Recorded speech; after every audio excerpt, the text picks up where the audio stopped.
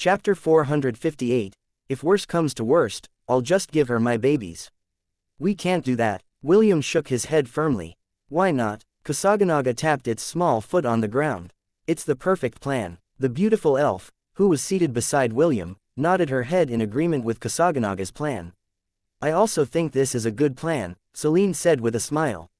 As long as Kusaganaga captures the myriad ant queen, that young empress would be willing to compromise. No, master, William once again shook his head. If we do that, we will lose any chance of reaching an agreement with her. Also, that will not make us any different from the organization who tried to kidnap Big Brother Matthew and Eve, in an attempt to use them as leverage. I don't approve of this plan.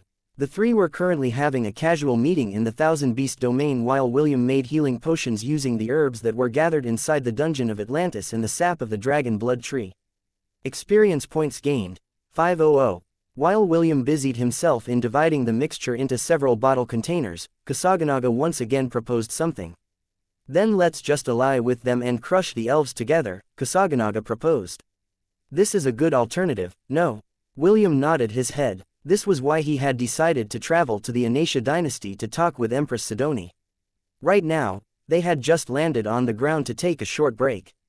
After eating their lunch, William ordered Dave and Lionheart to rest for 3 hours before they continued their journey. It was not easy to take long journeys, even when one was flying in the sky.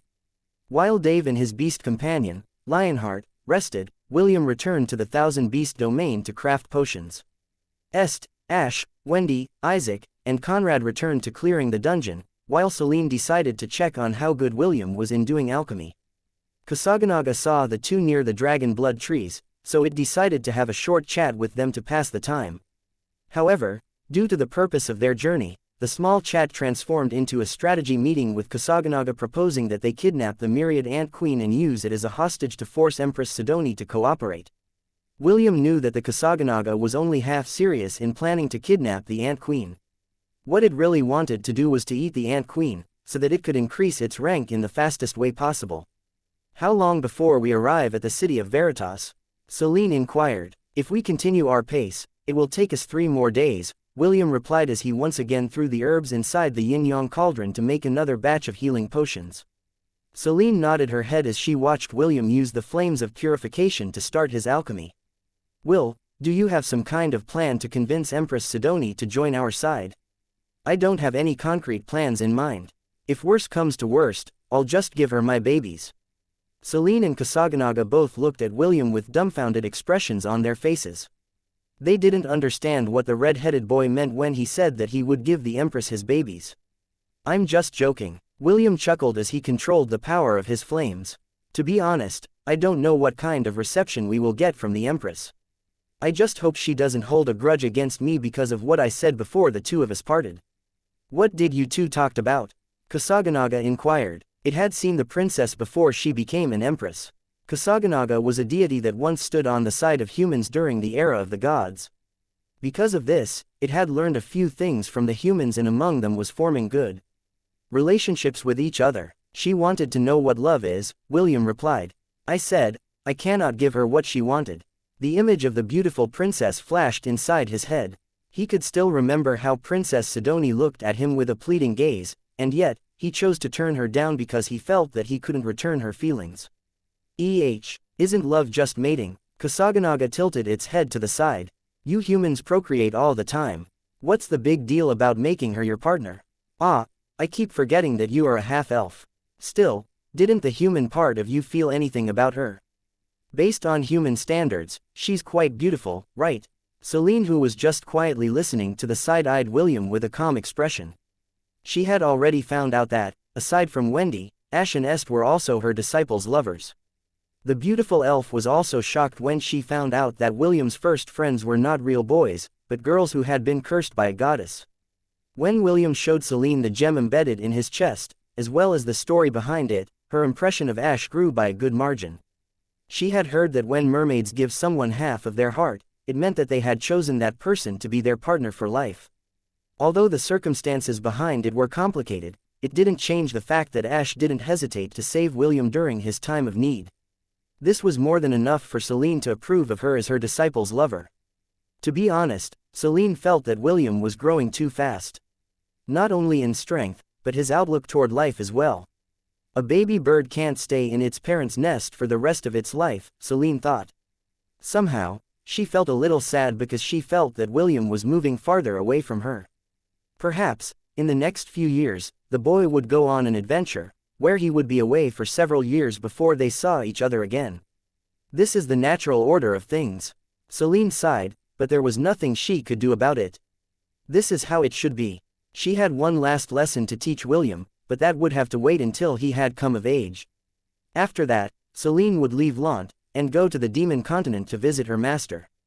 It had been many years since she last saw her and Celine missed her terribly. Celine's mother had died when she was still very young. The one who played the role of her mother was none other than the notorious ugly hag that lived in the most seclusive region of the demonic lands. The only reason why Celine had postponed her trip was due to her having a disciple of her own. She would not leave William until he had come of age, and imparted to him the secrets of those who wield true dark magic. For that to happen, he needed to survive the war first, Celine mused. William and Connor had made a temporary alliance in order to fight against the elven army. Connor would be responsible for strengthening the defenses of the kingdom in preparation for war, while William would look for other potential allies to help them resist the elven invasion. The red-headed boy had already informed Connor about his mission to visit the Aenarion dynasty, and the latter only gave him a smile as if he had already expected that William would do this. Connor had already established in his mind that William and Empress Sidonie were in cahoots with each other, and simply kept this a secret in order to fool him and the elven army. Callum agreed with him on this point, but decided to not expose his secret. The leader of Deus believed that even if the Crater Empire didn't extend their hands to help them vanquish the elves, they wouldn't attack the Hellen Kingdom either. This was the reason why Connor was adamant about making William his ally. As long as the red-headed boy was on his side, he could focus all of his attention in the face-off against the elves. Although the two guardian beasts were powerful, they were not invincible. As long as there was a chance, Connor would seize it with both hands. Just like he did many years ago when he became the leader of Deus in the southern continent. Chapter 459, We will cross that bridge when we get there. A few days later, the elven envoy arrived at the capital of the Aenarion dynasty, Veritas. Since they were the ones seeking an audience, the elves had curbed their arrogance. Even Aenarion didn't make too much fuss because he could sense several presences that were in the same league as him. You may proceed. The crater guard stationed at the city gate gave them the go signal after communicating with his superiors, who were already waiting for the envoy to arrive. The Keelin and the two flying carriages were led towards the palace by 4 escorts mounted on flying ants. After landing in their designated area, the Keelin, Aenarion, transformed into a white-haired man, who seemed to be in his early 30s. As a mythical beast, he had the ability to take on humanoid form, just like Jekyll. Elendor and Alessio led the way, while Aenarion walked in the rear. It was the formation that they had agreed upon beforehand, just in case something unexpected happened during their mission. It didn't take long before they arrived at the doors of the throne room where the young empress was waiting for them. Elendor stepped forward with confidence as the guards guarding the door pushed it open. The moment his eyes landed on the young empress, the commander of the elves felt his heart shudder. The artifacts he was wearing were already activated, and yet, he was barely able to resist the gaze of the young lady who was looking down at him with a teasing smile. A light cough broke him out of his daze, as Aenarion unleashed some of his aura, to shield Elendor, as well as the rest of the elves from Sidonie's charm. That was close. Elendor gasped internally as he tried to forcefully calm the beating of his heart. This woman is dangerous. Elendor had to admit that even without the power of her charm, he couldn't stop himself from being attracted to the beautiful lady in front of him. The rumor of the young empress being extremely beautiful was already well known to them. However, knowing and seeing her in the flesh was completely different. Elendor knew that even if he hated humans to the bone, he wouldn't mind making an exception, and make Empress Sidonie his woman. Greetings, travelers who came from faraway lands, Empress Sidonie said with a smile. Her soft and silky voice once again made Elendor's heart tremble. The commander of the elves still had a calm expression on his face, but inside, his emotions were a mess. Although we have traveled many miles to get here, your smile alone made the trip worth it, Your Majesty, Elendor replied as he gave a brief bow. Empress Sidonie's smile widened as she gave Elendor a slight nod. She then leaned on her throne as she waited for the elves to state their reason for their visit. Oh my, the elves sure live up to their reputation for being good-looking. This specimen is not bad. Although he still falls short compared to Darling, he will make a good pet that I can rest my foot on. Didn't you say the same thing about Prince Lionel a few days ago? Sidoni, humans have 2 legs. Having 2 footstools is perfectly acceptable. One for the left, the other for the right. Then how about my cousin, Prince Jason? Empress Sidoni inquired. Him, well, I guess he can be a good chair that we can sit on. With the looks he has been giving you, I'm sure that he is nearing his limit. Too bad, the one we plan to have first dibs on is none other than Darling. Empress Sidoni and Morgana looked at the elven envoy with great interest. They already knew that the good-looking guy with white hair was the Qilin of the Silvermoon continent. Aside from him, there was also one adult in the group of teenage boys and girls who were looking at Sidoni with varied expressions. Your Majesty, I am the commander of the elven expedition here in the southern continent. Our reason for our visit is to seek an alliance with you, Elendor said in a voice that reeked of honey. The 2 of us don't have to fight each other, we can split the southern continent in half and become good neighbors with each other. Good neighbors, Empress Sidoni raised an eyebrow. I like having good neighbors. However, why would I settle to having neighbors when I can have the entire continent as my property? Elendor smiled as he appraised the young Empress' bearings. He had been trained to look for the telltale signs that he could exploit during negotiations. So far, he hadn't seen any openings in Empress Sidoni's posture or words that she had directed at him. Uniting the land under one banner is good, but can the Crater Empire really do that? Elendor questioned. The moment the continental spell loses its effect, the barrier that prevented the other forces from advancing here will collapse. By then, several strong factions from the central continent will arrive and stake their claim in these lands as well. Elendor paused as he scanned the officers of the Crater Empire who were also present inside the throne room. The Crater Empire alone will not be able to stop their advance. However, if we become allies, we can work together to protect our domains, Elendor stated. If we work hand in hand, then this land is as good as ours. How about it, Your Majesty? Empress Sidoni nodded her head in agreement. A day before the elven delegation arrived, they had a high-level meeting at the palace and discussed the future plans of the Crater Empire. Prince Jason, Berthold, as well as the other high-ranking officers of the Crater Empire had urged Empress Sidoni to conquer all the lands of the southern continent. Just in case some of you may have forgotten, Berthold is the leader of the organization that is stationed at the Crater Empire.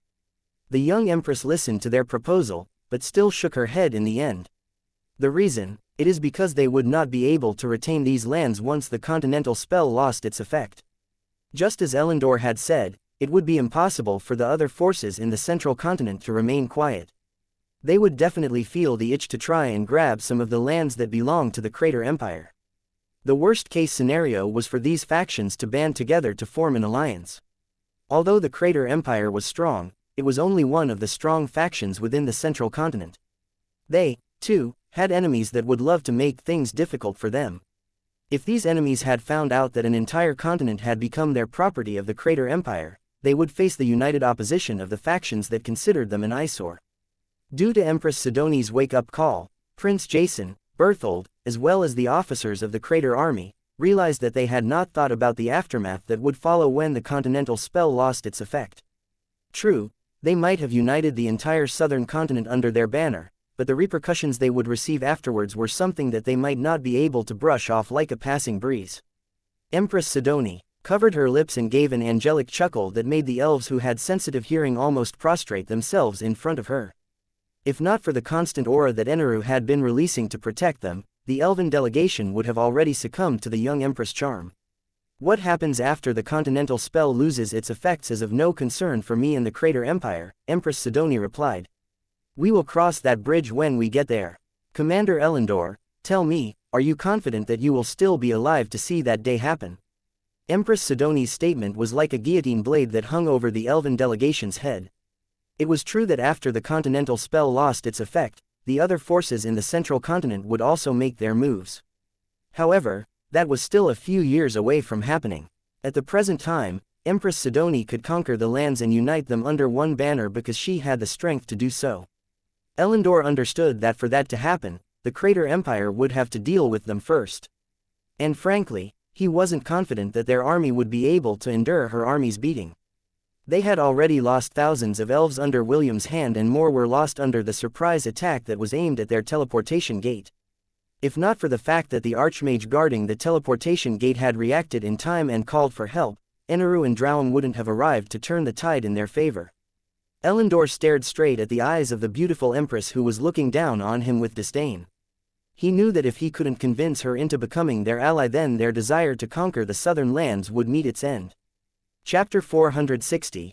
What can you offer me in exchange for an alliance? There's no need for us to be hostile to each other, Your Majesty. Alessio stepped forward. Like what our commander has said, we came here to seek an alliance.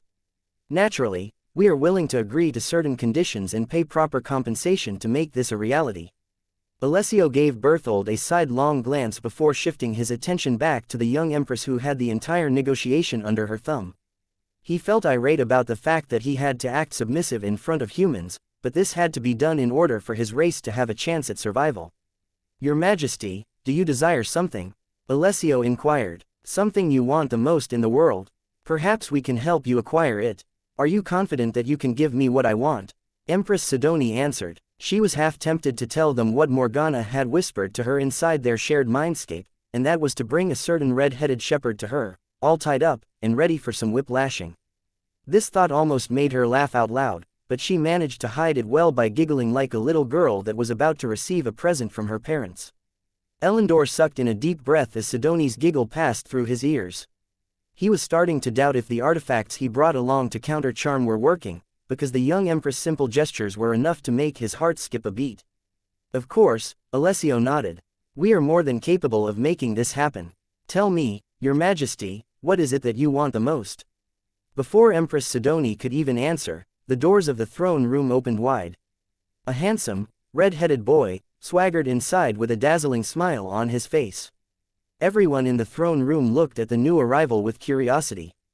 Elendor's face broke out into an expression of anger when he recognized the boy that had appeared in front of him.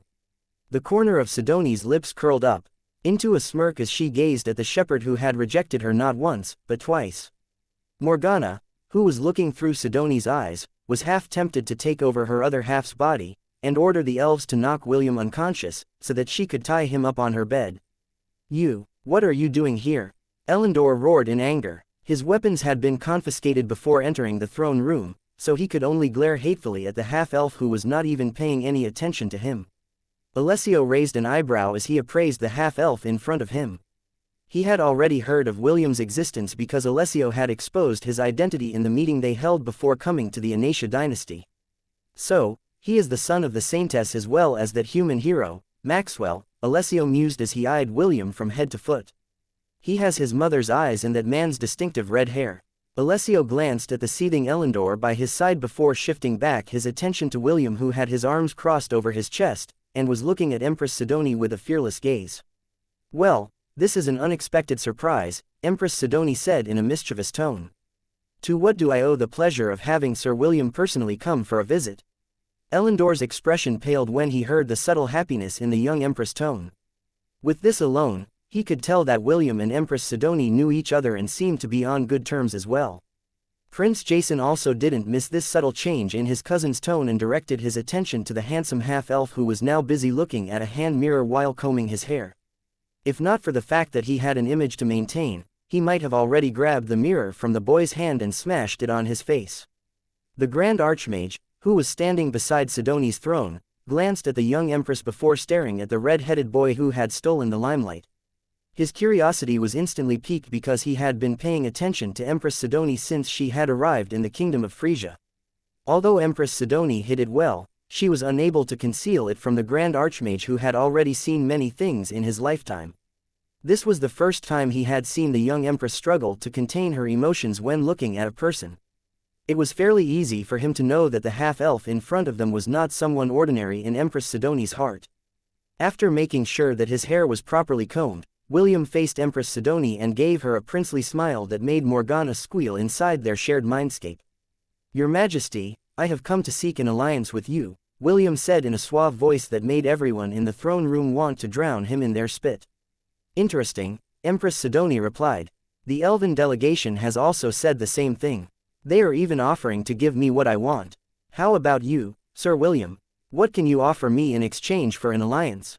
Elendor sneered because he was confident that the hateful half-breed wouldn't be able to meet the Empress' condition. William looked mildly surprised as he glanced at the elves who were looking at him with a glare. What? These long-eared bastards promised to give you what you wanted? William asked with a dumbfounded expression. Can they even do that? I think not. You are also a long-eared bastard, Empress Sidoni cursed William inside her heart. You are also a long-eared bastard, but I still love you, darling. The elves looked at William in contempt. They were very close to ganging up on him to erase the smug smile on William's face. What do you mean that we can't meet Empress Sidoni's demands? Elendor challenged. You are just a filthy half-breed whose only good point is being born as the son of our Saintess. Due to his hatred towards the half-elf, Elendor wasn't able to stop himself from exposing his identity. Empress Sidoni, Morgana, the Grand Archmage, Prince Jason, as well as several officers of the Crater Empire now looked at William in a different light. They have heard about the Saintess of the elves that watched over the World Tree, but none of them knew that she had a son, and a half-elf to boot. William shrugged as if Elendor's revelation wasn't a big deal to him. He didn't mind others knowing about who his mother was. The reason he came here was to negotiate with Empress Sidoni, not to discuss his heritage in public. Empress Sidoni, I am willing to give you what you want in order for you to ally yourself with the Helen Kingdom, William said with a determined look on his face. I am willing to give you my babies. The entire throne room became eerily quiet before exploding into a commotion. Prince Lionel and Prince Jason had already unsheathed their weapons as they stared at William with bloodshot eyes. Elendor, Alessio, and even Eneru couldn't wrap their heads around why William would say something so vulgar in front of the beautiful Empress who could decide the fate of the entire southern continent. If this wasn't courting death, then what William was asking for was a one-sided beating from the young men and women who adored Empress Sidoni from the bottom of their hearts. Chapter 461, You dare look down upon my presence. Empress Sidoni, I am willing to give you what you want in order for you to ally yourself with the Helen Kingdom, William said with a determined look on his face. I am willing to give you. Deal. No deal. Empress Sidoni used all of her willpower as if her life depended on it, to prevent her other half from taking over her body and accepting William's offer. She would die of embarrassment if Morgana agreed to William's offer, using her own body and voice to seal the deal. Sidoni, listen to me. This is it. This is what we are waiting for. This is not what I want. This is what you want. You and I share the same body. There's only a thin line between love and lust. As long as we do the deed, darling is ours for the taking. No means no. While the two beautiful ladies were wrestling with each other in their shared mindscape, the outside world had already broken out into chaos. Because Empress Sidoni was currently preoccupied with her other half, her beautiful face was mired with a frown as she looked at William, who was also looking back at her. Seeing that their Empress was frowning, Prince Jason, Prince Lionel, as well as the young officers all thought that she felt insulted by William's words. This gave them the excuse to gang up on William and beat him up to a pulp. However, before any of them could even enact their plan, the Grand Archmage snapped his finger and a powerful gust of wind pushed the two princes, as well as the young officers a few steps back from their location. This is a throne room, not a marketplace where all of you can brawl to your heart's content, the Grand Archmage, Avexius, said firmly. He then addressed the young Empress who was still looking at William with a frown. You can read the Archmage's name as Vex Zeus or something similar to this tone. Don't read it as Eve Zeus. Your Majesty, the representative of the Helen Kingdom, has insulted you. How should we deal with him?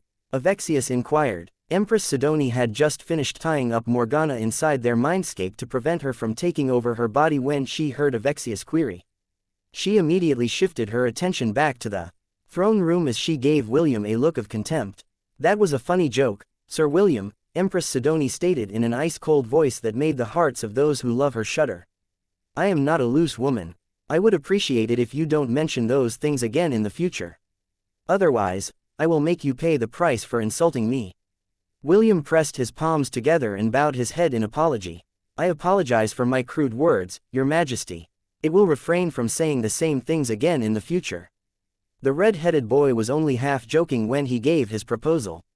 He had a hunch since their time together in Anthium that Empress Sidoni seemed to have a split personality. The reason he mentioned that he would give her his babies was to confirm whether this hunch of his was correct. William wanted to know if he was dealing with a single person, or two people sharing the same body. He came from Earth, so he was aware that such conditions existed. The half-elf hoped that Empress Sidoni's other personality would overpower the main personality and agree to his request. This way, the problem would be resolved without the need for bloodshed. Unfortunately, it seemed that his gamble didn't pay off and only earned him the ire of the young Empress' dominant personality. Now we are back to square one, William thought as he eyed Empress Sidoni with a smile. The throne room descended into an awkward silence because no one wanted to break the ice. Aenarion, who was standing behind the elven delegation, made a subtle hand seal that no one in the throne room noticed. His plan was to finish off William because he felt threatened by his existence. The red-headed boy's mere presence was enough to make Aenarion feel suppressed. He had already confirmed that the boy was a scion of a god whom their race had once hailed as their eternal guardian. Due to the Qilin's strong desire for freedom, he rebelled against the god of shepherds and refused to obey his command. Because of this, their race was branded with a curse where they would be suppressed by the presence of those who served under him. This curse was powerful enough to decrease their rank by one realm, which would make Aenarion's strength fall to the millennial rank whenever William was around. A millennial beast and a myriad beast were completely different from each other. Aenarion decided to dispose of William because he was a threat to his life and sovereignty. Suddenly, a snake made out of lightning materialized in front of William and lunged at him. Everything happened so fast that no one in the throne room was able to react on time to the sudden attack that came out of nowhere. When the snake was mere inches away from William's neck, the red-headed boy lowered his head and bit the head of the lightning snake. This sudden development made everyone in the throne room look at William in disbelief. William ignored their gazes and grabbed the wriggling snake, which was doing its best to break free from his mouth. A crisp crunching sound that was similar to someone eating potato chips resounded inside the hall as William ate, and chewed the lightning snake's head like it was some kind of snack. After eating its head, he then proceeds to eat the rest of its body like a pretzel. Experience points gained, 10,000. William burped as he glanced at Aenarion, who was looking back at him as if he was looking at a monster. "Can you make a bigger snake?" William inquired as he smacked his lips in satisfaction. He was looking at Aenarion as if the latter was a 7-starred Michelin chef from a famous restaurant. The half-elf was also very tempted to seize and capture Aenarion, but he knew that the Qilin was not someone that would go down easily. Although his rank was suppressed, he had stayed in the myriad rank for hundreds of years and was a veteran when it came to life and death battles. The people inside the throne room felt their liver itch when the red-headed boy ate the lightning snake as if it was a delicious snack. Prince Jason frowned because this was the first time he had seen someone accomplish such a feat.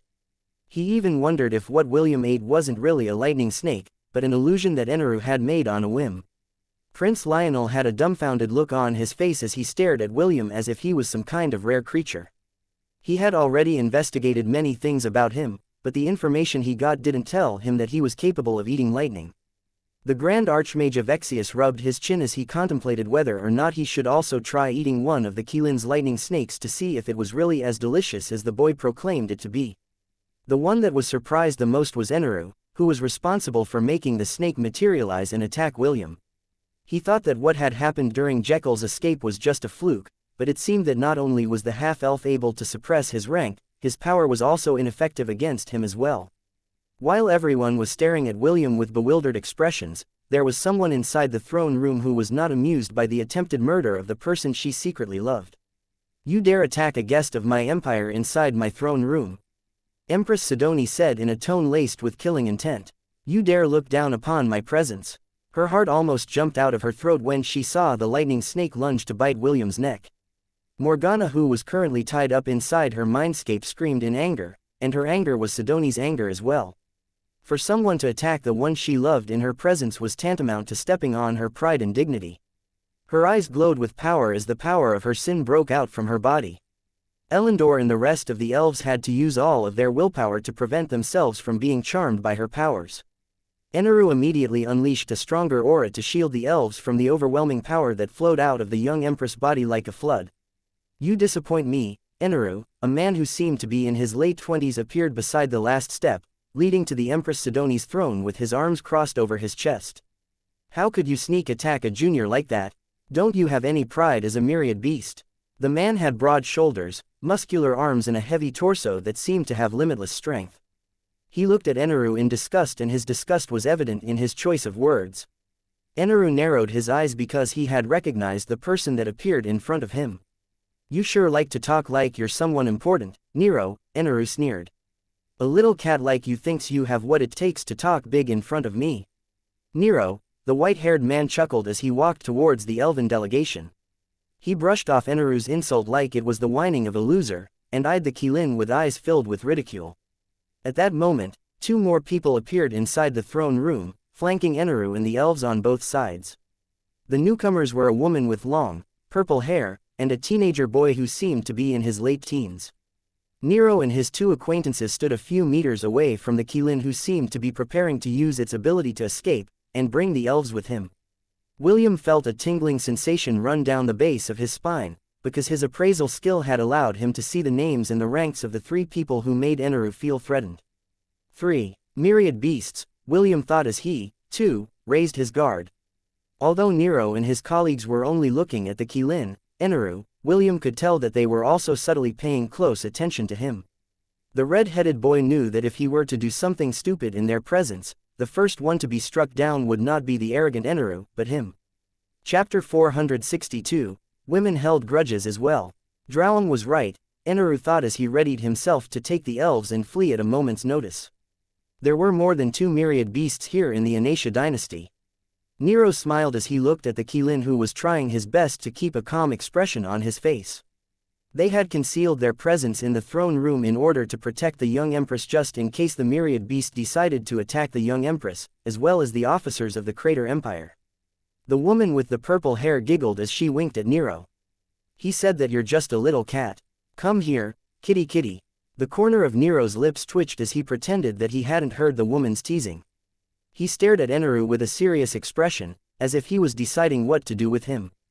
When the 3 myriad beasts appeared in the throne room, Empress Sidoni regained her calm and forcefully suppressed her power, so it no longer leaked. She was still very angry, but since the 3 protectors of the Crater Empire had already arrived at the scene, then there was no need for her to do anything anymore. Wait, Your Excellencies, Alessio said in order to ease the tension in the air. This is just a simple misunderstanding. His Excellency Aenarion just wanted to scare the boy because he was very arrogant in front of the Empress Sidoni. Since the boy is unharmed, can we return to our discussion on how we can form an alliance between our 2 kingdoms? The teenage boy with light blue hair nodded his head as if agreeing to Alessio's words. He was one of the protectors of the Crater Empire and he was the pacifist among the group. However, both Nero and the purple-haired woman knew that once he got angry, even the 2 of them combined would find it hard to suppress him. Before we resume our discussion, the Qilin should pay an adequate compensation for his transgressions, the teenage boy said with a kind smile.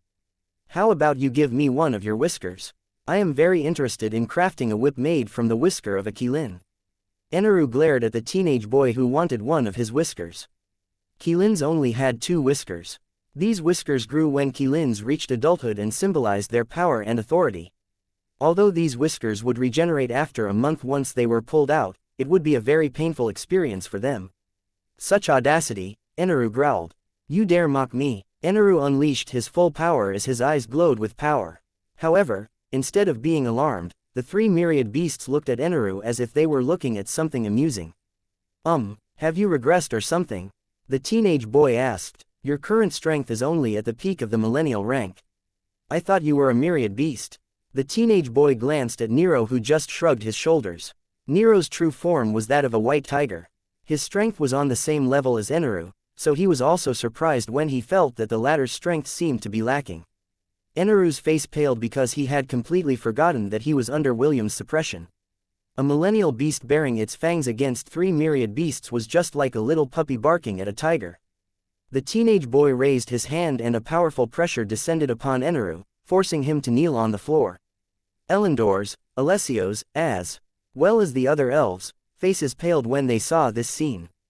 Clearly, they didn't expect their guardian beast to be easily suppressed by the teenage boy with light blue hair. Are you giving me 1 whisker or should I take 2 instead? The teenage boy asked in a polite manner. Of course you can refuse. It is not in my nature to force others to obey my demands.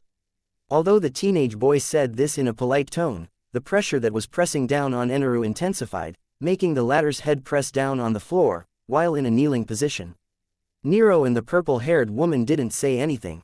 If the elves were hypocrites, then the teenage boy was the king of all hypocrites. What he said, and what he did, contradicted each other. The teenage boy was the black sheep in their trinity. Nero and the purple-haired woman had long given up on trying to straighten him out. I am the guardian of the Silvermoon continent. Aenarion roared as he slowly raised his head. You bastards dare to make me kneel and bow my head, I'll fight all of you to the death. The teenage boy smiled and clapped his hands together. Aenarion's eyes rolled up into their sockets as he collapsed on the floor, unconscious. Violence doesn't solve anything, the teenage boy said in a sagely tone as he walked towards the unconscious Qilin who was still in his human form. Do unto others as you would have them do unto you. The teenage boy then grabbed Aenarion's hair and dragged him out of the throne room. Clearly, he still hadn't given up on his plans to take the Qilin's whiskers. The corner of William's lips twitched when he saw the teenage boy, who was more shameless than him, yank on the hair of the unconscious Qilin as he dragged him to the exit of the throne room. The elves didn't dare to voice out any kind of opposition towards the teenage boy's actions because they knew that it was futile. Their guardian beast was defeated without any resistance. How could they possibly win against such a being? Your Majesty, His Excellency Aenarion truly didn't wish to do you any harm, Alessio pleaded. He just wanted to teach this half-elf a lesson for his vulgar words. Please, show your mercy, Your Majesty. Alessio bowed his head because he knew that this was the only thing he could do for now. Acting subservient was below his dignity, but he would rather lose his dignity than lose his chance of survival. The other elves followed suit. However, Elendor stood straight and refused to yield. He would rather die than grovel and beg for mercy. Empress Sidoni nodded her head in appreciation of the elven commander's stubbornness. The anger she had earlier had already disappeared now that the hateful Qilin had been taken care of. Rest assured, although your guardian beast has acted out of place, I am willing to forgive him this once for his transgressions, Empress Sidoni said. His life, and all of your lives, will be spared. However, remember that this will only be a one-time thing. If this happens again in the future, I will no longer show any mercy. Do I make myself clear? Yes, Your Majesty, Alessio answered on behalf of the elven delegation. It will not happen again. Empress Sidoni nodded and raised her delicate hand. Let's resume our discussion. What can any of you offer to make me agree to an alliance? You should know that if I want to conquer the entire continent, it would be as easy as snapping my fingers. The beautiful Empress lifted her slender leg and crossed it over the other, as she rested her face on her right palm. Give me your best offers, Empress Sidoni said with finality. This will be your last chance to get on my good side. Elendor and William briefly glanced at each other before looking back at the beautiful Empress sitting on the throne. The two protectors of the Crater Empire stood by the side as spectators. They also agreed that taking over the continent was a risky move that could backfire on them. Nero was quite impressed that Empress Sidoni was someone who could see the bigger picture. Now that she had given Elendor and William an ultimatum, it was up to them to decide whether the Crater Empire would become their enemy, or their ally. However, the two protectors, as well as Prince Jason, of Exius, and the rest of the high-ranking officers of the Crater Empire was not aware that, even before the elves and William had arrived at the capital city of Veritas, the beautiful Empress had already made her decision. Morgana had also approved of it, and promised to work with Empress Sidoni to see her plan come into fruition. The two beautiful girls giggled within their shared mindscape, as they watched the handsome elf and half-elf take their time to think of an offer that would please her. The two sinful girls were also vain creatures. They liked it when handsome men did their best to please them, especially when one of these handsome men was someone who had firmly rejected her twice. William was not the only one who held grudges. These two women held grudges as well. Chapter 463, Divide and Conquer. William leaned on the balcony as he gazed upon the city of Veritas. He was surprised to see that the city seemed more lively and orderly compared to the capital of the Hellen Kingdom, Gladiolus. After that episode in the throne room, Empress Sidoni told them that she would meet them again in the morning. She also advised them to use their private time to think of an offer to win her over. The teasing gaze she gave William before she left the throne room made the red-headed boy scratch his cheeks because it was clear that the beautiful Empress would make things difficult for him. William cast these thoughts aside as he asked the system about their real purpose for coming to the Aenarion's dynasty. Are you sure about this? Yes, host. Aside from the 3 myriad beasts, there is a pseudo-demigod present here in Veritas as well. It seems that the Crater Empire came more prepared than the elves when they ventured to the southern continent, William thought as he rubbed his chin. How about the teleportation gate? Is it somewhere in the city? It's not. I am currently synchronizing with your King's Legion and constantly doing a sweep of the lands of the Aenarion dynasty, but so far, any traces of a teleportation gate cannot be detected. Before William had arrived at the capital city of Veritas, he had assigned the angry birds, as well as the blood eagle, Skadres, to scatter in different directions so that the system could map the lands of the Aenarion dynasty and look for traces of the Crater Empire's teleportation gate. The half-elf wanted to know just how massive their army and hidden forces were. Both he and the system agreed that the current top dog in the continent was none other than the beautiful empress whom he had turned down in the Corinter Mountains. If someone were to ask William if he regretted his decision, the answer would be, yesn't. Yes, he regretted turning Empress Sidoni down because if he just nodded his head and accepted her as his lover, then this powerful army would have been part of his strength in fighting against the elves. No, because although the offer was very tempting, he couldn't possibly lie to himself. The young empress was indeed very beautiful, more beautiful than his lovers, but what of it? William wasn't someone who was easily moved by beauty alone, especially after being exposed to the goddess of lust, Eros, who could make William become love-struck with just a simple wink from her mischievous eyes. The reason he had turned Sidoni down was because of what the latter had asked of him. She wanted love, and that was something that William doesn't do half-heartedly. In the past, he thought that having a harem was the dream life of every man. However, he was wrong. Because he already had 3 lovers by his side, and one waiting for him back on Earth, he understood more than ever that loving someone and lusting over someone were 2 different feelings. Although 2 people could fall in love over lust, it would not be real love. Lady Eros made sure to indoctrinate this into William because she was the goddess that represented lust. Charming people and making them to her every bidding was good, but in the end, this affection was fake. Eros didn't want her followers to gain fake love.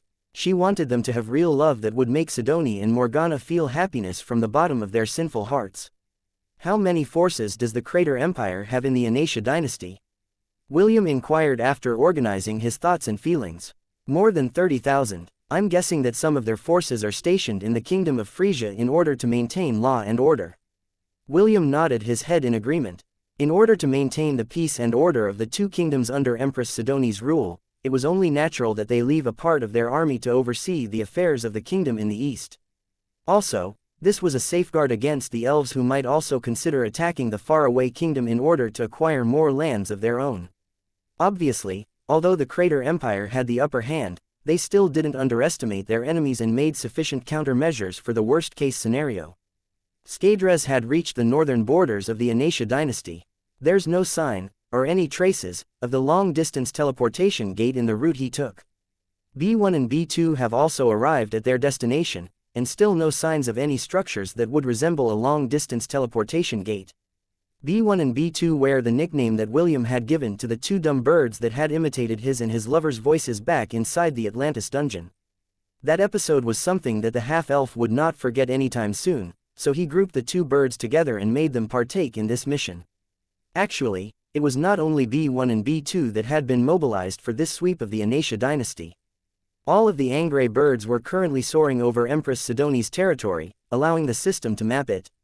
William decided to use the divide and conquer method, similar to the spies of the Ant Queen that had been scattered all over the Zelen dynasty to monitor the movements of the elves. Although the ants were numerous, and allowed the queen to see through their eyes, the system was in a league of its own. Not only could it synchronize with William's legion to see what they were seeing, it could also emit a scan, similar to that of a radar, to check a 3-mile circle radius around the member of the King's Legion, and could also penetrate underground. This made William's system far superior, and a very effective spy satellite. Have you found any beasts that I could tame to add to our forces? We have found several beast groups, but since the host had specified to only look for Class C beasts and above, the numbers have dwindled drastically. Even so, I have great news because we have found a few strong candidates to add to the host's herd.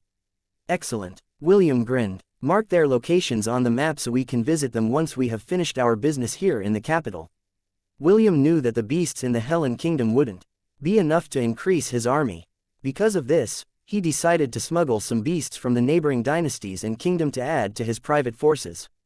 Empress Sidoni was not the only one that had the ability to command a massive army under her banner. What she could do, William could do better. After all, the southern continent was a vast land filled with many powerful beasts. Among those powerful beasts were herd-type beasts. Herd-type beasts that William could tame, so they could help him face all the obstacles that stood before him. While William was checking the markers that the system had placed in his status page, a beautiful lady was watching him from a crystal ball. Empress Sidoni, who had returned to her chambers, was currently monitoring William in the guest room that was provided for him. She thought that the latter would be racking his brains out, trying to think of ways to get on her good side. However, what she saw made her and her other half, Morgana, disappointed. Why is he chuckling like a crazy person? Did Darling lose some of the screws in his head? Both girls were not aware that the half-elf was just unable to hide his happiness when he saw the catalogue of beasts that were native to the Xianxia dynasty. Beasts that would soon belong to his 1,000-beast army. Chapter 464, If Only It Were True. While the half-elf was chuckling in his temporary residence, the elves all had serious expressions on their faces. Naturally, they all came in the Xianxia dynasty with a plan and had already arranged the tribute that they were planning to give the young empress in order to gain her cooperation. However, William's appearance was completely unexpected and had derailed their plans. What was more depressing was that their guardian beast, Aenarion, had been taken captive by one of the protectors of the Crater Empire. This blow hit the elves very hard. Although Empress Sidoni had promised them that the Qilin would be released, it made them realize that they were really at a disadvantage in the negotiations. Alessio, too, had a frown on his face as he looked at the members of their delegation. He could still remember the hidden laughter in Berthold's eyes when they left the throne room. Clearly, his counterpart was enjoying Alessio's hardship, making the elf feel extremely irritated. "I'm afraid we didn't bring enough resources to use as bribes for an alliance," Alessio said after looking at the list that they had prepared beforehand. "If the son of the Saintess can offer the human empress a better deal, then we will have no choice but to brace ourselves for an attack on two sides." Elendor's frown deepened because he was in agreement with Alessio's statement. If only they were able to retrieve the treasures in the treasury of the Zelen dynasty, then things would have been different. Unfortunately, the treasury of the Zelen dynasty was not inside the city of Briar Glen, or in any other human cities for that matter. Since the kingdom was founded, the treasury of the Zelen royal family had always been kept inside the sanctuary of the Minotaur race. This was why the previous and current rulers of the dynasty weren't worried that their treasure would be stolen from them. After all, who had the courage to rob the domain of a myriad beast? "Do you think they will settle for oral promises?" Elendor inquired. Alessio firmly shook his head. "Oral promises are useless. At most, they will settle for a written contract signed by both parties. However, this will not be an ordinary contract. They might use a powerful enchantment to bind us into adhering to the conditions listed on it. If we break it, then we might suffer dire repercussions." Elendor pondered before giving another proposal. "Isn't a marriage alliance a very human thing to do? How about we do that?" Elendor proposed. "Marriage alliances between two nations only happen between royal families," Alessio replied. "You might be a high-ranking officer of this expedition, but your rank is nothing compared to the influence of the royal bloodline." Alessio had already seen the subtle changes in Elendor's stance towards the human empress, and it made him very wary. Although he was confident that the artifacts in their possession had prevented them from being charmed, he could see that the human-hating Elendor seemed to have other ideas about the beautiful empress who had complete control of the negotiations. "Or, are you perhaps saying that we should marry Her Highness, Princess Eowyn, to one of the princes of the Crater Empire?" Alessio asked back with a serious expression. "I believe that the man that led the Crater army in this expedition was a teenager named Prince Jason. Do you want to match the princess with that barbarian?" "How absurd." Elendor immediately rejected the idea. "Our princess is too noble to become the bride of a filthy, human prince. I will never allow it to happen." Alessian gave Elendor the, "Then why did you propose a marriage alliance?" glare, but he didn't voice his thoughts out loud. The oldest among the elven delegation knew that now was not the right time for dissension in their own ranks. What they needed to do was to find a way on how to make the alliance work. If not, they would settle for a non-aggression pact that would keep the Crater army away from the newly acquired elven lands. An awkward silence fell upon the room as all the elves pondered on their next course of action. Their meeting lasted for 2 more hours before they reached a compromise. An hour before midnight, William laid on the comfortable bed and slept. Earlier, he was very tempted to return to the Thousand Beast domain to sleep in his lover's embrace. However, he didn't do that because he felt that he was constantly being watched. Although the system hadn't detected any anomalies, William trusted his guts, so he decided to play it safe and remain inside the room, and not expose the domain that belonged to him. The experience with Cernunnos, when the latter had trespassed in his domain without permission, had left a lasting impression on William. He didn't want the same thing to happen, especially since he was in enemy territory. While the half-elf was currently dreaming of Asgard, the bookcase in his room moved to the side, revealing a hidden pathway. Empress Sidonie emerged from it wearing a one-piece nightgown, and stealthily walked towards the bed where the boy was sleeping. Actually, the young empress was already in deep sleep. The events of the day had mentally exhausted her. Because of this, her naughty other half took over her body and decided to give William a night visit. Morgana had unleashed the power of dreams to keep her beloved half-elf in the dream world and prevent him from waking up in reality. When she was sure that her power was in full effect, she softly brushed William's smooth and silky hair, before kissing his rough hands that were used to wielding weapons and doing hard labor. She also kissed his ears, cheeks, and even his nose. "I love everything about you, darling," Morgana thought as she gazed down at William who was sleeping peacefully. Her soft and delicate finger traced his lips, but she didn't dare to kiss them. She was afraid that if she gave in to her desires, she wouldn't be able to stop herself.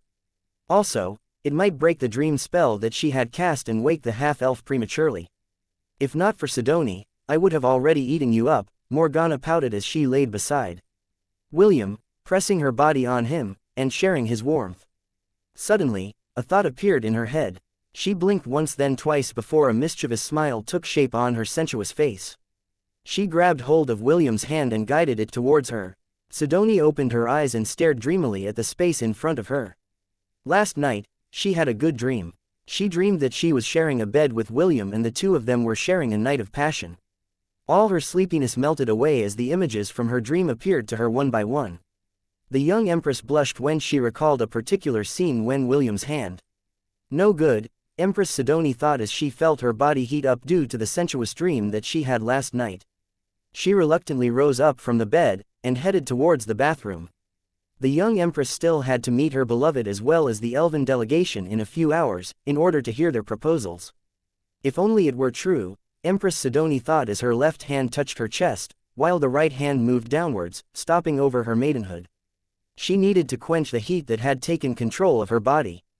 The young empress was unaware that her other half was sleeping with a satisfied smile on her face, within their shared mindscape.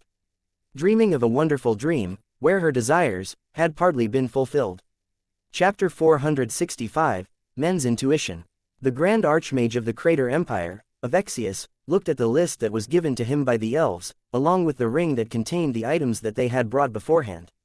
The ones written on the list were rare resources that could only be found on the Silvermoon continent, and the Grand Archmage had to admit that the elves had given them an offer that was very hard to refuse. Naturally, since it was just written on a piece of paper, it held no value whatsoever. However, if the elves were to really prepare and send them the things that they had written on the list, then the Crater Empire definitely profited from this exchange. The young empress didn't even bother to look at the elves' offer because she was confident that the Grand Archmage would be a better judge than her when it came to valuable resources. She might be smart, but being smart didn't mean that she was a walking encyclopedia who knew everything about the world. Empress Sidonie was more than happy to use the resources and manpower in her disposal to get what she wanted. Since there were people more capable than her in appraising things, she would just let them handle what they were good at. Besides, regardless of what the elves presented, her decision wouldn't change. "This offer is good," Avexius said as he faced the elven delegation. "But since it is just written on a piece of paper, I cannot estimate its true value. However, since the elves are an honorable race, I take it that you will adhere to sending the resources that you have listed here." Avexius dangled the scroll in front of the elves to determine whether they are serious or not. "By my honor, I swear that the items on the list will be delivered as soon as our reinforcements from the Silvermoon continent arrive," Elendor stated. The things that were listed down on the scroll were items that belonged to Alessio's branch of the organization that was stationed in the Silvermoon continent. It was a loan that would be paid in full by Elendor's and the other clan's patriarchs, once their forces had stepped on the southern lands. Empress Sidoni nodded in acknowledgement of Elendor's vow, which made the elven commander give her a nod of appreciation. This handsome elf is trying to butter you up, Sidoni. Well, he's not half bad. True. After the meeting with the elven delegation ended, they were asked to return to their lodging to wait for the young empress' final decision. She had already told her guests a day ago that she would meet them separately. This way, no haggling would take place. Empress Sidoni had made it clear that she would only give them one chance to convince her. If they failed to do that, there would be no second chances. 5 minutes after the elves left the throne room, William walked in accompanied by 2 guards. The half-elf had a dazzling smile on his face as if he had eaten something good for breakfast. Morgana's smile widened inside her and Sidoni's mindscape as she looked at the handsome teenager who made her night extra special. "Did Sir William have a good rest?" Empress Sidoni asked with a sweet smile. Avexius, Prince Jason, Prince Lionel, Priscilla, and the other officers of the Crater Empire noticed the young empress' subtle show of favoritism towards the half-elf who had come from the Hellen Kingdom. However, even though they had varied thoughts about it, none of them were voiced out loud. They just looked at the red-headed boy and waited for whatever he had to say. "Yes, Your Majesty," William replied. "The accommodations you gave me were very comfortable and the food was to my liking. Thank you for your hospitality and generosity." "No need to thank me. This is what I should do as host." Empress Sidoni leaned on her throne as she crossed her leg over the other. "Making my guests suffer would be disrespectful to the hardships that they had to encounter by traveling long distances just to see me. Now, Sir William, I would like to hear your offer for an alliance. I would greatly appreciate it if you don't mention about giving me your baby again. I can let it slide once due to our past friendship, however, I will not be lenient a second time." The hidden warning in Empress Sidoni's words was enough to tell William that she didn't want others to know about her embarrassing past. Naturally, William also understood that it would be tasteless to repeat the same lines that he had said a day ago. "This is a list that I have prepared for today's negotiation," William said as he took a scroll from his storage ring. Avexius raised his hand and the scroll in William's hand flew in his direction. The Grand Archmage of the Crater Empire looked at the things written on it, and a look of surprise spread across his face. "Are you for real?" Avexius asked in disbelief. "Are the things written here true?" William nodded his head. "Yes." Empress Sidoni became curious about what was written on the scroll, so she made a gesture for the Grand Archmage to hand it over to her. Soon, the same dumbfounded expression appeared on the young Empress' face. Although she was not too familiar with rare resources, the ones listed on the scroll were quite familiar to her. What William listed on the scroll were the locations of undiscovered mines that the Aenarion's dynasty hadn't unearthed for hundreds of years. What was more incredible was that William had even added the size of the mines and even the maximum amount that they could gather that numbered in tons. Silver mines, gold mines, magic crystal mines, spirit crystal mines, precious gems, and even tons of rare metals that were used for weapons and armors. William had even added a mithril mine at the end of the list. Although the quantity wasn't much, they would still be able to mine half a ton of one of the rarest metals in the world. Although mining was hard labor, Empress Sidoni didn't lack worker ants that could mine these resources faster than any humans could. The only problem was whether she and the Crater Empire could trust the things that were listed on the scroll that was currently in her hands. Although the resources on the list were quite common compared to what the elves had promised, the sheer quantity of the items was more than enough to make William's offer more appealing to them. "Sir William, this is very impressive." Empress Sidoni smiled. But, you don't believe me." William finished Sidoni's words for her. "Well, this can be easily solved if you use your manpower to see whether I am lying or not. And, what if I send my worker ants and find nothing in these locations? Then you can imprison, and torture, me for lying." William's fearless stance made the young Empress and the Grand Archmage feel that he wasn't bluffing. "Let's say that I believe you." Empress Sidoni compromised as she looked at her beloved in a new light. "How were you able to find the location of these resources? Don't tell me you sniffed them off the ground." "Of course not," William replied. "Then how?" Men's intuition. Prince Jason, Prince Lionel, as well as the other young officers of the Crater Empire were very tempted to drown William in spit. If men's intuition was enough to find gold mines and mithril mines, then all of the men in the world would be swimming in gold coins. Your Majesty, it would be faster to send your worker ants to investigate, William proposed. Although it will take them a few days to reach the nearest gold mine, all your doubts will be cleared up by then. Empress Sidoni reluctantly nodded her head. Right now, no one could prove whether he was lying or not. However, if the half-elf was telling the truth, then the winner of this negotiation would be none other than him. You can return to your quarters for now, Sir William, Empress Sidoni stated. We will have a meeting to discuss which of the offers would be more advantageous to the Crater Empire. When we finally made our decision, we will call for you as well as the Elven delegation to give our verdict. Understood, Your Majesty. William gave the Empress a brief bow before turning around to return to his room. The two guards that had accompanied him in the throne room followed behind him to ensure that the red-headed boy wouldn't wander anywhere in the palace. William had a smile on his face as he walked towards his temporary residence. Thanks to his divide and conquer strategy that was meant to look for traces of the teleportation gate of the Crater Army, he was also able to find undiscovered mines along the way. What the half-elf didn't tell Empress Sidoni was that the resources included on the list were just a fraction of the treasures that the system had located as the members of William's legion scoured the territory of the Aenarion's dynasty. B1 and B2 had even flown over a small adamantium mine that William had planned to keep for himself. Since these resources didn't come out of his own pocket, he didn't mind using them as bargaining chips in his negotiation with the beautiful Empress. What William didn't know was that right after he left, a heated debate immediately broke out in the throne room. Empress Sidoni had already alerted the Ant Queen about the locations of resources that were written inside William's scroll. Just how did he do it? Empress Sidoni asked Morgana, who seemed to be preoccupied by her own thoughts. Right now, she was in her own quarters and sitting on top of her bed. She had left the throne room earlier because it had become too noisy for her to concentrate. Does it matter? Even if it's true, so what? Our decision will remain the same, right? Empress Sidoni nodded. Her other half was right. Now that they had come this far, it was time to execute the plan that they had in mind. Sorry, Sir William, Empress Sidoni muttered as she gazed at the scroll in her hand. She then affectionately caressed William's handwriting as if it was a priceless treasure that she had won in an auction. All is fair in love and war. In the end, I will be the one who will have the last laugh.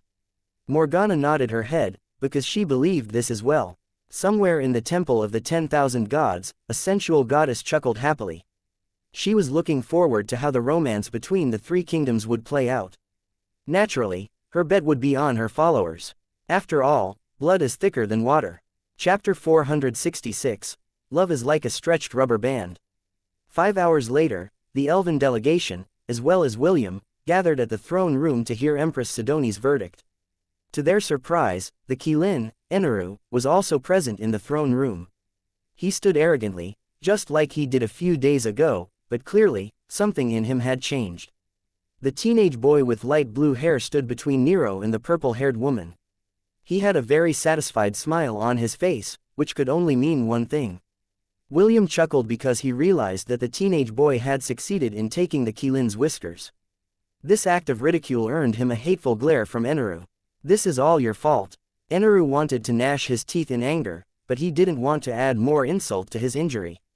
Although everyone in the room was aware of what happened, all of them decided to respectfully remain quiet, with the exception of William, who didn't care for the Arwen's feelings. Although he wasn't confident that he could beat Aenarion in a one-on-one battle, escaping from the Arwen who was under his suppression was not a hard thing to do. Thank you for coming, Empress Sidoni said in a tone that matched her standing. After careful consideration, I have finally made my decision. The elves, and William's ears perked up as they waited for Empress Sidoni's decree.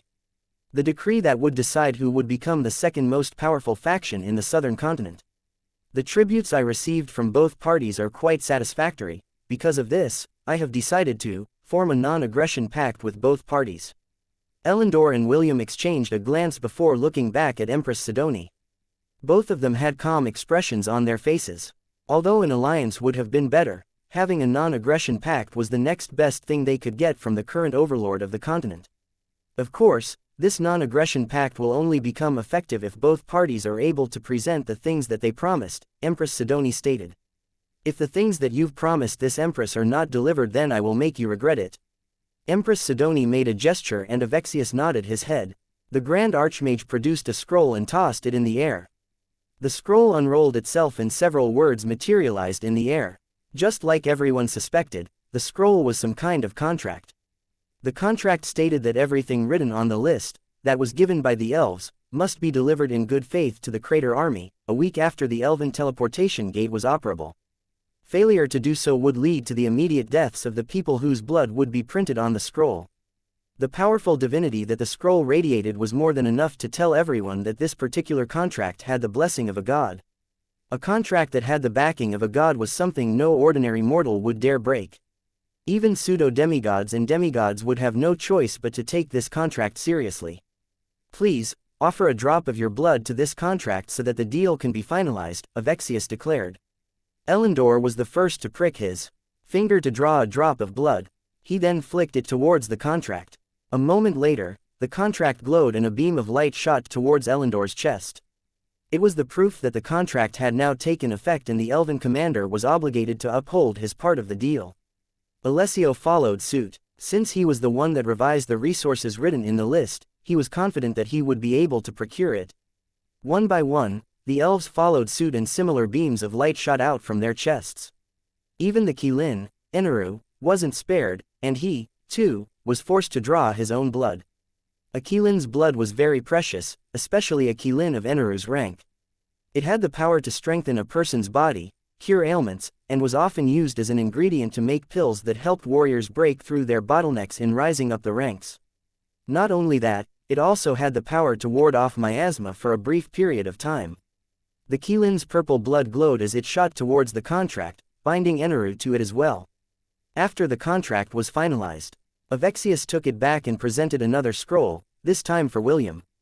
However, there was something different on William's contract. There was an additional condition that William would agree to one of Empress Sidoni's requests. This request wouldn't require him to kill or harm anyone, whether it be physically, emotionally, or spiritually. There was also an added condition that if William didn't really want to fulfill Empress Sidoni's request, then he would not be forced to do so. Although this added condition was strange, William didn't see any demerits in it. William took a deep breath before flicking a drop of his blood towards the contract. After the beam of light had penetrated his chest, the negotiation between all parties had finally come to an end. Elendor and William once again faced each other and gave their parting words. "The next time we meet on the battlefield, I will end your life," Elendor declared. "I won't bring flowers to your funeral," William replied with a casual smile. Elendor snorted before leaving the throne room along with his entourage. Aenarion gave William one last hateful glance before taking his leave as well. He swore that if the opportunity presented itself, he would eat the hateful boy's flesh and drink his blood to vent out the humiliation he suffered at the hands of the blue-haired boy that took his whiskers from him. "Well then, it is time for me to go as well, Your Majesty." William gave a brief bow to the young empress before turning his back to leave. Empress Sidoni had to use all of her willpower to prevent herself from reaching out to him and asking him to not leave her side. Morgana watched all of this with a sad smile because she didn't know when she would see William again. Perhaps the next time they would see each other would be when the war between the Hellen Kingdom and the Elven army had reached a conclusion. Just as William was about to take a step outside of the throne room, he stopped and glanced back at Empress Sidoni. "The reason why I said no to your friend last time was not because I don't like her," William said.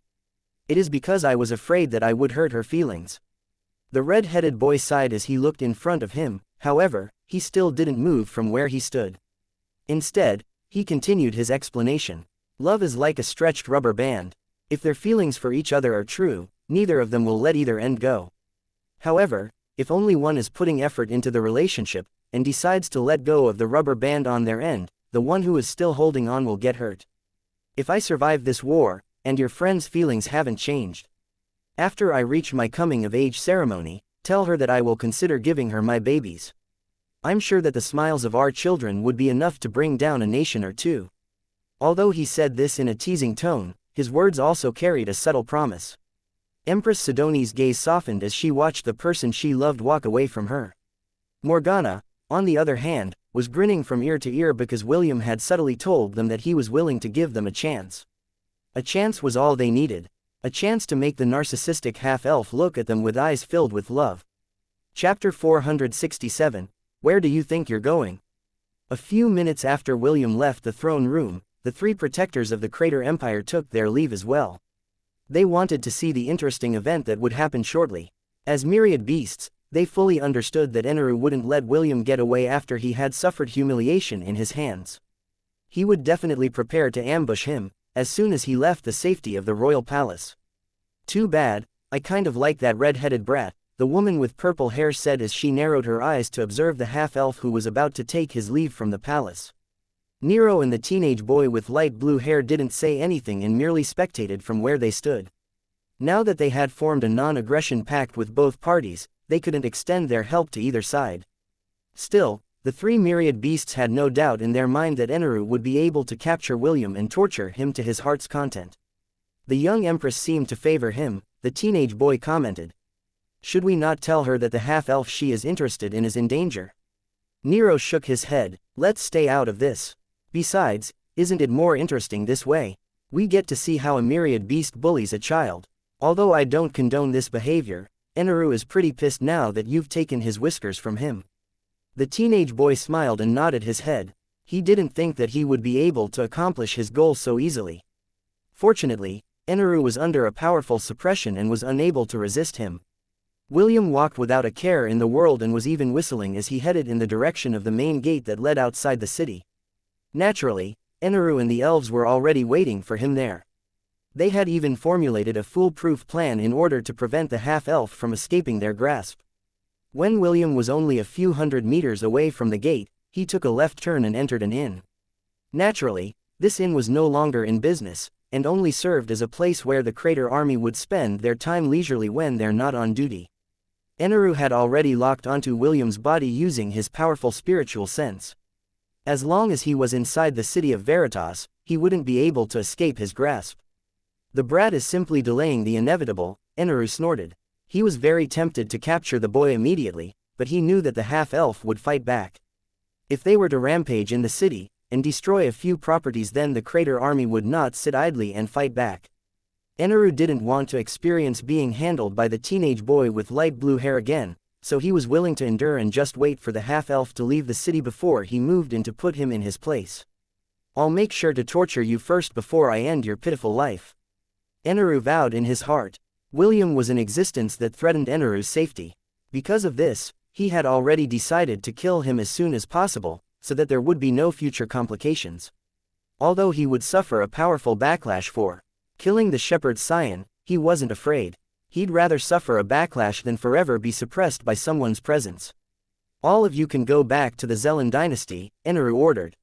I am more than enough to deal with the boy. Your Excellency, I also have a grudge against him, Elendor replied. My greatest wish is to see him being tortured and die a very slow, and painful, death.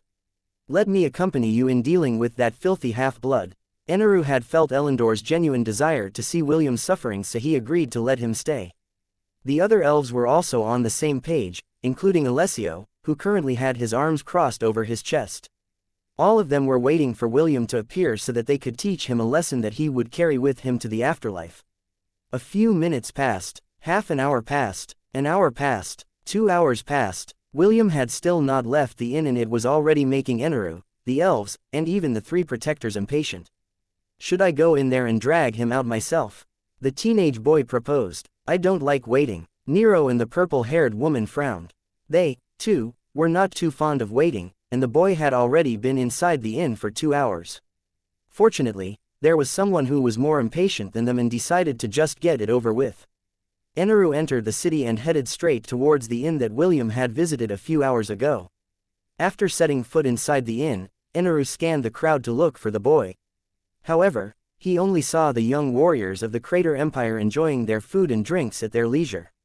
Did any of you see the red-headed boy that came in here a few hours ago? Aenarion inquired everyone inside the room. Although he felt beneath him to ask teenage humans about the whereabouts of the boy, he had no choice but to compromise, since he could feel the pressure of the three protectors that were locked onto his body.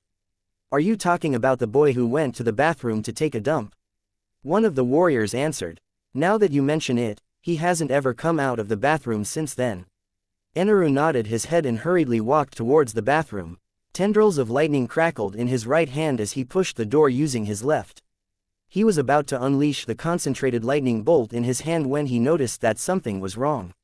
He's not here. Aenarion's eyes widened. How could that be? Ever since William entered the inn, he had focused his spiritual sense inside it and made sure that the half-elf wouldn't be able to leave undetected. However, even with that, William was still able to escape from right under his nose. The three protectors were also surprised. They had already lit a candle inside their hearts for the arrogant half-elf, but the latter was nowhere to be seen. Meanwhile, hundreds of miles away from the capital city of Veritas, a loud explosion reverberated in the air, followed by a neighing sound filled with pain. A few moments later, a 4-meter-tall, dark blue horse fell on the lake's surface, creating a big splash and sending the rest of its herd running. Even though it was in great pain, the dark blue horse forced its body to dive deeper in the lake to escape the red-headed boy that had appeared out of nowhere. "Where do you think you're going?" William asked as he summoned a 100-meter-long water whip that fished it out of the dark blue horse from the water, before hurtling it towards the shore. The dark blue horse tried to break free from its binding, but William's water whip held it in place. The red-headed boy then raised his right hand and aimed it at the struggling beast that was a few meters away from him. Beast taming. An orb of light shot out from William's hand and collided with the fallen beast, who had no power to resist. Soon its entire body was enveloped by a white light. While all of this was going on, a certain Qilin was very close to unleashing a lightning storm in the city of Veritas in order to force William to come out from his hiding place. The three protectors had also arrived and ordered the people inside the inn to evacuate. They were also there to investigate how the boy had managed to escape from their surveillance. Empress Sidoni looked at the crystal ball in her hand, and watched the commotion happening inside the inn with a smile. Although she didn't know how William was able to leave the city undetected, she was still happy that the boy she liked was safe from harm. If only she knew that her beloved was busy plundering the resources of her kingdom, Empress Sidoni might have immediately ordered the three protectors to apprehend him and bring him back to the capital in chains. That way, she could ensure that he wouldn't do anything mischievous behind her back, as well as keep him safe from a Qilin, and a few elves, who were dead set on hacking him into pieces. Chapter 468, Do You Have Good News for Me? The dark blue horse used its willpower to resist, but its injuries and William's suppression prevented it from dispelling the taming skill on its body. This was the first time that William had used this skill after ascending his job class to the quick-shot shepherd. William was very curious about how strong this taming skill was. Soon, the light receded and the red-headed boy immediately felt a connection with the malevolent nightmare kelpie that had the rank of a Class A low beast. It was one of the powerful beasts that the system had marked when the angry birds had flown over the region. Since William was planning to add more members to his army, and was itching to test his beast-taming skill, he decided to visit it first. After healing the malevolent nightmare kelpie's injuries, William ordered it to gather the members of its herd. The beast nodded its head and uttered a neigh that reverberated through the area near the lake. Soon, members of its herd appeared to answer its call and they stood several meters away from their leader, while giving William a guarded look.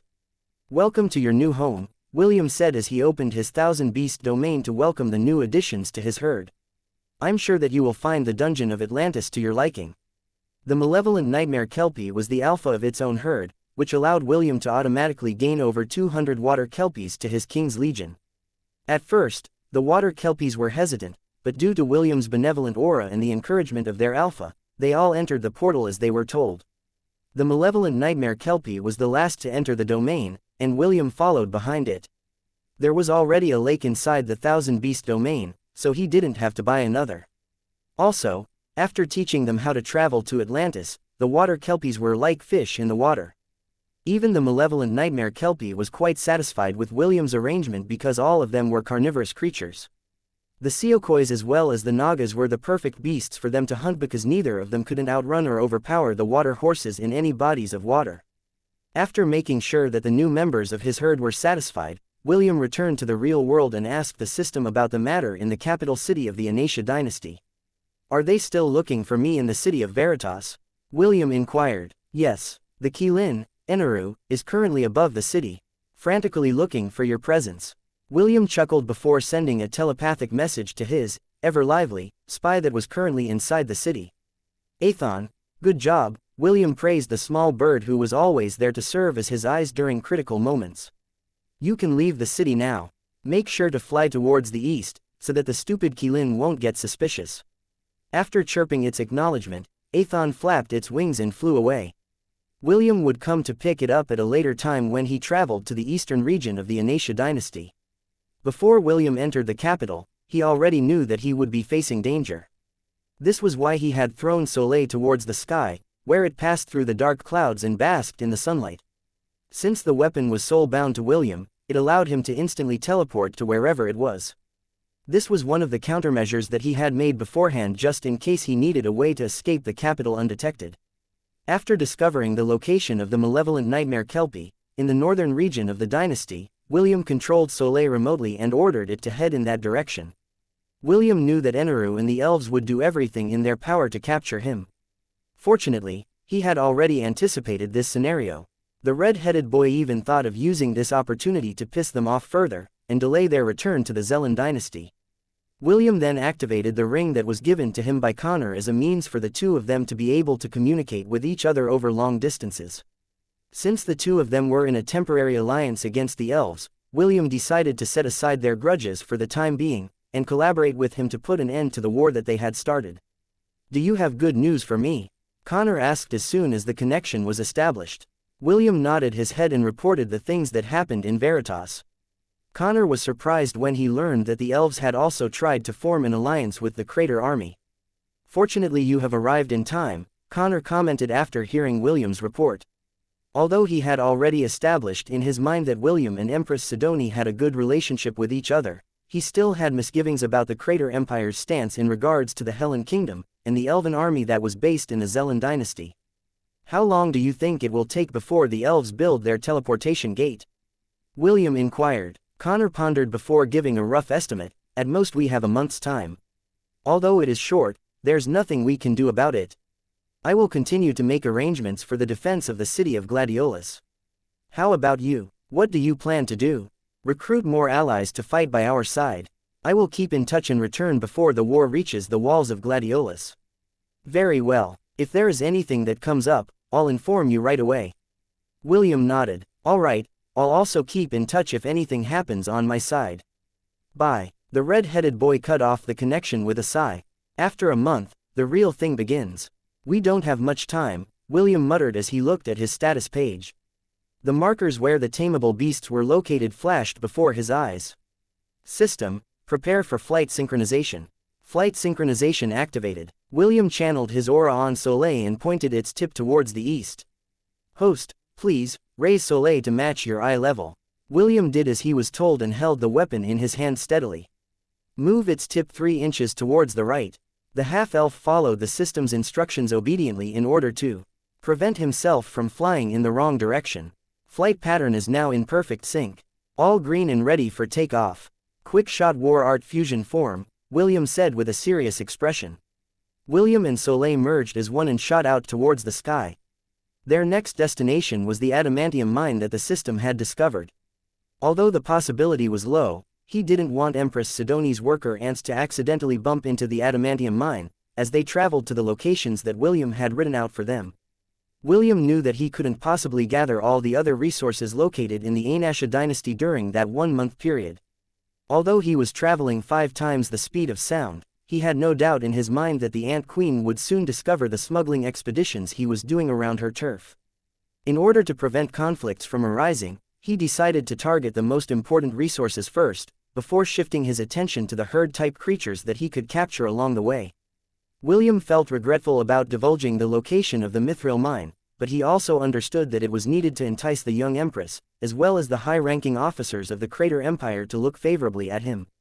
If he only knew that the beautiful empress, and her mischievous other half, had made their decision long ago, he would have definitely kept the location of the mithril mine to himself, and used it to forge weapons and armor for his army instead. Fortunately, he didn't know that the 2 girls had one-upped him, or else he would have already spat a mouthful of blood, due to heartache and regret, for sharing so many resources with them. The list was long enough that it would have made his grandfather, James, dance and laugh out loud for an entire day while shouting, "We're rich." Over and over again. Chapter 469, Can't We Just Kill Him? 2 weeks after William and the Elven delegation met with Empress Sidoni, all of the high-ranking officers of the elven forces gathered in an underground base that Drowum had built right outside the capital city of the Zelen dynasty. "Open the gate," Drowum ordered. "Open the gate," the elven forces shouted in unison as the teleportation gate came to life. They had waited for this day for a long time. They felt ashamed that they had holed themselves up in the city out of fear of being attacked by the human rebels who had killed thousands. Drowum had personally aided in its building alongside the elven scholars, whose duty was to calibrate it to match the connecting gate that they had built back in the Silvermoon continent, before going on an expedition in the human lands. Since a pseudo-demigod aided them in its construction, the teleportation gate was finished 2 weeks earlier than they had estimated. This development made Elendor and Alessio sigh in relief because they felt pressured about the current affairs of the elven expedition. They thought that they would be able to sweep the land unhindered, but they had greatly underestimated the ability of the people in the southern continent. Soon, an elven warrior dressed in lightweight armor passed through the gate. The moment the elven prodigies saw him, all of them immediately started cheering. The elven warrior was caught by surprise, but due to his training, he retained the calm expression on his face and gave Elendor a curt nod before walking forward. Not long after, several other elven warriors passed through the gate. Hundreds, tens of thousands. The men had various emblems etched on their armor, which represented the clans that they belonged to. An hour later, the patriarchs of the Rhys, Sala, Nasira, Rhys, and Aeron clans walked out of the teleportation gates. The moment these elders appeared in the underground base, all the elves knelt like knights paying tribute to their sovereigns. The only ones that didn't kneel were Princess Eowyn, Drowum, and Eneru. The patriarchs of the different clans bowed their heads respectfully to the elven princess and the 2 guardians standing by her side. A middle-aged elf stepped forward as he knelt at the elven princess's feet to show his allegiance to the royal family. "It has been a while, Your Highness," the middle-aged elf said with a smile. "I pray that my stupid grandson had treated you well in this expedition." Princess Eowyn returned the elder's smile and nodded her head. "Commander Elendor has ensured that I lived a comfortable life here in the southern continent. Please, rise, Lord Shaffle." Shaffle nodded his head and rose up to his feet. He was the great elder of the Gilwen clan, and Elendor's grandfather. In the Silvermoon continent, he was one of the respected members of the Elven Council and part of the anti-human faction. They were the headache of the conservative faction who wished to happily coexist with their neighbors. This recent expedition to the southern continent was done without any authorization from the Elven Council. Even so, everyone decided to turn a blind eye into it, even the royal family. To ensure that cruelty against humanity would not be a widespread practice, the king of the elves had tasked his daughter, Princess Eowyn, to become a supervisor in the expedition. Unfortunately, the elves in the expedition were smart enough to agree with her on the surface, while torturing humans behind closed doors. "Elendor, step forward," Shaffle ordered. "Yes," Elendor replied as he stood in front of his grandfather. It was at that moment when a resounding slap echoed inside the underground base. A red mark appeared on the elven commander's handsome face, but he remained calm, and endured the stinging pain on his face.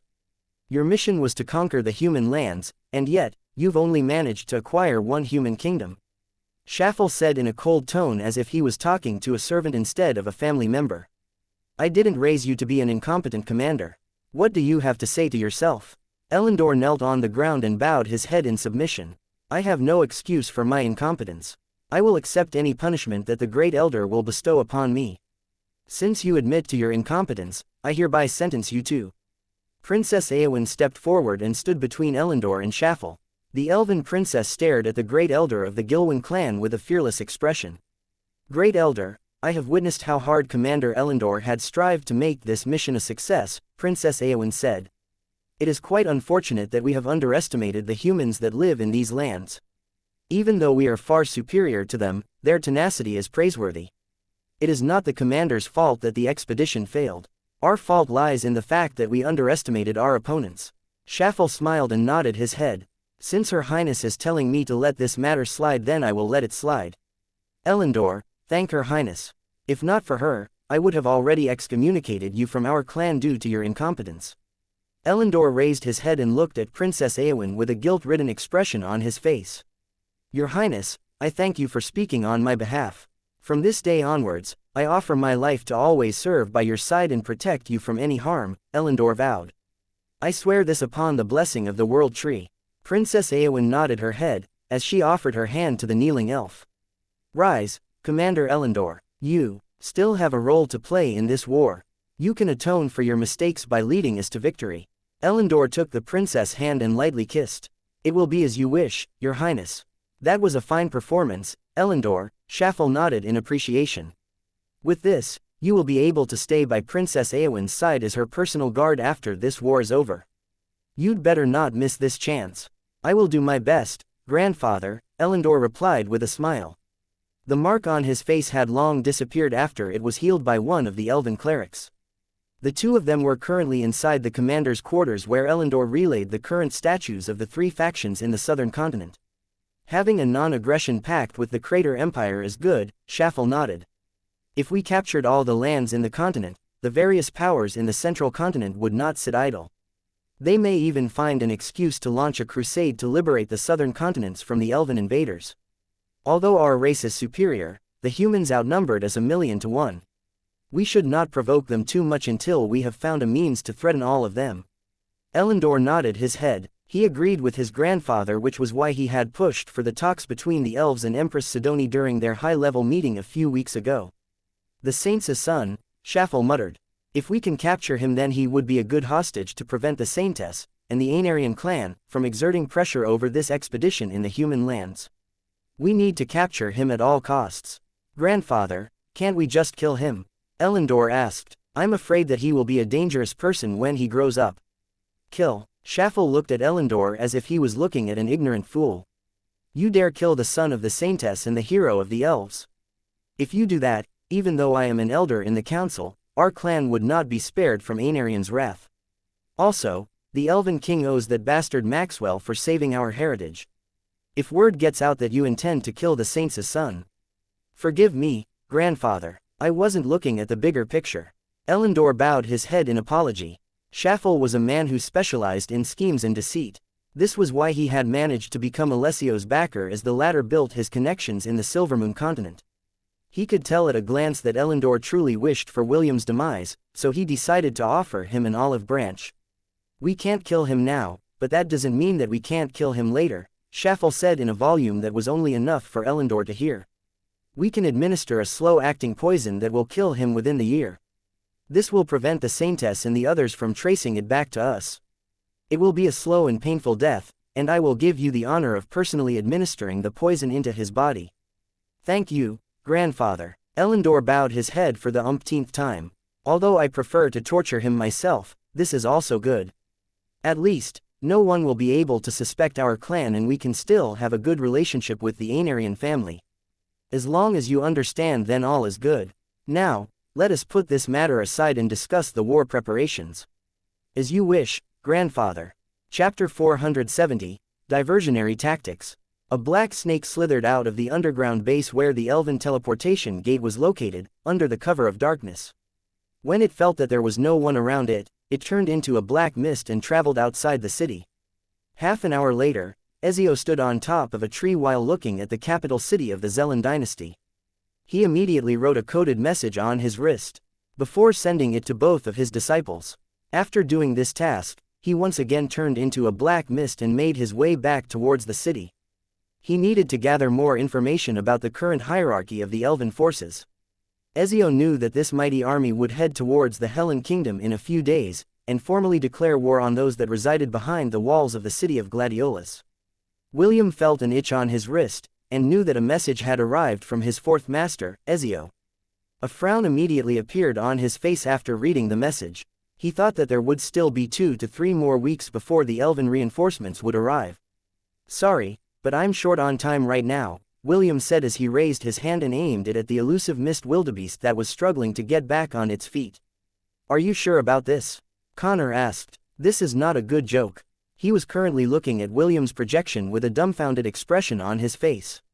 The leader of Deus was just about to rest when the red-headed boy's unexpected call made his drowsiness go away completely. I wish it was, William replied. Unfortunately, I have a trusted acquaintance that is currently snooping around the capital city of Briar Glen. I trust him with my life, so this news is credible. Connor clenched his fist in frustration. There were still so many things that he was working on, but this sudden turn of events made him feel helpless. How is the defense of Gladiolus? William inquired. Is it ready for a siege? William's question broke Connor out of his daze. Although most of the preparations are in their final phase, they were far from complete. Moreover, there was still one piece of information that he needed to share with William. The countermeasures for a siege are well underway, but I still need a few days to wrap things up. Connor admitted. Also, I discovered that a member of the royal family is needed in order to activate the true defensive capabilities of Gladiolus. Unfortunately, Prince Lionel and Prince Rufus didn't know how to activate it. This was why I sent them to the Zelan dynasty as hostages. I doubt that King Noah didn't pass this information on to someone of the royal bloodline. My guess is that he didn't trust his two eldest sons and didn't impart this information to them. Perhaps, the youngest prince knows how the defensive capabilities of Gladiolus were activated. William was quite surprised by Connor's revelation, but he was sure that the leader of Deus wasn't lying to him. This was a crucial moment, so the latter was more open about increasing the defensive capabilities of the capital city. The only member of the royal family we can count on is Prince Ernest, William thought. However, it would take a week of travel from the city of Gladiolus and back from the Corinter Mountains. The elves could arrive in the borders of the Hellen Kingdom in 5 days' time. While William was deep in thought, Connor also informed him that a member of the royal family was needed to deactivate the teleportation gates, which the elves could use to speed up their travel towards the core of the Hellen Kingdom. Okay, you said that we need Prince Ernest's help to disable the operation of the teleport gates and raise the defenses of Gladiolus, right? In that case, tell Prince Alaric to travel to the Corinter Mountains, William replied. Brianna, the daughter of the great chieftain, will recognize him. Brief him of the dilemma that we are currently facing. I'm sure that he will make haste in his travels to bring Prince Ernest as soon as he can. Connor nodded his head. He had long wondered where the young prince was hiding. Fortunately, they could use the teleportation gates to speed things up, and get the young prince return as soon as possible. I will try to delay the advance of the elves, William stated. I might only be able to delay them for a day, but do your best to speed things up at your end. You will delay them? Connor asked in disbelief. Only you. William smiled, but didn't say anything else. Connor understood that he wouldn't be getting any more information from William, so he decided to end their meeting and mobilize Prince Alaric as well as the defenders of Gladiolus to double their efforts because they only had a few days before the elves came knocking on their doors. After his dialogue with Connor, William gathered everyone in the Thousand Beast domain to share the latest information that he had acquired from Ezio. Just as he expected, everyone's faces paled, with the exception of Selene and Kusaganaga, when they realized that they didn't have much time remaining. So, what do you plan to do? Selene inquired. Are we going back to the city of Gladiolus, or are we going to use guerrilla tactics to delay the elven army's advance to the Hellen Kingdom? William looked at his master and nodded his head in acknowledgement. He wasn't surprised that Selene had thought of this matter as well. Having her around gave William a certain confidence that they could buy enough time for Connor to finish the preparations on his end. The beasts that were listening in their conversation kept their silence and waited for William to elaborate on the plan in his mind. Urchitu, you are quite familiar with the geography of the Zelan dynasty, William said. Can you tell me which of these locations have teleportation gates in them? William projected a giant map hanging in the air for everyone to see. It was a very detailed map of the Zelan dynasty's northwest regions that bordered the Hellen Kingdom. Unlike the Hellen Kingdom, who had invested heavily in the creation of teleportation gates to allow fast travel to the different territories of the kingdom, the Zelan dynasty had fewer teleportation gates. If William could destroy them, he would be able to delay the elven army's advance drastically. The half-elf knew that if he was fighting against a regiment of elves that numbered between 1,000 up to 3,000, he might be able to fight them off.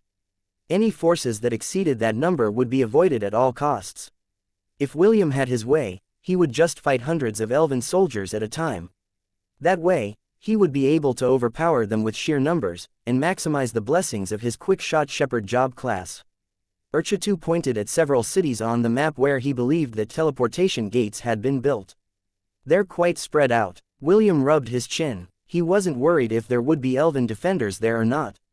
Even if there were, he was confident that he would be able to take care of them without problems. The problem is that if we attack one of them, the other gates will be alerted, and more reinforcements will arrive, William thought. If we do this, we have to do it simultaneously. William stared at the map long and hard, while the system helped him formulate the probable team compositions that would yield the best outcome. After an hour of calculations, William presented the plan to everyone in his legion. They would attack the 4 outer teleportation gates nearest the border of the Hellen Kingdom. This was the best they could do for now. Once they succeeded, they would delve deeper in the Zelen dynasty to destroy more of these teleportation gates. William hoped that his diversionary tactics would be enough to delay the elves from their advance, and give them a few more days to fortify the defenses of Gladiolus, where they would make their last stand. Chapter 471, I Need No Introductions Part 1. A faint breeze blew into the night, as William stood on top of a mountain. His clothes fluttered in the darkness, unseen by the 2 moons and the stars that were currently out of sight. 2 hours before midnight, a time when the common people were already asleep, and only those who did night activities were awake. William's green eyes glowed in the darkness as he surveyed the land. As a half-elf, seeing in the dark was as natural to him as breathing. Heroic avatar, William said softly as a great power surged inside his body. This was the second time that he had used this ability after returning from the Temple of the 10,000 Gods. When he was in this form, he felt that the world was within his grasp. It was quite unfortunate that limitations had been placed on this ability, otherwise, William would have already stirred up a storm within the Zelen dynasty. He plucked up a few hairs from his head and lightly blew on them, sending them flying in the breeze. A moment later, 7 clones who looked exactly like him landed by his side. Each of them pulled out a small golden metallic rod from their ears, which increased its size until they became as long and thick as William's wooden staff. Each of them pointed their staff in different directions. Their targets were the 4 teleportation gates that were nearest the border of the Hellen Kingdom.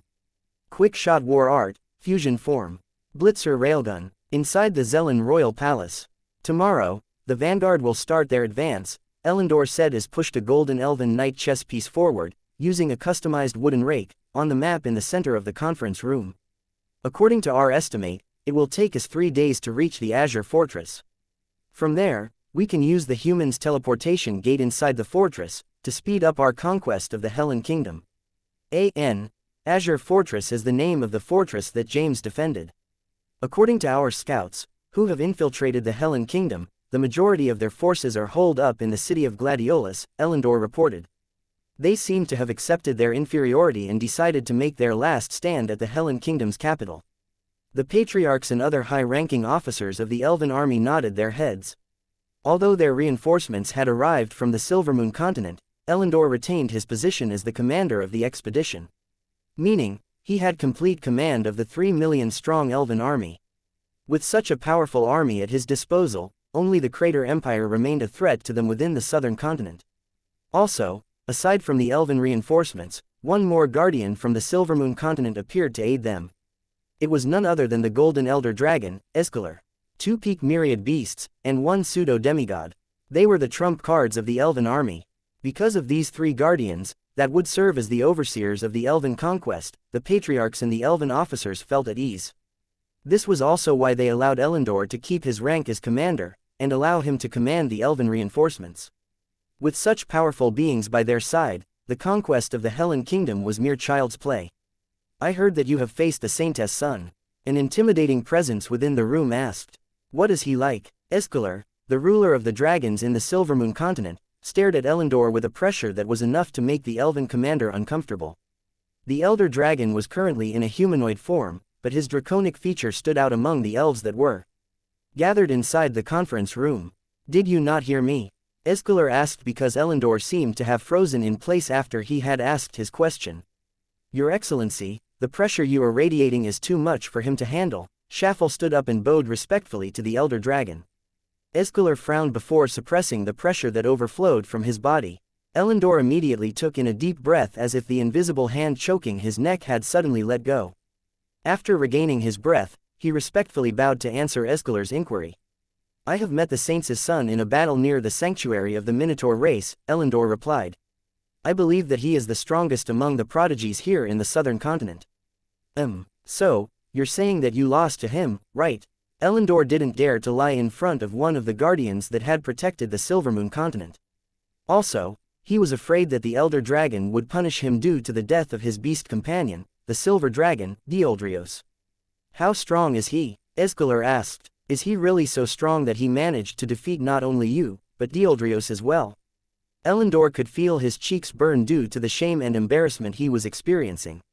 Right now, all the high-ranking members of the Elven expedition were gathered, including Princess Eowyn. When I fought against him, he had the power that is equivalent to a saint, Elendor replied. Perhaps he used a forbidden ability to temporarily raise his strength to its limit during our fight. Because of this, my partner, Dioldrios, met his end. A smirk appeared on Escalar's face as he corrected Elendor's explanation. Dioldrios is not dead, Escalar stated. Elendor looked at the Elder Dragon in shock as he tried to feel the connection between him and his beast companion. However, the connection was no longer there, which made him frown. Your Excellency, he's not dead, Escalar repeated. However, I also can't feel his presence. It is as if he has disappeared from this world. The only thing I can think of is that he has been taken to some place, like a domain, that blocks my detection abilities. Elendor suddenly felt hope because, if his beast companion was alive, re-establishing their connection was only a matter of time. The Elven commander thanked Escalar profusely for the news that he had shared with him. Escalar briefly nodded as he crossed his arms over his chest. He could still remember the human hero, Maxwell, during that great battle against the demon race. It pained him that Maxwell's son had been cast away into the human lands, instead of being raised in the Elven continent. However, as an Elder Dragon, he didn't like to interfere with the affairs of the elves. This was why he had turned a blind eye to their schemes to invade the human lands. The reason he had accompanied them on this venture was to personally see what kind of young man Maxwell's child grew up to be. If he is really a promising youth, then I'll choose one from my brood and make them partners, Escalar thought. Doing so will also ensure his safety from the elves. I'd like to see if any of these stuck-up elves dare to challenge my decision. While Escalar was busy trying to find the perfect dragon partner for William, the door of the conference room suddenly burst open. Sir, it's an emergency. An elven guard looked at Elendor with anxiousness. Calm down, Elendor ordered. Don't you know that this is an important meeting? How dare you barge in here and treat it as a common tavern? The elven guard finally regained his composure when he noticed the stares of everyone in the room. However, this composure lasted only for a brief moment when he remembered his purpose for coming to the conference room unannounced. Sir, the teleportation gates, the elven guard said with great urgency. Rebels are destroying the teleportation gates along the northwestern border of the Zelen dynasty. 4 of the teleportation gates have already been destroyed, but the rebels are also attacking other places. I'm afraid. Elendor's face paled when he heard the elven guard's full report. According to the guard, a giant, golden rod, descended from the sky and obliterated the teleportation gates in the 4 cities near the Helen border. It's him, Elendor exclaimed. It's the Saintess' son, William Von Ainsworth. A peal of thunder reverberated through the skies above the capital city of Briar Glen. The Arwen Aenarion immediately flew towards the northwestern regions where William had been suspected to appear. Aside from him, no one among the elven reinforcements could travel great distances at the speed of lightning. Finally, you've reappeared. Aenarion gnashed his teeth as he saw the giant golden rod glowing in the distance. I will not let you escape, you bastard of that hateful god. I will tear you to shreds. Chapter 472, I Need No Introductions, Part 2. Hold it right there, you damned brat. Aenarion roared as he streaked through the skies like a lightning bolt. William sneered at the Arwen who was rapidly approaching his location. It's not only you who can travel at the speed of lightning, William stated as his entire body exploded in a shower of sparks. He flew towards the east, and Aenarion followed at his heels like a rabid dog out for blood. While this was happening, the other teleportation gates in different cities were being crushed under the massive weight of Rui Jingu Bang. William knew that he was on borrowed time. Every minute that passed was a step closer to losing the power of his heroic avatar. He intended to squeeze every second out of it in order to destroy as many teleportation gates as he could before making his escape from the Zelen dynasty. He didn't bother to engage the elven defenders who had been woken up in the middle of the night by his antics. Every time he destroyed a teleportation gate, he would immediately fly towards the next location. The William that Aenarion had encountered was one of his clones, and the latter immediately lured the Arwen away from William and the other clones, to prevent the guardian beast from getting in the way of their mission. William was about to destroy another teleportation gate when a giant fist made of earth blocked his way. The half-elf immediately somersaulted upwards to evade the attack from the ancient golem, Droum. William softly landed on top of a white cloud as he stared down at the 2-meter-tall golem that was looking up at him with a cold gaze. "Hi," William sneered. "Bye." William subtly pointed his staff at a direction and silently activated his quick-shot fusion war art. However, at that moment, the earth rose up to enclose him in a dome.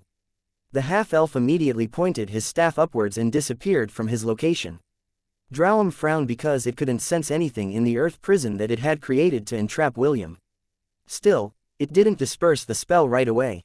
Instead, it made the prison shrink until it was only 2 meters big. It then used its powerful detection abilities to see if the half-elf was only using a trick to hide his presence. After making sure that the red-headed boy had really not been captured by its earth prison, Drowum smashed the earth dome into bits. That was close, William thought as he stood on top of a cloud. He was currently above the dark gray clouds that covered the continent in darkness. The 2 moons of Hestia, and the stars in the sky illuminated his image as he pointed his staff towards the nearest teleportation gate. Now that Aenarion and Drowum had arrived at the scene, his unrestricted rampage was nearing its end. "I'll destroy one more before I leave," William thought as he once again merged with his weapon and streaked across the lands of the Zellan dynasty. "Bastard!" Aenarion roared when he realized that the half-elf that he just killed was only a clone. He once again took off towards the sky as he used its powerful senses to find the location of his target. There, Aenarion transformed into a lightning bolt as he headed towards the giant golden pillar that descended from the sky. Although he knew that it might be another clone, he still decided to go. As long as the possibility existed, Aenarion was unwilling to let William go. As someone that had ascended his rank, Aenarion had developed an uncanny foresight. His instinct was screaming at him that the boy must be killed at all cost, or he would forever be suppressed under William's heel.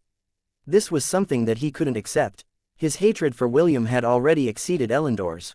Aenarion had long vowed that he wouldn't leave the southern continent until William's threat had been dealt with. One by one, William's clones were destroyed by Aenarion and Drowum. The Blade Masters and Archmages of the Elven army had all mobilized to defend the various teleportation gates that remained. A loud rumbling sound resounded in the plaza as William destroyed another teleportation gate. All of the elven defenders that had stood in his way had already been dealt with, staining the ground with their blood. Suddenly, a magical dome enveloped the entire city. William immediately felt a powerful pressure press down on him. However, the inherent strength of the Monkey King allowed him to brush this pressure off like rain falling down on his head. "Impressive," Escalar said with genuine appreciation. "So young and already this powerful." The elder dragon's eyes narrowed as he appraised the half-elf in front of him. He was liking the boy more and more. It was as if the blood of the elves that dyed the ground was mere water that was not worth his attention. Escalar's eyes were only focused on the boy in front of him. He had Arwen's eyes and Maxwell's red hair. It was at this moment when Aenarion, Drowum, and several elves arrived at the city, encircling William. The elder dragon gave them all a brief nod, before shifting his attention back to the teenager in front of him. "Elendor is right," Escalar nodded his head in understanding. "You are using some kind of ability that temporarily boosts your strength. However, this ability of yours is about to end. Child, I already know your name, but can you formally introduce yourself to me?" Aenarion and Drowum moved closer, and the rest of the elves used their magic powers to reinforce the magic barrier that had enclosed the entire city. They were not going to let William go no matter what. "I need no introductions," William replied calmly. "You already know who I am." Escalar smirked. "Child, you are without a doubt the most disrespectful half-elf I have ever heard of." William returned the elder dragon's smirk with a smirk of his own. "But you have heard of me." Escalar's smile widened when he heard William's snarky reply. Even though the half-elf had been surrounded and had no place to escape, the latter was still calm and even seemed to be enjoying everyone's attention. William scanned the faces of the elves, as well as Aenarion and Drowum who were only standing a few meters away from him. Aenarion had a sinister smile on his face, and William didn't need to be a genius to understand what was going on in the Keelan's head. "I will make sure that you remember this day, until your dying breath, half-elf," Aenarion said in a teasing manner that wouldn't lose to any pompous university student that still hadn't had the opportunity to meet Truck-kun in real life. "Indeed," William nodded. "This is the day you will always remember as the day you almost caught William Von Ainsworth." William gave Aenarion the middle finger before vanishing from where he stood. Everyone on the scene froze before going into an uproar. Aenarion stepped forward and waved his hand on the spot where William disappeared. He had thought that the half-elf was already in the bag and had no place to go. Drowum showed a rare expression of irritation on its face as it extended its senses hundreds of miles away from where he stood. As a pseudo-demigod that could use the power of the earth, it was able to detect any traces of William as long as he stood on the ground. Escalar chuckled after realizing that the half-elf had indeed escaped from their encirclement. What was more incredible was that he did it in the presence of 3 of the guardians of the Silvermoon continent. "What an interesting child," Escalar said. He then gave the fuming Qilin a sidelong glance before turning around to leave. The city had been under his spell, so he was sure that the boy was no longer around. Even if William was there, he would pretend that the boy had escaped. He owed Maxwell a favor and was willing to turn a blind eye to his son's mischief just this once. He just hoped that when the elves came knocking on the Helen capital's walls, the half-elf would surrender peacefully. That way, he would be able to take him into his custody and guarantee his life. Away from the jaws of the prideful Qilin, who was currently roaring at the sky to vent out his anger. Chapter 473, Nice to meet you, fellow demigod. William reappeared above the dark gray clouds that covered the entire southern continent. His right hand was firmly holding Soleil's handle, while the other was pressed over his chest to calm his heart that was beating like a drum in a festival. Fortunately, I have Soleil, William thought as he felt his body slowly becoming as heavy as lead. The adrenaline rush had started to recede, and he was slowly feeling the after effects of using his heroic avatar. This ability of his had 2 stages. The first one was for him to wield the power of the Monkey King in any way that he wanted. He could stay in this form for an hour at most. The second stage is to summon Sun Wukong to Hestia to fight by his side. If he chose to activate the second stage, the heroic avatar would only last for half an hour. However, Sun Wukong would be able to unleash his full powers without any restriction. Unfortunately, this skill had a very long cooldown. Once William summoned Sun Wukong to Hestia, he wouldn't be able to summon him again for a month. This was William's ultimate trump card because Sun Wukong had the power of a pseudo-demigod. He even wondered if the Monkey King would be able to fight against Drowum, who was pretty much invincible, as long as the ancient golem stood on the ground. William merged with Soleil and flew towards the south. He didn't intend to return to the Helen Kingdom right away. The half-elf decided that he would first visit the sanctuary of the Minotaur race. When he was there the last time, he somehow felt that the gate was resonating with him. It was as if the gate would open up to him and allow him to pass, if he wished for it. Halfway through the journey, William decided to descend to the ground to rest. He planned to rest inside the Thousand Beast domain and continue his journey when the sun had risen. However, before everything else, he first contacted his spy who was currently monitoring the events near the city where he had been encircled by the Guardians and the Elven elites. "Athon," William said softly. "How are things on your end?" The wren chirped happily as it reported that Aenarion had lost his marbles and was currently roaring like there's no tomorrow. William chuckled as the image of the arrogant Qilin, whose face was distorted with rage, appeared inside his mind. "Rest for now and continue your report tomorrow," William ordered. "Inform me once the Elven army starts to move." William cut the connection and took a step forward. He reappeared inside the Thousand Beast domain where everyone was waiting for him. Wendy threw herself at her lover, who had refused to let any of them participate in the destruction of the teleportation gates. William hurriedly opened his arms to catch his first wife, who had an anxious expression on her face. Wendy latched onto him like a koala, refusing to let go. She, as well as everyone inside the domain, had witnessed how William faced the powerful enemies alone, and had almost been captured at the last moment. William and the system had worked together to create a movie-like projection inside the Thousand Beast domain, to allow everyone to see the battle. The reason why William didn't allow them to participate was due to Aenarion and Drowum's existences. If William was alone, he would be able to escape whenever he wanted to, without needing to worry about the safety of others. Although Wendy, Ash, and Est protested, he didn't budge in his decision. Selene, Kusaganaga, and the other denizens of the Thousand Beast domain also understood that William was right. In the face of absolute strength, all tricks were meaningless. "Are you really all right?" Wendy asked. "Are you hurt anywhere?" The blonde beauty touched William all over. William felt ticklish as his lover's hand wandered over his injuries. Wendy breathed a sigh of relief because, aside from the tears in William's clothes and a few minor bruises, the half-elf was fine.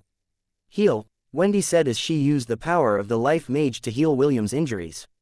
A few seconds later, the bruises disappeared and the heavy feeling from the heroic avatar's side effects was washed away by the gentle light that enveloped William's body. "Thank you, Wendy," William said as he kissed her cheek. "You're welcome," Wendy replied. "However, you should rest. Although I healed your injuries, the exhaustion in your body is still there."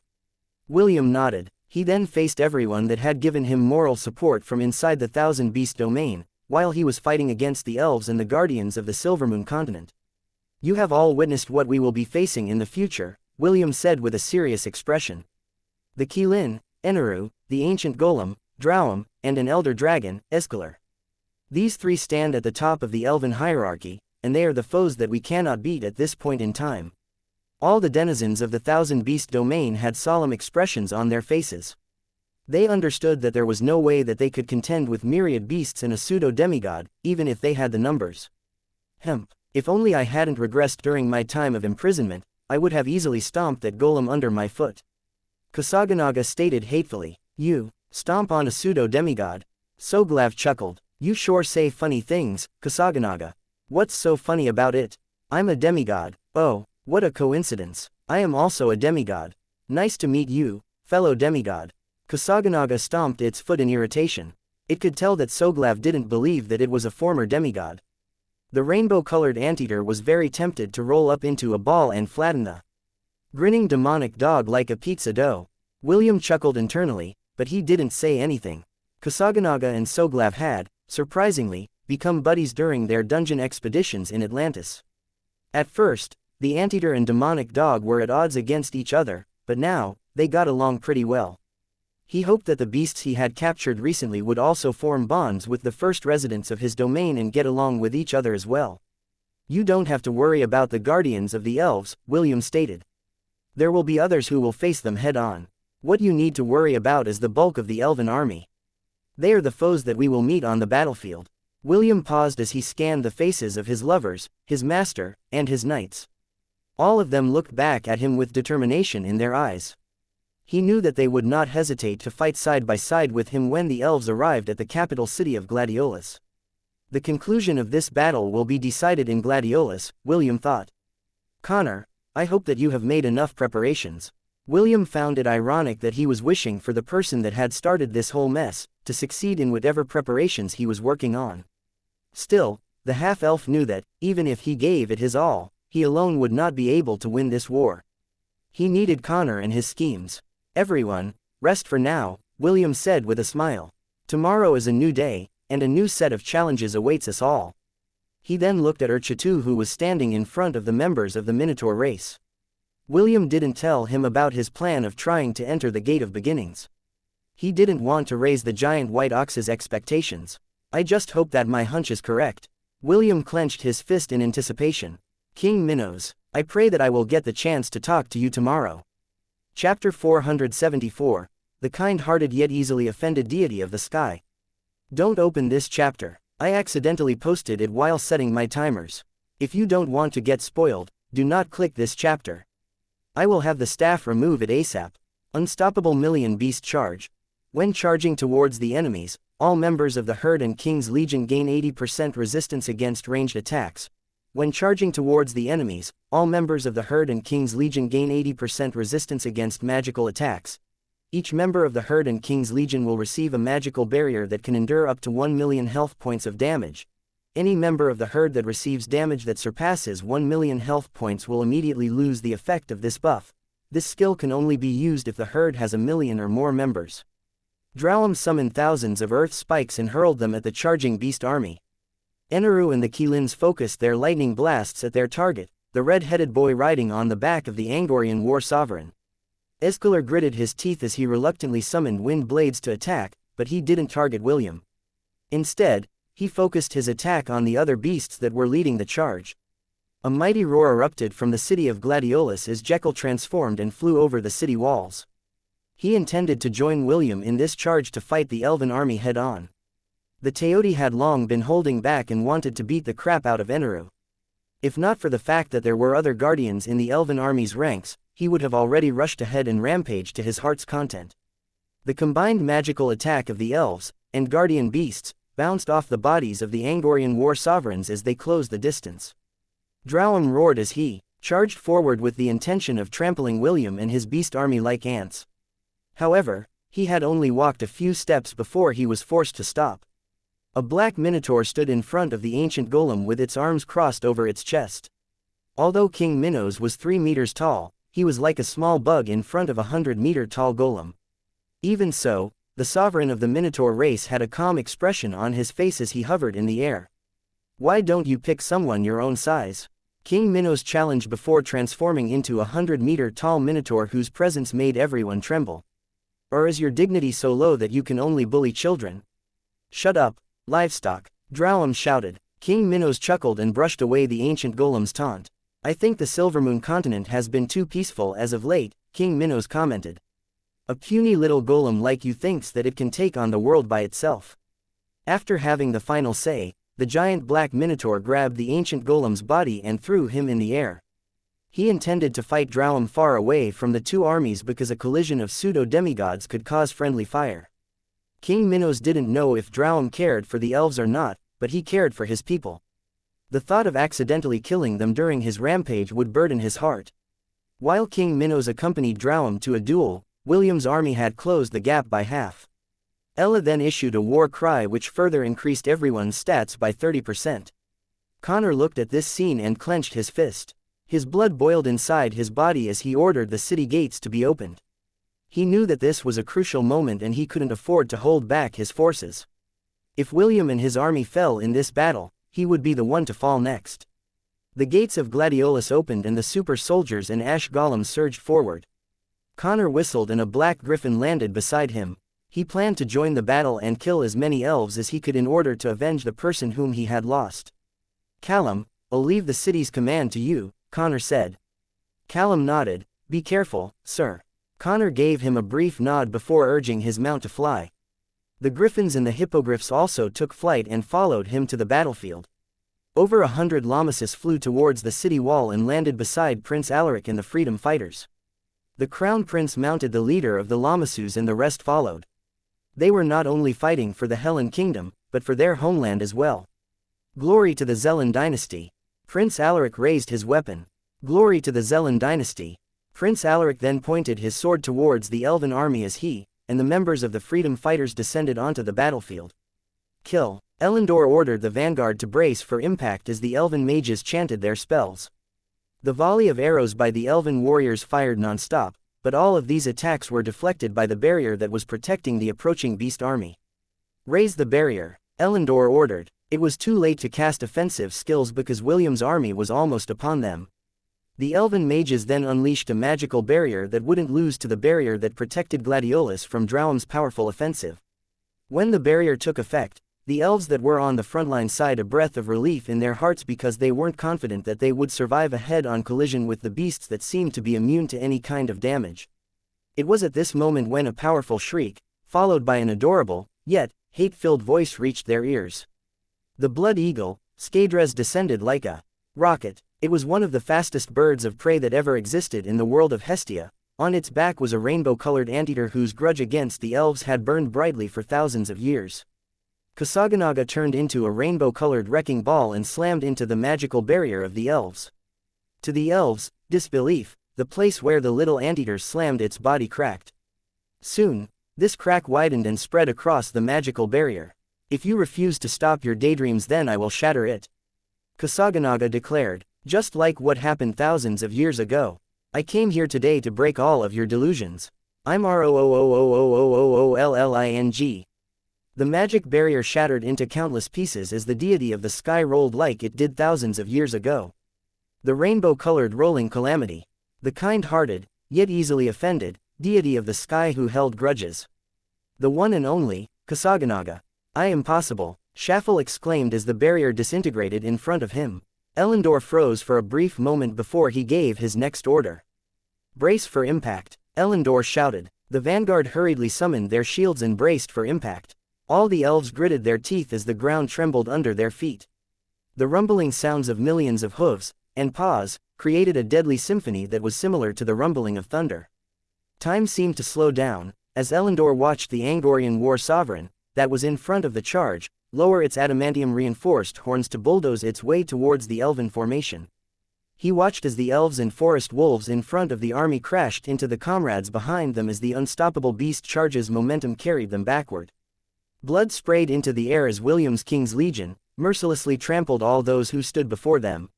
Chapter 475, Go and Welcome Our Guest. Morning came and the elves finally finished tallying the damages that they had suffered under William's hands. The half-elf had managed to destroy 11 teleportation gates in less than an hour. These gates were located in strategic locations that allowed faster travel from the capital city towards its northwestern border. The system had calculated that they should destroy the 8 primary teleportation gates at a minimum in order to delay the elves' march as much time as possible. Fortunately, William had surpassed that number, which made things even more difficult for the elves. Now, they had to spend approximately 8 days traveling through the air, in order to reach the border of the Helen Kingdom. If they were to travel on land then it would take much longer. The 3 guardians, Princess Éowyn, Elendor, the patriarchs of the clans, and the high-ranking officers of the elven army had gathered inside the conference room of the royal palace in order to discuss their next course of action. They were debating whether or not the elven army should travel together, or allow those with flying mounts to advance first. Their destination was the Azure Fortress.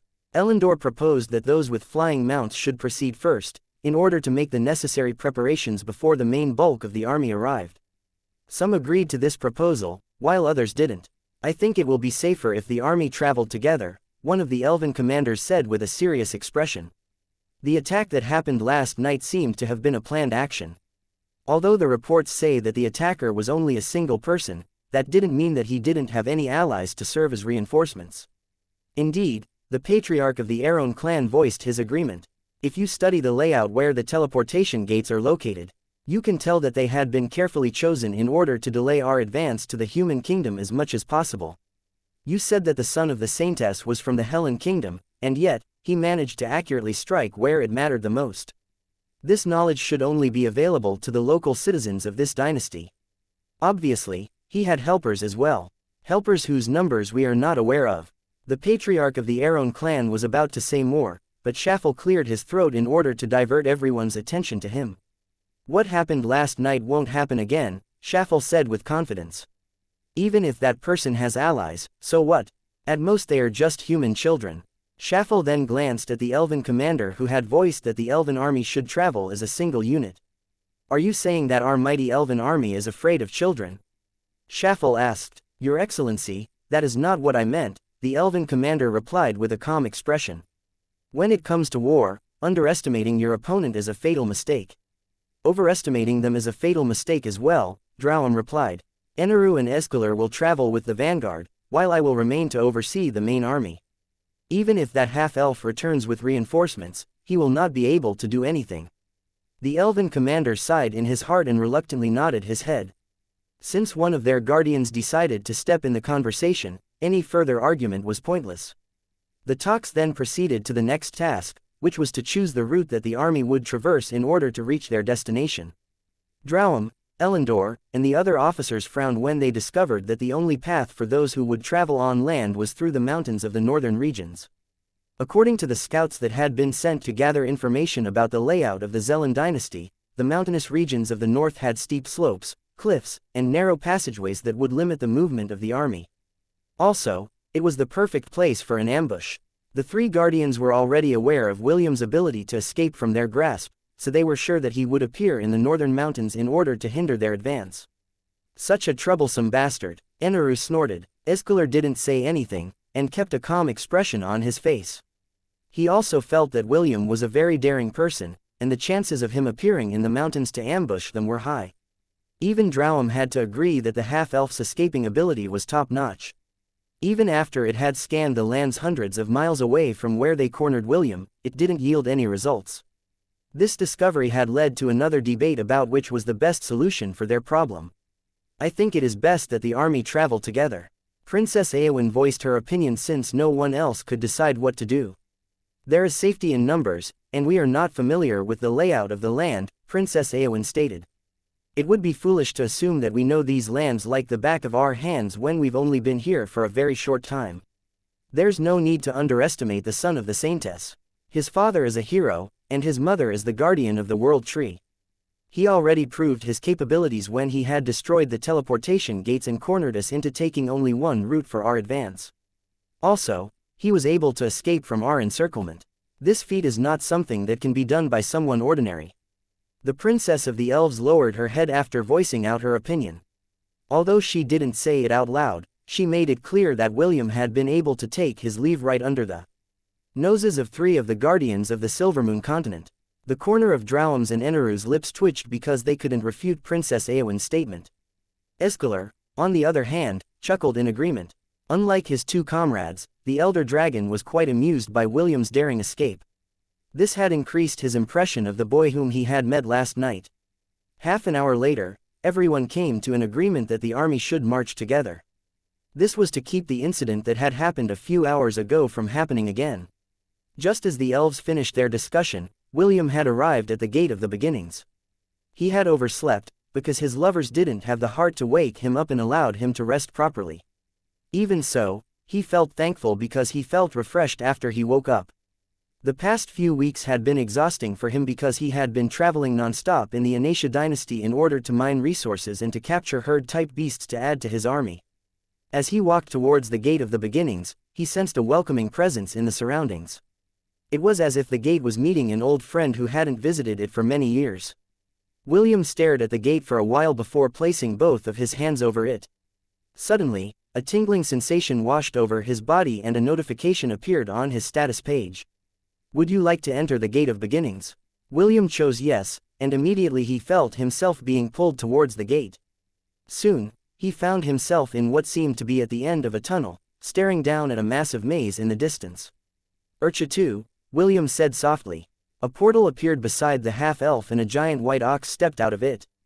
Urcha had a shocked expression on his face when he saw the entrance of the labyrinth, which would take them towards the palace of King Minos where the Minotaur race resided. Unbelievable, Urcha muttered, to think that you could pass through the Gate of Beginnings despite the powerful seal that was placed on it. Urcha looked down on the half-elf beside him with genuine admiration. Just how did you do it? Urcha inquired. William scratched his cheek because he also didn't know how he did it. What he didn't know was that the Gate of Beginnings had been made by David, to protect the Minotaur race from those who wished them ill. Since he was the one who made it, it was only natural for his chosen disciples to be able to enter it as well. Do we need to traverse that maze before we can meet your king? William decided to change the topic and asked a question. Urcha got the hint and nodded his head in acknowledgement. Since William didn't want to talk about it, then he wouldn't force the issue. Yes, Urcha replied. Beyond this maze lay the Ashenward Palace, the stronghold of the Minotaur race. William could sense the pride in Urcha's words as he said the name of their palace.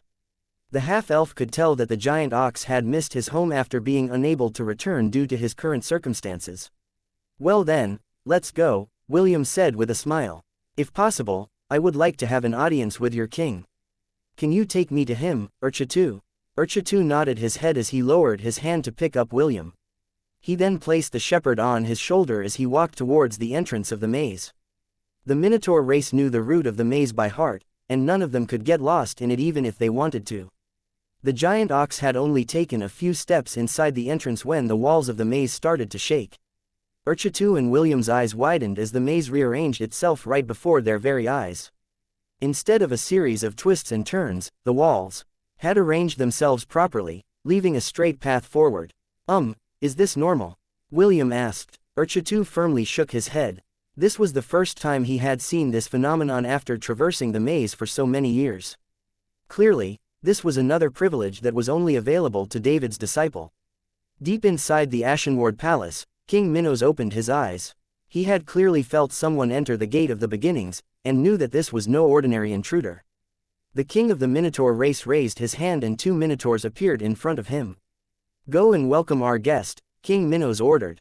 Bring him to me. Yes, your majesty. Chapter 476, Atonement for a Broken Oath. An hour later, William and Urcha arrived at Ashenward Palace, while being escorted by 2 Minotaurs that were 3 meters tall. The half-elf was shocked when he learned from Urcha that their 2 escorts were the 2 princes of the Minotaur race. The red Minotaur's name was Icarus, while the blue Minotaur's name was Daedalus. Both greeted William and Urcha warmly when they met them at the end of the maze. The two princes were surprised to see Urchitu alongside William because no one could get in and out of the gate of the beginnings due to it being completely sealed. They were quite curious about how the red-headed boy was able to enter their domain, despite the powerful formations that had kept the elves from breaching their defenses. Icarus opened the doors that led to the throne room and made a gesture for William to enter. As soon as he stepped inside the throne room, the half-elf's gaze landed on the marble throne where a black minotaur sat, that was looking at William with deep interest. "Step forward, child," King Minos said in a friendly tone. "It has been a while since we have had guests inside the palace." William nodded and obediently obeyed the sovereign of the minotaur race. He only stopped when he was 10 meters away from the throne and observed the king, who was looking back at him with a smile. "I see, so you are a disciple of our eternal guardian." King Minos' smile widened after he confirmed his suspicions. The king of the minotaurs stood up and walked down the steps that led to his throne before stopping 2 meters away from William. Just like Icarus and Daedalus, King Minos was 3 meters tall and radiated a powerful presence. Although he felt that it was disrespectful to do so, William wasn't able to stop himself from using his appraisal skill to check the Minotaur King's information. King Minos, sovereign of the Minotaur race, one who was favored by the gods, creator of the Code of Laws, success rate, 0.0001%, King Minos is the mighty sovereign of the Minotaur race. He has watched over and protected the Zelan dynasty from those who wished to conquer its lands. Blessed by great strength and intellect, he created the Code of Laws that allows him to bend the rules of reality to do his bidding for a brief period of time. Just like his ancestors, he pledged his eternal loyalty to the God of Shepherds, which granted him this favor. There are very few beings, alive or dead, that were capable of stopping his charge in the battlefield. William gulped after reading King Minos' information. At first, he thought that the king of the Minotaurs was only a peak myriad beast like the myriad ant queen of the Xianxia dynasty. He didn't expect that the Minotaur in front of him was already a pseudo-demigod similar to the ancient golem, Droum. "Child, it's not good to pry into the secrets of others without their permission," King Minos said. "At least, this is true for beings such as myself." William felt embarrassed because his act had been discovered. He hurriedly bowed his head and apologized to the Minotaur King, who was looking down at him with a devilish smile. "I'm sorry, Your Majesty," William replied as he bowed his head. "I wasn't able to stop my curiosity." King Minos chuckled as he walked back towards his throne. He only wanted to confirm something, so he approached William at close quarters. After verifying his hunch, he once again sat on his throne and eyed the red-headed boy with a calm expression on his face. "Did you come to our sanctuary out of curiosity, or do you have a purpose for coming?" King Minos inquired. William nodded. He then explained the current situation of the southern continent to everyone present in the room. Icarus and Daedalus frowned after hearing William's story. Although they had already expected that the Zelan dynasty would soon be conquered by the elves, they were not aware that the survivors had been treated harshly. Icarus even roared in anger when he heard about the ash golems born from the remains of the survivors that had been thrown in a fiery pit. William, too, felt anger when he heard this from Ezio. After torturing the survivors to their deaths, their bodies were then used as tools to create golems to aid the elves in war. This was a very inhumane thing to do, but the elves did it because they treated the humans as an inferior race. After listening to William's narration, King Minos remained seated on his throne. He still had a calm expression on his face, but there was a subtle hint of killing intent that flashed briefly in the depths of his eyes, before disappearing completely. "Ariadne, have you heard everything?" King Minos asked. "Yes, Your Majesty." The door of the throne room opened and a lady with long, dark brown hair walked inside with a serious expression on her face. William looked at the newcomer, but found himself hard-pressed to focus his attention on her. She was like the reflection of the moon on the surface of the lake that disappeared whenever a stone was thrown onto it, creating ripples that destroyed its image. This was what was currently happening to William. No matter how hard he tried, he simply couldn't retain the image of the lady in his memories. He couldn't even remember what she looked like. Ariadne ignored William's focused stare as she stood a few meters away from the red-headed boy. "The time is near, Your Majesty," Ariadne said. "The decision lay in your hands." King Minos nodded as he shifted his attention back to William. "Did you come here to ask for my help?" King Minos inquired. "Yes, Your Majesty," William replied. A long silence descended on the throne room. Icarus, Daedalus, Urchitu, and Ariadne waited patiently for King Minos' decision. No matter what choice he made, all of them would obey his decree. Right now, the members of our race are in a weakened state, King Minos said after a 5-minute silence. Also, the Gate of Beginnings will not open for 2 years. If you can solve these 2 problems, I will agree to aid you twice. King Minos stared straight into William's eyes as if probing him if he was capable of solving the obstacles that prevented their race from honoring their oath to the god of shepherds. I don't know if I will be able to cure the Minotaur race from their weakened state. However, I think I have a way for you to leave this place without opening the Gate of Beginnings, William replied. As long as you are able to overcome these 2 conditions, we will honor our pledge to fight by your side, King Minos stated. I can only say that I will do my best, Your Majesty. Good, you can start now. Icarus, Daedalus, bring him to Spirehorn Haven. The 2 Minotaur princes led William and Urchatu to the place where the Minotaur race were currently resting. After the doors of the throne room closed, King Minos' gaze landed on Ariadne, who was looking back at him with a serious expression. Are you sure about this? Ariadne asked. King Minos nodded. Many will die, Ariadne stated. Yes, King Minos agreed. But this is inevitable. We made a pledge to the Zelan dynasty, as well as to our eternal guardian. We have turned our back on our first pledge, we can't turn our back on the second. Ariadne sighed, as she reluctantly nodded her head. She was the one that had advised King Minos to seal the sanctuary of the Minotaur race to prevent the elves from invading their domain while they were in their weakened state. However, by doing so, they had broken their pledge to protect the Zelan dynasty from those who wished to invade it. King Minos was right, they had already broken their oath once, and had allowed the survivors of the Zelan dynasty to suffer under the hands of the elves. So be it, Ariadne said firmly. I will make the necessary preparations. King Minos nodded. Go, I need time to think. Ariadne gave the king a curtsy before leaving the throne room. King Minos closed his eyes when the 2 doors closed behind Ariadne's back. It had been hundreds of years since he had personally led the Minotaurs to fight on the battlefield. He was not afraid of going to war, in fact he was looking forward to it. They were a race that was born for battle, so fighting alongside William wasn't an issue. His only concern was whether William was capable of resolving the weakness that had currently befallen the Minotaur race. As long as that issue was resolved, he would give his best to smash the heads of those hateful elves, in order to avenge the lives of the innocent children of the Zelan dynasty, as well as a way to atone and redeem himself from the oath that he had once broken. Chapter 477, and so it begins. This is the current situation right now, William said with a serious expression. Sadly, my plan to harass the elven army in the mountains will have to be cancelled. Connor nodded. It's fine. Can you give me an estimate on how long it would take for you to finish what you're doing right now? The soonest will be a week from now, it might take a little longer though because of their numbers. Understood. I'll handle the rest. Connor tapped his finger on top of the table as he formulated a plan in his head. This informant that you spoke of, can he send us up-to-date information on the movement of the elven army? Also, can the information be trusted? William nodded. I already spoke to him about Brendan. He will send regular updates whenever he can to your aid. Okay, Connor replied. William looked at Connor's projection with a serious expression. He knew that by the time he finished his work, the elven army might have already entered the borders of the Hellen Kingdom. The leader of Deus had already briefed him that they would not engage them in a confrontation and just defend Gladiolus with all the forces that they could muster. Even so, William was still worried that he might not arrive before the final battle took place.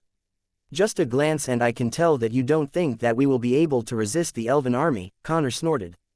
Boy, you sure underestimate what I can do. Can you really hold out?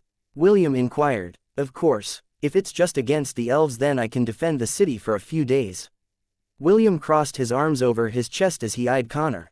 They have a pseudo-demigod among their ranks, you know. What of it? Connor asked as if a pseudo-demigod didn't amount to anything.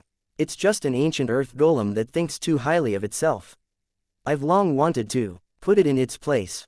Well, if you say so then it must be true. Just don't take your sweet time and get here before they invade the second defensive wall of the inner city. Once they breach our last line of defense, the fall of Gladiolus is set in stone. William nodded. I will do my best. If things go south, you can just surrender. I'll take things from there. Me, surrender. Connor sneered. Surrender is not part of my dictionary, boy. Besides, I have prepared for many years for a face-off against the elves. This is a good opportunity to test them all out. I'll cut the connection now. Report to me as soon as you finish King Minnow's condition. Very well. I pray for your success, William replied. Connor nodded and his projection faded completely. William sighed as he gazed at the countless members of the Minotaur race that had gathered to see him. Just as King Minos had said, the members of the Minotaur race were in a weakened state. They could at most only use half of their original strength right now. None of them were in a good condition to fight in a war where the fate of their entire race was at stake. Sir William, everything has been prepared, Icarus said. We can start anytime. William gave the Minotaur prince a brief nod before going to the center of the city. It is where he would meditate and channel his powers to help dispel the weakness that had plagued the entire Minotaur race. Meanwhile, high above the skies of the Zellan dynasty, the Blood Eagle, Skadres, flew in the direction of the Hellen Kingdom at full speed. William had given him an order to visit Takum in the Corinter Mountains. There was something that he needed to confirm with the demigod, who seemed to have predicted that things would turn out the way they did. Also, William wanted to confirm the type of help the demigod had promised him. Right now, he didn't want to hear any vague answers. What he wanted to know was what concrete action Takum would take in order to aid him in this war against the elves. The members of William's herd and legion had redoubled their efforts in increasing their ranks, while training inside the Atlantis dungeon.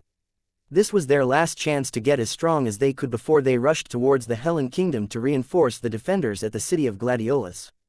William took a deep breath as he sat cross-legged at the center of Spire Horn Haven, where all the members of the Minotaur races, including their young, had gathered. He summoned his wooden staff and laid it on top of his legs, before closing his eyes to meditate. Soon, a gentle breeze washed over those who were near him. The power within William's body started to overflow and resonate with the wooden staff in his hands. A minute later, a golden circle expanded around William's body. Slowly, but surely, it grew in size as it began to encompass everyone that was near him. This process required a lot of concentration on William's part and an endless supply of magical energy. Fortunately, the place where he was sitting was directly on top of a ley line that contained tremendous magic power.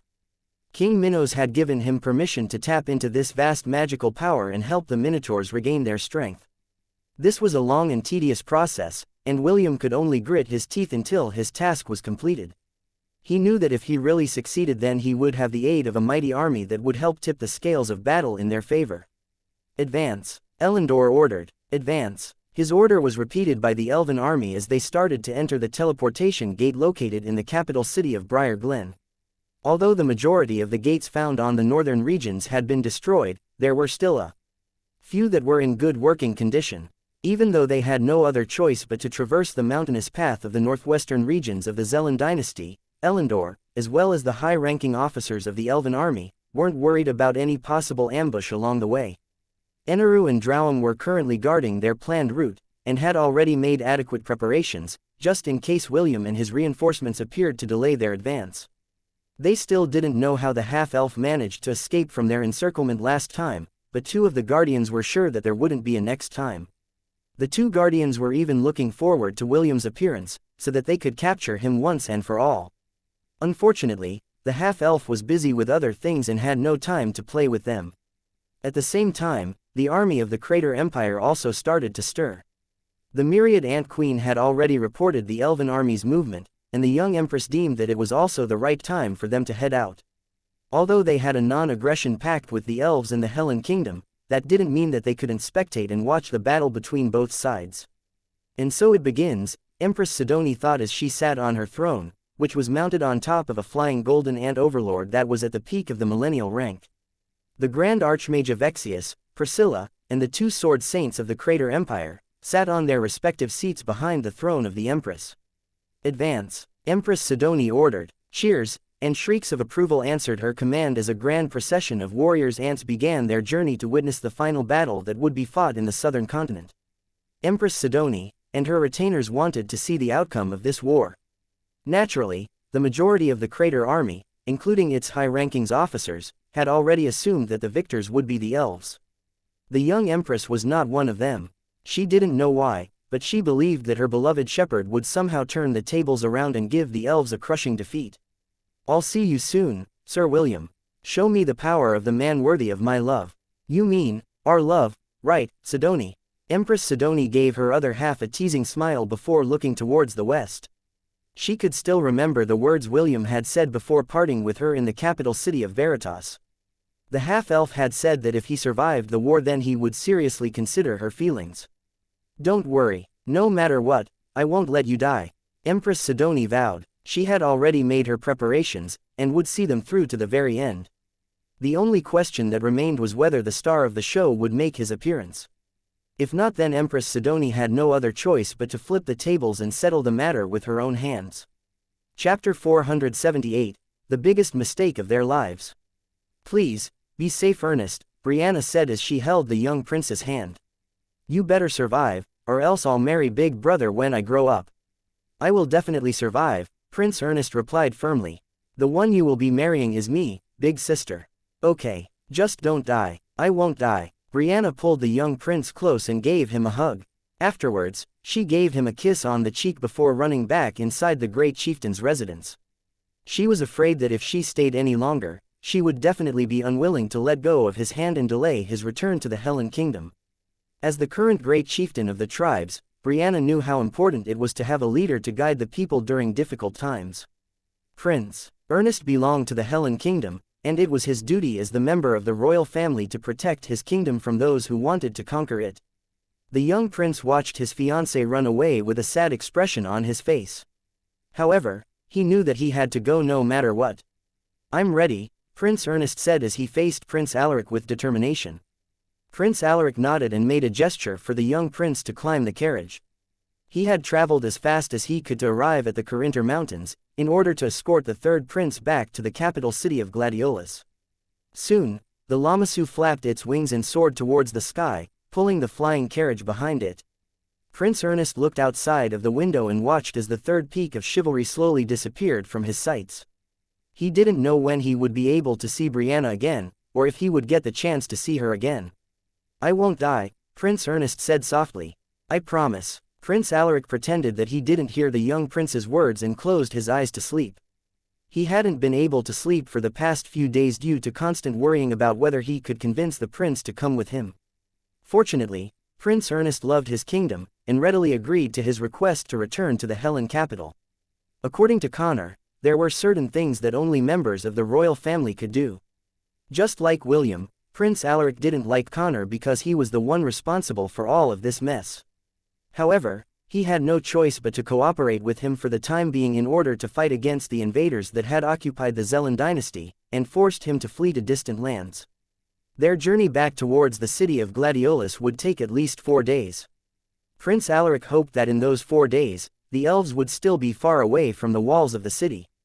That way, Prince Ernest could use the rights of the royal family, and disable the teleportation gates in the Helen Kingdom.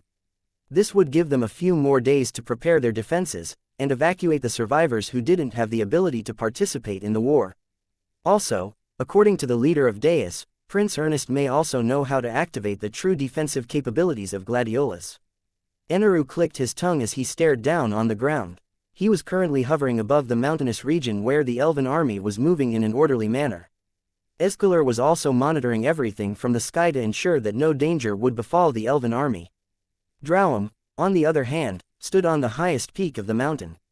It was constantly sending a powerful sweep, similar to a radar, to check if there was anything unusual above or below the ground. It was at this moment when it saw something move in the distance. It was 2 birds flying side by side. One was a red bird, the other, a blue bird. Drowum frowned but didn't pay them too much attention. They had already seen similar birds along the way, and the 3 guardians had unanimously agreed that none of them posed any threat to the elven army. The elves had wanted to shoot down these birds to ease their boredom, but a stern glare from Enaru made them stop in their tracks. "This is not a time to play," Enaru reminded them. "The sooner we get through these mountains, the sooner all of you can relax. Do not cause any unnecessary trouble until then." This reminder had saved those harmless-looking birds who did nothing but fly around the mountain in pairs. When night came, the elves had pitched their tents in order to rest for the night. It would take them 3 days in order to traverse the mountain range, and there was nothing they could do about it. Sitting on trees that sprouted from the cliffs of the mountainous region, the rainbow-colored birds set their eyes on the elven camp. They were waiting patiently for an opportunity to make their move. The rainbow-colored birds knew that they only had one chance, and one chance only. Once they executed the plan, all the elves, as well as the three guardians, would move to wipe them out. The next day, this is the day you will always remember as the day you almost caught William Von Ainsworth. Aenarion and Drowam rushed in the direction where they heard the arrogant voice of the half-elf, who they had wanted to torture for a long time, come from. Escalar also wanted to follow, but the two explicitly told him that he was to guard the elven army while the two of them were away. The moment the two guardians left their post, several rainbow-colored birds flew in the air and sneakily flew over the peak of the mountain. When they arrived at their destinations, they embedded several exploding crystals in the crevices along the mountain range. Once their duty was completed, they flew away as if they were just sightseeing in the mountains. The elven army was currently having their lunch and had stopped their advance. The rainbow birds decided to take this opportunity to play a trick on them to divert the attention of the guardians who had been constantly guarding their surroundings. The one that imitated William's voice was the red bird, B1. It made sure to raise the volume of its voice as high as it could, and allowed the echo of the mountain to carry it towards the location of the elves. It hadn't even been 10 seconds since it shouted before Aenarion arrived at the scene. The red bird was smart enough to prepare berries beforehand to be used as props for his act. Aenarion scanned the surroundings while the red bird ate its berries. Drowam appeared not long after and did the same. B1 didn't dare to do anything suspicious and just enjoyed its lunch just like any ordinary bird. "Did you find him?" Drowam asked. "No," Aenarion replied. "That bastard has a way to instantly disappear even if he is trapped inside a magical barrier. The only way to capture him is if we take him by surprise." Drowam nodded because it agreed with Aenarion's statement. The ancient golem then glanced at the red bird that was busy eating the berries it had collected. Aenarion also gave the bird a sidelong glance before returning to the elven encampment. As a myriad beast of the lightning element, he had the ability to see through disguises. The bird was a beast, and not a half-elf in disguise. Since he knew this, he didn't give the red bird a second glance and left it alone. Drowam, on the other hand, gave the bird a long and steady stare. Only when B1 was about to choke on its berries did the ancient golem merge with the ground and return to the peak of the mountain to continue its vigil. William sighed when the ancient golem had finally left B1 alone. The rainbow birds had successfully planted the exploding crystals in key locations along the mountain range. Although he wasn't sure if his plan would work, there were no downsides to giving it a try. The second night, when the elves had just settled down to rest, an arrogant voice once again echoed in the mountain. Only this time, it taunted the guardians who were keeping watch over the army. "Aenarion, how does it feel to lose your two whiskers? Don't worry, I will not tell anyone how the protector of the Crater Empire used your face to wipe the floor of the royal palace like a piece of rag. Man, if that were me, I'd probably die of embarrassment and shame if others were to know about it." Aenarion roared as he turned into a lightning bolt to charge in the direction where the voice came from. Drowam didn't sit idly either and followed its comrade. Escalar sneakily followed the two, leaving the elven army behind. Half a minute after the three guardians left, a loud explosion erupted at the peak of the mountain, sending rocks tumbling towards the elven encampment like a raging tide. All the elves had woken up due to the explosion and scrambled to brace themselves for impact. However, before the rocks could annihilate a portion of the elven army, a dome of earth appeared to shield them from harm. Drowam appeared at the scene with its arms crossed over its chest. It had only pretended to leave the encampment earlier, according to the plan that he and Aenarion had spoken beforehand. Both of them were not stupid, and they could easily tell that they were being lured away from the elven army on purpose. Since that was the case, they had secretly discussed a plan about what to do if the same thing were to happen again. After the avalanche had been dealt with, Aenarion returned to the scene carrying a red bird in his hands. He gave Drowam a nod, and the latter turned its head to gaze at the birds that were currently resting near the crevices of the mountain. "Nice try," Drowam said as it clenched its fist. Immediately, earth spikes flew in the air and pierced the bodies of all the birds in the surroundings. The birds exploded after they had died, leaving nothing behind. Aenarion raised the red bird in his hand and stared at it in a teasing manner. "Any last words?" Aenarion asked. "Fuck off," B1 replied as it summoned a green bottle from its inventory. As soon as the bottle appeared, it then immediately detonated itself at the same time. A powerful explosion took place and an irritated Aenarion roared in anger. Although the attack of that magnitude couldn't cause him any serious injury, it still managed to give him first-degree burns because the explosion happened at point-blank range. The acid that William had created through alchemy was strong enough to melt the bodies of Class D creatures without any problem. Since Aenarion was a myriad beast, it didn't have much of an effect on him, but the rainbow bird's detonation amplified the effect of the acid and made it strong enough to kill a Class B beast. "I will kill you." Aenarion wasn't able to stop himself from roaring towards the sky in anger. "I swear on my true name that I will kill you, William Von Ainsworth." Aenarion's hateful roar summoned a thunderstorm in the sky. Soon, lightning flashed and thunder rumbled in the heavens. He had repeatedly suffered under William's hands and was on the verge of losing his rationality. Drowam and Escalar had no doubt in their minds that even if they chose to take the boy under their custody, the Qilin would do everything in his power to kill him. "Child, I don't know if I should praise you, or mock you for your stupidity." Escalar sighed in his heart. "A guardian beast had made an irreversible oath against you. This is not something that can be solved through negotiations." The elder dragon didn't know what to do. He originally wanted to take William into his custody when the war ended, so that he could reunite with his mother. However, now that Aenarion had made an oath of death, this was no longer possible. "Maxwell, your son is such a handful." Escalar shook his head. "I guess, instead of the mother and son reuniting, it will be the father and son who will reunite." "Such a shame, truly a shame." Drowam, who was looking at the Qilin from the side, had an indifferent look on its face. It didn't care whether Aenarion killed William or not. All that mattered to it was the success of this mission. Still, whenever it remembered the boy's face, it couldn't help itself from remembering that imposing figure that had stood on the front lines many years ago, a figure that had a vast army at its disposal. Although Drowam wouldn't admit it, it had been very wary of William's father Maxwell. The ancient golem hoped that it was just overthinking things. For some reason, William's image inside its mind had overlapped with his father's. That couldn't possibly happen, right? Drowam thought. The ancient golem didn't want to imagine that such a thing could happen. Because if it was true, then all of them were making the biggest mistake of their lives. A mistake that would haunt them for the rest of their lives. Chapter 479, A Qilin Blinded by Rage, Part 1. It had been 7 days since William tried to ambush the elven army in the mountainous regions of the Zelan dynasty. Due to the possibility of another ambush, the elves sped up their journey and arrived near the border of the Hellen Kingdom. It would only take them 2 more days to reach the Azure Fortress if they continued their quickened pace, but Elendor decided to let the army rest for the time being. The following day, those with flying mounts advanced ahead accompanied by the Qilin, Aenarion. They would secure the Azure Fortress and prepare for the arrival of the main army. Meanwhile, in the capital city of Gladiolus, Prince Ernest wiped the sweat off his forehead out of exhaustion. He had successfully disabled all the teleportation gates of the Hellen Kingdom, except for strategic ones that would allow the organization to carry out their missions in secret. As the young prince stepped out of the control room of the palace, he immediately saw Brendan, who was there waiting for him. "Excellent work, Your Highness," Brendan said as he gave the young prince a clean hand towel. "I have also prepared refreshments in the next room. Please, rest there for the time being." "Thank you, Brendan," Prince Ernest replied.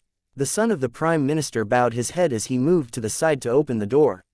Ever since Prince Ernest had arrived at the capital, Brendan had been assigned to take care of his every need. So far, Prince Ernest had no complaints about his work ethic and was even pleasantly surprised because he didn't expect that Brendan could be a very capable retainer. "Is there any news from Sir Connor?"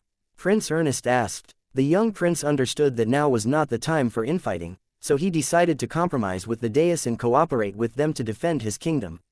Even so, that didn't mean that Prince Ernest didn't have any misgivings about this cooperation. According to the news, the vanguard of the elven army has arrived at Azure Fortress, Brendan reported. "As to what Sir Connor has in mind, I have no idea, Your Highness. He doesn't tell me anything aside from the things that I need to know." Prince Ernest nodded. He also understood that the leader of Deus really didn't need to share his plans with anyone, but he hoped that he would be briefed about how Connor planned to defend the capital against the elven invasion. So, they finally arrived. Connor looked at the map of the Hellen Kingdom in front of him. Right beside him were 5 other people, who were waiting for his instructions. Callum, his right-hand man. Floyd, the scholar responsible for the Super Soldier Project. A middle-aged man with short blonde hair and blue eyes. His name was Alfred, and he was the organization's sword saint, and would be responsible for leading their members to battle. The two remaining people in the room were the two archmages who were loyal to Connor. These men were the highest-ranking officers of Deus in the southern continent, and they had gathered to finalize the plan they had for the elven army that had officially set foot in the territory of the Helen Kingdom. "Were you able to do it in time, Floyd?" Connor inquired. Floyd nodded his head and even gave Connor a sheepish smile. "We barely made it out before the elven vanguard arrived, but thanks to the teleportation gate, we were able to return to the capital city safe and sound." "How long before it takes effect?" "A few days. But I think it will have already reached maturity by the time they arrive here in Gladiolus." Connor smirked. He had long been waiting for an opportunity to make the elves suffer, and William had bought him enough time to put his plans into action. "What about the other cities along the way?" Connor asked. "Did you manage to administer it?" "Naturally," Floyd replied. "This goes without saying. Just who do you think I am?"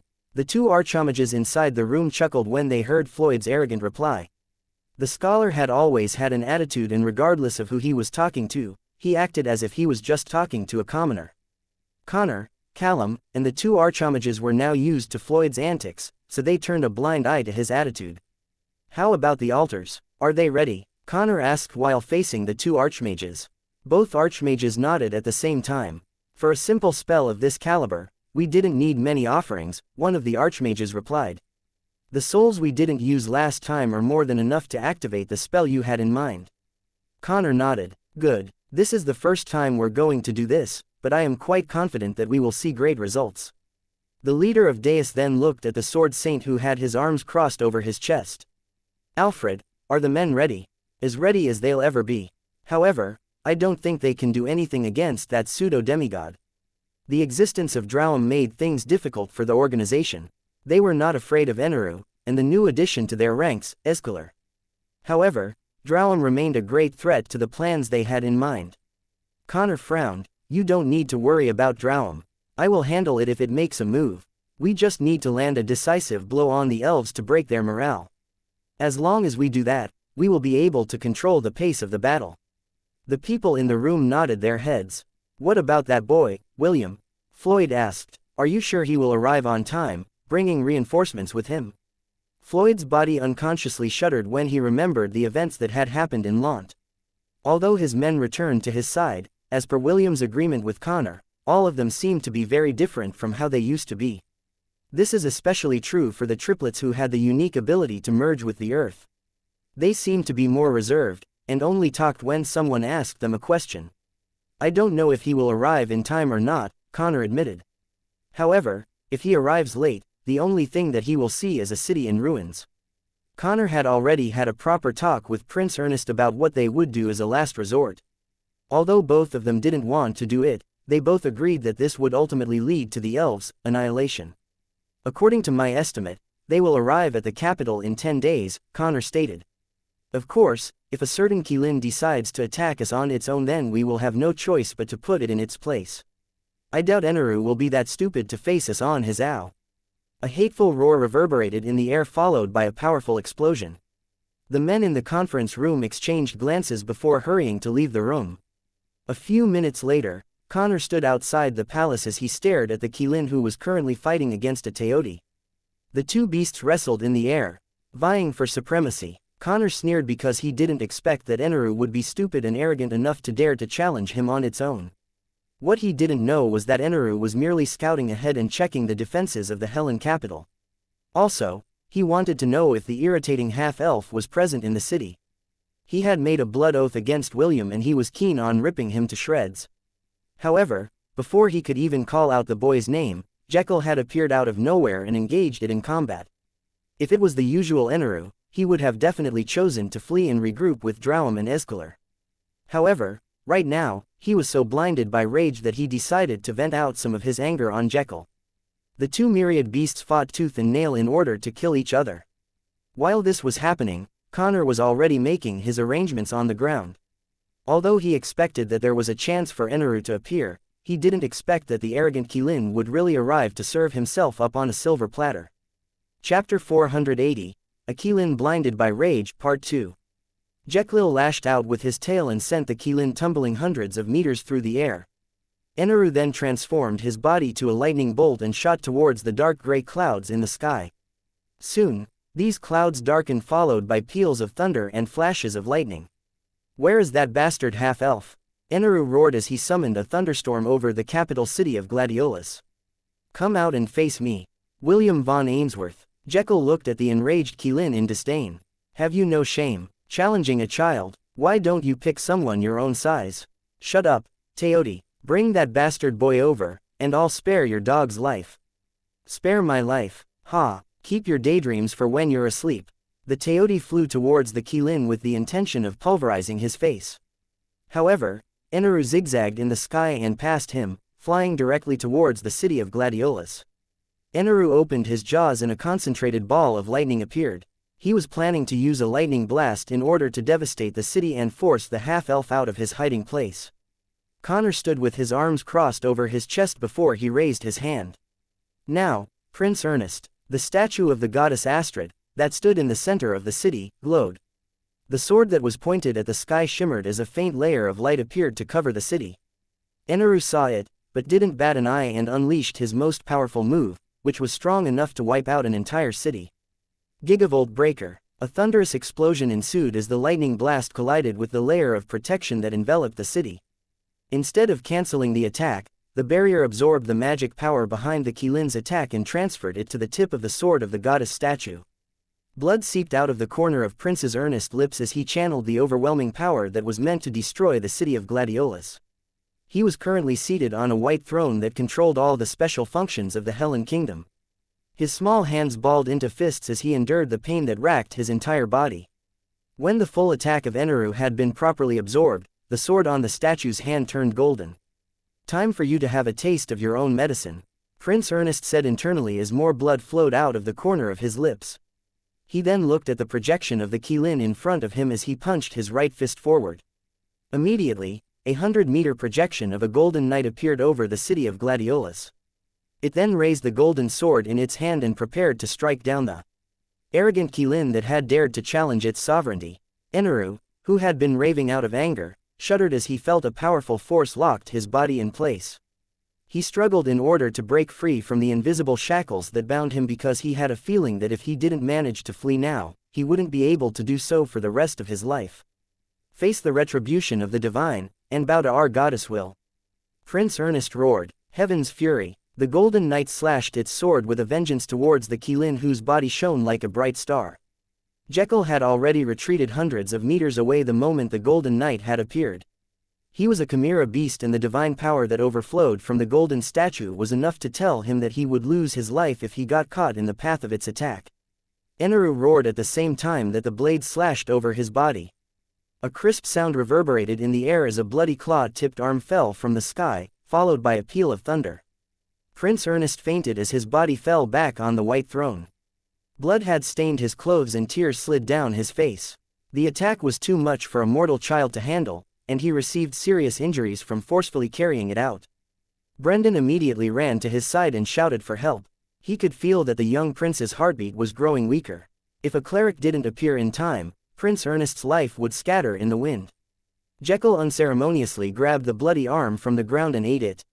He chewed it loudly as if he was taking his time to enjoy his meal.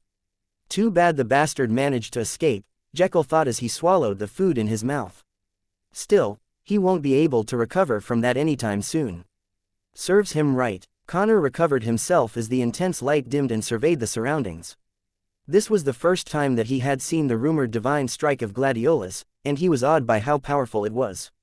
Even so, he also felt regret that the Keelan managed to escape. Whenever a myriad beast died, a pillar of light would appear on the spot where it lost its life. Since a pillar couldn't be seen anywhere, it meant that Aenarion was barely able to survive the attack that should have ended his life. Purple blood rained down from the sky, as Aenarion flew towards the Azure Fortress. His right arm had been completely chopped off, and blood flowed out of several wounds that could be seen all over his body. Aenarion panted as he flew back towards the Azure Fortress. His current state was completely different from the arrogant Keelan who thought that it could bring down the Hellen capital before the Elven army arrived. He didn't expect that the city of Gladiolus had this kind of countermeasure to protect itself from powerful beings such as himself. Fortunately, he didn't know that this counterattack couldn't be used repeatedly, because it cast a heavy burden on whoever was seated on the white throne that controlled the defenses of the city. At most, this attack could only be used once in a person's lifetime. If the person was lucky enough to survive, a second attempt would without a doubt end his life. The Qilin couldn't use his powers to travel at the speed of lightning because the divine power had suppressed his power. Aside from that, the attack had a lasting side effect that caused his beast rank to regress.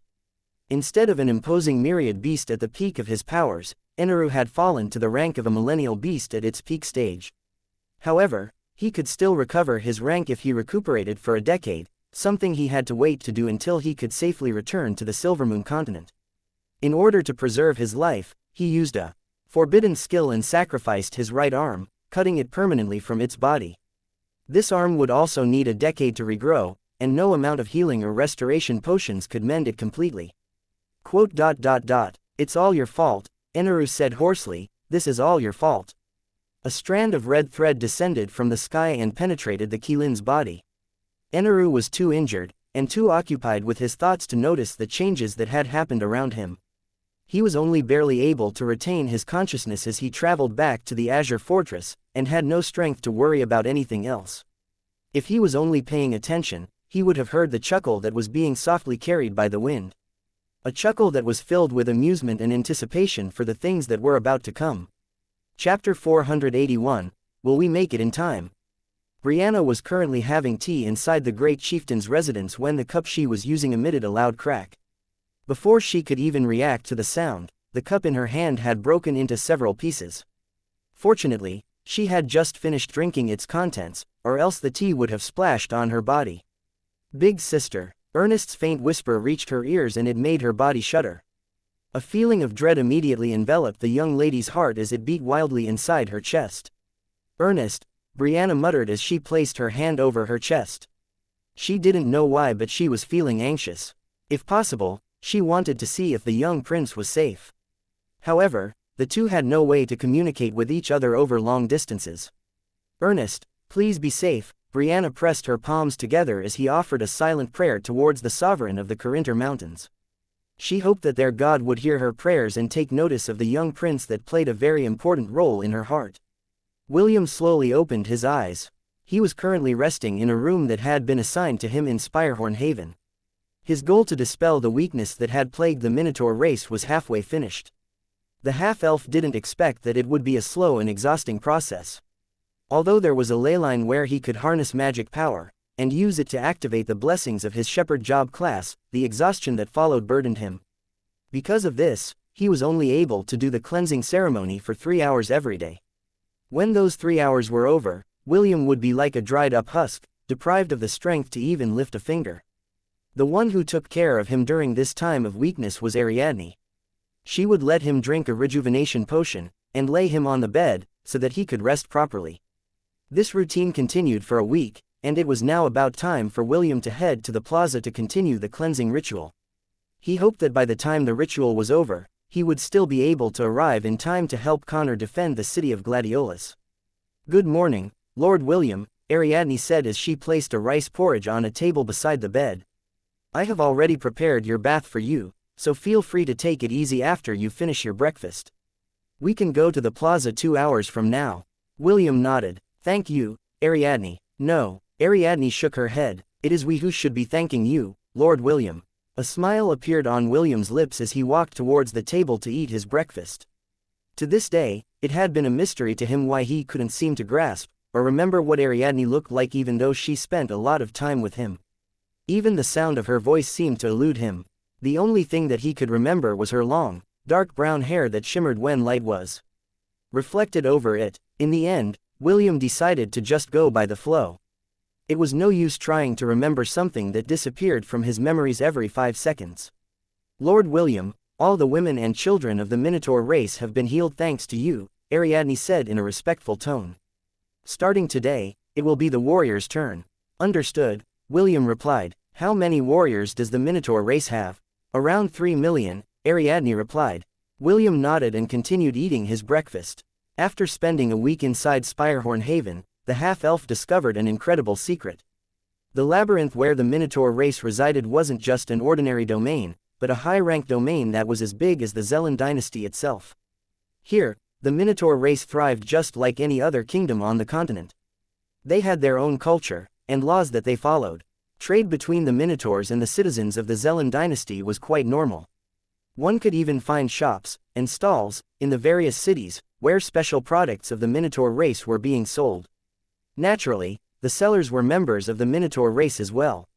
They were like members of the Beastkin, which was rarely seen in the southern continent. "Thank you for the food," William said as he placed his spoon down. He then glanced at the lady that was sitting not far away from the table. Although he couldn't see her face, he was sure that Ariadne was looking at him. "I'll take a bath now. You don't need to look for me later. I'll just go to the plaza by myself." "Understood. I'll see you there later, Lord William." Ariadne stood up from her seat and cleaned up the table. William made his way towards the bathroom and firmly locked the door once he was inside. After making sure that the door was secured, he immediately entered his thousand-beast domain in order to take a bath. Even though he could take a bath in his temporary residence, he still preferred going to his own villa to bathe because... "Your shoulder is stiff again," Ash said as she massaged William's shoulder while the boy was soaking in the large bathtub inside their villa. "This is the life," William muttered as Wendy massaged his arm from the side. Both girls were sharing the bath with him because this was the only time that they could spend some time together. William had still not shared the information about his domain to King Minos. It was not that he didn't trust the king of the Minotaurs, but he felt that it was still too early for them to know about some of his secrets. He was waiting until he finished with the weakness-clearing ritual before he talked to King Minos about his domain so they could use it in order to leave their labyrinth, which had been sealed from both inside and out. After their massage session, William found himself being sandwiched between the two girls, as they performed the transfer of spirit power towards the gem embedded on William's chest. Thanks to Ash's constant care, the red-headed boy's spiritual world was recovering at a rapid pace. Although he still couldn't fight for a long time, the danger of his sea of consciousness collapsing was no longer a problem. Still, Ash repeatedly told him that he shouldn't force himself to exceed his limit because it might still trigger a relapse. "Will we make it in time?" Wendy asked as she rested her head on William's shoulder. Her palm was pressed over the gem on William's chest that was glowing with spirit power. William kissed her forehead and assured her that it was going to be fine. The half-elf was also worried, but worrying wouldn't solve anything. The only thing he could do was to continue what he was doing and travel back to the Helen Kingdom as fast as he could. Thanks to the job class, Prince of Thunder, William was able to travel as fast as a lightning bolt, but he could only do it twice a day. Also, the Blood Eagle, Skadres, and the small wren, Aethon, were monitoring the situation as well. The Blood Eagle was sent to the Corinter Mountain, because William needed to have a dialogue with Tockham. Aethon was sent to the Helen capital to give him scheduled reports if the elves had already arrived at the capital. It would still take 3 days before Skadres arrived at the Corinter Mountains. William had a lot of questions to ask Tockham, and he would relay his words through the Blood Eagle. As a demigod, Tockham could easily understand the Blood Eagle's shrieks and communicate with William properly. "Ah, I almost forgot to tell you that the young master left a message for you," Ash said as she looked at William with a mischievous expression. "Est did." William smiled as his devilish hand groped something that he shouldn't have groped. Ash's mischievous look had triggered him, so he decided to become mischievous as well. Ash immediately glared at him, but didn't do anything to swat the mischievous hand that was busy groping her. Wendy, who saw this scene, whispered, "No favoritism," in William's ears, which made the half-elf happily comply and give her the same treatment. "Go on," William said in encouragement as his two hands had their way with the two beauties in his embrace. "What did Est say?" "Dia has woken up," Ash replied. The young master had taken her to the dungeon to play. William was pleasantly surprised by the news that Ash told him. Dia had been sleeping for a long time, and he was worried about when she would wake up. However, after the surprise passed, William suddenly remembered a very important thing. "Why is Dia with Est?" William mused. "No matter, I'll just look for them later." William smiled at the thought of Est and Dia playing together. He also understood that the passive, silver-haired lady whom he kissed in his spiritual world many times, was also secretly jealous of Wendy and Ash because they had Thor and Ragnar. It was not a secret that the three beasts were considered to be William's own children. Because of this, Est had been waiting for Dia to wake up. That way, she could immediately secure one of William's kids, and be on the same standing as William's first and second wives. Chapter 482, It always seems impossible until it's done.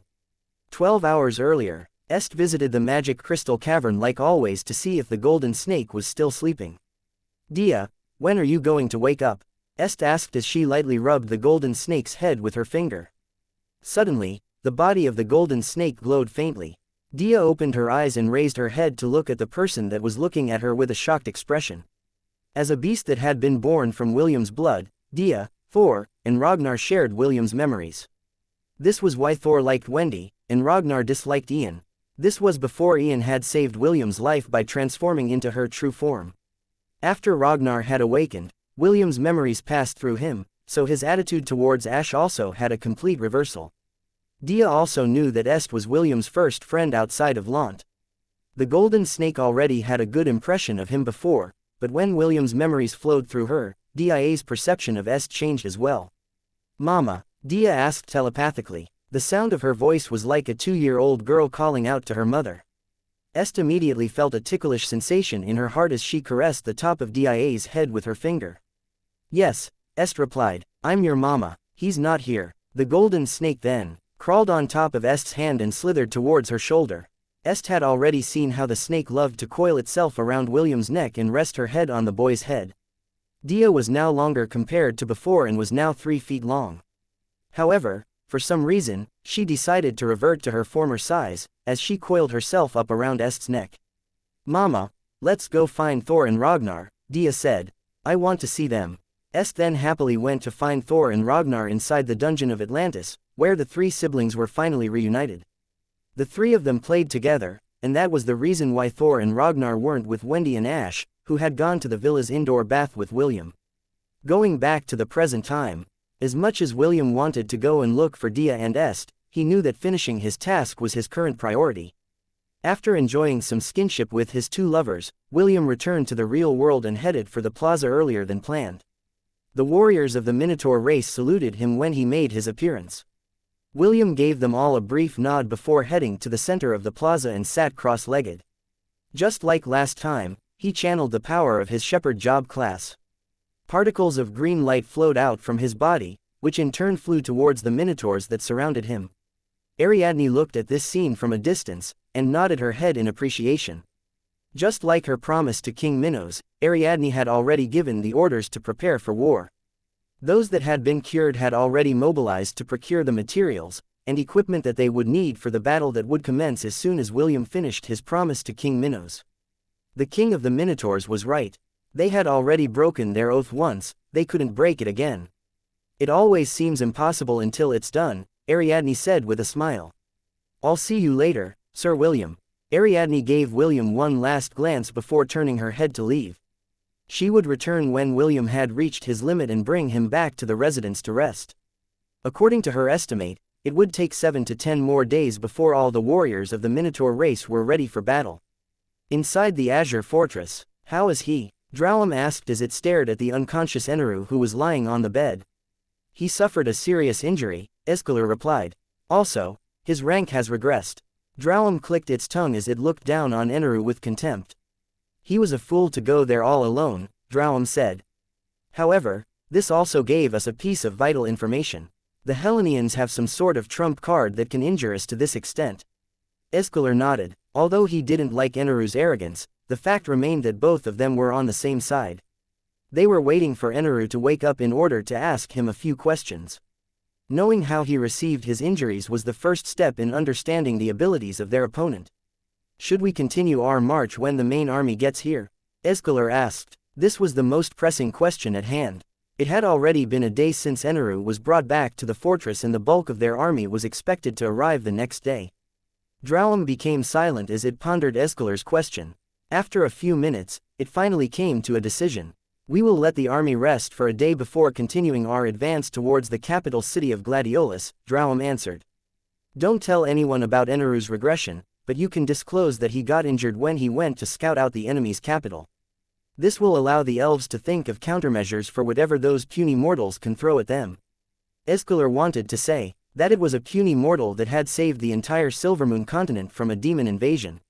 However, he didn't do that. Drowlam was a prideful being, and it would not admit that it was once helped by a mortal man, who had made the world tremble at one point in history. "You look after him," Drowlam said as it turned around to leave. Since there was nothing it could do for Aenarion, the ancient golem decided to return to its role of guarding the fortress from surprise attacks. Escalar watched him go with a sigh. He then turned his attention back to the sleeping Qilin, who had lost its right arm. The elder dragon knew that Aenarion had the ability to escape from any kind of attack because he could move very quickly. However, even someone as fast as him wasn't able to prevent himself from getting injured. Escalar frowned as he once again examined Aenarion's injury. He hoped that by doing so, he could find the answers that he was looking for. Sadly, even after repeated diagnosis, he still couldn't come up with an answer. The only thing that he could do was wait. Wait for the Qilin to wake up and tell them what exactly happened when he went to the capital of the Hellen Kingdom to vent out his anger and frustration. Chapter 483, All is Fair in Love and Lust. 2 days after the elven army arrived at Azure Fortress, Elendor gave the order to advance towards the capital of the Hellen Kingdom. The news of Aenarion being injured didn't deter the elven army from continuing their march. Regardless of whatever vile tactics that the humans had used to injure their guardian, the young elven commander, the patriarchs of the clan, as well as the high-ranking officers of the elves, knew that there was no stopping the gears of war that had started to turn. Callum looked through his telescope and observed the countless elves from afar. A few days ago, William's informant had sent a message to Brendan, which had been passed over to Connor. According to the letter, the elves numbered over 5 million. That was already a twelfth of the overall population of the elves that lived in the Silvermoon continent. Unlike the human race that numbered in the billions, elves were a race that didn't give birth easily. Aside from the teenage elves that were of the platinum rank, the required rank to become a soldier of the elven army was that of the mithril rank. Platinum ranks are equivalent to Class B beasts, while mithril rank is equivalent to Class A beasts. This was an army that had surpassed human standards. It was more than enough to conquer a human kingdom, defended by children, and a few thousand members of the organization.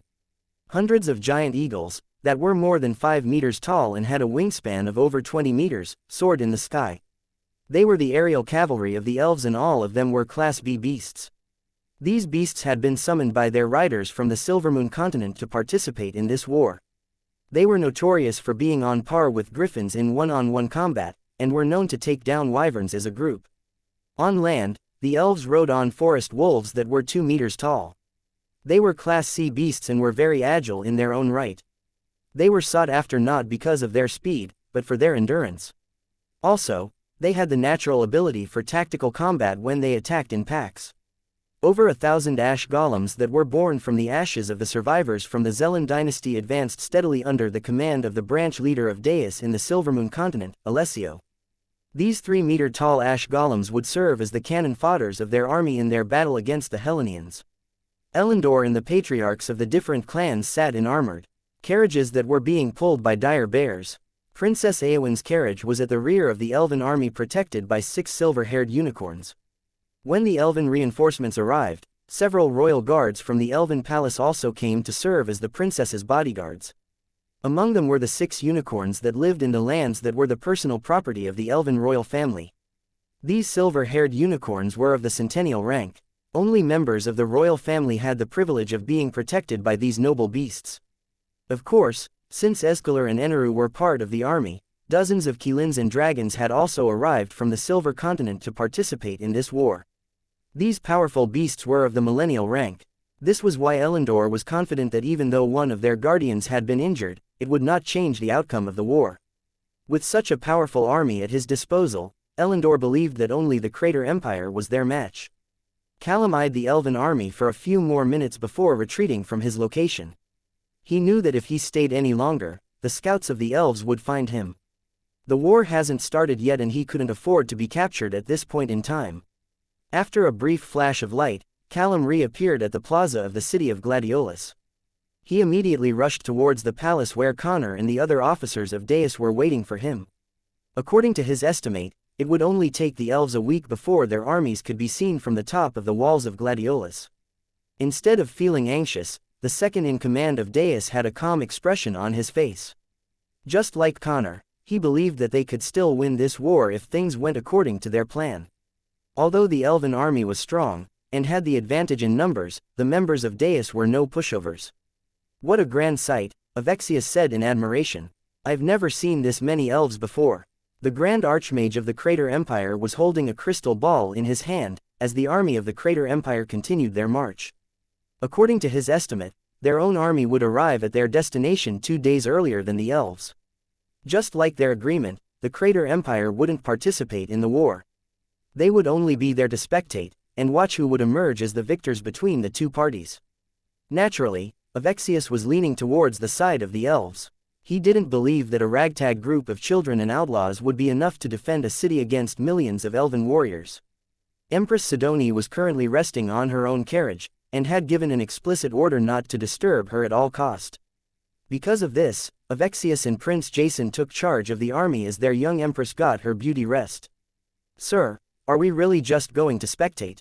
Prince Jason asked. Although he was the commander of the Crater army on paper, the Grand Archmage was the right hand of the Emperor of the Crater Empire.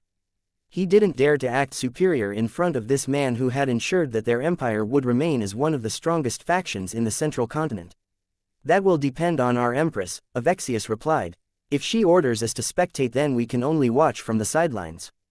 However, if she orders us to charge, then you and your men should better be ready to execute her order before she changes her mind. Do I make myself clear?" A smile appeared on Prince Jason's lips. He had courted many beautiful women in their empire, and one of the things he had learned about them was their fickleness.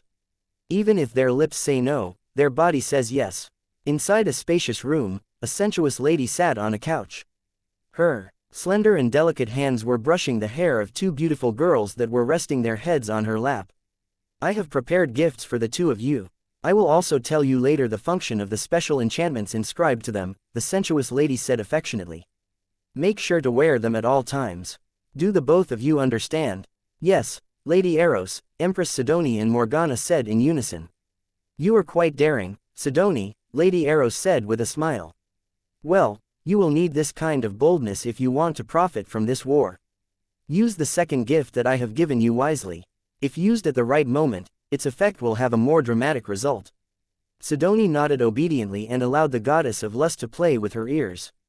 The goddess of lust giggled as she pinched the beautiful lady's ear because the grand plan that the young empress had envisioned was truly unexpected.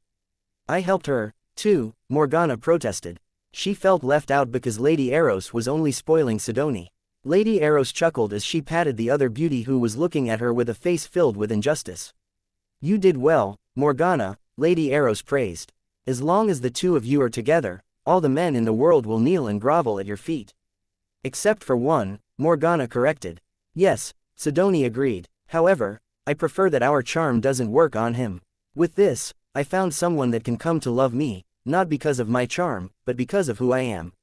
The corner of Lady Eros' lips curled up in a smile. The goddess of lust was very tempted to tell her beloved daughters that she was the one that trained William to resist their charms. If she hadn't done so, the half-elf would have long submitted to them, and would gladly allow himself to be tied up on Sidonie's and Morgana's bed.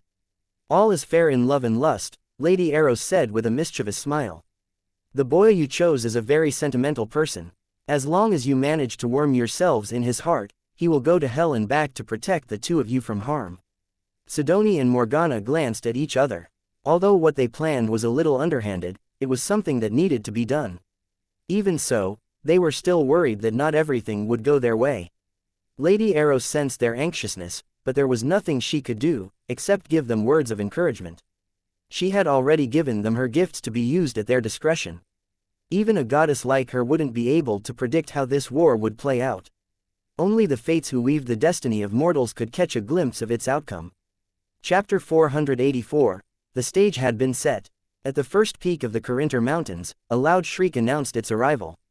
The barrier protecting Tocum's palace opened up and allowed its entry.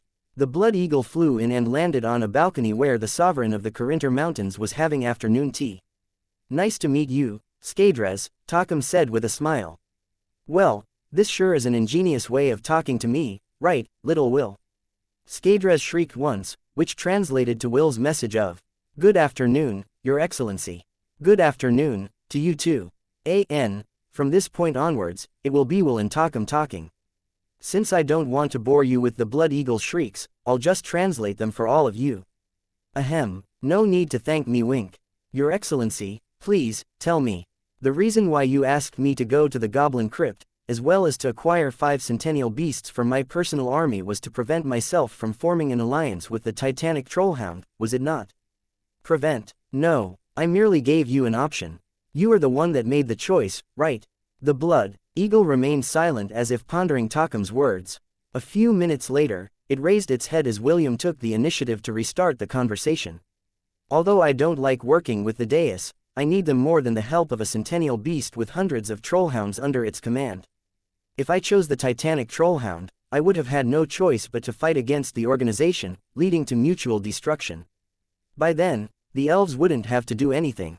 They could have easily conquered the Helen Kingdom without any kind of resistance. Tocum sipped the tea in his cup and didn't affirm or deny William's statement. Even so, the corner of its lip was raised as it placed the cup on top of the table. Little Will, is this the only reason why you want to talk to me? Tocum asked. It would be best if you get straight to the point. Time waits for no one. Not even to a demigod. The blood eagle nodded. William knew that no matter how many times he pursued the matter with the errand that Tocum had given him, the demigod would not answer his question. Since that was the case, it was time to ask the other question he had on his mind. Are you going to help us? William inquired. Will you help us fight against the elves? Tocum shook his head. Little Will, although I can easily solve your problem for you, I won't do that, Tocum answered. However, that doesn't mean that I will not help you. First, let me tell you how I can help you. William waited patiently for Tocum's words because this was the main reason as to why he sent Skadres to the Carinthar Mountains. He needed to know what kind of help the demigod was willing to give them, and what price they needed to pay in order to acquire its help. There was no such thing as free lunch in any world, especially when it came to favors done by demigods. One of my abilities is, Tocum started his explanation. The blood eagle nodded its head after the demigod finished his explanation. Now that William knew the concrete details, and the conditions for Tocum's help, he would know what to do when that time came. Thank you, Your Excellency. I will not forget this favor for the rest of my life. Good. Since both of us have an understanding, it is time for you to hurry up with whatever you are doing. After William's and Tocum's discussion, the demigod proposed that the blood eagle stay for a day inside his palace to rest. William thought that it was a good idea, since Skadres had been flying non-stop in order to reach the Carinthar Mountains before the elves arrived at the capital of Gladiolus. With his matter finally settled, William disconnected his connection with the blood eagle and slept peacefully. He was still tired from doing the cleansing ceremony and only put off going to sleep because Skadres was already near the Carinthar Mountains. A few days later, Sir, they are finally here, Callum reported. Connor nodded as he walked out of the conference room. How is Prince Ernest? Connor inquired. The young prince would play a pivotal role in this war, and Connor didn't bat an eye when he provided the prince with elixirs to aid his recovery. However, even though the elixir did its work, the prince was still unable to make a full recovery. It was the price that Prince Ernest had to pay in order to use the limited divinity that the goddess Astrid had bestowed upon the Helen Kingdom. Prince Ernest is still in a lethargic state. I don't think he will be able to last long if he sits on the throne of divinity. Callum shook his head as he gave his report. It's fine, Connor replied. Have someone take him to the throne. Tie his waist to it if you have to, so that he won't fall over. I'm sure that he will understand and even thank me for it. Yes, sir. Callum bowed before personally going to see the prince. This was an important matter and he didn't want to assign it to anyone. 10 minutes later, Connor arrived at the defensive walls of the capital city of Gladiolus. On the edge of the horizon, several black spots that looked like a swarm of bats hovered in the sky. Connor looked through the lens of his telescope and saw the flying eagles that served as the elves' flying cavalry. After checking their numbers, he moved the telescope towards the land. There, he saw the advancing army which looked like a silver tide. It was only 2 hours away from sunset, but Connor knew that the elves didn't care whether it was night or day. They could see easily in the darkness, because it was one of their racial abilities. However, Connor believed that the arrogant elves wouldn't attack in the evening. They were too proud for that. The leader of Deus snorted because he didn't care whether they attacked in the evening or not. It wouldn't change the results. 50,000 defenders, against 5 million plus. All the members of Deus had gathered in the city of Gladiolus and they numbered 30,000. The rest were the teenagers that decided to fight for their kingdom. Those who were unable to fight had been evacuated days ago. They were sent to the western side of the Helen Kingdom. Although Connor didn't know why Prince Alaric had made this proposal, he didn't pry further. He had no use for non-combatants in a war where they would be fighting for their lives. Just like Connor had expected, the elves made camp 2 miles away from the walls of the city of Gladiolus. Elendor decided to act his part as the elven commander and gave the order for everyone to rest.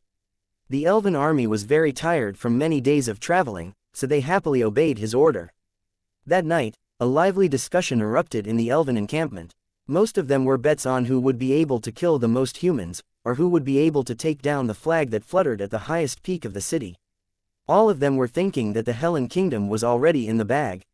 They didn't even think for a second that a ragtag group of outlaws and teenagers, that didn't even number past 100,000, would be able to stop their invasion. The 3 guardians also felt the same way. Aenarion had regained consciousness 2 days ago, and had narrated everything that had happened to his 2 comrades. He was well aware about his regression because it was the price that he had to pay in order to escape with his life. After knowing the hidden ace that the enemy was hiding, Drowum and Escalar decided to just observe this war, and allow the elves and humans to fight it out among themselves. Although they were confident in their strength, they were not stupid. They had long lives, but they were not immortal. Any attack that contained a sufficient amount of divinity could end their lives, just like a sword could end the life of a mortal man. Aenarion had only barely been able to escape with his life. Drowum, as well as Escalar, weren't too impatient to test the defenders to see if they still had more cards up their sleeves. "Everything will be settled tomorrow," Drowum said softly as it stared at the city in the distance. Escalar and Aenarion nodded in agreement. The stage had been set. The curtain had been raised. It was now time for the actors to play their part. Empress Sidoni had a sweet smile on her face as she gazed into the distance. When morning came, she would have the best seat in the theater. A seat where she would witness the beginning, and the end, of a battle that would decide the division of power within the southern continent. Chapter 485. One-Sided Slaughter, Part 1. Several flags carrying the emblems of the different clans fluttered in the air, as the elven army stood side by side. Elendor stood on a raised platform at the center of the army formation along with the important people of the Silvermoon continent. "Today is the day where we will show the world that we will not allow ourselves to be hunted down as slaves." Elendor shouted. "We will never again allow ourselves to be treated as tools by the humans." Elendor raised his hand. "We will show them that we are the superior race. Today, we march to war. A war that will make the world tremble when they speak our names. We are the elves of the Silvermoon continent." Elendor roared. "Glory be to the elves! Glory be to the elves!" Elendor unsheathed his sword and pointed it at the city of Gladiolus in the distance. "Victory! Victory! Elves of the Silvermoon continent! Charge forward!" Trumpets resounded in the air as hundreds of giant eagles took flight. The ash golems advanced under Alessio's command, and half of the mighty elven cavalry surged forward like a tide. The forest wolves howled as they charged forward towards the city that was waiting for their conquest. Princess Éowyn sat on her chair as she questioned whether or not what they were doing was really the right thing to do. Kenneth stood on top of a mountain overlooking the battlefield. Beside him was his beast companion, Luna, who had insisted that it traveled to Lont with him. When he arrived at William's hometown, he was welcomed warmly by Matthew and Leah. He had also played with Eve for a few days before heading towards the capital city once more. The reason he had gone to Lont was to see William. However, he was not around when Kenneth arrived. Instead of leaving right away, Kenneth decided to stay for a few days because he understood that, regardless of where William was, he would definitely return as soon as the drums of war resounded across the battlefield. "Don't die, Will," Kenneth said softly as he observed the battle from afar. He didn't want to participate on either side, because he knew that he would be guilt-ridden no matter which side he chose. Since that was the case, he chose not to choose either side and to remain a spectator. This way, he could still face William and tell him that he didn't take part in this battle to conquer his homeland. Connor stood fearlessly on the city walls with his arms crossed over his chest. The members of the organization had already positioned themselves on the city walls with their spells at the ready. Prince Alaric, the freedom fighters of the Zelen dynasty, as well as the students of the Hellen Royal Academy were also on the walls. Connor had personally chosen their positions in order to complement their strengths and minimize their shortcomings. Bows had been armed and loaded. Crossbows had been wound. Magic and spiritual powers flickered in the surroundings as they waited for the elven army to come within range. "Sir, they have reached our attack range," Callum reported. Wait for my order to attack, Connor reminded everyone. He had already briefed them of the battle plan. Regardless of how close the enemy came to the city walls, none of them would release an arrow or a spell on the elven army. They would wait for Connor's order before they unleashed their deadly attacks on the invaders that would try to get through their defenses. The elven war machines, that were powered by magic crystals, made their way to the front line of the battlefield. This was the elves' first campaign against the humans, and they were using the city of Gladiolus as a way to test the effectiveness of their war machines. Clearly, they didn't intend to just stop their conquest in the southern continent, they were also eyeing the human kingdoms in the central continent as well. 400 meters, 300 meters, 200, 100, the elven army unleashed a barrage of spells, at the same time that their war machines propelled fireballs the size of a small carriage towards the city walls. The defenders braced themselves for impact. Connor had still not given the order to attack, so they were doing their best to prevent themselves from releasing the arrows and spells at the enemies that were just a stone's throw away from them. Prince Ernest slowly raised his hand as he sat on the white throne. Brendan stood beside him worriedly as he monitored the prince's condition. A transparent barrier appeared and enveloped the entire city, just in time to stop the barrage of spells that threatened to fall on it like rain. Explosions sounded one after the other, as the magic barrier endured the first wave of attacks that came from the elven army. "Sir," Callum glanced at Connor, who still had his arms crossed over his chest. "Wait," Connor replied without even bothering to look at his trusted subordinate. His eyes were focused on the elven cavalry that had now congregated at the edge of the magic barrier. The elves had also erected their own barriers to protect themselves, while they waited for the city's magical barrier to collapse. They knew that it was only a matter of time before they could scale the walls and unleash a bloodbath on the foolish defenders who stood in their way. A sneer appeared on Connor's lips when he saw that everything was in place. "Floyd, do it now," Connor ordered. The Scholar of Deus roared as he threw a red crystal in the air. The crystal flew past the magical barrier, and continued towards the sky before stopping several hundred meters above ground. A few seconds later the red crystal exploded and a cloud of red smoke appeared on the battlefield. This red smoke transformed into the figure of a giant red skull. When the giant red skull had finally completed its transformation, several pillars of light shot out from the sky. They came from the altars that had been used to cast the continental spell that brought the entire southern continent to its knees. "Foolish and arrogant elves, it's time for all of you to wake up from your daydream," Connor shouted in a voice that was heard across the entire battlefield. "This will be the place where all of you will die." The hollow eye sockets of the giant red skull glowed with power as it opened its mouth to emit an ear-piercing scream. Immediately, cries of pain resounded throughout the battlefield as the eardrums of the elves ruptured. Elendor, Princess Eowyn, the patriarchs and the other high-ranking officers of the elven army weren't spared from this attack that was made to target their heightened senses. Almost everyone fell on their knees as blood seeped out of their ears. The barriers that the elves had cast to protect themselves shattered into pieces as their casters screamed in pain. "Now, attack," Connor ordered. Spells poured down on the elven invaders like rain. The first to die were the elves that were directly under the city walls. The elven captains, that led the charge, screamed in order to retreat as blood leaked out of their ears, but none were able to hear him. Not even those that were standing only a meter away from him. The elven battle clerics tried to activate their magic powers to heal their comrades. But, to their surprise, they couldn't channel the magic power properly in their bodies. They couldn't even use the simplest of spells in order to protect themselves from the ordinary arrows that pierced their bodies. "Do it, now," Connor gave another order. This time, the two archmages that stood behind him chanted. The ash golems that had been attacking the magic barrier paused in their attacks. They stood in place like frozen statues for half a minute, before they turned around and started to bash the heads of the elves nearest them. Alessio, who had sole control of the ash golems, had lost his connection with them due to the fact that the magic power inside his body had run amok. Connor was well aware of what his rival was capable of and had prepared a countermeasure beforehand. The altars that had been built around the southern continent weren't just for show.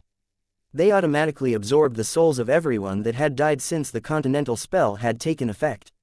Many human children had died of hunger, torture, and abuse, not only from the elves, but from their fellow survivors as well. Such was the fate of those that had no strength to fend for themselves in the absence of law and order. Now, These same pitiful souls were now being used to activate a powerful spell that Connor and Floyd had prepared to teach the arrogant elves a lesson they would never forget. The gates of Gladiolus opened and a horde of beasts charged out in a mad frenzy. All of them had dark green skin, and all of their eyes glowed red with bloodlust. They were the super soldiers that Floyd had made. Thanks to Celine's special serum, these super soldiers gained the strength of centennial beasts. Hundreds of centennial beasts started a one-sided massacre as they feasted on the blood and flesh of anyone within their reach. Naturally, Celine made sure that the organization wouldn't be able to abuse these variants that they had created. After applying her special serum, the super soldiers would only be able to live for a week, before their bodies would disintegrate into dust. Although Floyd found it a pity, he was still thrilled about the fact that he could command hundreds of centennial beasts that were nearly immortal. Just like the titanic green-scaled trollhound, these super soldiers only had one weakness: acid that could melt adamantium. None of the elves knew this, and perhaps, even if they did know, there still might have been nothing they could have done about it. The entire elven army fell into disarray as the ash golems, the super soldiers, arrows, and spells decimated their numbers at a rapid pace. Such a devious man, Avexius said with appreciation. He then looked at Berthold, who had a grim expression on his face. Clearly the leader of Deus, who was stationed inside the Crater Empire, didn't expect this kind of counterattack from Connor. He thought that the elves could easily break the walls of the city and cut off his rival's head. This was the scene that he had envisioned. However, a scene that was completely different from the one-sided carnage that he had painted inside his mind was currently happening in front of his very eyes, and it made him feel cold. He was not the only one who thought this way. Prince Jason, and the other officers of the Crater Empire, felt the same. Empress Sidoni eyed the battlefield with genuine interest. As a strategist, she admired Connor's resourcefulness and capabilities. This man is very useful, Empress Sidoni mused. What do you think, big sister? I think you are right. It will be best if we can make him one of our subordinates. The young empress smiled sweetly as she scanned the battlefield. She was looking for a certain red-headed half-elf whom she missed dearly. She hoped that her beloved would make an appearance and show her a performance that would make her heart beat wildly inside her chest. Chapter 486, One-Sided Slaughter, Part 2. Activate the second phase, Connor ordered. Floyd and the two archmages began chanting as the giant red skull in the air changed colors. From red, it turned completely black, and from its hollow eye sockets, a blazing blue flame emerged. Let's go, Aenarion shouted as he transformed into his Qilin form. Escalar transformed into a giant golden dragon and soared towards the sky along with Aenarion. Drowum stomped its foot on the ground and a giant earth spike shot up to the air. It then ran towards the skull with the intention of joining his comrades in destroying the giant skull that was looking down on all of them in contempt. The hundreds of giant eagles, that were flying in the sky, also charged towards the giant skull en masse. Their riders barely hung onto their seats, as their magic powers ran amok inside their bodies. Even so, all of them had one thing on their minds, and that was to destroy the giant black skull before it could unleash whatever diabolical spell their enemy had in store for them. Arrogant guardians, it's time for you to know your place as well. Connor sneered. Gravity befall. Aenarion, Escalar, Drowum, and the flying eagles froze in place, before a powerful, invisible force slammed down on them like a mountain. Just like flies that were hit by a fly swatter, all of them crashed towards the ground, killing the elves that were unlucky enough to be under them. Prince Ernest, imprison that ancient golem, Connor ordered as he pointed at Drowum, who had crashed face first on the ground. Prince Ernest, who was seated on the white throne, looked at the projection in front of him.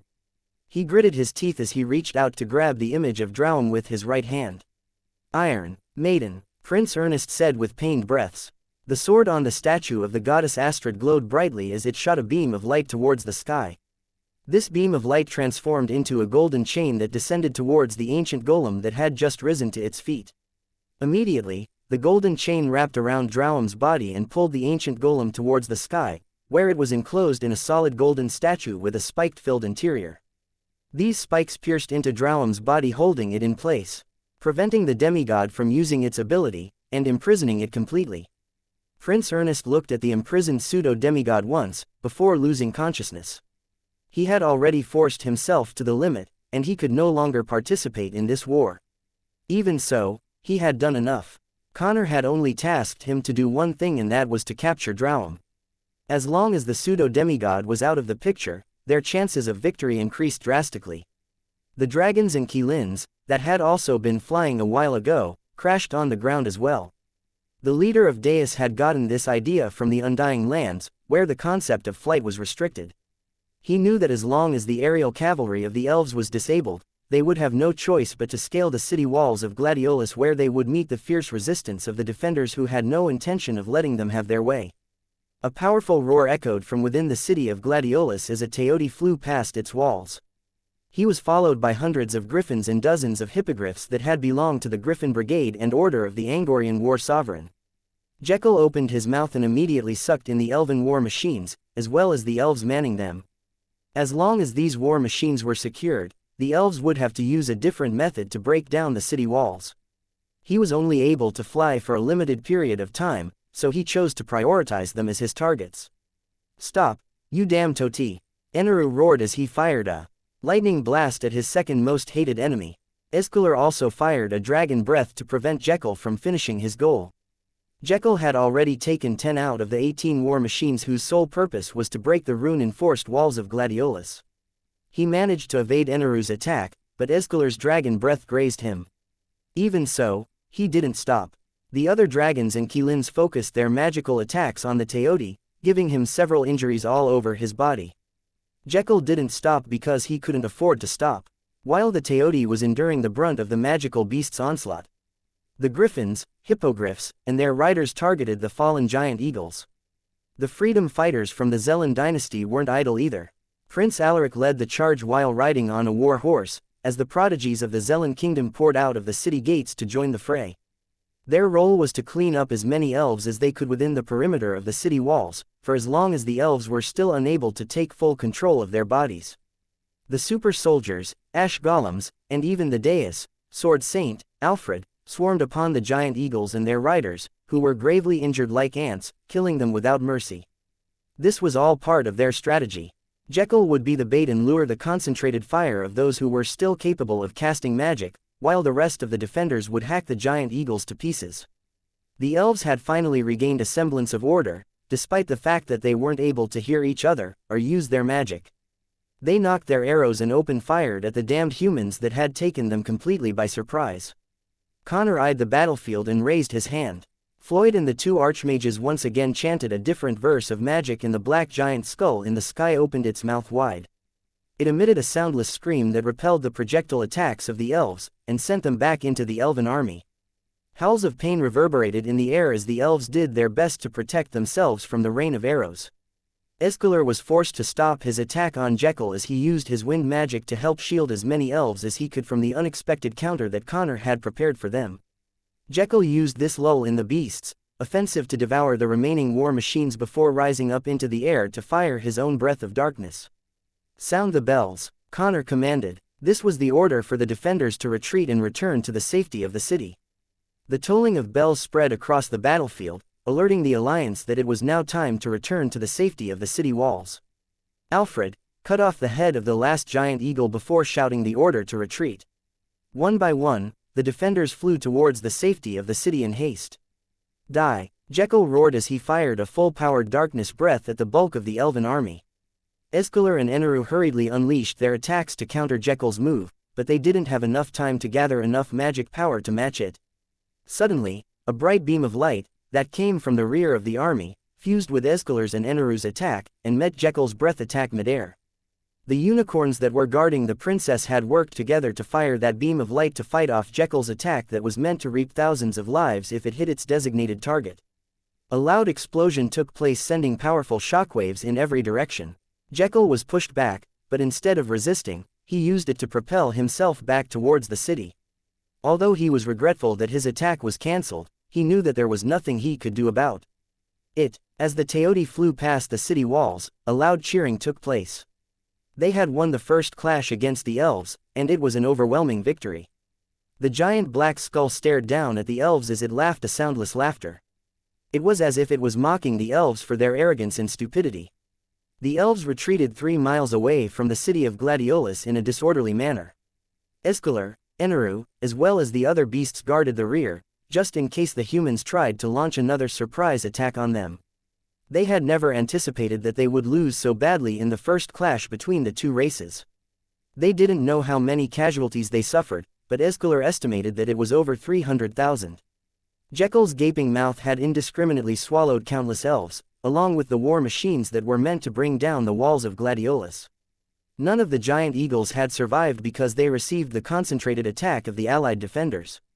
Empress Sidoni watched this from afar as a playful smile appeared on her lips.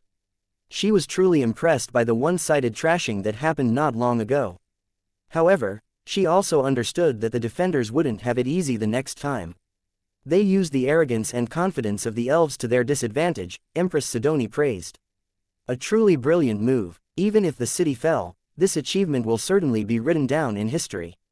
Yes, it was very entertaining. The elves will certainly not be so full of themselves next time and take this war seriously. Also, their ancient golem is imprisoned. This will be a blow to their morale. Morgana chuckled. Clearly, she was enjoying the show that had happened in front of her. However, I have a feeling that the ancient golem will not be imprisoned for long, Empress Sidoni mused. The moment he is released from his prison, it will be the elves' turn for a counterattack. True, but this is what makes it so exciting. Empress Sidoni smiled. The defenders had their taste of victory, but they still hadn't won the war. It would take more than a single loss to deter the elves from their plan of conquest. Avexius eyed the giant black skull in the sky with great interest. He had heard about the continental spell that Connor had cast over the southern continent, and was very curious how he was able to accomplish this task. The Grand Archmage then gave Berthold a sidelong glance before shifting his attention to the young empress that was seated on the throne. Avexius didn't know what Empress Sidoni had planned for this war. However, he was sure of one thing. The beautiful lady sitting on the golden throne would definitely make her move before the war's end. He didn't know why he felt this way, but he trusted his instinct. All he could do was act when that time came and play his role according to the beautiful Empress' wishes. Chapter 487. How long do you plan to make me wait? Once the elves had left the boundary of the giant black skull in the sky, they regained control of their magic. For the past 3 days, the clerics and spiritualists of the elves had busied themselves in healing the elves from all of their injuries, including their loss of hearing. Some of the elves whose hearing were stronger than others suffered from shock which caused their bodies to be paralyzed. They had to be carried off of the battlefield by their peers, and this took a great effort on the part of everyone in the army. Elendor, as well as those who had a say in the war, were all gathered inside the main tent so they could discuss what they should do next. It would take another 3 days before the entire army had been healed from their injuries, according to the head cleric and arcane spiritualist who were in charge of dealing with the aftermath. All of them had made several proposals, but none of them managed to get the vote of the majority. They were at an impasse on what to do, because they didn't know if the spell that rendered them helpless could be used over and over again. Everyone in the room knew that if the giant skull could once again disable their hearing, and make their magic inside their bodies run amok, then the same thing would happen again. While they were at a loss on what to do, Alessio stood up from his seat and spoke his mind. I think I have a way to deal with this problem, Alessio said with confidence. Everyone in the room faced his direction as they waited for him to continue his explanation. I believe that the giant skull is powered by the altars that our enemy built all over the continent, Alessio stated. If we destroy those altars, we can prevent them from using that spell over and over again. No one in the room was able to refute his proposal because it sounded very logical. If they could cut off its power source, then the giant skull would no longer pose a threat to them. Among us, only His Excellency, Lord Eneru, and the mighty Qilin race, are capable of destroying those altars in a short period of time. I believe that this will deal with the root of the problem and we can continue our assault on the city of Gladiolus. Alessio then bowed respectfully to Eneru before returning to his seat. As the leader of Deus in the Silvermoon continent, he couldn't allow Connor to get the upper hand or he would lose face. He could already imagine Berthold's ridicule and contempt going on behind his back, and it irritated him to no end. When the altars activated, they shot out pillars of light in the sky, Eneru commented after Alessio's proposal. Although I have a general idea on their locations, it would be impossible for me to find them all. Unless you have a way to pinpoint their locations. Eneru stared at Alessio with a determined expression. Since the elf had made this proposal, he naturally had a way to find these altars that he had spoken of. Of course, Your Excellency, Alessio replied. I have several artifacts that will help you pinpoint their locations. You can assign them to the members of the Qilin race in order to finish the job faster. Aenarion nodded. He was itching to do something, and this task suited him perfectly because he could travel at the speed of lightning. The same could be said about the members of the Qilin tribe, so this assignment was tailor-made for all of them. Now that the issue of the altar has been dealt with, the next problem remains. One of the elven captains sighed. How do we free His Excellency, Lord Drowham, from his prison? The room descended into silence. This silence didn't last long because Shaffle, the great elder, spoke his mind. I believe that the prison where His Excellency is being held will disappear soon, Shaffle said.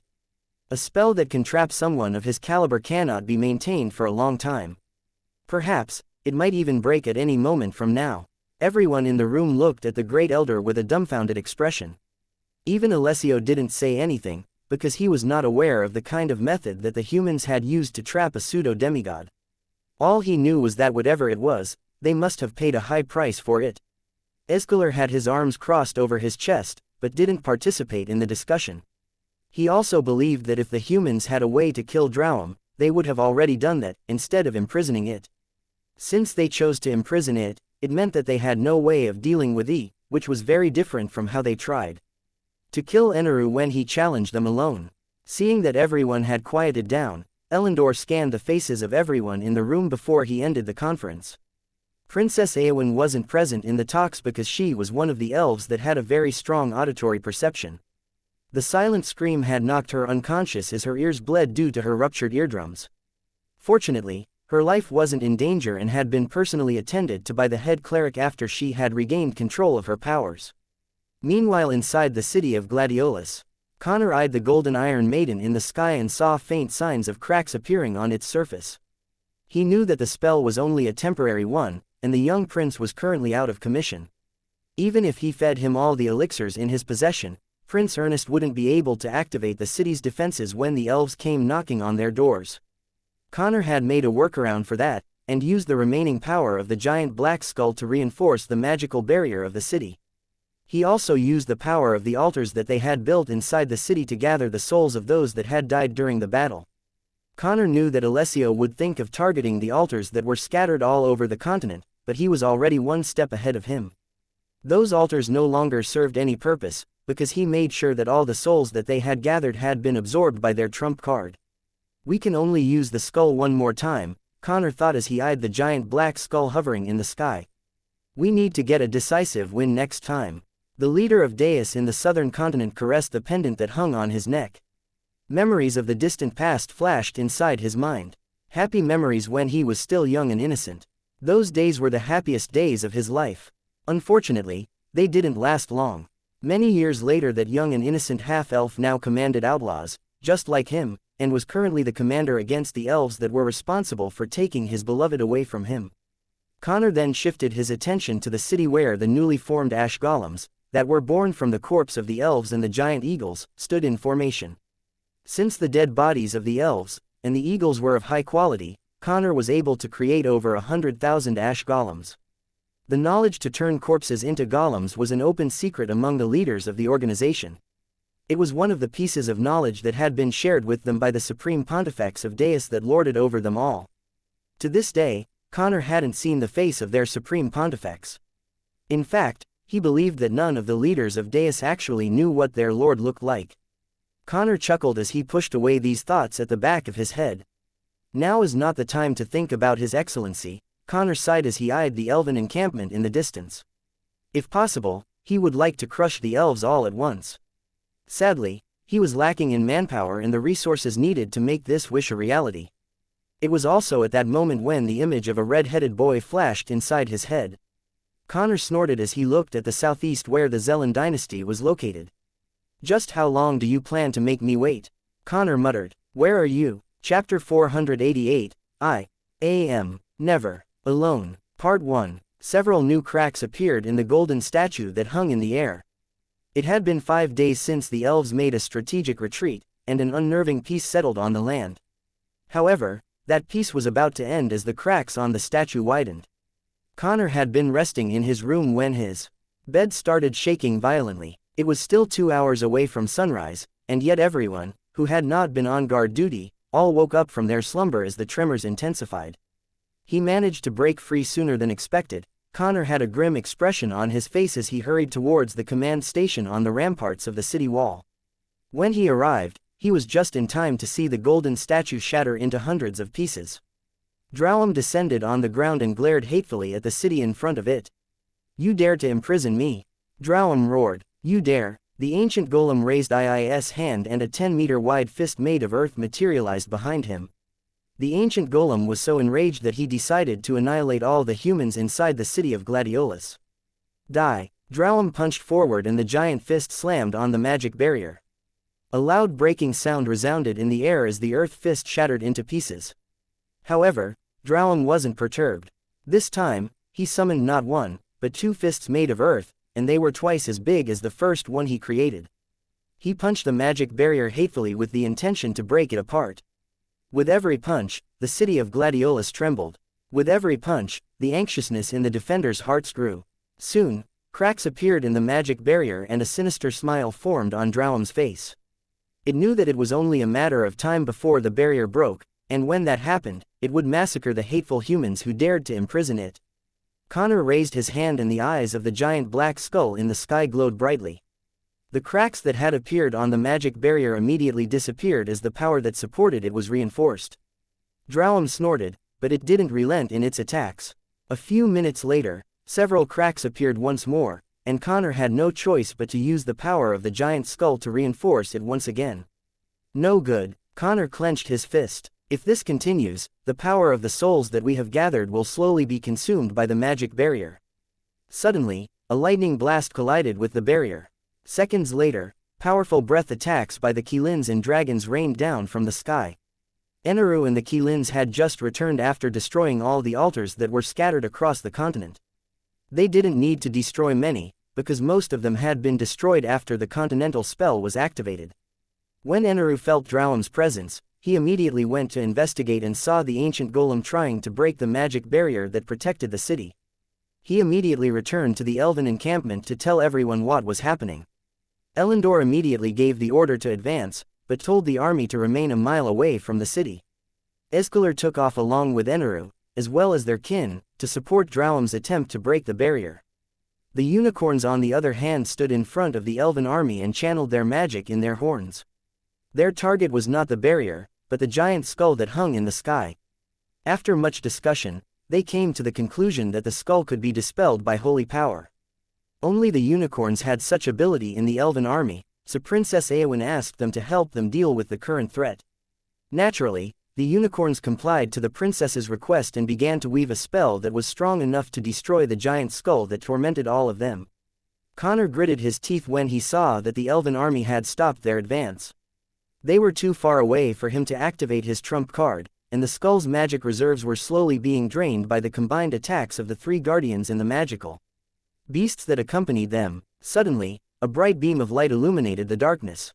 It flew straight towards the skull, creating a powerful explosion. No! Floyd screamed when he saw that the spell that he had made along with the 2 archmages was destroyed completely. Moments later, a deafening cracking sound erupted from the barrier. Drowlam gave it one last blow, and the barrier shattered into pieces. Elendor, who saw all of this, raised his sword in the air. He knew that the humans had lost the upper hand and immediately ordered an attack. The forest wolves, along with their riders, advanced at a rapid pace. This time, Elendor only sent a quarter of the army, just in case the humans still had aces up their sleeves. The defeat that they had suffered a few days ago was still fresh in his mind. He didn't want to take any chances and get caught up once again in a trap that the branch leader of Deus had prepared for them. Unfortunately, Connor's ultimate move had been rendered useless when Drowlam regained its freedom. If only the ancient golem chose to flee instead of attack, then the magic energy within the skull wouldn't have been used up. Sadly, he had underestimated how much Drowlam hated being imprisoned. He didn't anticipate that the ancient golem would be so determined to take revenge at all cost. "Open fire," Connor ordered. The spells of the magicians bombarded the ancient golem, but the latter only sneered. With a loud shout, Drowlam grew in size until it became a 100-meter tall earth golem. The spells landed in his body, making rocks and pieces of earth fly in every direction. However, Drowlam endured it all, and the land under its feet rose up to patch up the places on its body that had been damaged by the fierce counterattack of the humans defending the walls. Regret the fact that you dared to offend me in the afterlife. Drowlam shouted as it pulled back its arm to punch the walls of the city. Perish insects. Drowlam unleashed a blow that contained all of its fury. It didn't care if the whole city was demolished by his attack. The only thing it had in mind right now was to vent off its anger. However, before its punch could even hit the city wall, a gigantic golden staff that was as thick as a castle slammed against the body of the ancient golem, sending it hurtling hundreds of meters away from where it stood. Everyone froze, including the defenders, as they stared at the giant golden staff that had appeared out of nowhere. Soon, it retracted and their gaze landed on a teenage boy whose red hair fluttered in the breeze. He rested the golden staff on his shoulder as he eyed the battlefield with a serene gaze. "Have no fear," William said as he raised his chin in arrogance.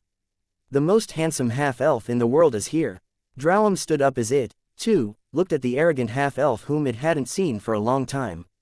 "You," Drowlam pointed at William, "I was going to spare your life on behalf of the Saintess, but since you want to court death so much, then I will gladly oblige and send you to the afterlife as well." William ignored the ancient golem as he gazed at the elven army that had stopped in their tracks. After a while, he looked at Aenarion, who was looking hatefully at him from the sky. William noticed that one of its legs was missing, which made him raise his brow in surprise. "Child, it will be best if you do not get in our way," Escalar said. "If you do, I will personally take you into custody and ensure that you will be reunited with your mother." William shifted his gaze on the golden dragon that seemed to hold no hostility towards him. Since he was in his heroic avatar form, he could tell whether someone was lying or not. The golden dragon had meant what it said, giving William a good impression of it. "Thank you for the offer, but I already planned on reuniting with my mother when I visit the Silvermoon continent," William replied with a smile. He then looked in the direction of the elves' main army. He saw Elendor standing on a raised platform, and the latter was looking back at him with a glare that matched Drowlam's hatred for those that had imprisoned it. "Now that I am here, I will put an end to this war once and for all," William declared. Aenarion loudly snorted as it summoned a thunderstorm above the battlefield. He had long wanted to kill William ever since he had realized his true identity. An existence that carried the will of the Eternal Guardian was a sworn enemy of their race. He would only be able to breathe easy once William's head had been severed from his body. "You think that you alone can stop us?" Aenarion asked. "How delusional." William chuckled as he looked at the Keelin, who was missing his whiskers and an arm on his body. Although he would pay a hefty price for this crime, he was willing to carry that burden on his shoulders. "Alone," William smirked. "Remember this, traitor of the herd, and remember it well, I come as one, but I stand in the tens of thousands.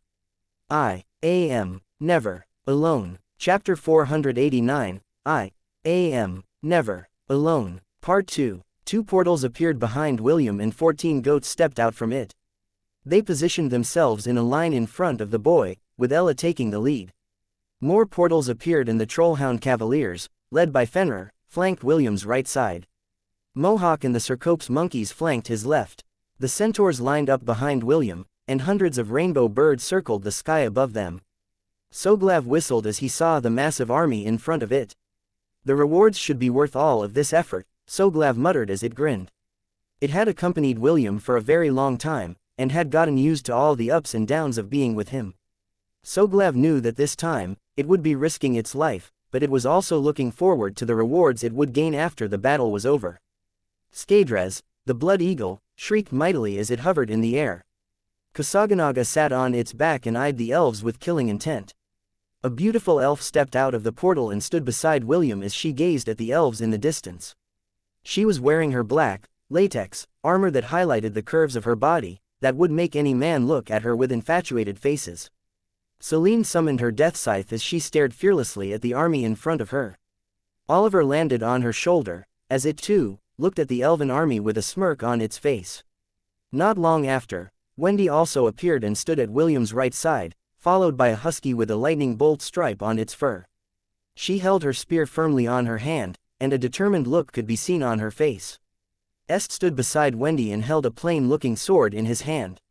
This was the sword that a human hero had wielded during the era of the gods to protect the human race from complete annihilation. Isaac stood beside Est, and beside him was Ragnar, whose tongue lolled outside of its mouth. It was his duty to protect his young master, and he wouldn't allow him to fight alone. Remember your promise. The apparition of a lady with light blue hair embraced William from behind. I will fight by your side, so you can leave everything to me. William nodded as he raised his hand to caress the side of Ash's face. The beautiful mermaid had decided to fuse with him in this battle with the elves. Although his spiritual world had recovered, she was still worried about a relapse. William didn't reject her proposal because he knew that his lover was only worried about him. Besides, having Ash with him put his mind at ease as well. While the two were showing off their public display of affection, hundreds of portals continued to appear behind them. Thousands of goblins that were mounted on scavenger goblin dogs also arrived at the scene. Spire, along with its herd, also appeared. It promised William that it would help him 3 times, and this was one of those times where it would extend its hand to aid the boy and fight by his side. The kelpies, wild bisons, and other beasts that William had tamed in the Aenarion dynasty also made their appearances. The army grew, in the thousands, and more was pouring out of the portals. The faces of the elves remained unimpressed, because a few thousand new enemies wouldn't be able to change the outcome of the war. However, all of their faces stiffened when tens of thousands of portals appeared once more behind the boy. Lamasis flew in the hundreds of thousands, covering the sky with their mighty wings. Urcha too, along with the Minotaur race, stepped forward, and their presence made the defenders suck in their breaths in anticipation. Millions of Minotaurs stepped out of the portal, and when the forest wolves saw them, they unconsciously took a step back due to the Minotaur race's passive intimidation ability. Suddenly, Drowum's, Aenarion, and Ezeklero's expressions became serious when they felt a powerful presence coming out from one of the portals. 2 Minotaurs that were 3 meters tall stepped out from a golden portal that appeared in the sky. Icarus and Daedalus looked down on the elven army while holding their great axes with both hands. They were the 2 great champions of the Minotaur race, and fighting was their forte. A buzzing sound spread across the battlefield as a 3-meter-tall black Minotaur stepped out of the golden portal. He was none other than King Minos, the sovereign of the Minotaur race, and just like Drowum, he was a pseudo-demigod. The Crater Empire, that was watching from the side, was dumbfounded by the sudden appearance of the Minotaur race. They had heard that the Minotaurs had sealed themselves inside their sanctuary, so they didn't expect that they would appear in this war against the elves. William's passive skills, Wolf in Sheep's Clothing, Beacon of Hope, and Heroism had all been activated to raise the stats of his entire herd and King's Legion. Right now, King Minos had given William complete command of the Minotaur race, so all of them had been temporarily registered as part of his King's Legion. Wolf in Sheep's Clothing and Beacon of Hope gave everyone plus 60 to all of their stats. However, Heroism was the skill that trumped everything. This skill increased everyone's stats by 50% if they were fighting against opponents that were stronger than them. William had assigned Drowum as the strongest opponent in the battlefield, which had dramatically increased the strength of each member of his army. Ox's strength, William said, and an orange glow enveloped his forces, increasing their strength stat by an additional 20 points. Ella's body glowed faintly as her stats increased by 10. This was William's very first buff that had made Ella become his main fighting force during his younger years. Although 10 stat points didn't seem to make any difference right now, it was still an important buff that made everyone recognize Ella as the leader behind this mighty legion. Show them the power of the Angorian war sovereign, William ordered. The 14 goats bleated in unison and their bodies grew up to 10 meters tall. Their massive horns glinted with a deadly hue as they lowered their heads and prepared to charge. This was the next form of the Angorian war ibex, and it was one of the reasons the Hellen Kingdom wasn't able to conquer the Corinter Mountains. These behemoths were all centennial-ranked monsters, and their destructive power couldn't be underestimated. William jumped onto Ella's back as he looked fearlessly at the opponents whom he had thought to be unbeatable many weeks ago. Elendor hastily made an order for the vanguard to regroup with their main army. This was no longer a battle where they could use their numbers to their advantage. The pressure that William's King's Legion presented to them made their hearts shudder. Drowum, Aenarion, and Ezekler, along with the other beasts, also returned to the main army as they prepared themselves to clash with the sudden reinforcements that arrived out of nowhere. Trample all those who stand before me. William pointed his staff at the elven army as he activated one of his skills that received a massive upgrade after his King's Legion crossed over the million mark. Set forth. Unstoppable. Million Beast Charge. Chapter 490. the kind-hearted yet easily offended deity of the sky. Unstoppable Million Beast Charge, Chapter 491, Accompany Me to the Afterlife Part 1. Die, Aenarion roared as it made a beeline towards William. Even though he was injured, his goal of killing the boy still burned inside his heart. However, things were different now, and the arrogant Qilin only realized his mistake after his body met William's gigantic staff head-on. Sweep away all adversaries, William shouted as he raised his staff to swat the Qilin who was charging towards him. Ruyi Jingu Bang, the legendary staff that first fought off the celestial army thousands of years ago, resonated with William's determination and enlarged itself. This was a weapon that could injure gods. Fighting a Qilin that was only at the peak of the millennial rank was nothing. Aenarion's pained scream reached everyone's ears as the giant staff struck his body like a baseball bat, sending him hurtling several hundred meters away. William was about to sweep the elven army like a pile of dried-up leaves when Escalor appeared before him and blocked his attack. The elder dragon had taken his humanoid form and appeared in front of William, kicking him off Ella's back. Escalor may not be as fast as Aenarion, or as strong as Drowum, but he had an uncanny ability. He was blessed with space magic, which is also called spatial manipulation magic. Among his skills was the blink ability. The blink ability allowed him to appear anywhere within a 5,000-meter radius around him. He was also an ancient dragon, a race that stood at the peak of the world of Hestia, and was born with one of the strongest bodies in existence. His offensive and defensive capabilities were superb, and this made him the most versatile guardian of the Silvermoon continent. William spun in the air as his feet landed on a white cloud. Escalor appeared once again in front of him and delivered a powerful punch that sent him flying towards the sky. As expected, fighting against a myriad beast at its peak is a pain, William thought as he once again summoned the cloud to regain his balance. Due to the Monkey King's powerful body, he received very minimal injuries from Escalor's attack. In fact, those injuries had already healed due to Sun Wukong's powerful regeneration abilities. "Come, child," Escalor made a taunting gesture as he stood in front of him. Clearly, he was preventing William from going back to the battlefield. "Why don't you play with me for a while? Are you sure you want to keep me company?" William inquired. "Jekyll is down there, you know. He will just swallow your entire army if you don't go down there to stop him. Your threat is bigger than that of a Teodi right now," Escalor answered. "If I were to choose between the two of you, I'd always pick you." "Should I be honored then?" "You should be." William glanced at the chaotic battlefield on the ground. Right now, the beast charge had stopped and it was now a complete mess in the battlefield. He was supposed to be the commander of the beast army, but now that he was out of the picture, he would find it hard to command his king's legion while fighting against Escalor at the same time. Fortunately, he had already taken this matter into account and appointed someone else to take his place. A golden-winged serpent, that was 7 meters long, rose up in the air. Mounted on her back was Est, who took charge of commanding William's army. Thor streaked past across the elven army as Wendy used her Runemaster Job class to fight alongside Isaac, who was currently mounted on Ragnar that had taken the form of a Grand Cerberus. Blade Shalut, Grand Cerberus, and Golden-winged Quetzalcoatl. These were the 3 centennial forms of Thor, Ragnar, and Dia under the power of kinship evolution. For some reason, even though Est was still not part of William's familia, Dia's bond with her had unlocked the kinship evolution ability. Because of this, the golden serpent had transformed into the golden-winged serpent that now slithered across the battlefield as Est gave orders left and right. "Are they your lovers?" William's attention snapped back to the ancient dragon in front of him after hearing the latter's question. He then narrowed his eyes as he gripped his weapon in his hand with the intention to go all out if the myriad beast dared to touch any of his lovers. "Don't worry, as long as you stay here, I promise that I won't attack any of them. However, if you leave..." "Is that a threat?" William asked. Escalor, don't make threats." Escalor smiled as he raised his chin. "I'm merely stating a fact." The golden staff in William's hands gave a metallic sound and William took a fighting stance. "Very well. Since you want to play, I will play with you.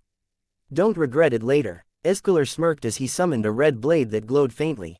"Come, child, I will show you that there is always a heaven beyond the heavens." A series of powerful explosions raged in the heavens as William and Escalor clashed.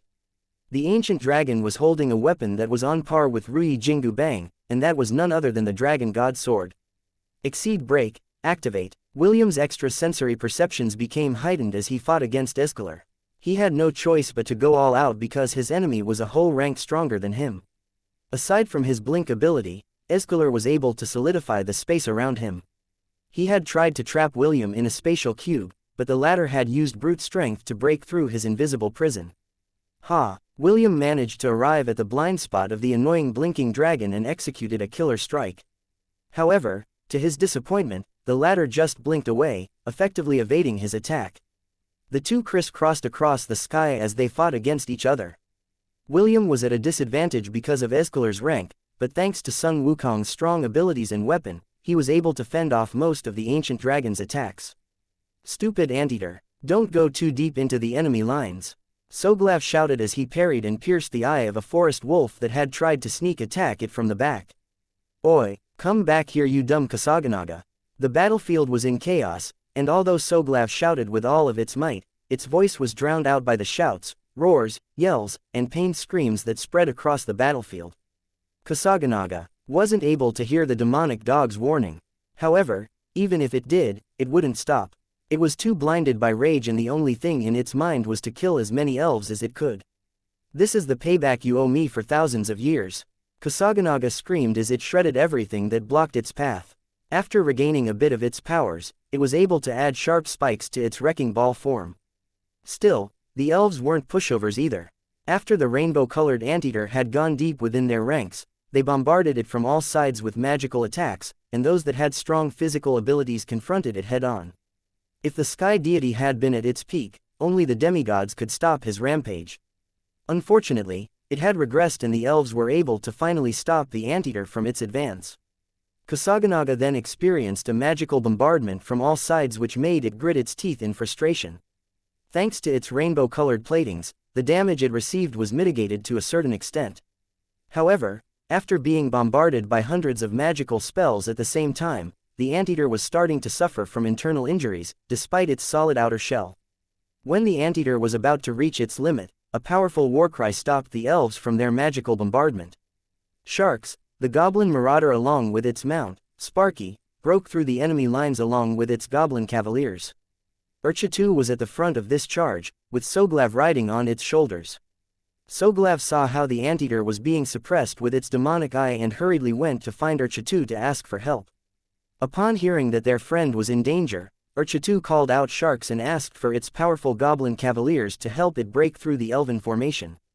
Don't fall back, one of the elven captains ordered. Engage them. The wolf riders and the goblin cavaliers clashed, sending blood flying in every direction like rain. Urchitu bashed and kicked the wolf riders that blocked its path, while Soglav and its doppelganger worked hand in hand to cover the giant ox's blind spots. Kusaganaga, Urchitu yelled as he arrived beside the curled-up anteater. Are you alright, Chi? Too, Kusaganaga replied weakly. It had suffered serious injuries and was barely able to maintain its curled-up form. The moment its friends arrived, the anteater finally undid its transformation and collapsed on the ground. Soglav jumped down from Urchitu's shoulder as he picked up his unconscious friend. Let's go back. Urchitu unceremoniously grabbed Soglav and placed it on its shoulder as it unleashed a deafening roar that sent a shockwave around them. Sharks, Soglav shouted, let's get out of here. The goblin marauder gave out a guttural cry and rallied its riders for a hasty retreat. Don't let them escape, the elven captain ordered as the wolf riders closed in on the retreating beasts. Urchitu knew that they would be annihilated if he didn't delay the elves' advance. Sharks had lost a quarter of its riders during this rescue mission, and more riders were dying in order to clear up their path to retreat. Soglav, I'll leave everything to you, Urchitu said. Before the demonic dog could even say anything, the giant white ox had grabbed it and threw it with all of its might, back to the side of the alliance. Chapter 492, Accompany Me to the Afterlife Part 2. Urchitu, Soglav shouted as it was helplessly thrown away by one of its friends. After ensuring his friend's safety, Urchitu turned to face the elven riders alone. Come, Urchitu roared, accompany me to the afterlife. The giant ox summoned his weapon. It was a giant axe that William had personally made for him. After the half-elf had acquired the adamantium mine from the Xianxia dynasty, Urchitu brandished his weapon, slicing everything around him. He needed to buy time for Sharks and its goblin cavaliers to make their escape. Arrows and spells landed on the giant ox's body. Its pristine white fur was now dyed in blood, but Urcha didn't care. It held back the elves for roughly 5 minutes, before its body was hit by a dragon breath by one of the dragons that had accompanied the elves in the war. Urcha survived the attack, but it was gravely injured. Its legs were already sharking, due to its injuries, but the giant ox refused to yield. "Will, take care of the rest," Urcha said softly as one of the elven blademasters pierced his chest with his blade. The giant ox's eyes lost its luster as it collapsed on the ground. The wolf riders were about to let their mounts feast on it, but the blademaster prevented them from doing so. Perhaps, out of respect for its bravery, or perhaps it was due to pride, but he didn't allow anyone to disrespect the body of the millennial beast that had risked its life to save its comrades. "A valiant warrior shouldn't be treated as food," the elven blademaster stated. "Go. There are plenty of beasts to kill. You can have your fill by eating them. Leave this ox alone." The wolf riders knew that there was no room for negotiation, so they charged forward to reinforce the vanguard. Blood flowed on the ground like a river as the battle continued. Humans, elves, and beasts, none were spared from death as the fervor of the battle intensified. Icarus and Daedalus were both pseudo-myriad beasts. Although their bodies were littered with wounds and other injuries, they never stopped swinging their great axes as they fought for their sovereign and their race. They had joined this war to uphold the vows they had made, and to atone for the one that they had broken. Flaming bulls, minotaurs, lamasus, and other members of the minotaur race fought not like wild beasts, but warriors. Above them, the rainbow birds dove down and showered the elves with the magic missiles that came from William's lollipops. Some of them hurled the acid bombs that William had crafted to compensate for their lack of offensive attacks. The acid bombs exploded in the air, showering the elves with a powerful acid that made them cry out in pain. Those that were hit in their eyes were immediately blinded, and smoke rose up from their bodies as the acid ate away their flesh. "FCK all of you." The red bird, whom William had given the nickname B1, dropped all the acid bombs in its equipment slot like a carpet bomber plane. The blue bird, B2, waited until the bombs were only a few meters above the elves before it shot them with magic missiles, creating a powerful chemical explosion that razed those who were unlucky enough to be at the point of impact. After doing this deed, an arrow pierced its body, causing it to fall from the sky.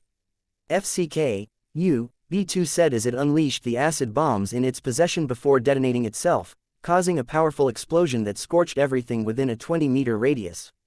William's angry birds fought bravely, but after realizing their threat, all the elves targeted them. This caused the rainbow birds no other choice but to detonate themselves, bringing down as many elves as they could. Bastian and the other centaurs shot elemental arrows at the dragons that were attacking them from the sky. Thanks to William's quiver trees, the centaurs were able to get their hands on elemental arrows that were strong enough to damage dragon scales. The Keelins were also a problem, and they had no way of dealing with them due to how fast they moved. Fortunately, there was someone in William's legion that was capable of harassing these nimble magical beasts. Xerxes, the hobgoblin witch doctor, stood on top of its black-scaled salamander and cast void arrows left and right. These void arrows were different from the usual ones, because they were homing void arrows. After joining William's legion, the hobgoblin witch doctor had also been knighted by William and transformed into a hobgoblin arcane doctor. With its dual affinities of dark and life magic, Xerxes was able to create powerful spells that had homing capabilities. Among them were the void arrows that it could fire in the hundreds. Rex, the hobgoblin chieftain, stood by its side as a bodyguard. Many had tried to attack Xerxes, but were unable to due to the black-scaled salamander's powerful body and breath attacks. After being knighted, Xerxes and his beast companions' rank had jumped to the initial stages of the millennial rank. William didn't know how it happened, but it just did, and was quite thankful because he had acquired not only one, but two millennial beasts with one knighting ceremony. Xerxes' rank was equivalent to a human archmage. Because of this, he was a force to reckon with when it came to the arcane arts. Ella had been paying close attention to William as she continued to help and protect her allies. Right now, she was watching over Spire, who was recovering from a serious injury it had received from one of the Keelins that had focused its attention on it. Spire had just entered the centennial rank, and was no match against a beast of the millennial rank. If not for Ella's intervention, the Keelin might have already killed one of William's first allies. Right now, Ella was also a centennial beast, but a millennial beast was nothing to her. Naturally, she couldn't use her full powers because it would break certain laws that the gods had imposed upon themselves. Also, her current vessel was not strong enough to handle her full powers. If she were to unleash it, her current body would disintegrate due to the power of her divinity. Time passed as each side fought for supremacy. Although they were outnumbered, William's herd and King's Legion had their stats doubled and were able to resist to a certain extent. Seeing that they were unable to annihilate their enemies, Elendor decided to use the trump cards that Escalor had given him earlier. "Let's see if all of you will survive after this," Elendor sneered. He took out 2 golden tokens from his storage ring and threw them towards the sky. It was time to end this war, and give the elves the victory that they deserved. "You need to try harder than that, child," Escalor taunted as he sent William tumbling in the air after a powerful clash. "Okay, I will try harder," William replied as he wiped away the blood that spilled at the corner of his lips. The sword of the dragon god was truly very formidable, and each time he clashed with Escalor, William felt that the bones on his hand and arms were about to break. Seeing that he had no other alternative, William summoned Stormcaller. Eneru was currently fighting against Jekyll, and the Keelin had summoned a lightning storm and was planning to use it to attack the Alliance, while Jekyll was occupied. William wouldn't allow such a thing to happen as he pointed Stormcaller's tip at the dark cloud that hung in the sky. Lightning bolts fell down on Stormcaller and it greedily absorbed it all. The half-elf had decided to go all out, and decided to no longer hide the fact that he could wield lightning. Also, he was planning to use the trump card that he had recently developed while increasing his levels in the Dungeon of Atlantis. Lightning God War Art and Quick Shot Shepherd Fusion Form. Strike with unparalleled precision, Gingnir. Stormcaller glowed as William imbued it with the power of his Lightning God War Art. However, he didn't hurl it towards the ancient dragon, because he was still not finished with his preparations. A new power was imbued in Stormcaller, and the lightning bolts that crackled on its tip intensified. "Destroy everything in your path," William roared as he threw the spear forward. Railgun. Escalor was about to dodge to the side when his battle sense that had been honed for thousands of years kicked in. The elder dragon immediately vanished into thin air, and Stormcaller stopped in place, hovering at a location. Sensing that he was facing something that had the ability to threaten his life, Escalor subconsciously entered his own domain, which saved him from experiencing one of William's most deadly combination attacks. This war art fusion was something that he had suggested to the system, and the latter recommended that he use God points in order to upgrade the capability of the CPU core. William had long wondered if his different war arts could be combined into one, so he didn't hesitate and did the system upgrade. After experimenting with it in the Dungeon of Atlantis, William had created several powerful combinations using his Lightning God War Art and his Quick Shot Shepherd War Art. Unfortunately, his opponent had sensed the danger that he was in and chose to hide for the time being. William took this opportunity to descend to the battlefield, just in time to see the 2 golden portals that Elendor had summoned. A 20-meter-long winged serpent emerged from the golden portal and roared in the air. It was followed by a 5-meter-tall deer, whose antlers shone like the colors of the rainbow. The winged serpent, Drakon Nalsrig, and the guardian deer, Xiphon, had appeared on the battlefield. The 2 guardians had given their tokens to Escalor and told him to only summon them if the elves were in dire need of help. Although he was reluctant to do so, he still decided to entrust the summoning tokens to Elendor since he was the commander of the elves. He made sure that the young commander understood the repercussions for summoning them without proper reason.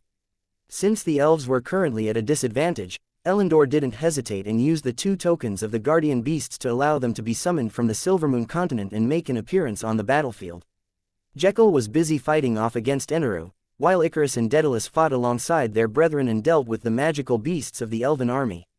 Drakon Nalsrig saw Dia, who was at the center of the millions of the beasts, and frowned. He could feel that the golden-winged serpent was still young and had only finished her first growth phase. Nalsrig roared towards Dia, commanding her to submit to his will. However, to his surprise, the latter roared back in rejection. Dia was born from William's blood and the power of the dungeon cores. She was not a winged serpent that would just follow anyone's orders. William was her one and only master. Aside from him, and her chosen partner, Est, Dia would not submit to anyone.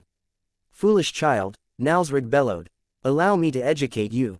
However, before Nalsrig could even do what he wanted, he felt something dangerous coming from the sky and immediately coated his body with a screen of draconic energy. A powerful explosion took place in the sky as William unleashed his grand bazooka at the winged serpent who dared to attack Dia. Xiphon, the guardian deer of the elves, raised its head and looked at William in shock. It clearly felt the power of a familiar divinity inside William's body. It then gazed around and confirmed the hunch that formed inside of his head. The Minotaur race, Xiphon thought. There's no doubt about it. This child is. William arrived beside Dia and patted her head. Don't worry, I'll deal with him. Est, command the army from the rear. Understood, Est replied as Dia flew back near the rear of the army. William stood firmly on top of a cloud as he gazed at the new threats that appeared in front of him. Earlier, although they were still at a disadvantage, it was still fine. However, the arrival of the two other guardians had destroyed the balance that they fought so hard to achieve. Although Drakon Nalsrig and Xiphon still hadn't done anything, the pressure on the Alliance's side grew the moment they made their appearance. The Elven Army, the Alliance, and the Beast Army had all backed away and separated from each other. Around them, the dead numbered in the hundreds of thousands. Humans, elves, and beasts alike laid on the ground, bereft of life. Chapter 493, Emotions that could no longer be held back, Part 1. With just a glance, one could tell the number of elves that died were greater. The unstoppable million beast charge had broken through the elves' formation and instantly killed most of the vanguards that blocked their path. William scanned the bodies of those that had fallen and his heart ached because he recognized some of them. Kusaganaga was bawling its eyes out as it gazed at the body of the giant white ox that had died protecting it, Soglav, sharks, and the goblin cavalry from their enemies. It blamed itself for not being able to control its bloodlust that had caused the needless sacrifice of its friends' lives. The demonic dog that always had a composed smile on its face was no longer smiling.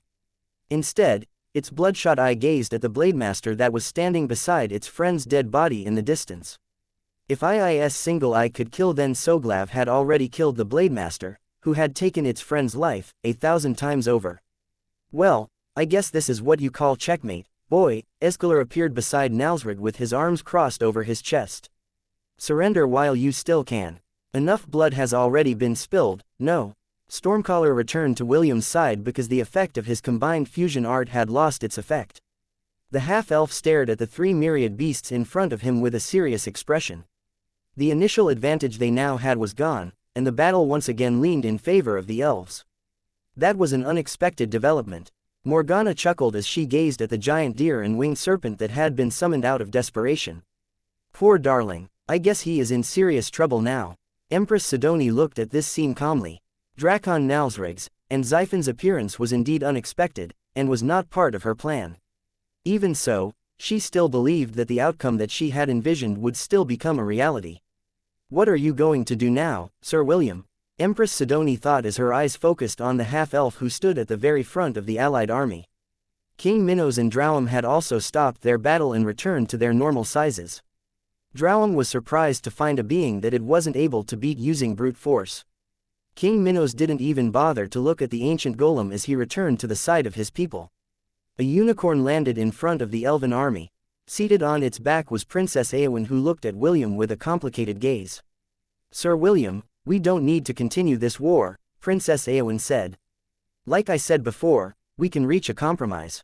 You can be the king of this country, while it goes under the elves' rule. No one needs to get hurt anymore, so, please consider it, Sir William. William gave the princess a sidelong glance before shifting his gaze to Xiphon. The guardian deer of the elves felt a shudder run down its spine when William looked straight at it.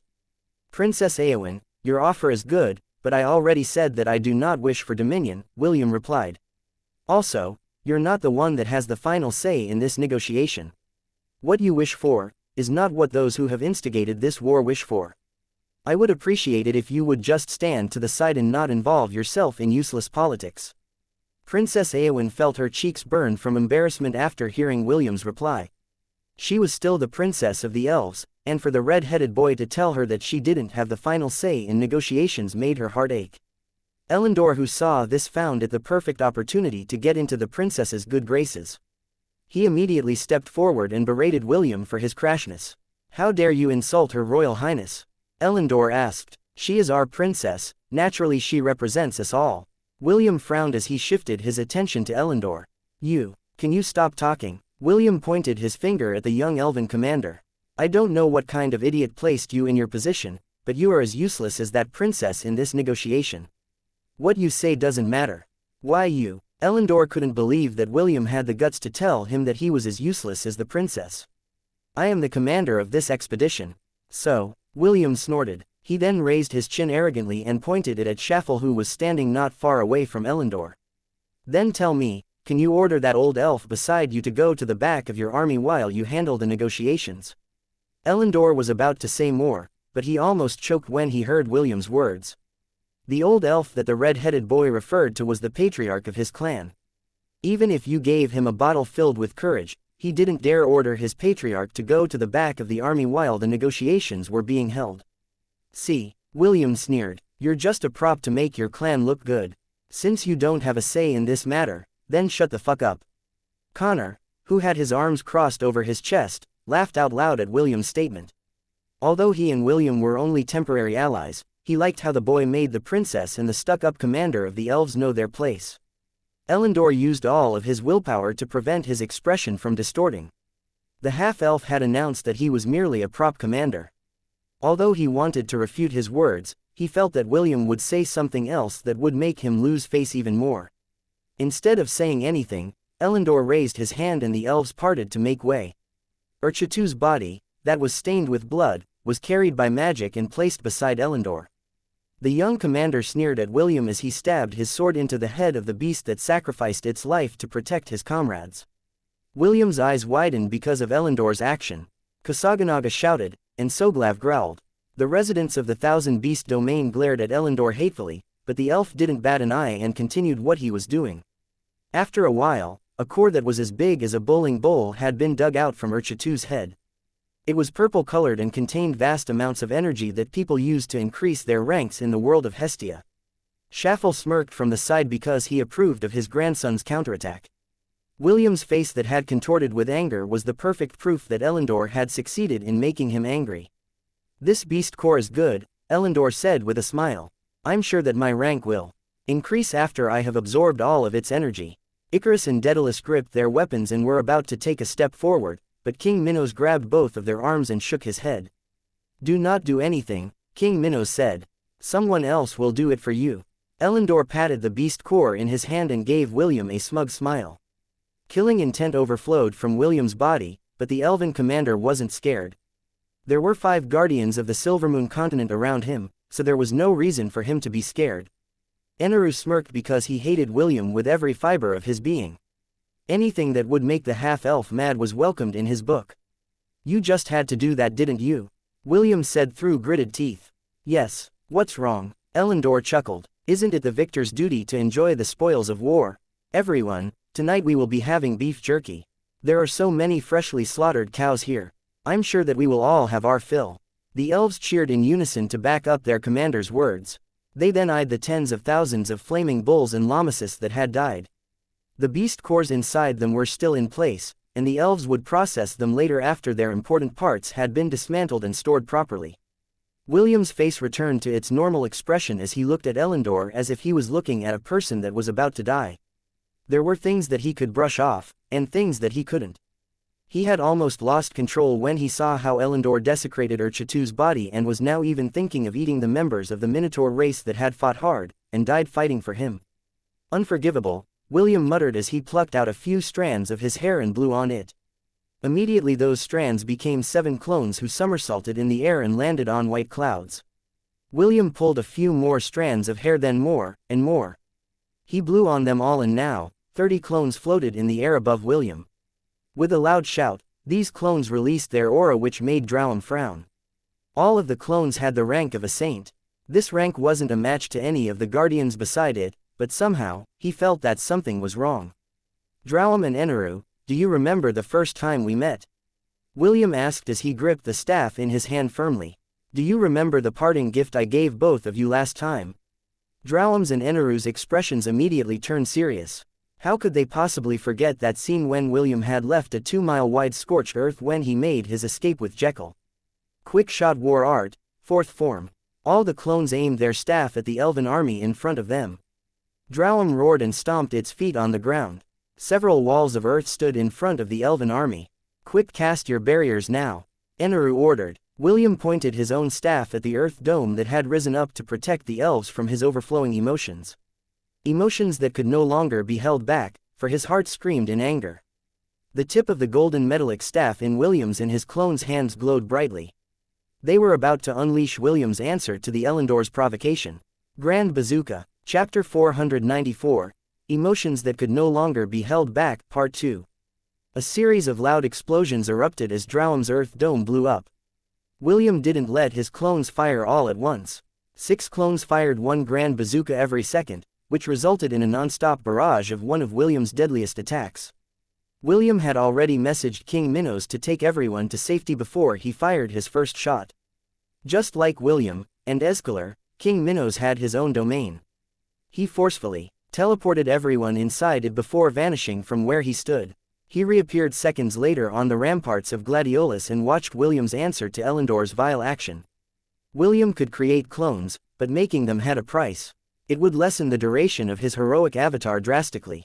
Right now, he only had half a minute before his transformation was undone, but he didn't care. He would use it all up and give the elves a taste of their own medicine. Empress Sidoni, Prince Jason, and Avexia stared at this scene with varied emotions. They were the 3 leaders of the Crater Army, and right now, they were witnessing something that they had never seen before. King Minos waved his hand and William disappeared from where he stood and made the boy reappear beside him. Thick smoke covered the sky as William's clones disappeared one by one. When the smoke cleared up, a blazing sea of fire and magma appeared on the battlefield.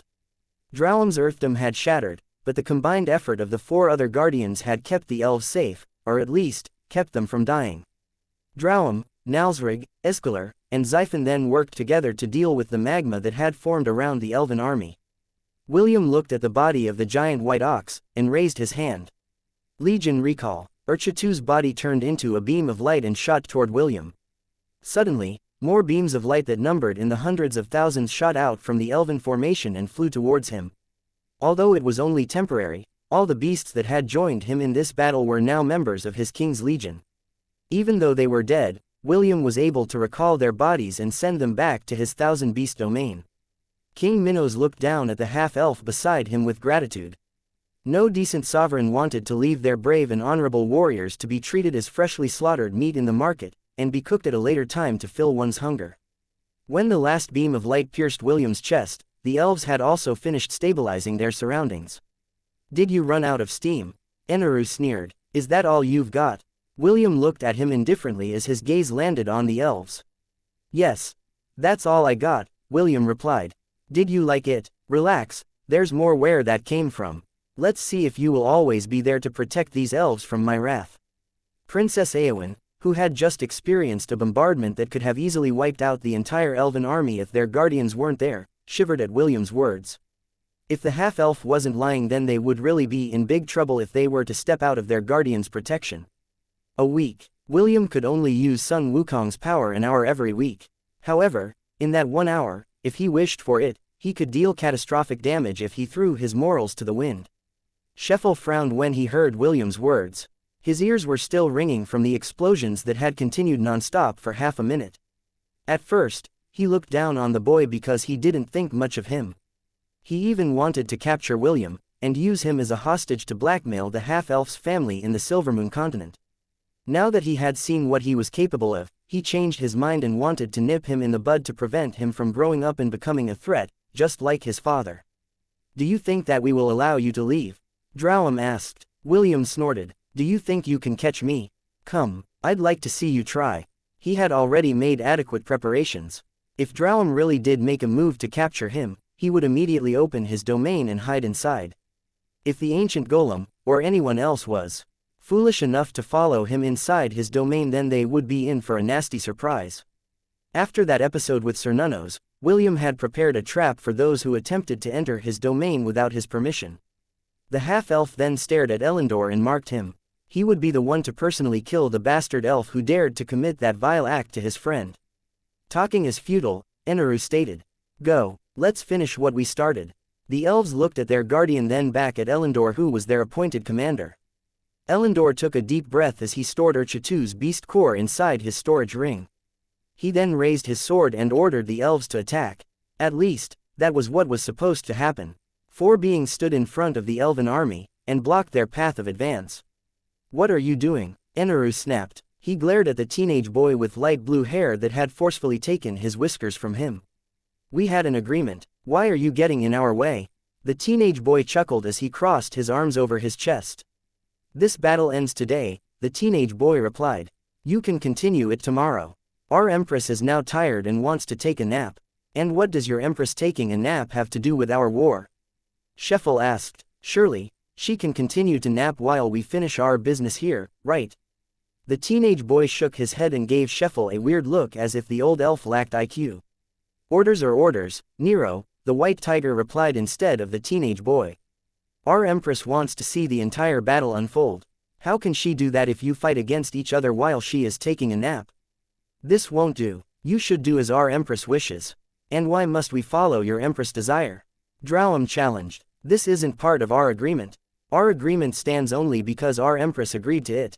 If she no longer agrees, then there is no longer an agreement.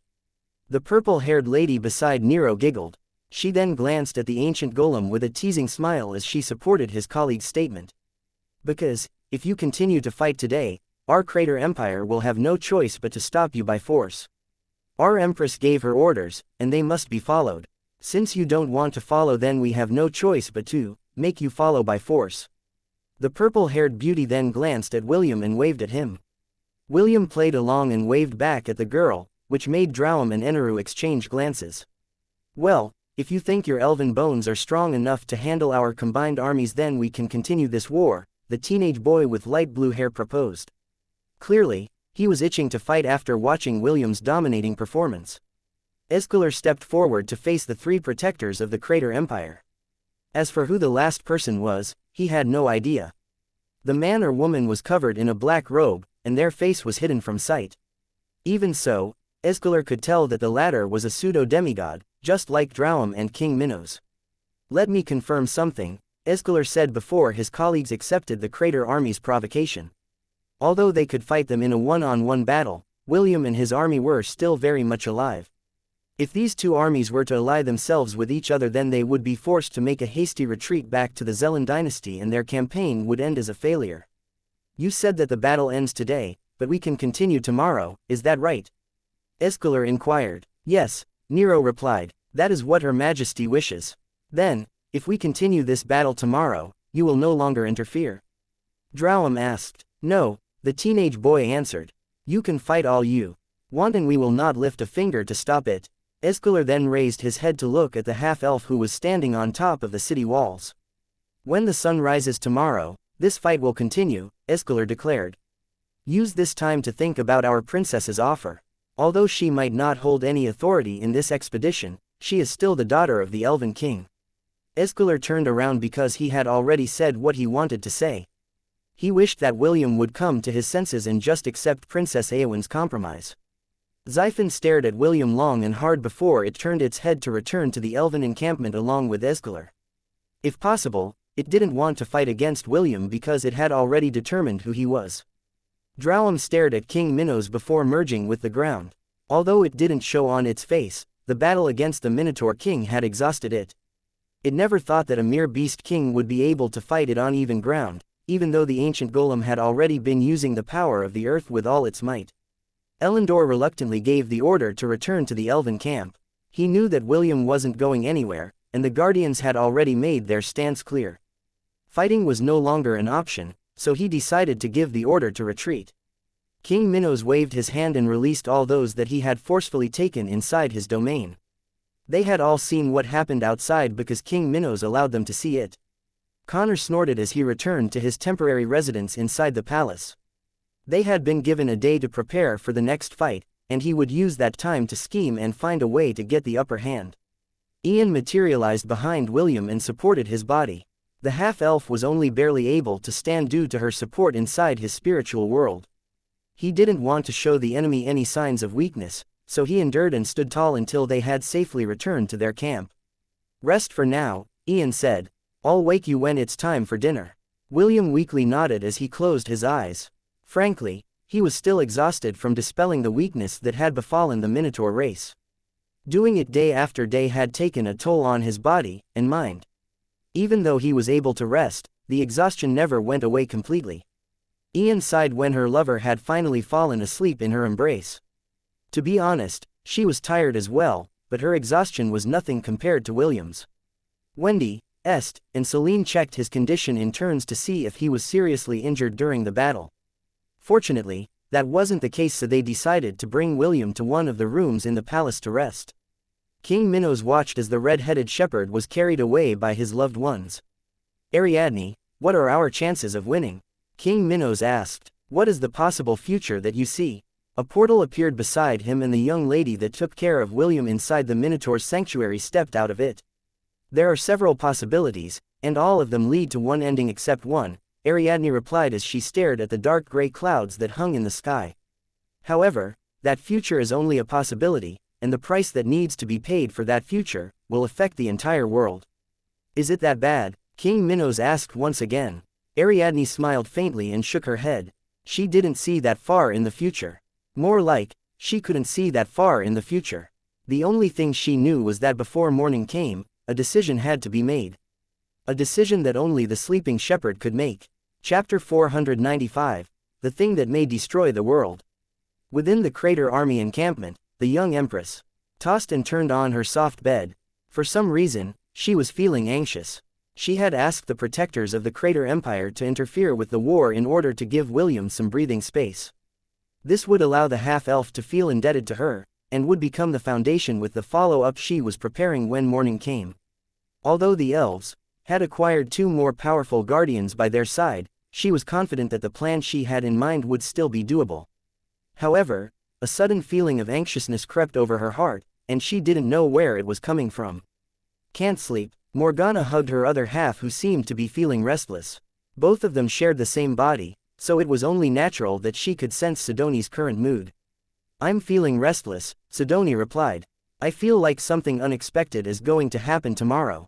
Morgana nodded her head. Things had really taken a different turn from how this war was supposed to turn out. The first variable was William acquiring the help of the Minotaur race.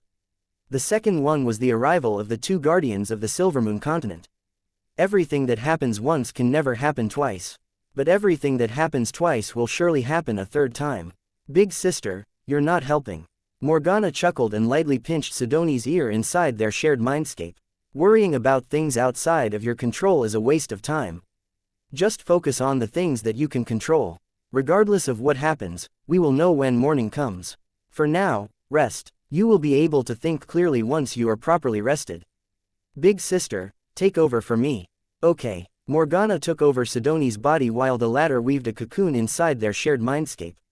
This was the only way to forcefully get herself to sleep at night without worrying about the outside world. Since her other half was manning the helm, she could rest easily without any worries.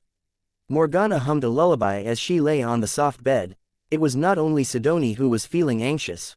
She was only able to hide it better since she was the young empress pillar of support. Darling, don't do anything stupid, Morgana said softly, as she closed her eyes to rest. Inside the royal palace of the Hellen Kingdom, William, Connor, King Minos, Prince Alaric, and a few others gathered inside the conference room. A few minutes ago, the discussion had been heated, but now, everyone was silent. Although the walls of the city were strong, it wouldn't take long for the elves to break them. Connor had come clean and admitted that the only spell that they could use at the moment was the restriction of flight. This included flight magic, so they didn't have to worry about the magical beasts, or the elves, using their wind magic to soar past the walls and engage them in combat. Even so, that didn't change the fact that they could just bombard the walls with strong magical attacks from afar. King Minos may be able to keep Drowum occupied, but there were 4 more guardians to worry about. William had also used up his heroic avatar, and had to wait for a week before he could use it again. Looks like a battle inside the city is imminent, Jekyll said as he leaned back in his seat. Still, I don't understand. Why are the walls protecting the second level of the city more sturdy than the city gates? It is because the 3rd king of the Hellen Kingdom was paranoid and was afraid of a coup d'état, Connor smirked. In case the masses were swayed by his younger brother, he decided to reinforce the secondary walls that separated the noble district from the commoners. This way, he would be able to hold back any kind of rebellion and still come out on top. Well, I guess the genes of betrayal are part of the royal bloodline. Connor had dealt with both princes of the Hellen Kingdom, so he knew what he was talking about. Lionel and Rufus were perfect examples of brothers who wanted to topple each other in order to gain the throne of the kingdom. William listened to the discussion half-heartedly because he was thinking of something else. The bodies of xianxia and the members of his legion were now inside his thousand-beast domain. He had visited a few hours ago and saw Xianxia's and the others' sad expressions, as they mourned beside the bodies of their comrade at arms. It was a heartbreaking scene, and William had to use all of his willpower to prevent his tears from falling. Aside from xianxia, Bastian had also died. Spire barely managed to survive due to Ella's protection, and was currently recovering from its injuries. William knew that when morning came, the proud guardian would once again rise to its feet, and fight with its head held high. This time, William had a feeling that Spire and the others would also depart from the land of the living, and it made him feel helpless. While he was deep in his thoughts, the meeting continued. It was Connor, Prince Alaric, and King Minos that steered the conversation. However, the leader of Deus needed everyone's cooperation, so William was not spared from his inquiry. "William, you already know our current state," Connor said. "Do you have any suggestions on how we can live past tomorrow?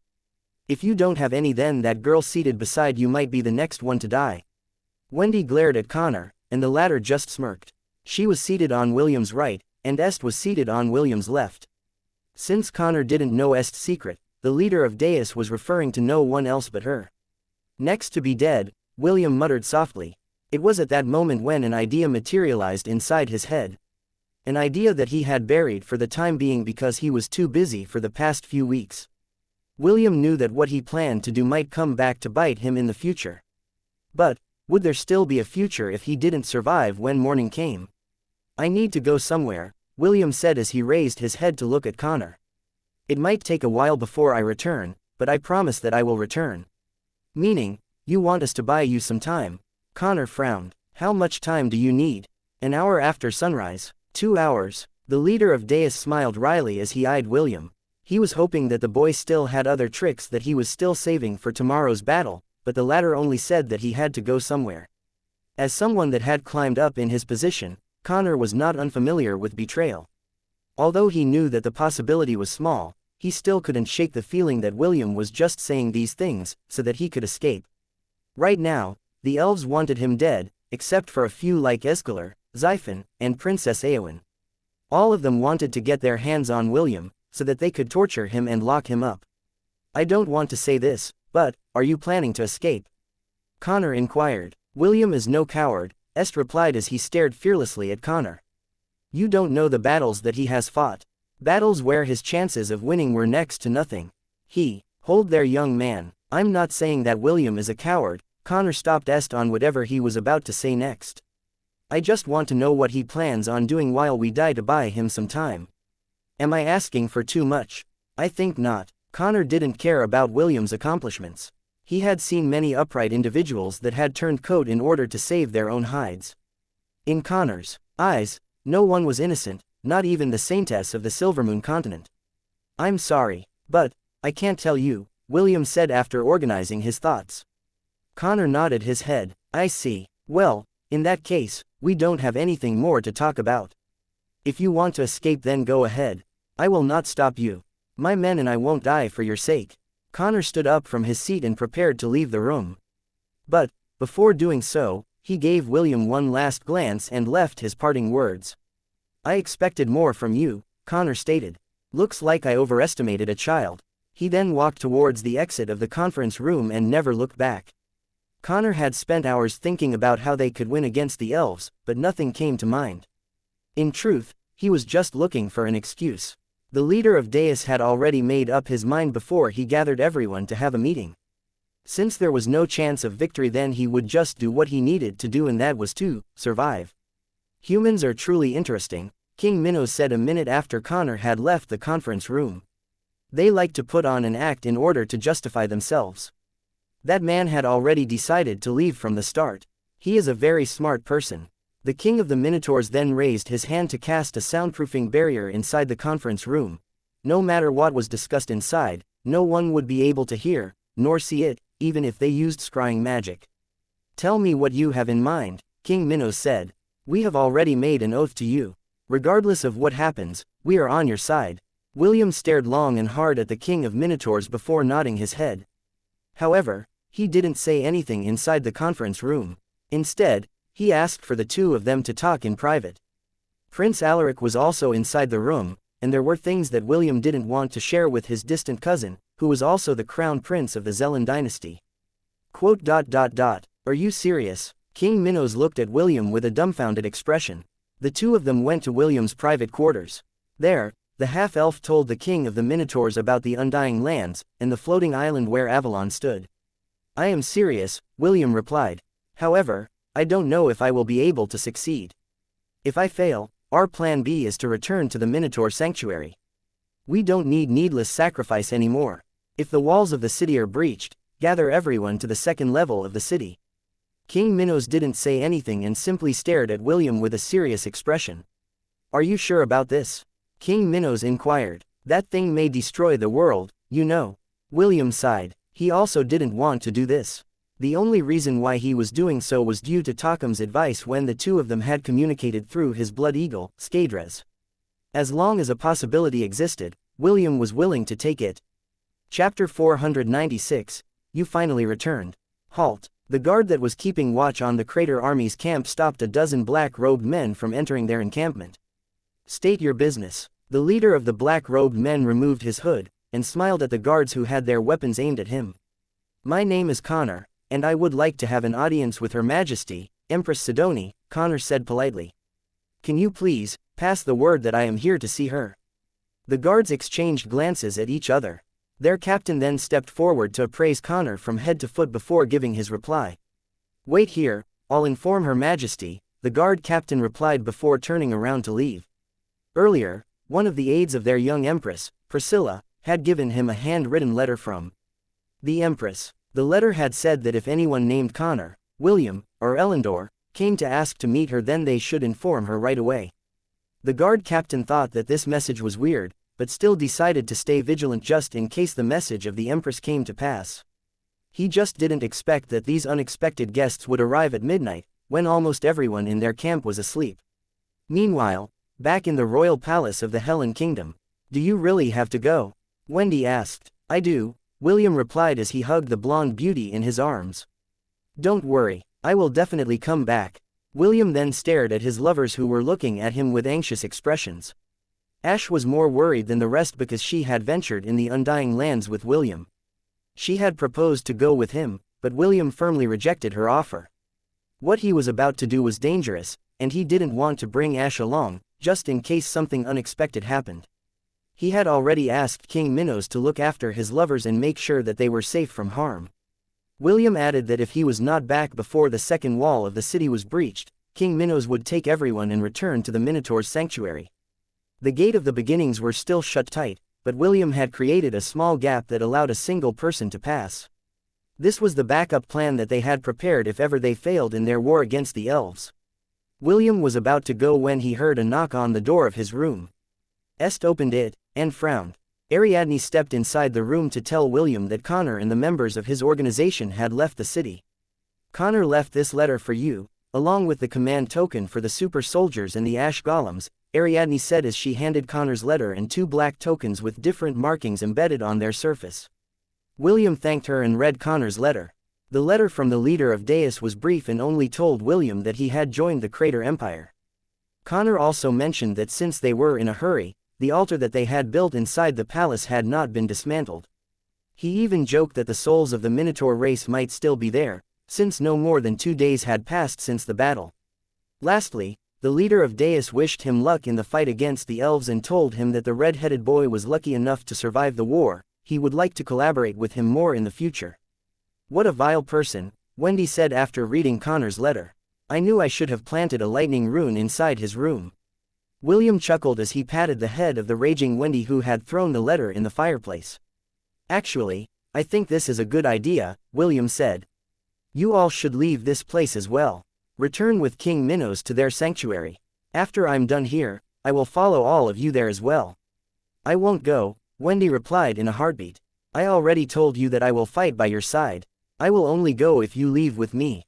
William smiled as he looked at Ash, his lover who had given him half of her heart and ensured the fast recovery of his spiritual world. Thanks to her, he was now able to fight for an extended period of time without worrying about a spiritual collapse. I will also stay, Ash declared. I feel the same way as Wendy. We will only leave, if you leave with us. William nodded. He had shared many intimate moments with her and knew that the mermaid had a surprisingly feisty side on her. Same goes for me as well, Est commented from the side. On behalf of the Helen Kingdom, thank you, Will. I am honored to have you in my life. Oi, don't say such ominous things. Didn't your mother ever tell you not to raise a flag? Raise a flag? What flag? William scratched his head as he looked at the handsome boy who was tough on the outside, but a soft on the inside. He had known this secret after he had spent some time in training the passive, silver-haired beauty, in his spiritual world. There were even times during their training when William felt that he was corrupting a pure and innocent girl. Still, he had already accepted Est as his third lover, and she was very precious to him. Ariadne watched all of this from the side with a smile. She was someone whose face was meant to be forgotten, so she felt jealous of how intimate William was with his lover and friends. So, he chose this path, Ariadne thought. She had seen a glimpse of this future, but she didn't know how it ended. Even so, according to what she saw in that future, William will go to that place.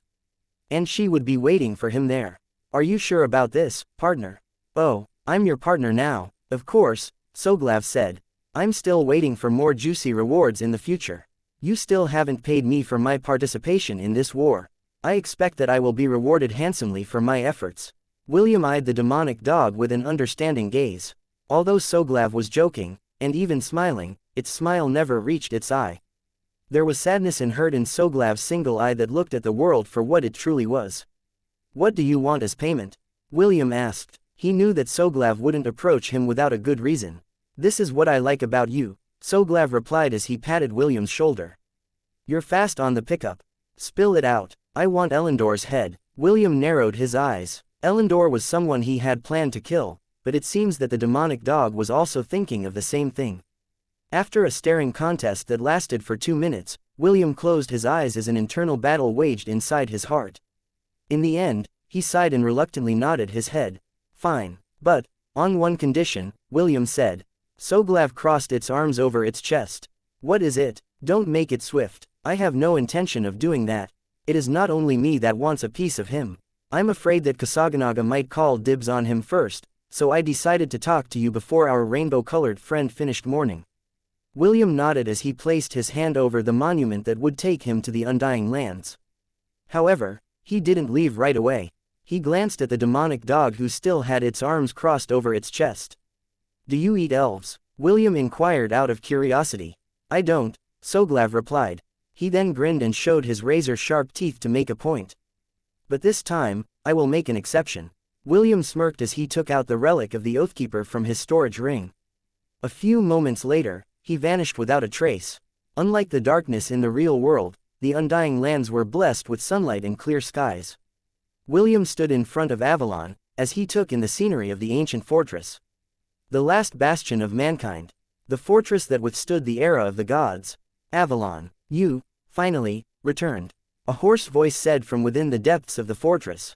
William's face remained calm as he listened to the voice, while watching giant gates of the fortress open wide. This time, you will not be able to leave. How dare you steal the treasures of humanity? The last words were said with such intensity that the Undying Lands trembled.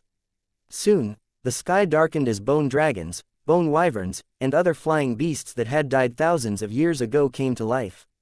Seated on their backs were flaming skeleton riders that looked down on William with the indifference of the undead. 3 bone dragons that were different from the others hovered above Avalon. Mounted on top of them were 3 high-tiered undead that William had seen for the first time. Millions of undead swarmed out of the fortress. Skeleton soldiers, ghouls, draugr, revenants, wraiths, banshees, and other beings that William was now seeing for the first time. They came out like a tide and they were endless. While this was happening, the system was giving William a series of notifications on the composition of the undead army. The half-elf thought that he was just seeing things when he saw that the number of the undead were over 20 million. But that was not all. The undead horde parted and 3 gigantic beings stepped out from the gates of the fortress. One was a giant skeleton, over 20 meters tall, wearing a crown on its head. It was holding a shield and sword that seemed to be made from pure adamantium. The other, a dark-skinned Draugr holding a massive black sword. Its glowing blue eyes stared at William as if it couldn't wait to slice him in half. Lastly, a being who seemed to be riding on an undead horse holding a bloody red spear in its hand. Among the beasts in the undead horde, it was giving off the most powerful presence. A presence that wouldn't lose to Drowum and King Minos. The second strongest being inside the Undying Lands. The Devil of the Sea. Nclavi. Chapter 497, I Came Here to Bargain. William gazed at this overwhelming lineup that would make the hearts of anyone who saw it tremble where they stood. The millions of undead monsters encircled the red-headed boy, giving him no place to run. The Dracolich knew that William had the ability to summon beasts to fight by his side. In fact, it was even anticipating it. It wanted to see the look on William's face when his precious companions became part of its undead army. What's wrong? Aren't you going to call for help? Why don't you summon your beast army? The hoarse voice asked in a teasing manner. Above the fortress of Avalon, a 100-meter-tall specter appeared in the sky. It gazed down on William with ridicule and contempt as he waited for the boy's answer to his question. I didn't come here to fight, Malachi, William replied. Ha, to think, there are still those who remember my name, Malachi said hoarsely. However, knowing who I am won't save you. You didn't come here to fight. You came here to die. No, William shook his head. I came here to bargain. Ha, I came here to bargain. Malachi stared down on the boy before uttering a long and hoarse laughter. Ha, ha, ha ha, ha, bargain. Malachi chuckled. You came here to bargain. Ha ha, ha ha. The millions of undead joined their lord in laughter. The clattering of bones resounded throughout the Undying Lands, and it was enough to make anyone who heard it run away in fear. Yes, I came here to bargain, William repeated. The giant specter in the air continued to chuckle. Thousands of years had passed, and it had no opportunity to talk to anyone except the souls that had been trapped inside the Undying Lands. Hearing his visitor's request to bargain tickled its heart that had long stopped beating. While the Dracolich was laughing, William appraised the monsters that seemed to be the generals of the undead army. He first looked at the 3 high-tiered undead that were mounted on top of the bone dragons. Primeval Bone Dragon. Threat Level, SS, Millennial Undead High. Diabolical Death Knight. Undead Heroic Champion, Myriad Undead High. Grim Nightmare Revenant. Vengeful Revenger. Arcane Spectral Lich. The first. King of the Hellen Kingdom. William's gaze stayed at the arcane spectral lich for half a minute before shifting his attention to the 3 Goliaths that stood in front of the Gate of Avalon, and appraised them. Monstrous Skeleton Sovereign. Primordial Skeleton King. Giant Slaying Draugr. Reanimated Warrior King. Threat Level SSR. Nclavi. The Devil of the Sea. Vile hybrid of man and beast. Of all the supernatural beings that once roamed the land, none was as feared as the being known as Nclavi. This was a creature that was born part human, part beast, and a monster that was known to terrorize mankind. However, during the final war of the gods, this creature of sheer evil fought on the side of the humans. Perhaps, that was due to the reason for its existence. If the other races succeeded in wiping out the very beings that it was born to slay, then its existence would no longer serve its purpose. Thus, in that final battle, where gods, and the different races, fought for supremacy, there was a lone demonic beast whose mere presence made all the races skin crawl, a being that even the demigods feared. William wasn't able to stop himself from sucking his breath after reading Nclavi's information. He didn't think that the Devil of the Sea had such a background. It was also at that moment when the specter of the Dracolich stopped laughing. It then moved closer to the half-elf as its size shrunk to over 3 meters tall. You said, you came here to bargain, Malachi said. Give me one good reason why I shouldn't kill you, right here, right now. Because killing me will not benefit you in any other way, William replied. At most, you will just gain one handsome undead half-elf that will annoy you for eternity. Ho, you only spoke half-truths. Because the truth is embarrassing. The Dracolich stared long and hard at William. Being locked up for thousands of years, while waiting for the day the seal was undone, was pure torture. Although it estimated that it would take no longer than 3 to 4 years before the seal disappeared completely, it still made the waiting unbearable. If the seal could be undone sooner, then wouldn't that make its life easier? Unfortunately, it couldn't be done. Even if he forced William to break the seal, it would be impossible, for no mortal could break it. Only a god could release it from its binding. You came here to bargain. Malachi took a step forward until its spectral face was mere inches away from William's face. Bargain? What, exactly? I came here to borrow your scepter for a day, William replied. Malachi's expression froze before it raised its head and laughed once more. Borrow my scepter? Malachi asked. You really came here to die, didn't you? William looked at the Dracolich with an unwavering gaze. Takam had said that there was a very small possibility that Malachi would agree to his request. If he failed to convince the Dracolich, he would immediately become part of its undead legion. Of course, William didn't come to the Undying Lands to die. He had already prepared a plan B that ensured his escape if the negotiations failed. He would then go back with King Minos to the Minotaur Sanctuary, and do guerrilla warfare with the elves, once his heroic avatar had reset its cooldown. What do you want in return?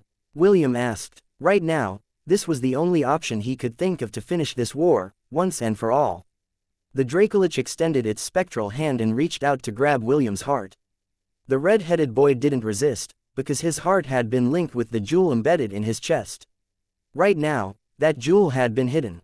Even if the Dracolich were to crush his heart, he wouldn't die from it. William would use that brief moment of time when the Dracolich had relaxed its guard to escape. The spectral hand firmly held William's heart, and it felt very cold and uncomfortable. Malachi's glowing eyes stared straight into the half-elf's own eyes and looked at their depths. Malachi wanted to see William's despair, fear, and helplessness. Unfortunately, he didn't see any of them in William's eyes. Instead, what he saw was an unyielding determination that stared right back at him. Do you know what my scepter can do? Do you know the price for using it?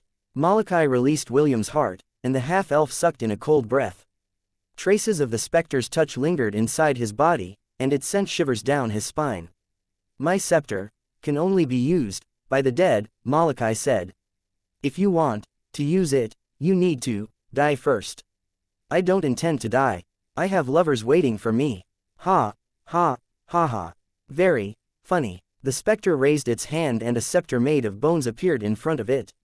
It was a meter long, made with dragon bones, that seemed to emit a faint bloody light. Malachi presented the scepter in front of William and sneered. It didn't lie when it said that only the dead could wield it.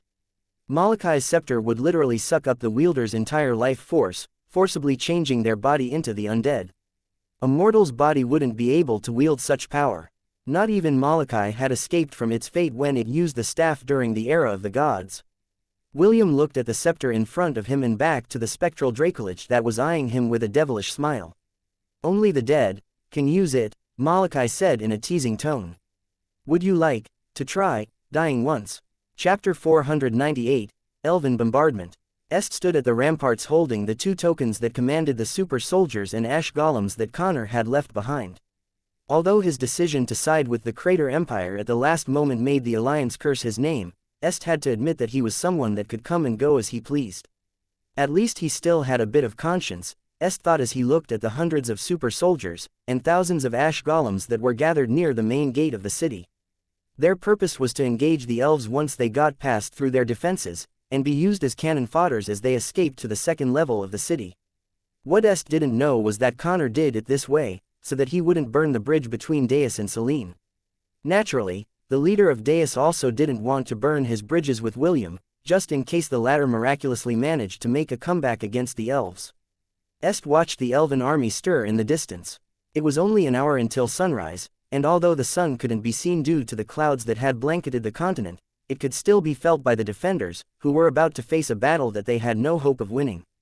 Surrendering was an option, but Prince Alaric had been told of the torture that the survivors of the Zelen dynasty had faced under the rule of the elves. He would rather die than be shamed in front of his people. King Minos and the Minotaur race were fighting for the oaths that they had pledged long ago.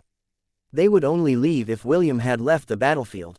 Although the half-elf wasn't with them right now, the king of the Minotaurs knew that the latter was fighting a battle of his own, and risking his life in the process. This was why he stood proudly at the top of the city walls, and stared at the elven army that was slowly making their way towards the city. They were a race that was born to endure hardships.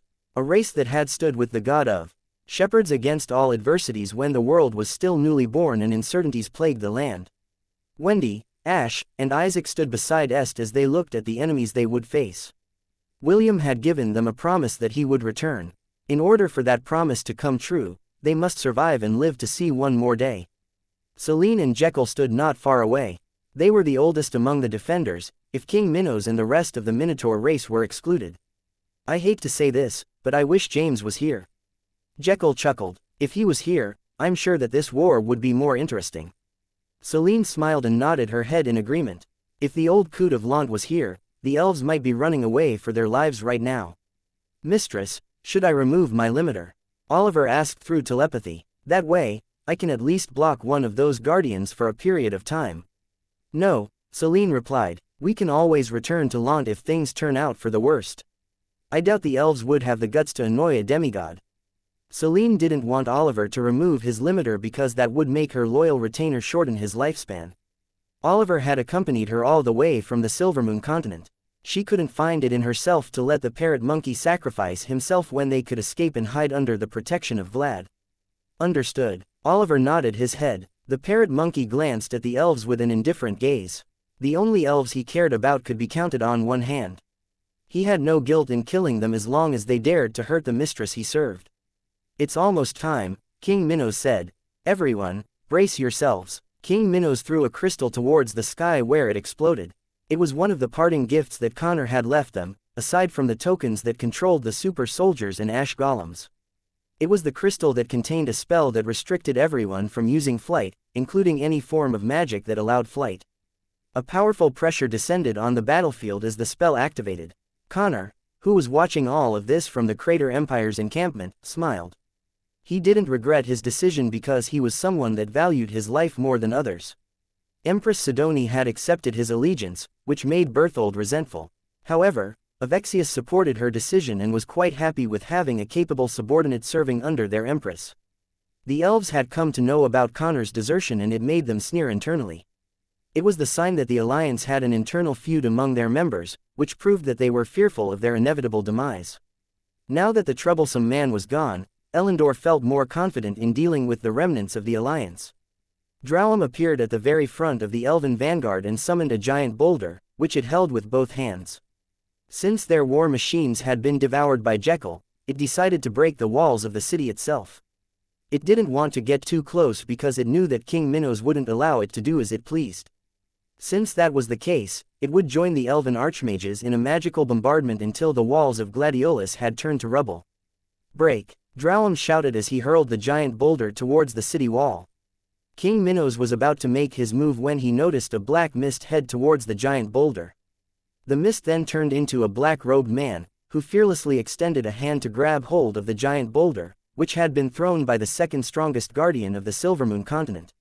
He sure took his sweet time, Jekyll commented. Selene nodded. She recognized the man who was wearing the black robe. Many thought of him as James's shadow, but very few knew what he was really capable of. He was also one of the very few individuals that weren't affected by the continental spell due to his special constitution. A man of few words, for he thought that his actions would speak louder. The moment that blood-stained hand touched the boulder, that was 100 times the man's size, it immediately disintegrated into dust. Drowam watched the man as he landed on the ground without even making a sound. The ancient golem recognized who he was, for this was not the first time that it had met him. Ezio, I should have known that you were still alive, Drowam said. The guardians also looked at Ezio for they knew who the man was. Ezio had been there during the war against the demons and helped the elves resist their invasion. He had been one of Maxwell's companions during that war many years ago. Hundreds of steel threads extended from Ezio's body and collided with the spells that had been cast by the archmages. Naturally, he couldn't possibly block all the spells of the elves, so he focused on the high-tiered ones, nullifying their effects. I hate antimages, one of the elven archmages gritted their teeth in frustration. Don't worry, he can't possibly block all of our attacks, another archmage commented from the side. Let him do as he pleases, he is only delaying the inevitable. Just like the archmage had said, the walls of the city were slowly breaking due to the extreme bombardment that the elves had initiated. Hundreds of thousands of spells that acted as catapults battered the city walls like hail. Suddenly, giant fireballs fell towards the elven formation, but were blocked by the guardians standing by their side. These are, Escalar frowned. That damn Toti, Enaru growled. He is using our war machines against us. Fire. Jekyll ordered, and the freedom fighters fired another volley of fireballs that were meant to destroy city walls towards the elven army. Jekyll had devoured the war machines, but he didn't destroy them. He just stored them in a separate dimension inside his stomach, and was planning to use them against the elves to give them a taste of their own medicine. Dozens of fireballs the size of 2 or 3 carriages rained down on the elven army. Although the guardians blocked all of them, they found it an annoyance. The Alliance had no archmages among their ranks, so the war machine served as their main source of offense. The city of Gladiolus also had magic cannons that could be used as defensive weapons. However, Prince Ernest was currently in a coma and unable to activate them at the moment. This forced the defenders to use whatever means that they had at their disposal, but it had borne no fruit so far. The spells descended unimpeded. With each strike, parts of the walls collapsed. Ests and everyone's faces became grim because they knew that it was only a matter of time before the walls gave in completely. When that moment came, they would have no choice but to abandon their posts, and ambush the invaders inside the city that had once been lively, before the continental spell hit. Chapter 499, A Man That Didn't Deserve to Be Loved. Finally, after half an hour of bombardment, Escalar, Enaru, Nalsrig, and Xiphon joined the fray and cast high-level spells that made things difficult for Ezio. They could have swarmed in using their overwhelming numbers to overpower the defenders, but after the Crater Empire's interference, the high-level officers of the Elven army decided that they should conserve their manpower just in case the young Empress changed her mind and attacked them from behind. Soon, one of Drowam's giant boulders landed squarely against one end of the city walls, destroying it completely. The elves didn't rush in immediately, but continued their bombardment. King Minos was greatly disappointed by the elves' cautiousness because it prevented him and the Minotaurs from fighting them in close combat. He thought that the elves would swarm the destroyed wall and use it as an entrance, but they seemed to really want to create as many gaps in their defenses as possible, which made the King of Minotaurs helpless. "Ha, what a bunch of cheap shots," the teenager with light blue hair commented as he crossed his arms over his chest. "Winning without losing a single soldier is also a strategy," Nero stated. However, although it looks so one-sided right now, the elves are also exhausting a lot of magic power to continue this bombardment. Even their guardians are aiding them in this war. You can even say that the defenders have made them realize that they were not an easy bone to chew. I guess this could be counted as a victory for the defenders, albeit a useless victory. The teenage boy still wasn't convinced and voiced his opinion. "Isn't this what they call bullying?" The purple-haired lady by his side chuckled. "It is the advantage of the strong. Even the Crater Empire would be bullied if it was weak. Why wouldn't you use superior power to suppress a weaker opponent? That will just be wasting your advantage." Empress Sidoni had a calm expression on her face as she listened to the Protector's argument from the side. She planned to make her move at the last minute and be a heroine in William's eyes. This way, not only will the boy feel indebted to her, the Hellen Kingdom would also owe her a favor. A simple strategy to profit in a war that she could easily end with a few words from her luscious lips. Seeing that many portions of the wall had been laid to waste, Elendor finally gave an order to advance. A powerful roar came from the wolf riders as they stormed towards the gaps in the walls to enter the city. Drowam, Enaru, Escalar, Nalsrig, and Xiphon had taken humanoid forms and advanced as well. The moment they entered the city, they immediately heard intense fighting between the two sides. The super soldiers and ash golems rampaged and fought the invaders head-on. The Minotaurs were also at the midst of the battle, and their weapons were all stained with elven blood. Drowam smashed a super soldier's body and turned it into meat paste when it blocked its way. It had only traveled halfway into the city when a fist appeared out of nowhere and sent him flying towards the city gates. King Minos materialized out of thin air and glared at the ancient golem. "Let's finish what we started yesterday," King Minos declared. "Of course, if you are scared, feel free to run away." Drowam stood up from the rubble and sneered at the king of the Minotaurs. "I'm not afraid of livestock." "Good." King Minos summoned a golden-plated war axe that was inscribed with magical runes. "Breaking you will not be fun otherwise." The two powerhouses charged at each other and collided in one powerful clash. King Minos fought Drowam in the middle of the city in order to involve the invaders in the destruction that they were causing. Because of this, the elves were forced to steer clear and make detours off to the sides to prevent themselves from getting caught in the crossfire. Past the center of the city was where the other members of the Minotaur race were hiding to ambush the elves. Est and the others were with them, as well as the remnants of the freedom fighters. The moment the elves got past King Minno's slaughter zone, they immediately stepped into action and fought in close combat. Thor, Ragnar, and Dia transformed into their centennial forms. Wendy, Ash, and Est mounted them and fought bravely, alongside their allies. Empress Sidoni, who was watching the battle inside the city using a crystal ball, gazed at Wendy, who she had recognized as William's lover. However, she frowned when she saw the beautiful girl with light blue hair that was seated on top of a three-headed beast. She didn't recognize who she was, but she had a feeling that she had met her before. Also, her womanly instincts were telling her that the girl and William may have a close relationship. Another rival has appeared, Morgana chuckled inside Empress Sidoni's mindscape. She eyed Ash with genuine interest and wondered if William had already made her his woman. Well, you should add her to the list of people that you will save. Maybe Darling will become so indebted to us that he would give us his babies. I'm still more beautiful than her, Empress Sidoni stated with confidence. Of course you are. We are the most beautiful girls under the heavens. It doesn't matter if there are a few more love rivals along the way. In the end, the one who Darling will love the most will be us. Empress Sidoni nodded her head. How about that handsome boy riding on that golden-winged serpent? If I'm not mistaken, he is also Sir William's best friend. Right, we should add him to the list as well. The more the merrier. The young Empress and her devilish big sister didn't care if Wendy and the others were hurt during the battle. The only thing she cared about was that they stayed alive. As long as they still had a breath of life in their bodies, she would be able to save them. Saving a person that was about to die was vastly different from saving someone that was not in danger. The more dangerous the situation, the higher the rewards that could be redeemed would be. Still, just where is Darling? Did he really go away just like Connor mentioned when he jumped to our side? I'm sure that he will appear sooner or later, Empress Sidoni replied. He would not leave his lovers alone to fend for themselves. He is not that kind of person. Empress Sidoni and Morgana had an unwavering faith that William wouldn't leave his loved ones behind. Although both girls didn't want to consider the possibility of William escaping all alone by himself, they didn't dismiss it completely. Both of them vowed that if the man they loved were truly that kind of person, they would do everything in their power to capture him at all cost. Then, they would torture him and cut his limbs off one by one. A man who could toss away the people who truly loved him was scum. Empress Sidoni and Morgana despised these kinds of people. A man like that didn't deserve their love.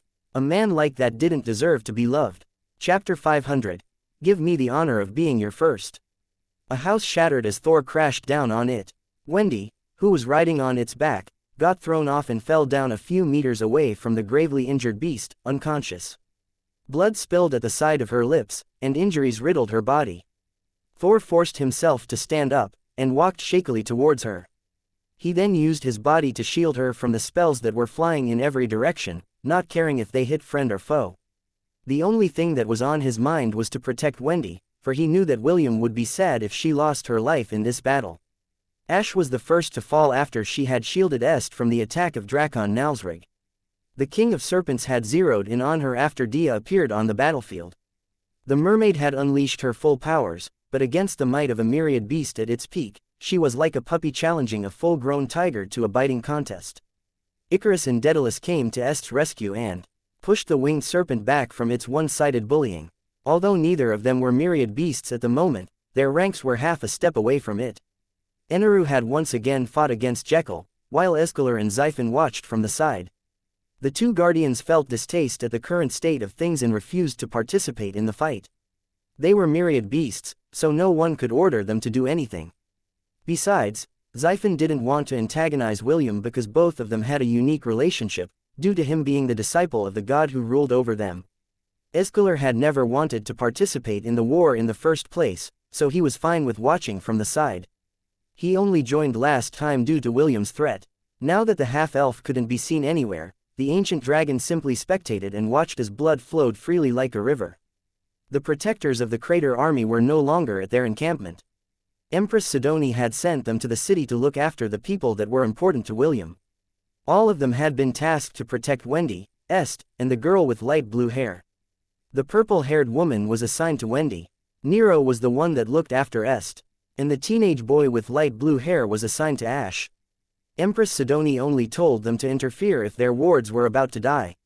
Until then, they could just observe the battle and see how it ended.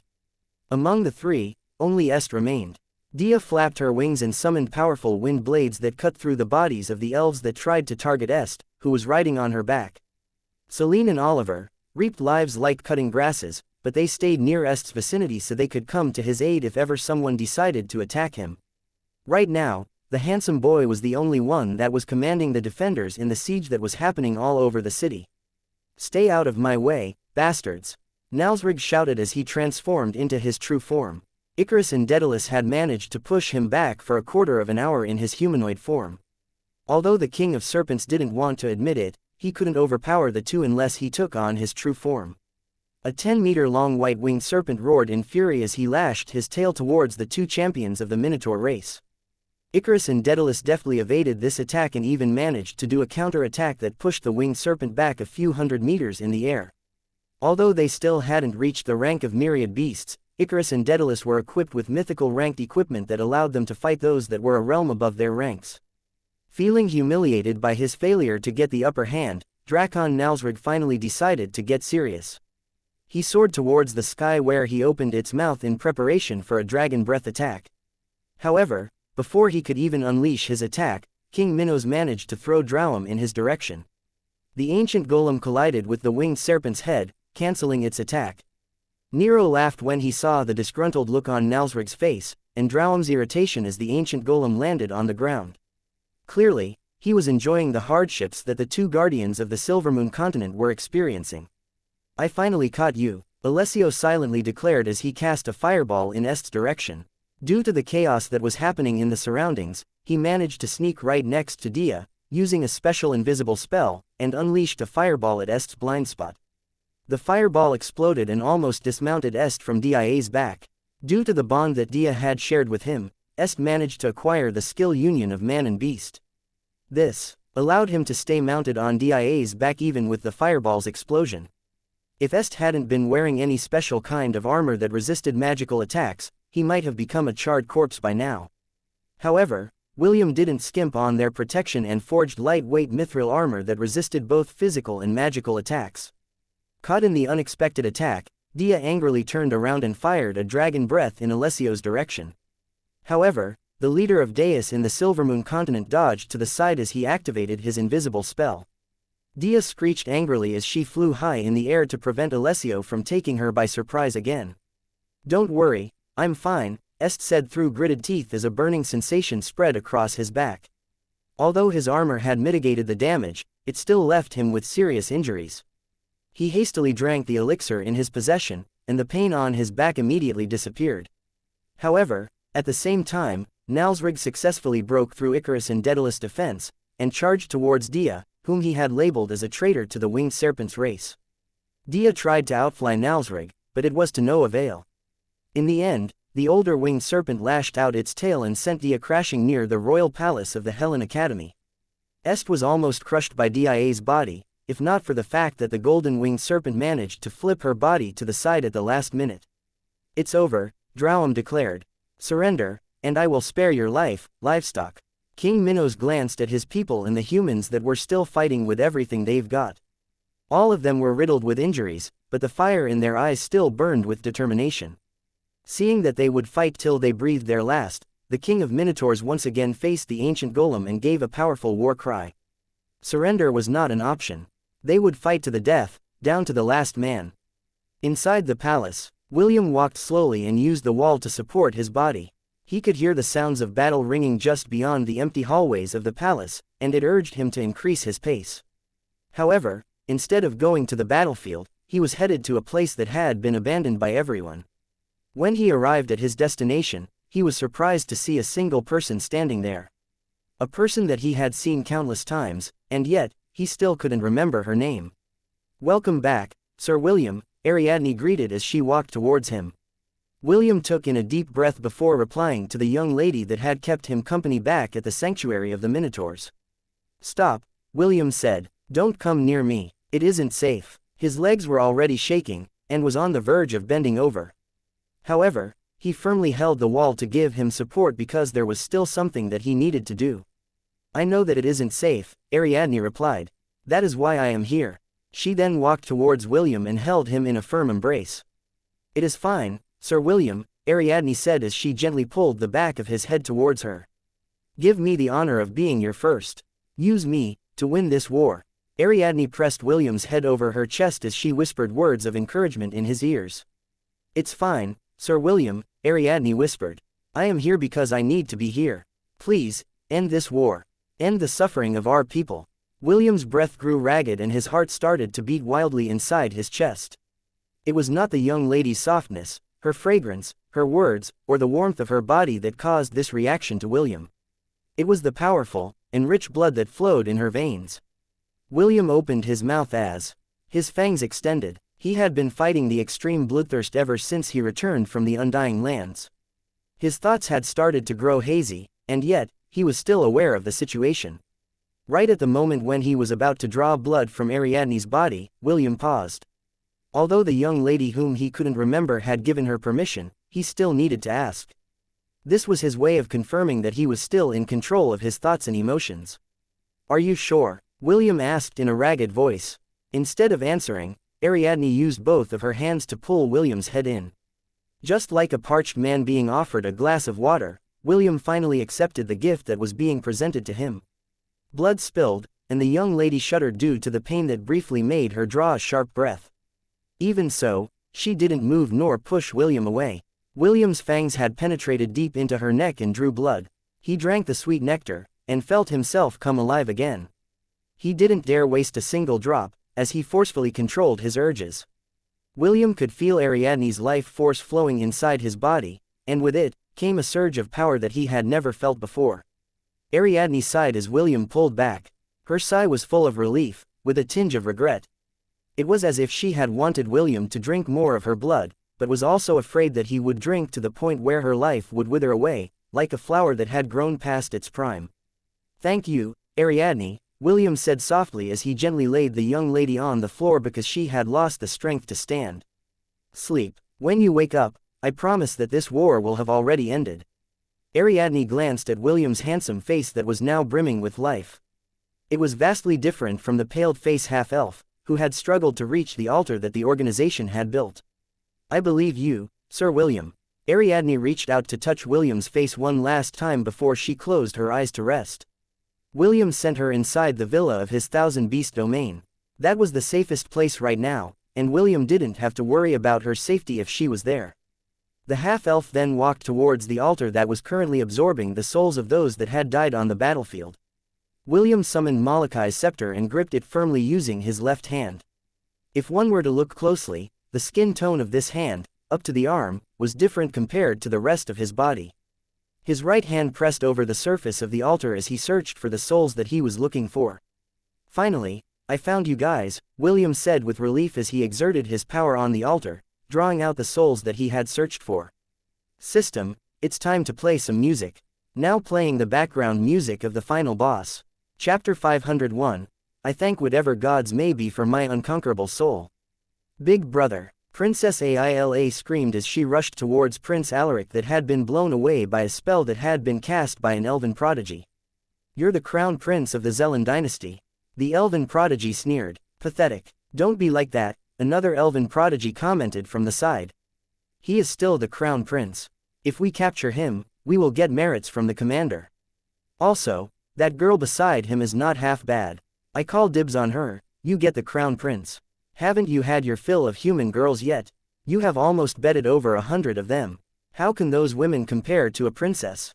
Don't worry, after I'm done with her, you can play with her next. Sounds good, I'll take you up on that offer. Princess Aila ignored the two elves and focused her attention on her.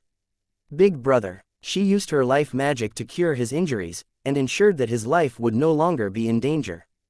The elven prodigy who called dibs on Princess Aila whistled when he saw her use life magic. It was a rare magic, even among the elves. Someone who was born with this magic would be sent to the forest where their spiritualists resided, to be trained as a healer. The other elven prodigy sighed when he saw this. If he had a choice between Crown Prince Alaric and Princess Aila, he would definitely choose the latter. For him, a crown prince's life was nothing compared to a talented life mage. While this was going on, King Minos and Drowam's battle had reached its climax. The ancient golem played a dirty trick and attacked one of the minotaurs that had accidentally wandered in the path of their battle. King Minos naturally did his best to protect his people, and that is where the ancient golem dealt him a crushing blow that gravely injured him. The king of the minotaurs gritted his teeth as he smashed the earth spear that had embedded itself on his chest. Fortunately, it didn't hit his heart, but his movement slowed because of it. Drowam used this to his advantage and immediately gave King Minos a beating. Escalar clicked his tongue when he saw this, while Xiphon only shook its head. Anero, and the purple-haired woman snorted, while the teenage boy just gave a devilish smile. Regardless of how it transpired, the result was already obvious. Drowam threw King Minos to the center of the city. The king of Minotaurs crashed to the ground and created a crater, sending dust and rubble flying everywhere. "This war is already over," Drowam shouted. "Surrender or die." The ancient golem wasn't able to finish his words because a loud sound spread across the battlefield. At first they thought that it was just some random noise that the defenders were using to scare them. However, they then realized that there was a certain pattern to the noise that resembled music. Yes, it was some kind of music. A music that made anyone who heard it feel a sense of tension. Drowam and the other guardians narrowed their eyes as they looked in the direction of the castle. Suddenly, a powerful and unyielding voice reverberated across the city of Gladiolus. "Out of the night that covers me, black as the pit from pole to pole, I thank whatever gods may be, for my unconquerable soul." William walked down the stairs that was leading to the palace with even steps as he gazed fearlessly at the smoke-filled city that was in ruins. "In the fell clutch of circumstance, I have not winced nor cried aloud," William said as he continued to walk down the stairs. "Under the bludgeonings of chance, my head is bloody, but unbowed." Princess Sidoni's and Morgana's expressions changed as they observed their beloved. With a glance, they could tell that something was very different about William. However, they couldn't determine what it was. All they knew was that the person that they had loved had returned, and had come to save the people that were important to him. William continued to walk, unimpeded as he quoted the rest of the poem that had left an impression on him back on Earth. A poem that had given him hope when everything was lost. "Beyond this place of wrath and tears, looms but the horror of the shade, and yet the menace of the years finds and shall find me unafraid." Countless portals appeared behind him, and in the sky. They illuminated the surroundings in a bright light, and yet, those that came out of it, made everyone shiver in disbelief. Even the guardians of the Silvermoon continent flinched because the pressure that descended on them was on par with their current strength. "It matters not how straight the gate, how charged with punishments the scroll." William raised the scepter in his left hand and pointed it at Drowam, who took the role as the leader of the elven invaders. "For I am the master of my fate," William declared. "I am the captain of my soul." This poem is called Invictus by William Ernest Henley. A giant ox with dark blue skin stood right behind William. Blue flames poured out of its eyes, shoulders, hands, and feet. It gave a mighty roar that spread far and wide. Elendor, who was standing in the center of the elven army, trembled when he recognized the giant ox standing behind William. How could he possibly forget the creature? The elven commander had its millennial core inside his storage ring. Urchatu raised his hand. Suddenly, the storage ring of the Blademaster that had killed him glowed briefly. A few moments later, a giant war axe made of adamantium flew out of it. It traveled at a straight path until it was caught by a large and powerful hand. The bone dragons carrying the diabolical Death Knight, Grim Nightmare Revenant, and Arcane Spectral Lich hovered above William. The Arcane Spectral Lich glanced at its surroundings and the blue flames that glowed on its hollow eye sockets turned red. "Unforgivable," the Arcane Spectral Lich said with undisguised anger.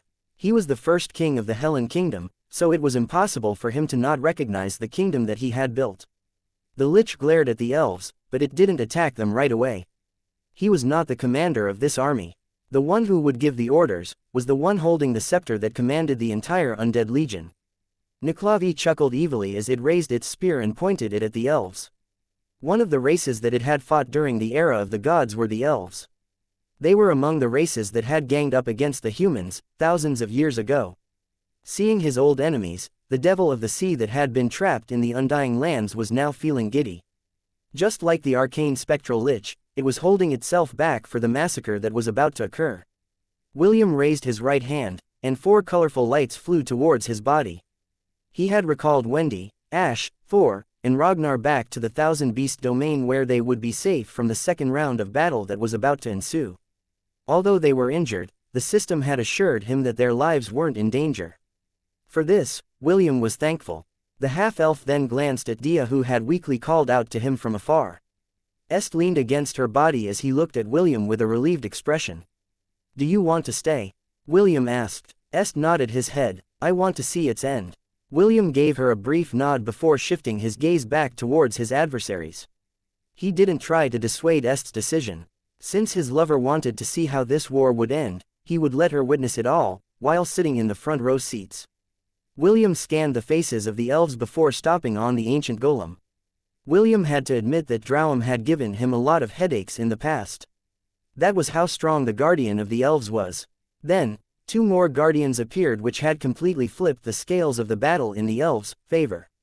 The red-headed boy chuckled.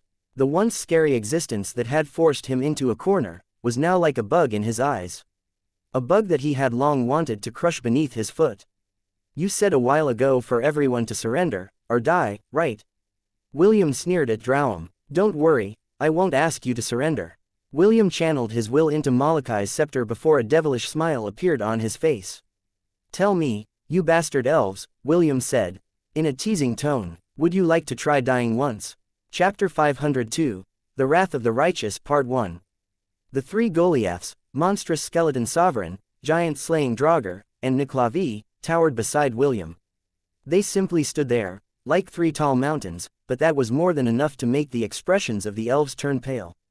The portals above William's head, and in front of him, were still active as hundreds of thousands undead soldiers marched forward. Like the system had told him before, they numbered over 20 million. A number that had exceeded the army of the elves, and to a certain extent, the army of the Crater Empire as well. "I call upon the heroes, whose names have been forgotten," William said softly as the undead warriors all raised their weapons in recognition of his words. In an era where hope was scarce, and many were saddened. When all hopes were lost, and victory was out of sight. That was the time when humanity showed its true might. Hundreds of thousands of lights shot out from William's chest as they landed on the battlefield. All the members of the Minotaur tribe that had died in the battle, and those that he had recalled inside his thousand-beast domain, once again appeared on the battlefield. Similar to Urcha too, all of them had dark blue skin. Their eyes, and parts of their body, flared with eerie bluish flames, as they stared at their adversaries that had taken their lives.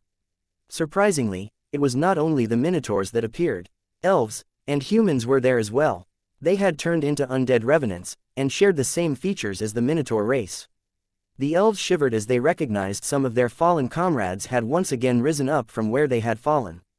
Only this time, they were fighting on the side of humans. Williams's words rang loudly in the surroundings as he raised the dead from their slumber in order to fight for his side. "Come, brave warriors of old," William ordered. "Monsters abound, and war behold. Show them the might of those that were forgotten. Make them see the error of the path they have trodden." William waved his scepter once and all the undead took a fighting stance. "Kill," William ordered. "Send these foul elves and their guardians to the afterlife. Show them the wrath of the righteous." Niclavi roared and charged forward. The giant skeleton and Draugr ran behind it and the ground trembled in their wake. The arcane spectral lich urged his dragon and it stood between Drakon Nalsrig and Dia. The lich gave Est a sidelong glance before facing the guardian beast in front of him. "Is it fun to bully children?" the first king of the Hellen Kingdom asked. "You don't need to answer. I'll chop your body apart and use it as an ingredient for my experiments." Although he had turned into a lich after touching Molochai's staff, and had been inside the Undying Lands since then, he still held strong feelings toward the kingdom that he had founded. Drakon Nalsrig felt an unprecedented danger come from the arcane spectral lich whose hatred for him was evident. However, he also understood that they were at war and it was only natural that the lich didn't like him. "I don't mind killing you twice, lich," Nalsrig replied. "I'll grind your bones and use it as fertilizer." The lich chuckled as it raised its magic staff. Talk was cheap, it was now time to take action. Several dark rays shot out its staff like laser beams. The king of the winged serpents cast a magical barrier to protect himself from the attack, but to his surprise, the dark rays passed through his barrier, and caught him completely off guard. A pained cry erupted from Nalsrig's lips as the Lich's undead magic tore off his draconic scales and dissolved his flesh. This was the first time that he had experienced something like this, and he immediately retreated to a safe distance in order to heal his injuries. Just like an earthworm that has been sprinkled with a bit of salt, the Lich teased. Does it hurt? Don't worry, there's more where that came from. The undead dragon flapped its wings and gave chase. The arcane spectral Lich had already confirmed Est's identity, and because of this, he wouldn't allow anyone to hurt him. Drowam's body crashed heavily towards the elven formation, severely injuring the elves that were unlucky enough to be on the same spot where he landed. Niklavi's horse neighed in contempt as it charged towards the pseudo-demigod whom it wanted to crush under its heels. Ksaganaga, who had been fighting alongside Soglav, gazed at the devil of the sea with genuine surprise. It really is Niklavi, Ksaganaga gasped as the giant abomination rampaged within the disorderly elven army. After the surprise passed, a devilish smile appeared on Kasaganaga's face. There were several instances when it had fought side by side with Niklavi during the era of the gods. The rainbow-colored anteater knew how strong it was, so it had a smug expression on its face as he once again turned into a spiky rainbow-colored wrecking ball that was out for blood. Soglav sneered at the elves that had lost their composure. Its doppelganger was keeping up with Kasaganaga to ensure that the anteater would not delve too deep into the enemy's ranks again. After the incident with Urchitu, Kasaganaga had learned its lesson and stayed within reasonable bounds. Just as the three were engaging multiple enemies, a bronze dragon swept down from the sky. Its target were the two beasts that were creating a lot of casualties due to their teamwork. The bronze dragon opened up its mouth and unleashed a dragon breath at the demonic dog who had just finished killing two elves in succession. Shit, Kasaganaga cursed loudly. It braced itself for the impact because the dragon had attacked him from his blind spot. He was unable to dodge, nor cast a protective barrier because there was no time for it. Right before the dragon breath hit the demonic dog, a giant shadow covered it. Searing flames streaked past Soglav's side as a giant ox stood in front of it, protecting it from one of the dragon's strongest moves. Urchitu stood tall as blue flames erupted from its mouth, colliding with the dragon's breath. The two attacks cancelled each other out. The bronze dragon was about to soar towards the sky in order to flee, but a giant axe flew in the air and partially cut the base of its wings, preventing it from flying away. The dragon screamed in pain as it tried to stabilize its body from the air, but Urchitu didn't give it that opportunity. The giant ox summoned his axe back and threw it once again. This time, it cut off the bronze's dragon's wing completely, sending it crashing towards the ground. Urchitu once again summoned his axe as it ran towards the fallen dragon. Once near, Urchitu jumped into the air and body slammed the dragon with all its might. The bronze's dragon's body was sturdy, so it didn't take much damage from Urchitu's attack. However, the giant ox's true motive was to pin the dragon down, as his weapon hacked it to pieces. The adamantium axe descended with fury at the dragon's neck, sending sparks flying in every direction. The dragon roared in pain as the adamantium axe embedded its blade a few inches into its neck. Urchitu didn't relent in his attack and continued to slash his axe, with the intention of cutting the dragon's head off completely. When the dragon's head was finally cut off from its body, a whip of darkness wrapped around it. Soglav pulled the head towards him and happily stored it inside his storage ring. The dragon's millennial core was located in its head, so Soglav had no intention of letting it go. Urchitu, is that really you? Soglav asked as it looked at the disgruntled giant ox in front of it. Yes, Urchitu replied through telepathy. Soglav didn't know why, but it felt relieved after hearing its friend's confirmation. It thought that the giant ox in front of it was only an empty husk that William had reanimated using undead magic. Knowing that his friend was alive, rather, dead, but alive, the demonic dog's anger decreased significantly as it ran towards its doppelganger, and the rainbow-colored anteater, who was laughing crazily as it slaughtered as many elves as it could. The scary part was that, every time an elf died, they would immediately rise up as undead warriors. This unholy practice unnerved the elves and made them feel despair. Elendor knew that it was only a matter of time before the place where he was would be overrun, so he decisively gave the order to retreat. Vanguards, hold them back, Elendor ordered. Rearguards, prepare to cover our retreat. Little by little, the elven army got pushed back. It didn't even take half an hour before all of them had completely left the vicinity of the city. Escalar and Xiphon no longer spectated as they did their best to cover the elves' retreat.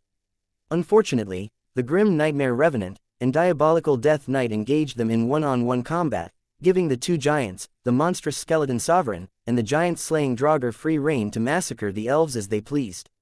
Aenarion was currently locked in a battle with Jekyll, and this time, it was Jekyll that had the upper hand. He was unable to catch the Qilin during their earlier battle because the latter had used ranged attacks to bombard him with lightning bolts. The Qilin that had lost a good chunk of his power had opted for ranged combat. Aenarion knew that he couldn't beat Jekyll at close range, so he used cheap shots to harass the Teoti from afar. All of that ended when William and his undead army appeared.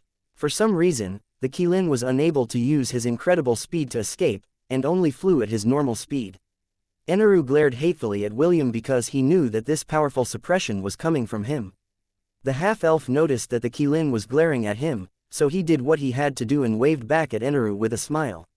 The Qilin almost spat blood at the shamelessness of the half-elf who had interfered with his fight against Jekyll.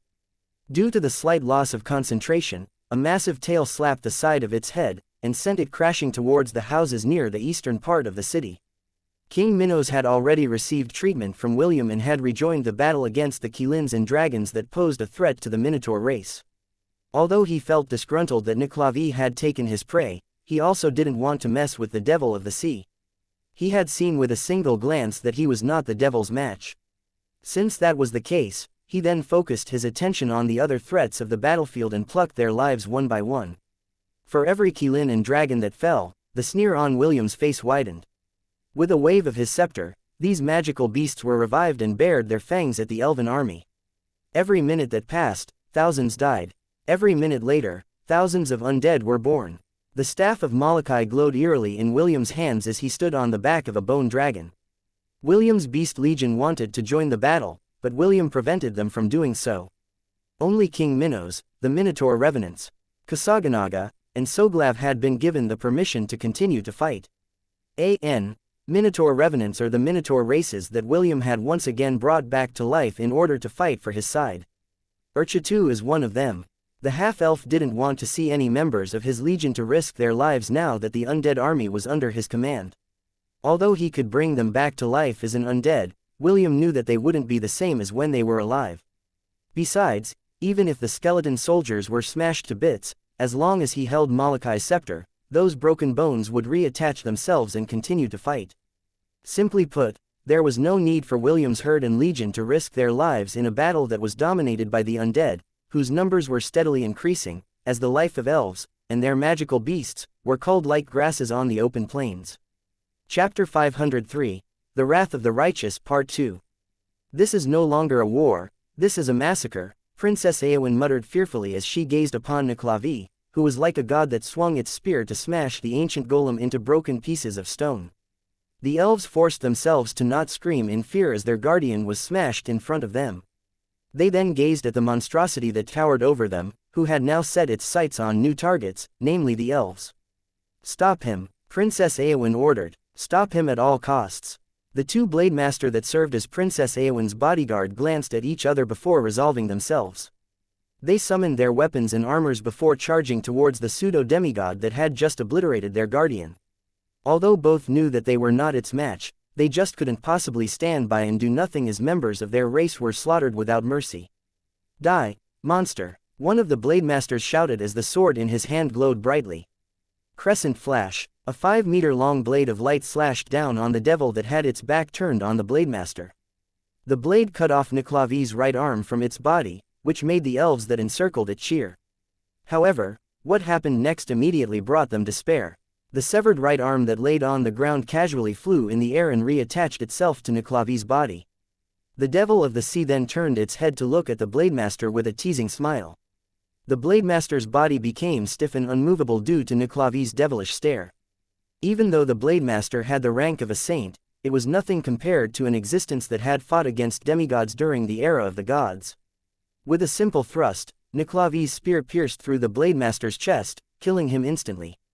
It then chuckled and threw the body to the side as if it just killed some random elf. The devil's laughter had gripped the hearts of the elves and made them feel despair. Some of them were even starting to think that this was all a dream.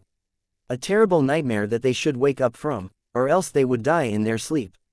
Drowum, who had once again reformed itself, smashed its body towards the monster whose evil knew no bounds. The ancient golem called forth the power of the earth to entrap Niklavi in an earth prison. The land answered Drowum's call and rose up to wrap itself on the monster's body. Soon, the devil had been firmly trapped in a rock prison, forming a small mountain at the center of the battlefield. Elendor and the patriarchs had just breathed a sigh of relief when a powerful explosion erupted in front of them. The stone mountain blew up like a volcano and sent rocks and dirt flying in every direction. A moment later, Drowum was sent flying by a powerful blow that erupted from the tip of Niklavi's spear. Drowum didn't know that it had stepped on a landmine when it decided to imprison the monster in a dome of soil and rocks. Niklavi hated being imprisoned. Since the demigods were unable to contain him, they decided to just ask the gods for help to deal with him. The god of the earth rose up to bind Niklavi with the earth, but just like what happened to Drowum's attempt, it ended in failure. Only the gods of the sea managed to effectively entrap Niklavi in the depths of the ocean. However, even that entrapment only lasted for a few months. When Niklavi broke out of its watery prison, it became more enraged, and this time, it rampaged until the giant race was almost wiped out from the face of the world. The gods then knew that the monster didn't like to be bound, and every attempt only made it stronger and madder with rage. This was how Niklavi got the title, Devil of the Sea, because the moment it rose up from the ocean, it had completely become a devil that no one in the world of Hestia dared to fight. Niklavi's eyes turned bloody red as it charged towards Drowum that had failed to stop it. With a thrust of its spear, the ancient golem was once again destroyed. After destroying its target, it swept around him, slicing the bodies of the elves within 30 meters around it in two. By the goddess, one of the patriarchs gasped as the devil glared in their direction. Elendor and Sheffel also felt the devil's stare, and it filled their hearts with dread. Right at that moment, a winged serpent riddled with bloody holes on its wings and body fell down from the sky. Before the elves could even react to this new development, a golden dragon and a giant deer came crashing down from the sky as well. One of the wings of the golden dragon was torn off, and the giant deer had lost one of its antlers, leaving a bloody gash on its head. Everything descended into silence as the elves looked down on their fallen guardians with pale expressions. Suddenly, a soft sob was heard. One of the teenage elves had finally lost her composure and cried. This was the spark that started everything. The elven soldiers who were at the front line of the war turned their backs on their enemies and started to run away in panic. The women screamed in despair as mass hysteria spread across the elven ranks. "Stop running," Elendor shouted. "Deserters will be killed on sight." His voice was loud, but none of those in front cared for his orders. In the face of existences that had even defeated their guardians, what role did a mere cannon fodder have to play? In a desperate attempt to restore order among their ranks, Elendor knocked an arrow on his bow and shot one of the deserters that ran away from its post. His arrow flew straight and true and embedded itself in the elf's head, killing him instantly. However, that was a mistake. A very big mistake. 15 seconds hadn't even passed since the elf had fallen on the ground when it once again stood up. Its eyes that blazed in a bluish glow stared at Elendor with the arrow still sticking at its forehead. It then gave a guttural cry before charging at the nearest elf, biting her neck with its teeth. Although this was not the first time they had seen this scene happen, the way the elf died was different. They didn't die from the enemy's blade, but at the hand of their own elven commander. The vanguard then stared at Elendor with undisguised fury. They had already lost their reasoning due to the madness that was happening around them, but seeing their own kind killed by their commander, and then turning into an undead made them feel that they were just disposable pawns that could be tossed away at any time. While their minds were in a confused state, a soft voice that offered an olive branch reached their ears. "Those who don't want to die, I will give you a chance to live," a half-elf whose red hair swayed in the breeze said with compassion.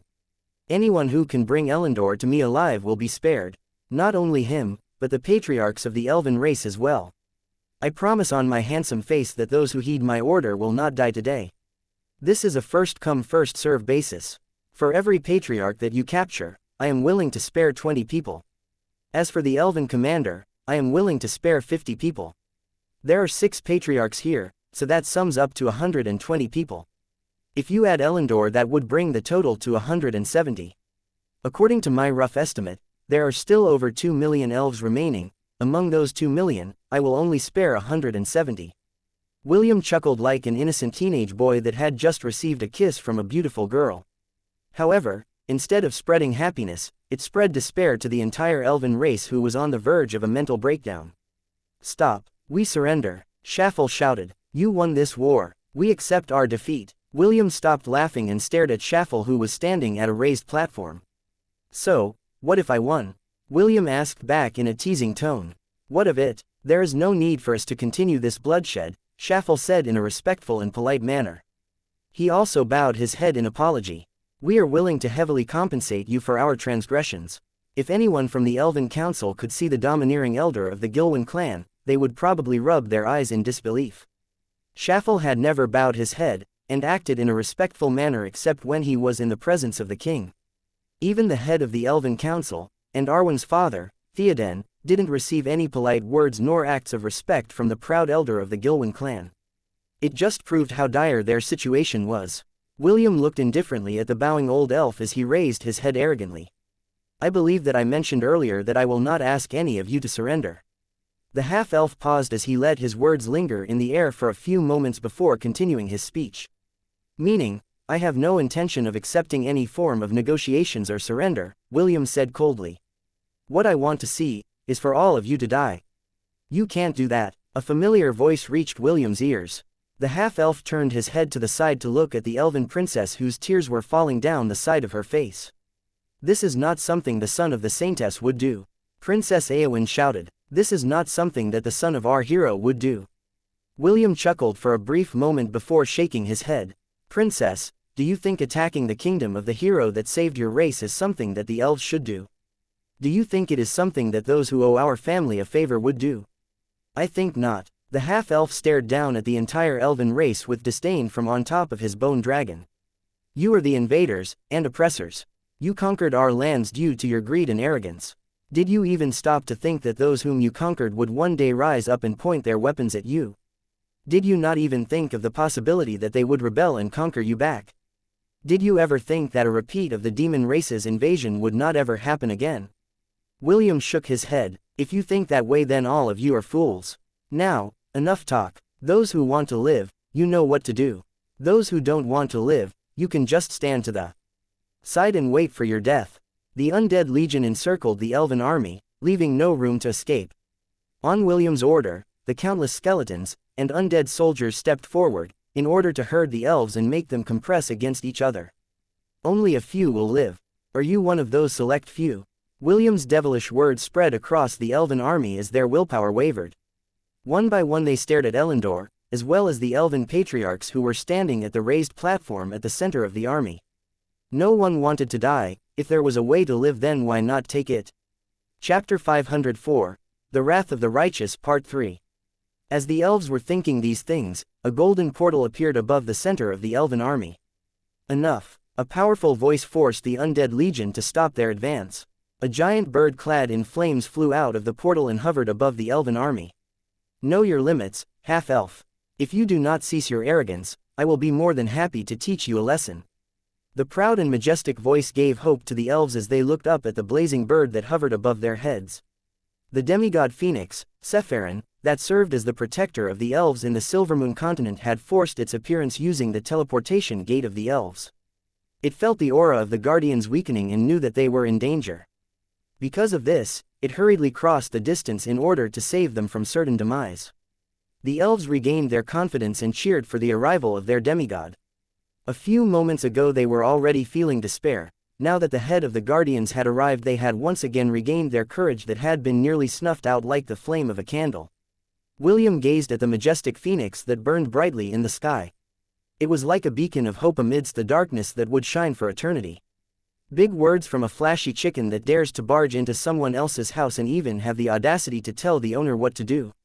An amused voice said, "Haven't you heard of the saying, the guest is as the host pleases?" High up in the Corinter Mountains, Takum sat on his throne. The side of his face rested on the palm of his left hand. The sovereign that ruled the northern tribes then raised its right hand and a beam of blue light shot out from it, traveling at great speeds. "I am not pleased by your attitude," Takum said. "It's time for you to know your place." As soon as his speech was finished, the beam of light had arrived at the battlefield.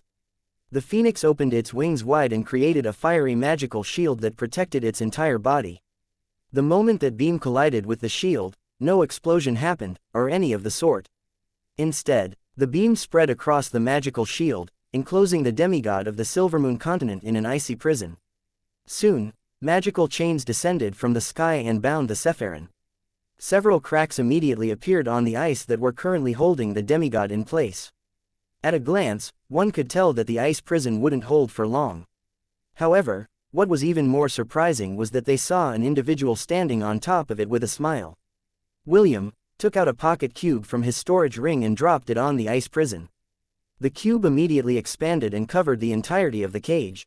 It then slowly shrank, as sparks emitted from all over the cube's body.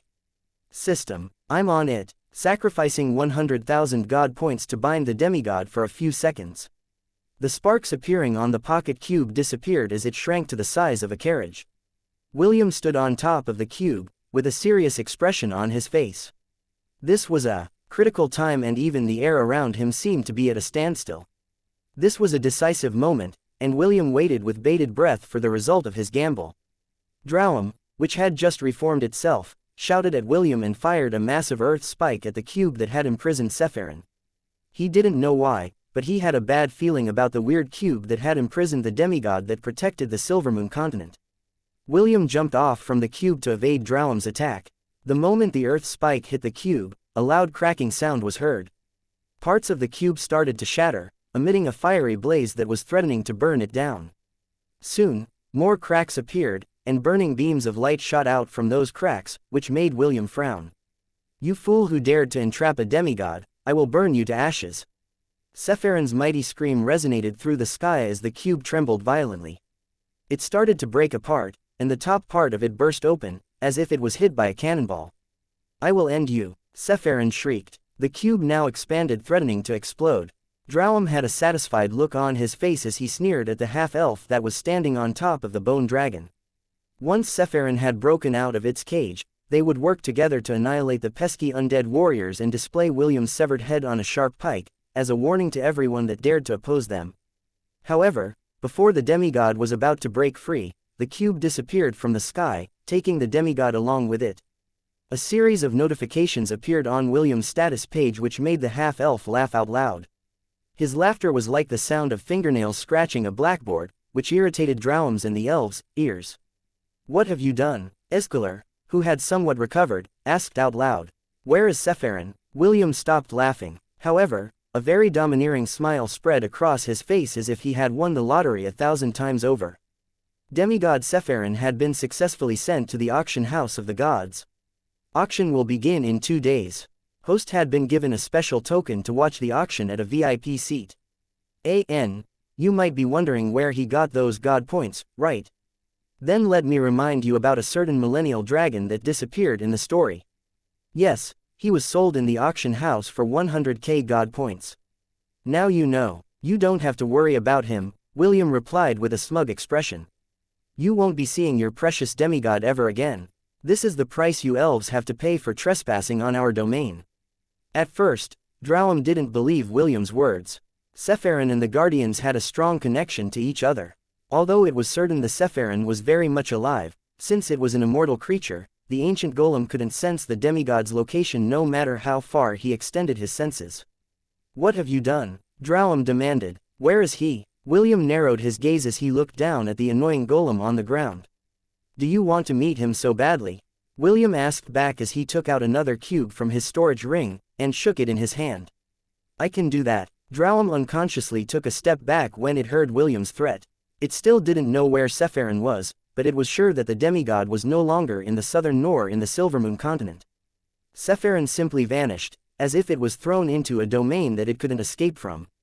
Now where was I? William casually played with the cube in his hand as he looked down on the elves. "Ah yes, only 170 of you are going to live.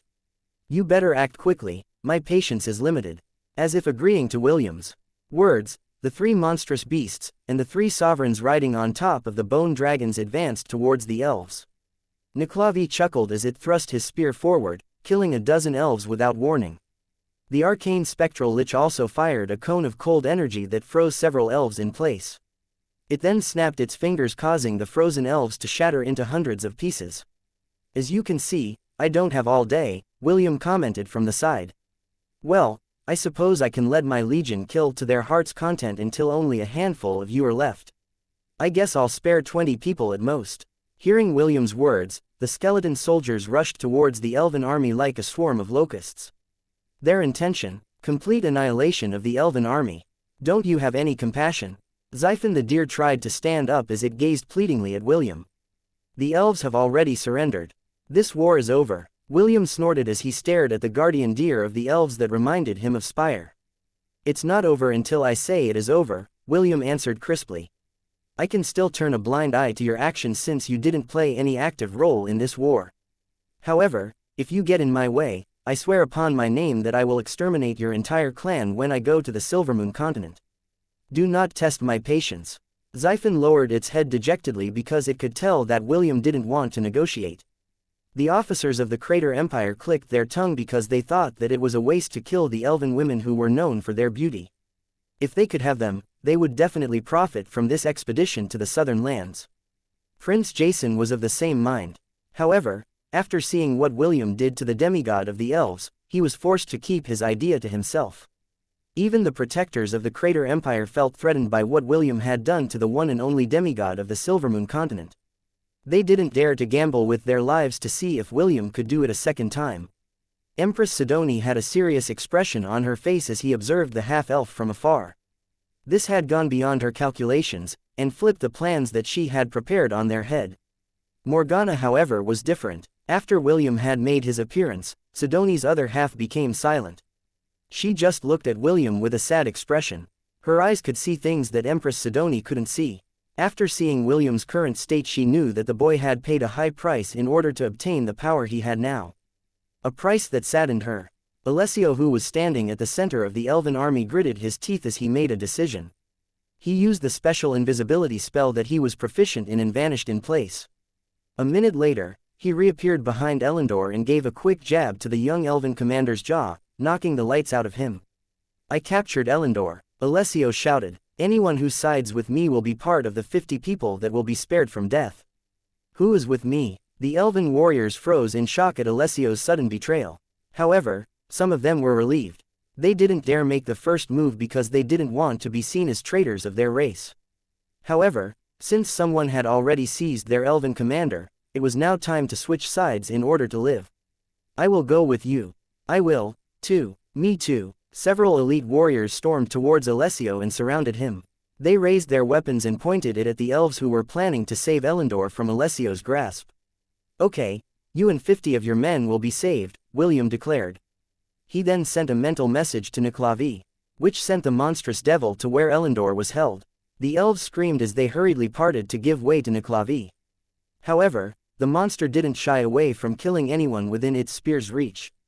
Seeing that William was serious in exterminating them, the remaining Blademaster by Princess Eowyn's side decided to capture one of the patriarchs in order to save the princess's life and the life of her entourage. "Very decisive, I like," William praised the Blademaster. "Aren't you glad, Princess? You get to live another day." Princess Eowyn bit her lip in frustration as she wiped away the tears on her eyes. She didn't want to give William the satisfaction of seeing her sorry state. What the princess didn't know was that William had already decided to let her live, along with her entourage. The half-elf knew that he wouldn't be able to face his mother in the Silvermoon continent if one of her disciples died under his subordinate's hand. The Blademaster's betrayal was the last straw that broke the camel's back, and the elves began to swarm the location of the remaining patriarchs. Not only that, they started to fight each other. Princess Eowyn covered her lips and averted her eyes. She didn't want to see the gruesome scene that was happening around them. The once prideful and elegant elves had now turned into distorted creatures that clung to life. Skyla had already told William some of the backgrounds of these clans from the Silvermoon continent. They were the clans that were anti-humans and had given his grandfather, Theoden, who was also the head of the Elven Council, a lot of trouble.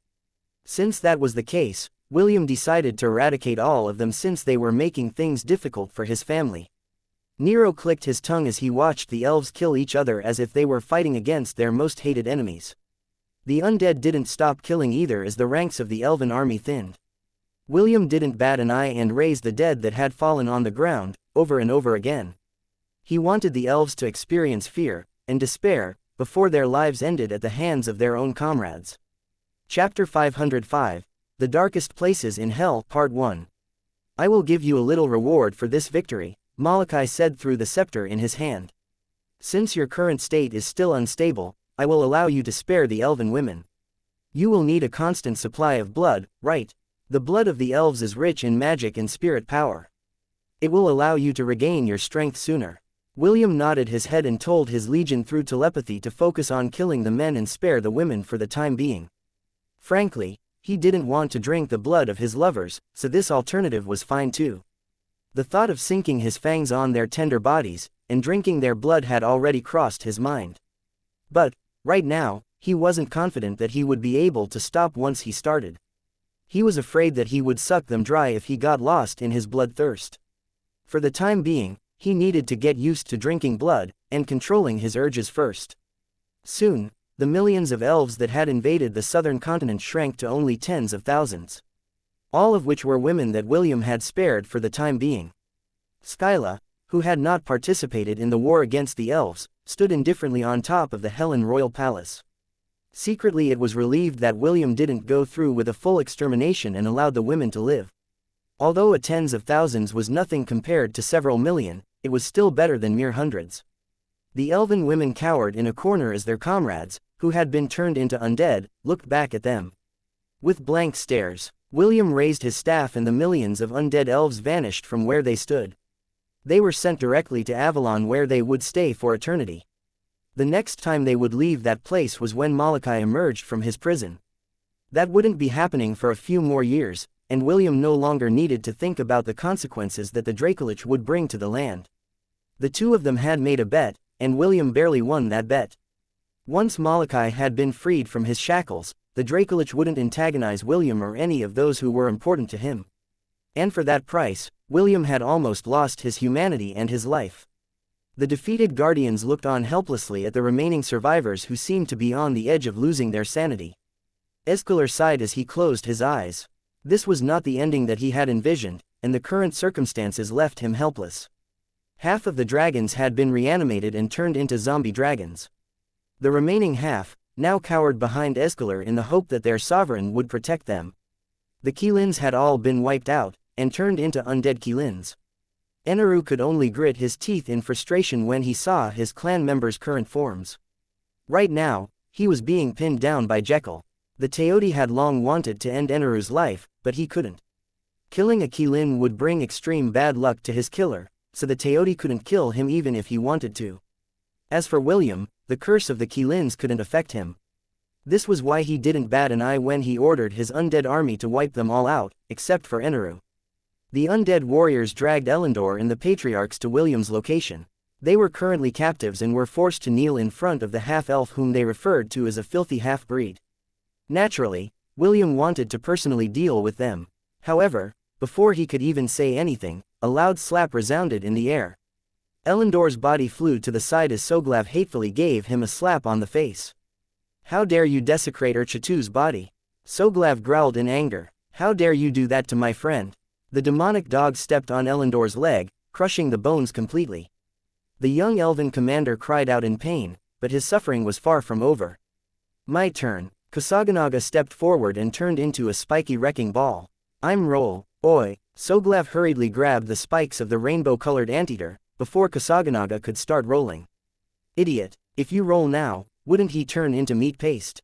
How can we torture him if you kill him quickly? We have to avenge Urchatu's death. Kusaganaga undid his transformation because he realized that the demonic dog was right. The anteater hatefully stepped forward before it slapped Elendor's other cheek with its little paw.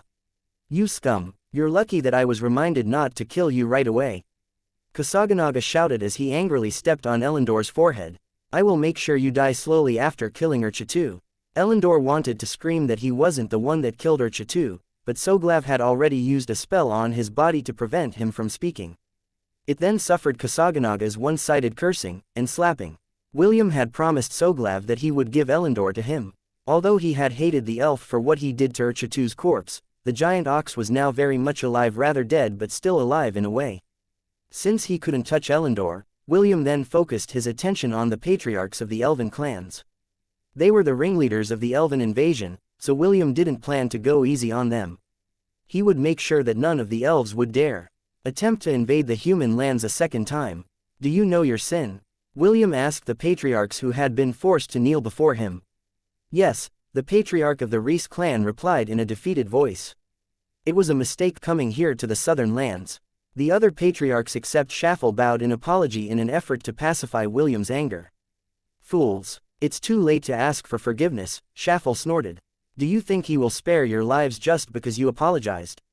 All of you are already this old, and yet you still cling desperately to life. Pathetic. Shut up, the patriarch of the Sala clan shouted. You are the mastermind of this expedition. You bribed us to join you in this endeavor. The fault lies in you. That's right, the patriarch of the Nasir clan supported his friend's claim. This is all your fault. If you didn't threaten us back then, we wouldn't have joined you. The other patriarchs also spoke up and blamed Shaffle. They even teamed up and painted the ex-patriarch of the Gilwen clan as the supreme traitor of the elven race. William watched this farce with amusement. Seeing all the heads of the different clans blame Shaffle, made the old man's face turn red in anger. I see, so this is all your fault, William nodded as he stared at Shaffle. If not for you then all of this wouldn't have happened. That's right, it is his fault. The patriarch of the Aeron clan immediately supported William's claim. Lord William, please, allow me to atone for my mistake by killing this traitorous elf with my own hands. No, Lord William, please, allow me to kill him. No, I will kill him. The patriarchs raised their voice and fought for the chance to prove to William that they were innocent, by killing Shaffle. William just nodded in understanding, as he listened to their pleas. Very well, I will give you all a chance to atone, William said with a smile. The Saintess' son is wise, and merciful. Truly the son of a hero. The Nasir clan will forever remember this favor. Once you visit your mother on the Silvermoon continent, we will give you the grandest of Welko Arg. A blade pierced through the patriarch of the Nasir's clan's chest, which prevented him from finishing his words. The old man looked at the blade that pierced his chest in disbelief before falling headfirst to the ground, dead. Shaffle spat on the dead elf's body before laughing out loud. He knew that William had no intention of sparing any of them, so asking for forgiveness never crossed his mind. He was indeed the mastermind behind this invasion, and had already accepted his fate. His only regret was that the guardians of the Silvermoon continent didn't get the opportunity to kill the filthy half-breed before everything was too late. Chapter 506. The Darkest Places in Hell Part 2. The Draugr pulled his blade out of the body of the elven patriarch and smiled. Although the smile was creepy, it gave its intended effect on the other patriarchs and made them shout out in fear. Why did you kill him? William inquired in a troubled tone. Didn't you have your fill of killing a while ago? The Draugr gave a dry chuckle and scratched its head. It was acting as if it was an innocent child that had made a mistake. All right, no killing for now, okay. William coaxed the undead warrior and made it back away. The half-elf then looked down on the dead patriarch with a troubled expression. Oh dear, what should I do with you? William rubbed his chin as he pondered. Well, for the time being, why don't you stand up first? William snapped his fingers and the lifeless corpse propped itself up to stand once again. It even did a comical pose as if waiting for William to praise it. You vile creature. The patriarch of the Sala clan cursed out loud. Using death magic is a transgression to all living things. Also, where did you take our demigod? Are you not afraid of the wrath of the heavens? Are you not afraid of the gods? William smiled when he heard the patriarch's condemnation. Wrath of the heavens, you elves should have thought of that first before you came here to wage war on us. As for the gods, why should I be afraid of them? Ah, thank you for reminding me about the gods. I don't really get along with the sun god, so I'll make sure to take a piss on his altars, statues, and temples, when I visit the central continent. William didn't know if it was only his imagination, but for a brief moment, he thought he heard Lily's loud laughter, after he said that he would piss on the statues of the sun god in the central continent. Why you, heretic, you even slander the gods. You and your bloodline will be cursed forever. The undead patriarch who was doing a comical pose a moment ago used its dagger to stab the neck of the patriarch of the Sala clan. The old man spat a mouthful of blood as he stared fearfully at William. I don't want to turn into an undea. You talk too much. William cut off the patriarch from finishing his words. The undead patriarch that had stabbed the elf's neck took that as a hint to continue his act. It then stabbed the elf's chest and ended his life once and for all. A few seconds later, a second undead stood up, and just like the first undead patriarch, it did a comical pose by raising both of its hands in the air as if praising the sun. "Forgive me, but I'm not an expert in torture," William said with a teasing smile. He then turned to the arcane spectral lich and gave it a brief bow. "Your Majesty, how about you handle the rest?" The lich nodded its head and created black chains in the air. Those chains tied up the bodies of the patriarchs, including Shaffle. Suddenly, several silver chains materialized in the air and pierced through the patriarchs' chests where their hearts were located. A few seconds later, William saw an interesting sight. The arcane spectral lich waved his hand in an attempt to pull out the silver chains from the patriarchs' bodies. Soon, screams of despair reverberated in the air as the lich pulled out the souls of the elves that it had bound with its powers. The first king of the Hellen Kingdom was a scholar, and his specialty was soul research. In his pursuit of immortality, he tried to find a way to keep his soul alive, even after death. It was quite unfortunate that he lost the bet with Molokai when he failed to resist the corruption of its scepter. In fact, the three sovereigns who rode on top of the bone dragons were once powerful men during their era. Unfortunately, they also wished to become immortal, but the immortality that they had found was not the one that they had envisioned. Sadly, it was now too late for regrets. All of them had achieved their goals, but they had become Molochai's subordinates in the process. Only William was able to resist the corruption of the scepter after paying a high price for it. The arcane spectral lich then opened a black bottle, and the souls of all the patriarchs were sucked inside it. Having lost their souls, their bodies collapsed on the ground. It was still alive, but since there was no soul inside it, they were as good as dead. It was the arcane spectral lich who had asked William earlier if the half-elf could hand over the remaining patriarchs to him. Seeing that both of their goals were the same, William agreed to the lich's request. After getting what he wanted, the lich gave William a bow before returning to its bone dragon. William then turned his head to the side only to see Soglav gnawing on an arm. Naturally, the arm belonged to Elendor, who was currently being kicked repeatedly by Kusaganaga without mercy. Soglav noticed his stare and gave him a satisfied smile. "You want some? I'll pass," William replied before shifting his attention to Alessio and the men that had captured the patriarchs of the clan. All of them felt their hearts tremble when William's gaze landed on them. They had seen how the half-elf had treated the patriarchs of their clans, and were worried that they would suffer the same fate. "Relax, I will keep my word and not kill any of you," William said with indifference.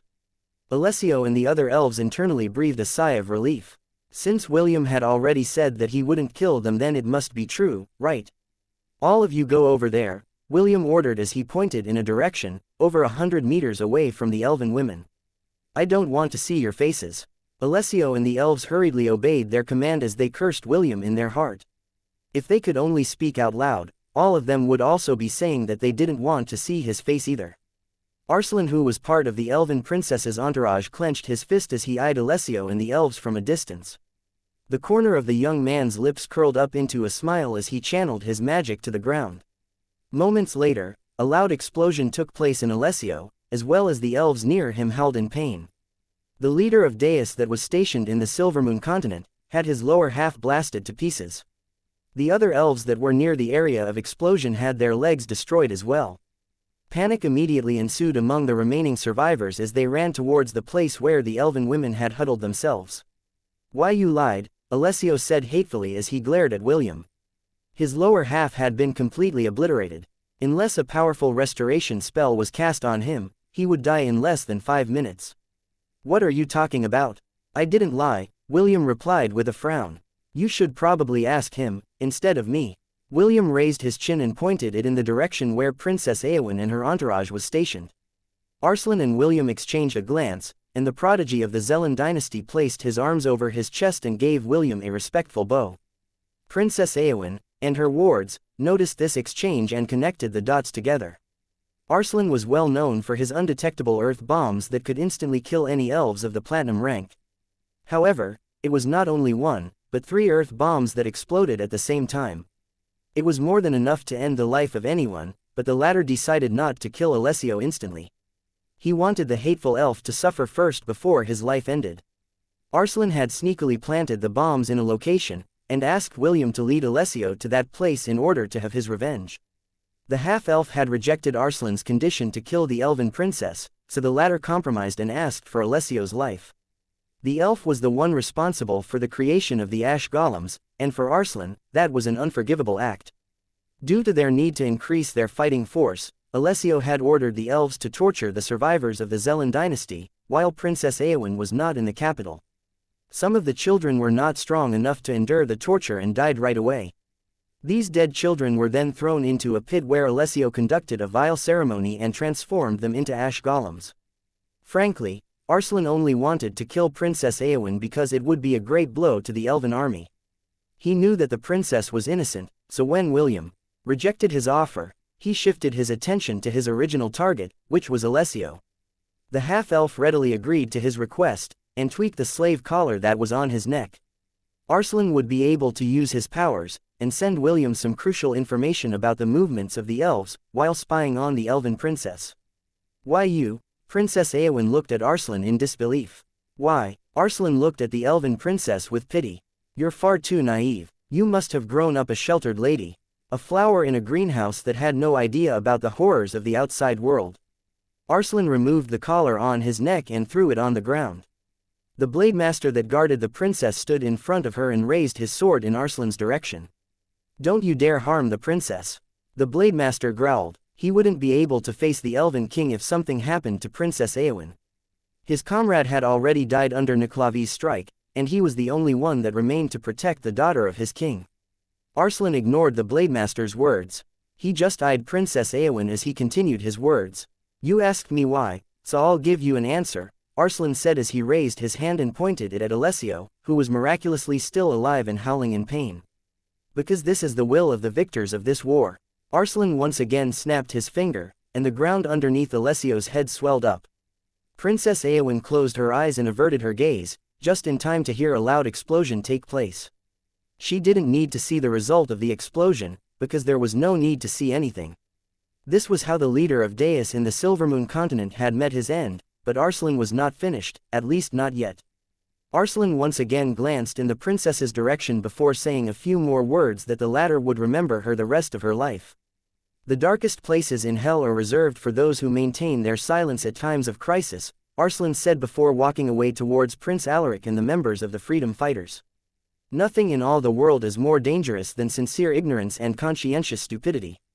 Remember that, Your Highness. It is not too late for you, and the elven royal family, to learn from your mistakes." Princess Eowyn felt her cheeks burn in shame and guilt due to Arslan's words.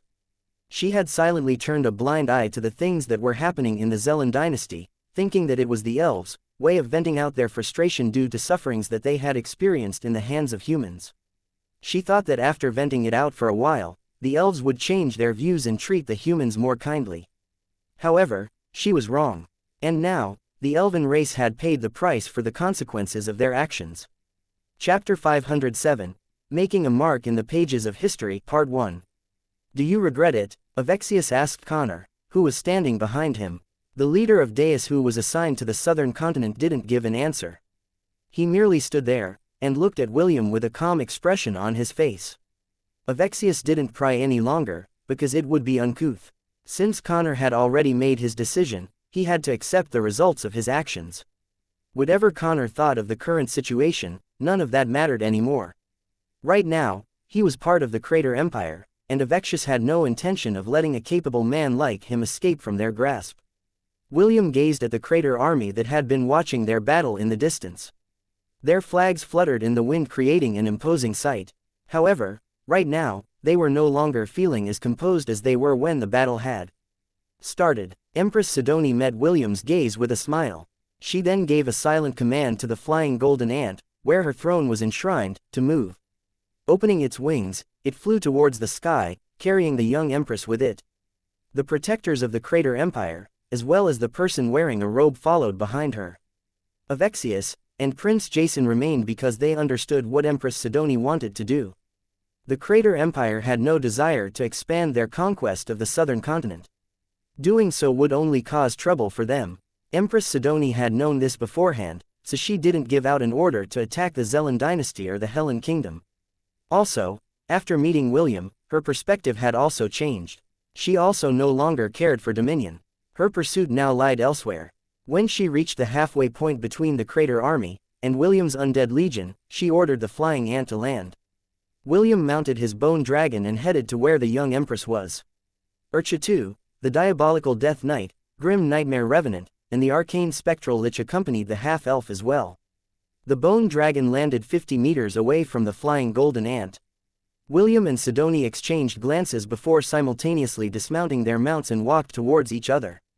They only stopped when they were only 3 meters apart. Their escorts stood behind them and waited patiently for the dialogue that was about to start. "Congratulations, Sir William, for winning the war against the elves," Empress Sidoni said. "With this, the southern continent will experience a brief period of peace, while we wait for the continental spell to lose its effects." William nodded as he stared at the beautiful lady in front of him. "Does the Crater Empire wish for a peaceful coexistence between our kingdoms?" Empress Sidoni walked forward as she extended her hand for a handshake. William also took a step forward and held Empress Sidoni's soft and delicate hand firmly. Not far away, the elves and their guardians looked at this scene bitterly. Aenarion, who had returned to his humanoid form, had his head lowered. Jekyll had beaten him black and blue earlier, and only released his hold on the Qilin when the elves and the other guardians had finally surrendered to William. The Teoti stood beside the depressed Qilin with a smug expression on his face. Since Aenarion had regressed in his rank, Jekyll didn't have much trouble in subduing him. However, the Qilin's lightning bolts still pained him. Even before William and Sidoni had taken the liberty to formally end the war, Aenarion had been subtly congregating all of his magic power inside his body for one last hurrah. He was only waiting for the perfect opportunity in order to make his move. The moment William and Empress Sidoni shook hands, the sound of cheering ensued on both sides. Finally, the war had officially ended. The tension that everyone had been holding in was finally released and their body slackened a bit. Even Jekyll lowered his guard and allowed a smile to appear on his face. Then it happened. Without signs or warnings, Aenarion acted. "Die!" Aenarion roared as his hand stabbed forward like a knife. His aim was to stab William's chest and pierce through his heart. Everything happened so fast that no one was able to react. Aenarion could travel as fast as a lightning bolt, so doing a surprise attack was easy for him. He crossed the distance between William and him in the blink of an eye, and delivered his final blow with all the power he could muster. His hand met some resistance because the one he hit was wearing armor. This resistance lasted only for a brief moment before the Qilin's hand stabbed through flesh and pierced the heart. "Why you?" Aenarion exclaimed as he hurriedly pulled out his hand, but it was already too late. Blood flowed from the wound in Empress Sidoni's chest, because she had used her body to block Aenarion's attack. William hurriedly reached out to catch her body, while the protectors of the Crater Empire angrily lunged at Aenarion, who was about to escape. Black chains materialized out of thin air and wrapped around Aenarion's body, preventing him from turning into a lightning bolt and fleeing. Nero's fist collided with the Qilin's cheeks, sending blood and teeth flying. The Qilin was immediately pinned down and pummeled with punches and kicks from the angry protectors of the Crater Empire. While this was going on, Empress Sidoni weakly reached out to hold the side of William's face. "It's a shame," Empress Sidoni said as blood seeped out of the corner of her lips. "I still wanted to have your babies." After saying those words, the young empress breathed her last breath and died with her eyes looking up at William. Those beautiful hazel eyes had completely lost their luster, and looked at the half-elf lifelessly. Avexius and Prince Jason, who were standing at the Crater Empire, cried out and rushed towards their empress' side. Prince Jason couldn't believe what had just transpired. Everything felt surreal, that he thought that he was just seeing an illusion. One moment, the beautiful lady whom he was so strongly attracted to was shaking William's hand, the next, she was dying. This sudden transition was hard for him to accept. He couldn't accept it. After all, he had already planned to propose to Empress Sidoni once they had returned to the Xianxia dynasty. He would take her back to the Crater Empire where the two of them would be wed. For him to see his bride candidate die right in front of him was unacceptable. "Kill!" Prince Jason ordered. "Kill the elves!" The army behind him roared in anger and charged along with their prince. The ants that were under Empress Sidoni's control entered a berserk state as they made their way towards the elven women, who screamed in fear at the approaching army, who was hell-bent to exterminate them all. "Stop!" Drowum shouted as it stomped his foot on the ground. Thousands of earth spikes pointing forward emerged from the ground. It didn't plan to harm the Crater army, but only to deter them. Although the elves had already surrendered, that didn't mean that the Guardians would just stand by and allow the remaining survivors to be massacred. They, too, were surprised by Aenaru's selfish action that had brought them unwarranted hate from the Crater Empire. Drownum gritted its teeth in anger. Right now, it wished that it could drag Aenaru to its side. That way, it could personally tear the Qilin's body apart and show the Crater army that they had nothing to do with his individual action. Chapter 508, Making a Mark in the Pages of History, Part 2. The Guardians mobilized their strength in order to create a defensive perimeter to prevent the enraged army's advance. While all this was happening around him, William stared at the lifeless body in his arms. Empress Sidoni's body was still warm, but he knew that this warmth would soon disappear, and be replaced by coldness. It would be very easy for him to turn her into an undead, but he couldn't do that. The moment he used undead magic to bring her back to life, the young empress would spend eternity in an undying body, and her soul would be put under a curse of servitude as well. William couldn't do that. He couldn't possibly do that. Empress Sidoni's last words made William finally realize how serious she was in becoming his lover. She said that if there came a time when the Helen Kingdom were to really face the threat of total annihilation, we would join the war and prevent that from happening. A voice filled with pity and regret said beside William, "I had a hunch when I first saw you in the Aenarion's dynasty, but now, I am sure of it." Avexius sighed. "Our empress favors you, and even went as far as to drag our entire army into this war. It's quite regrettable that her feelings were one-sided." William gently closed Empress Sidoni's eyes before removing the torque that was wrapped around his arm. This was given to him by Cernunnos when he visited the Centaur tribe back at the whimsical forest. The half-elf had worn it like an arm bracelet all this time. It had accompanied him since the beginning of war, and Cernunnos had watched everything that William had experienced since he left the domain of the Lord of the Forest. "Your Excellency, please, bestow your mercy upon this lady," William said as he placed the golden torque on Empress Sidoni's chest. "Look favorably upon her, this one time." A few seconds later, Cernunnos' voice reached William's ears. "Are you sure?" Cernunnos asked. "This bracelet is supposed to save your life once. Do you really want to give this opportunity to another?" "Yes," William replied. "Please, save her." The golden torque glowed as Cernunnos granted William's request. "Fine. You humans are truly fascinating creatures. It was entertaining to watch your struggles. May you not regret this decision in the future, little Will." The Lord of the Wilds wanted to say something, but after careful consideration he decided to just let the matter rest. This was a matter between humans, and he decided that humans should be the ones to resolve it as well. Cernunnos was the protector of the balance of nature. He didn't want to dabble its hands in the affairs of mankind. The wound on Empress Sidoni's chest healed at a rapid pace. Soon, her expression became ruddy as a gentle warmth washed over her body. Suddenly, the lady in the red-headed boy's arm drew in a sharp breath. Her eyes abruptly opened, and the first thing she saw was William's relieved expression. Her hand unconsciously moved towards her chest, where a gaping hole used to exist. Feeling her skin under her palms, Empress Sidoni looked at the half-elf that was looking down at her with gentle eyes and asked a question. "I'm alive," Empress Sidoni asked. "Yes," William replied. "You are alive. How? It's a long story. I will tell you another time." Avexius' eyes widened when he saw the young empress come back to life. As a person that had reached his current rank, he had already affirmed that Empress Sidoni had died. He didn't hear Cernunnos and William's exchange, and only thought that the boy was giving the empress a parting gift when he placed the golden torque on her body. The young empress tried to stand, but her body was still weak, so William supported her to stand upright. The two of them then gazed at the battle between the Crater Empire and the Guardian of the Elves. The protectors had already torn Aenaru's body limb by limb, and were about to join the battle when they noticed the young empress leaning on William's body.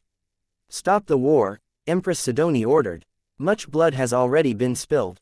There's no need to add more." William gave a mental order for the Undead Legion to interfere as well. The moment Niklavi faced the Crater army, all of them froze in place. They had seen how this monster had one-sidedly beaten up Drownum and massacred the Elven army. None of them dared to challenge its notoriety. The Guardians of the Silvermoon continent breathed a sigh of relief when William's army moved in to stand between the Crater army and the Elven survivors. They were hard-pressed earlier because they were only defending. They didn't dare kill any warrior of the Crater Empire because they knew that if they did that, they would step beyond the point of no return. They couldn't afford for such a thing to happen. The Empress lives, Nero shouted with all his might. The fighting ends now. Prince Jason, who was commanding the army, turned his head to look at where his Empress had fallen. When he saw that she was indeed alive, relief flooded his heart. However, this was soon replaced by jealousy when he saw that her slender body was leaning on William, who was supporting her. Cease all actions, Prince Jason ordered. The Empress lives. Long live to Her Majesty. Long live to Her Majesty. The cheers of the Crater army reverberated in the air, and the conflict had been averted. Empress Sidoni, who was leaning on William's body, raised her head to look at her beloved. Back in the Xianxia dynasty, one of the conditions that was written on the contract was for you to grant a request from me, Empress Sidoni said in a soft voice. Clearly, she had still not fully recovered and was still suffering from lethargy. I remember, William replied. There was indeed a clause in the contract where the Empress could ask one favor from William and Elendor. This particular condition was vague, but William still agreed to it. As long as it didn't go past his bottom line, he was willing to grant Empress Sidoni's request. I want to call on that request right now. Can I, as long as it is within what I can do? Empress Sidoni smiled as her hand reached out to touch the collar on William's neck. I want you to place this collar on my neck, Empress Sidoni said. I want to belong to you. Avexius and the guardians that were standing beside the two were dumbfounded by Empress Sidoni's request. Although they were looking elsewhere, they had been secretly listening to the two people's conversation. When they heard that the princess wanted to wear William's slave collar, all of them turned their heads to look at the young lady with shocked expressions. However, none of them said anything. The beautiful lady was doing this of her own free will. This was not a forced enslavement. They only looked at Empress Sidoni with serious expressions and waited for William's answer. You want to become my slave? William asked in disbelief. For a brief moment, he thought that he had misheard the young lady's request, so he decided to ask for confirmation. Yes, Empress Sidoni answered firmly. I want to be yours. Will you grant this request? The beautiful Empress looked at William with pleading eyes as she leaned weakly on his body. William stared straight to her eyes, looking for any signs of falsehood. However, the only thing he saw was his own reflection staring back at him. Right now, the beauty in his arms was staring only at him, and no other. Even if William didn't want to admit it, he was moved by Empress Sidoni's determination. William thought long and hard, but he didn't see any downsides in the Empress' request. In fact, it was to his advantage. Although he didn't want to say it out loud, he was wary of Empress Sidoni's powerful charm. If she were to really become serious, she could bring the downfall of empires in the world of Hestia. If she were to become William's slave, the half-elf could keep her in check and prevent the worst-case scenario from happening. William raised his hand and touched the collar on his neck. A soft sound of metal being unlocked reached Empress Sidoni's ears. The collar of Wisteria had already been passed over by Selene to William. It meant that its current owner was none other than him. Naturally, if he placed the collar on a person, that person would become his slave. Only William would be able to take the collar off that person's neck, and grant them back their freedom. Naturally, the enslavement would only last for 4 years. When the 4 years had passed, the effect of the collar would vanish and the beautiful Empress would once again regain her freedom, even if William didn't remove her collar. I'll ask you one last time, William said with a serious expression. Are you sure about this? Instead of answering, Empress Sidoni closed her eyes and raised her chin, presenting her smooth and sensuous neck to William. It was her way of telling the half-elf to place the collar on her neck without worries. Avexius and the protectors heard a soft clicking sound as William secured the collar of Wisteria around Empress Sidoni's neck. The beautiful lady immediately felt a connection between her and William and it made her heart skip a beat. When she opened her eyes, she saw a faint red leash that connected the collar on her neck to William's wrist. This proved that she was now William's slave. However, the half-elf was not aware of this. William couldn't see the leash that bound him and the beautiful Empress in his arms. It was a special ability that was exclusive to those that had been born with the bloodline of the Crater royal family. This ability allowed them to find the location of their partner, wherever they may be in the world. Even if William were to hide under a lady's skirt, Empress Sidoni would be able to find him without fail. It was a secret that was only known to the Crater royal family, who was one of the major factions in the central continent. Avexius sighed when he saw the collar on the young lady's neck. He then shifted his attention to William. The Grand Archmage of the Crater Empire had seen how the boy performed in the battle against the elves. Frankly, he had to admit that a young man like William was truly hard to find. I guess this is fine as well, Avexius mused. I'm sure that Emperor Leonidas will also agree. The protectors exchanged a glance at each other before smiling inwardly. This was an unexpected turn of events, but overall the Crater Empire profited a lot from this war. They also looked at William with expectations and wondered how the boy would react after finding out that he had just made a decision that he couldn't take back, even if he cried a river. Chapter 509, Making a Mark in the Pages of History, Part 3. Prince Jason, who had just returned from the army, to check Empress Sidoni's condition, immediately became pale when he saw the collar on her neck. "Why what have you done?" Prince Jason charged forward with the intention of breaking the collar on his bride candidate's neck. How could he possibly accept such an outcome? For the girl he was planning to marry to be enslaved to someone besides him had made him extremely jealous and angry. Nero immediately blocked the young prince's path. The protector had his arms crossed over his chest. It was obvious that he didn't have any intention of allowing Prince Jason to vent out his anger on the two people who had done this of their own free will. "Give it up, Prince Jason," Nero said firmly. The Empress had already made her decision. "This is not something that you can interfere with." "How could this be? Clearly, he used something to befuddle her." Prince Jason protested. "How can she possibly ask someone to enslave her? This is impossible." "Impossible," the person wearing a black robe said with amusement. "I personally inspected her state of mind. She wasn't under the influence of anything. This was done out of her own free will and choice. Even if you cannot accept it, you have no choice but to accept it." Prince Jason gritted his teeth in anger. The protectors had already made their stance, and even if he threw a tantrum, it would not do anything. It would only make him look like a child that had lost his favorite toy, which would make the others look down on him. "This is not over," Prince Jason swore. "His Majesty will still have the final say in this matter." The robed man nodded. "This is indeed the case. If you have a complaint, you will have to wait until we return to the Crater Empire to voice them out." Prince Jason snorted and hatefully stormed off. He couldn't bear to see the girl of his dreams being embraced by another man. It was something he couldn't accept, and he would do everything in his power to gain his father's approval when they returned to the Crater Empire. Avexius watched the prince go and sighed internally. He had already known about Prince Jason's strong attraction to the Empress, but he thought that it was only due to the power of her charm. He then shifted his attention back to William as he rubbed his chin in contemplation. This half-elf seemed immune to it. Avexius mused. Perhaps, this is also why the Empress favors him. While the Grand Archmage of the Crater Empire was deep in his thoughts, an internal struggle had been happening inside Sidoni's mindscape. "Switch with me. I want to hug Darling as well. You can do it later. Let me stay like this for a little while longer. This is unfair. How can you hog Darling all to yourself? I want some of the action, too. Why are you so persistent? It's already a done deal. He can't back away even if he removed the collar on our neck. It's our win." "Well, you do have a point. But, still," the young Empress currently had her eyes closed as she leaned on William's body. The half-elf only thought that she was still feeling weak since she had just been revived not long ago, so he allowed her to cling to him for the time being. It was at that moment when Avexius approached him with a smile.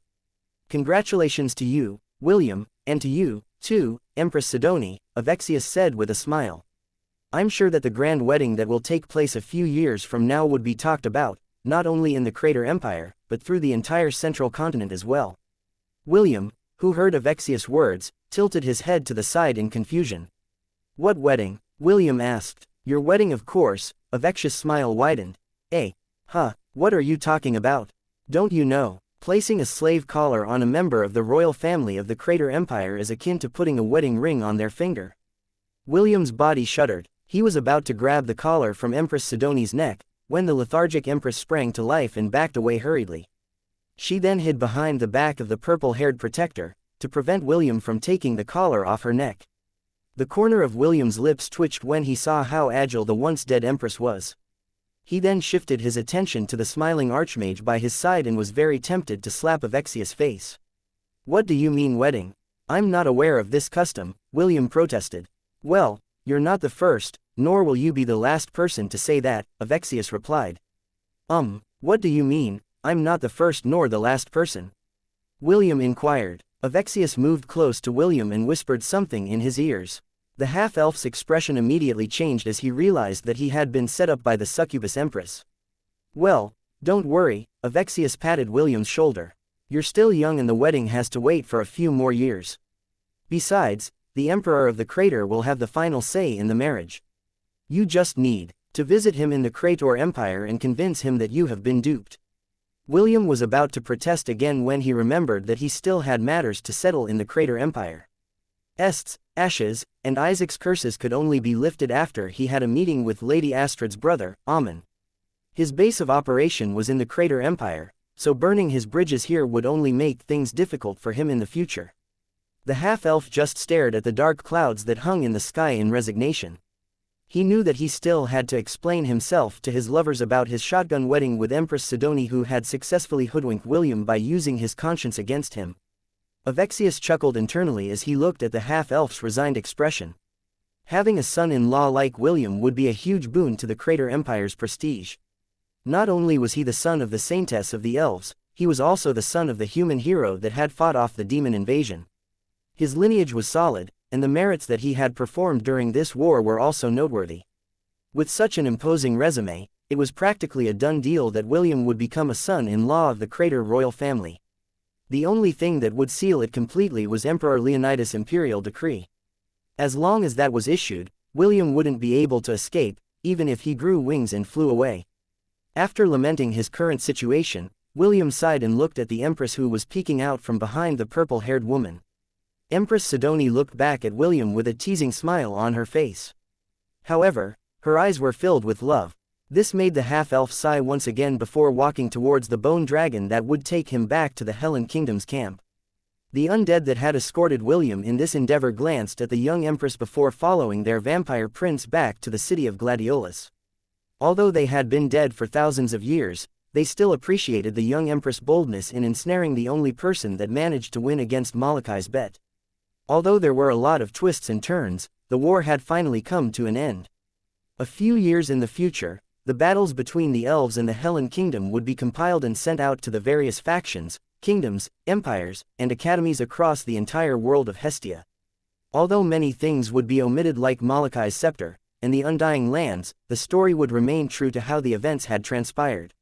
William, along with his lovers, and Empress Sidoni had taken the center stage in this tale. Many commoners, nobles, and members of the royal families wouldn't be able to keep themselves from praising it and calling it a masterpiece. It was a classic that would still be talked about thousands of years in the future.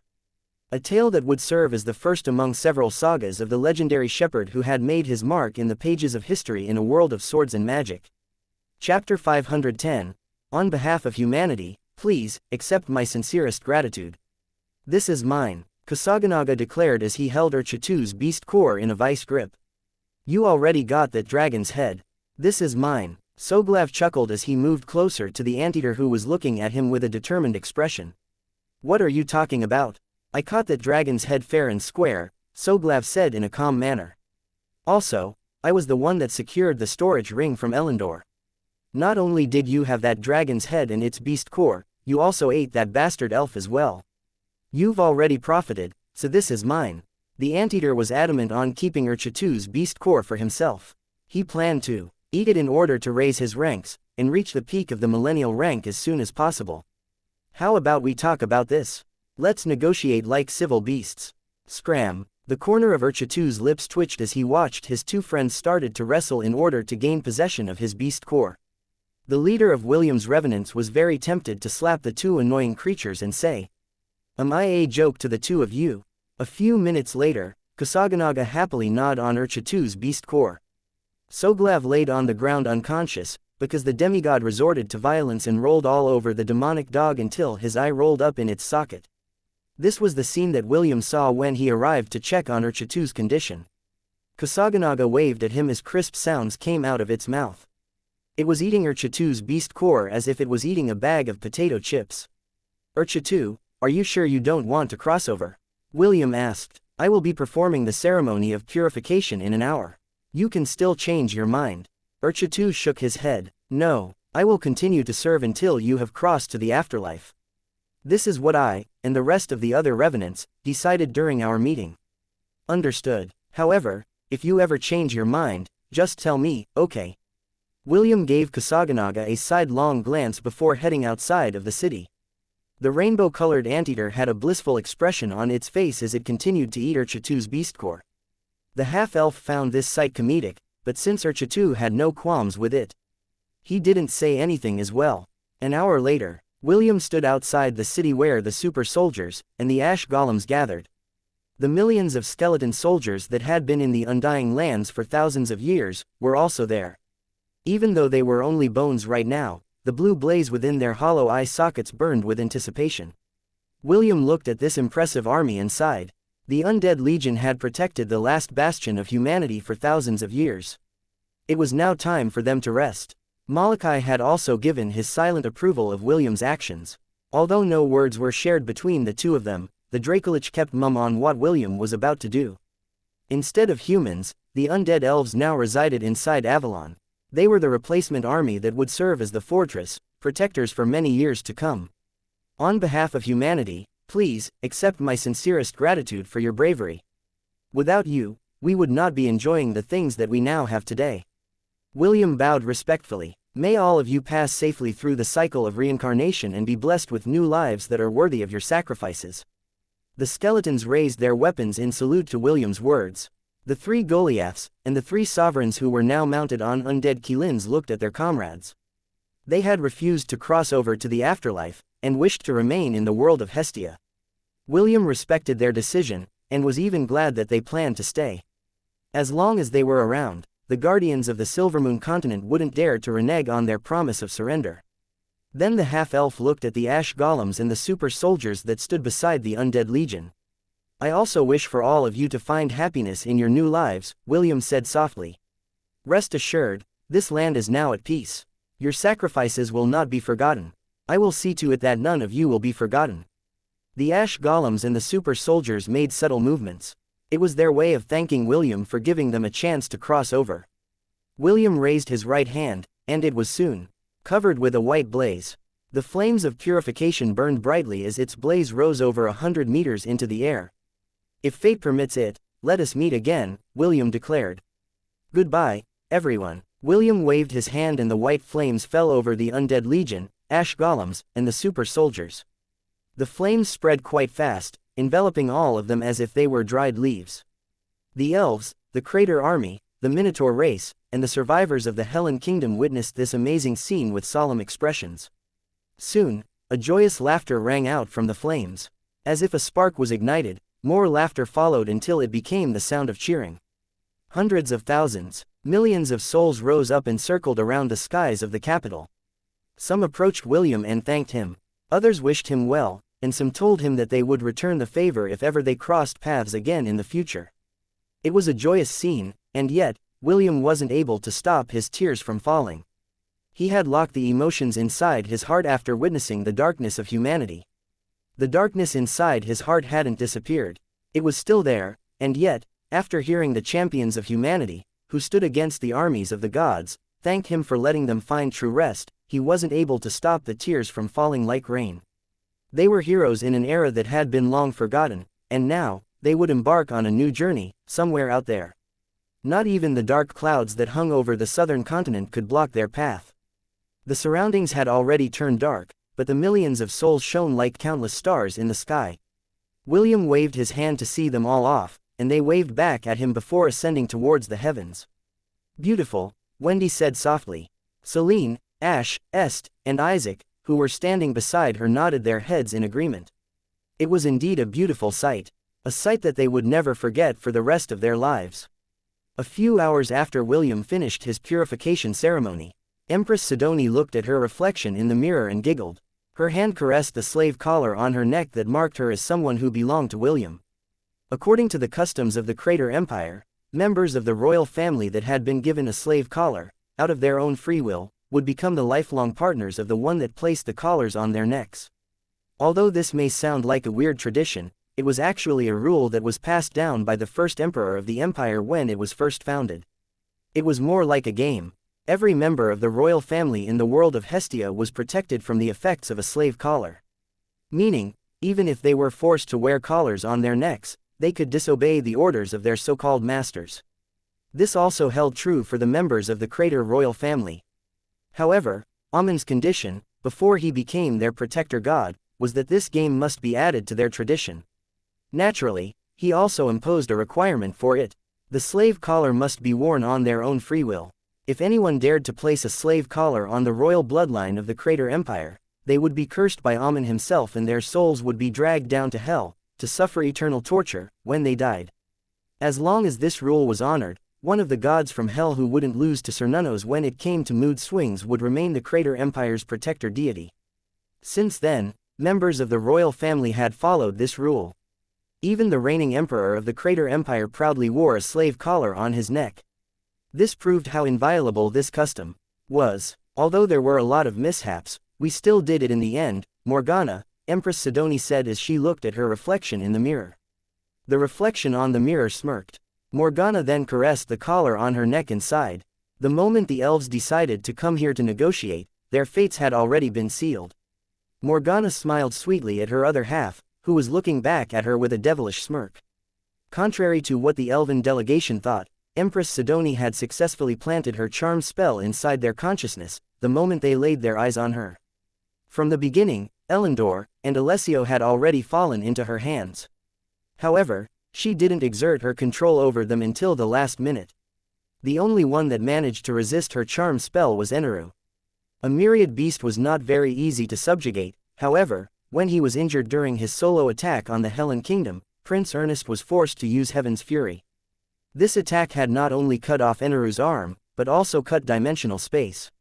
This allowed Lady Eros to send a strand of her divine charm to penetrate Enaru's body, while he was fleeing. This was done in utmost secrecy, because Lady Eros needed to follow certain rules imposed upon them by the Temple of the 10,000 Gods.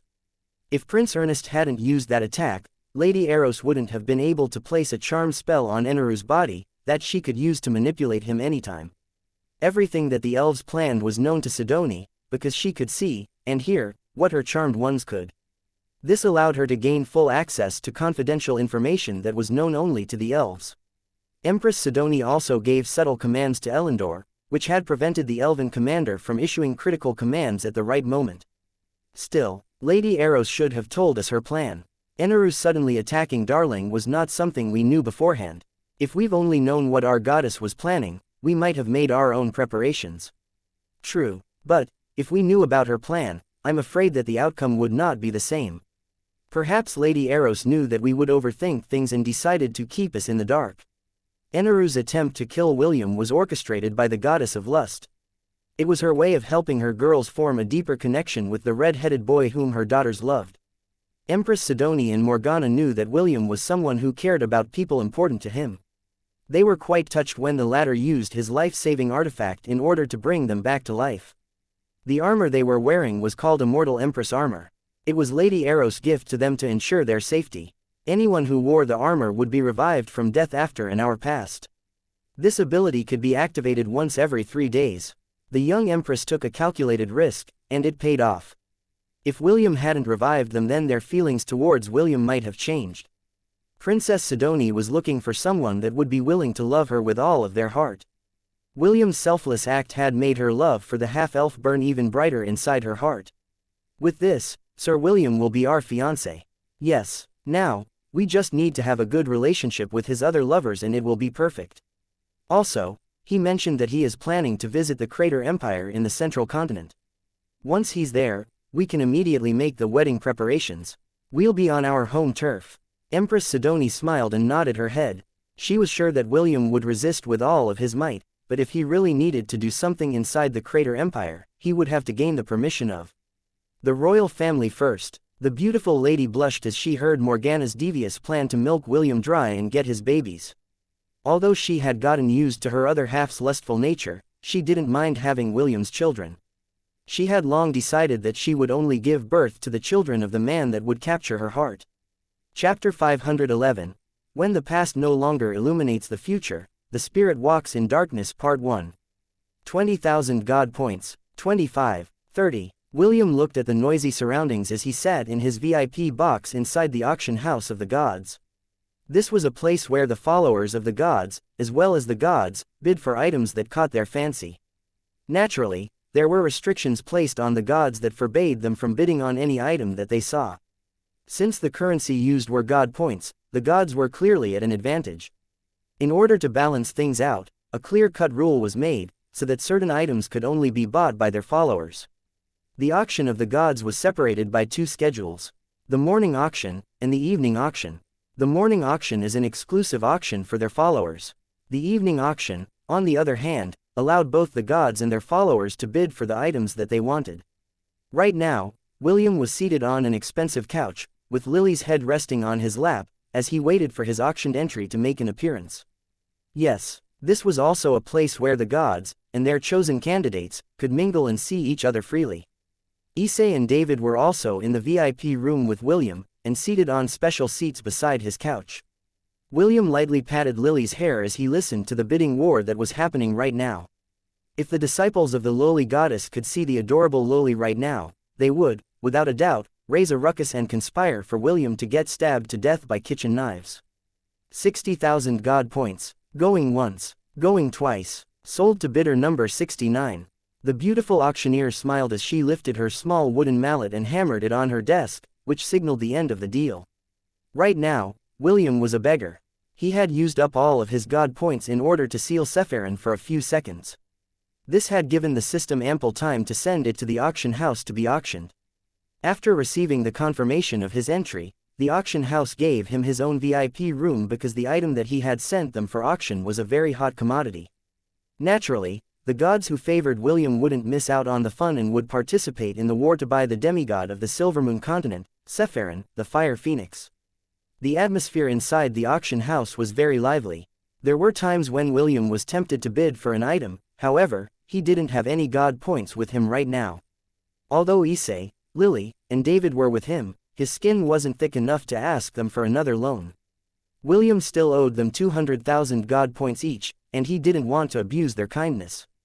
The hours passed by as the bidding war heated up. William gulped because the highest amount of god points that he had managed to acquire was 1 million god points.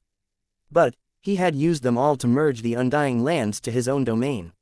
Right now, a dozen pills of awakening, that were personally made by the alchemist god, were being auctioned and the price had already reached 2 million.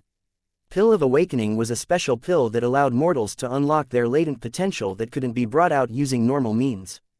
This was a pill that the gods favored to possess in order to distribute to their loyal followers, to help them succeed in the worlds where they currently resided. Pills of Awakening sold to esteemed bidder number 007 for 5 million god points. It didn't take long for William to realize that when the auctioneer said the words, esteemed bidder, it meant that the winner of the bid was a god. Several items had been bought by these esteemed bidders, and sometimes, their bidding wars would reach in the tens of millions. And now, we come to the highlight of tonight's event. The beautiful auctioneer announced. She then waved her hand and an image of a phoenix appeared in a projection. This mythical beast is of the demigod rank, the lady said with a smile. Bidding starts at 5 million god points with a minimum increment of 1 million. Lily, who was resting her head on William's lap, raised her head with a mischievous glint on her eyes. She had come to the auction because she wanted to buy the phoenix, Sephirin, in order to teach it a lesson that it would never forget. As soon as the host announced that the bidding was now open, Lily immediately raised her hand and made her bid known. 6 million god points, Lily shouted. 7 million, 8 million, 9 million. William wasn't able to stop himself from grinning ear to ear because he had never expected that a demigod could be sold for a high price. I should have also captured Drowum, William thought. The half-elf had no love for the ancient golem. However, for the sake of the Silvermoon continent, he didn't follow through with his plan. Now that Sephirin was out of the picture, and Aenarion had been turned into a dark Qilin using his powers, the guardians of the Silvermoon continent had lost a big chunk of their powers. If not for the fact that his mother and father were still in the Elven continent, William wouldn't have shown the guardians any mercy and captured all of them. Also, Skyla had told him that the demons were still eyeing the Silvermoon continent. The elves still needed the remaining guardians to safeguard their lands. Right now, only the Ent King, Myrandor, was left to safeguard the Silvermoon continent, while they were away. Fortunately for the elves, the demons didn't know that Sephirin had been captured and that the other guardians were trapped in the southern continent. Of course, They knew about the movement of the elves, but no one knew that the portal that the elves had made was a one-way portal. It meant that although elven reinforcements could come to the southern continent, they couldn't go back even if they wanted to. 10 million. Lily bid valiantly in order to deter the other gods from fighting against her. However, her adorable voice was silenced when a crisp and clear voice spread across the auction house. 30 million. Lily, and the other gods turned their heads to the direction of the voice. Their eyes landed on an unassuming VIP room that floated in the distance. The blinds of the room blocked anyone from identifying who the bidder was. There were gods who liked to keep their identity anonymous when they came to the auction house. This allowed them to freely bid without being singled out by the other gods who wanted the same item. 30 million, the auctioneer repeated with a smile.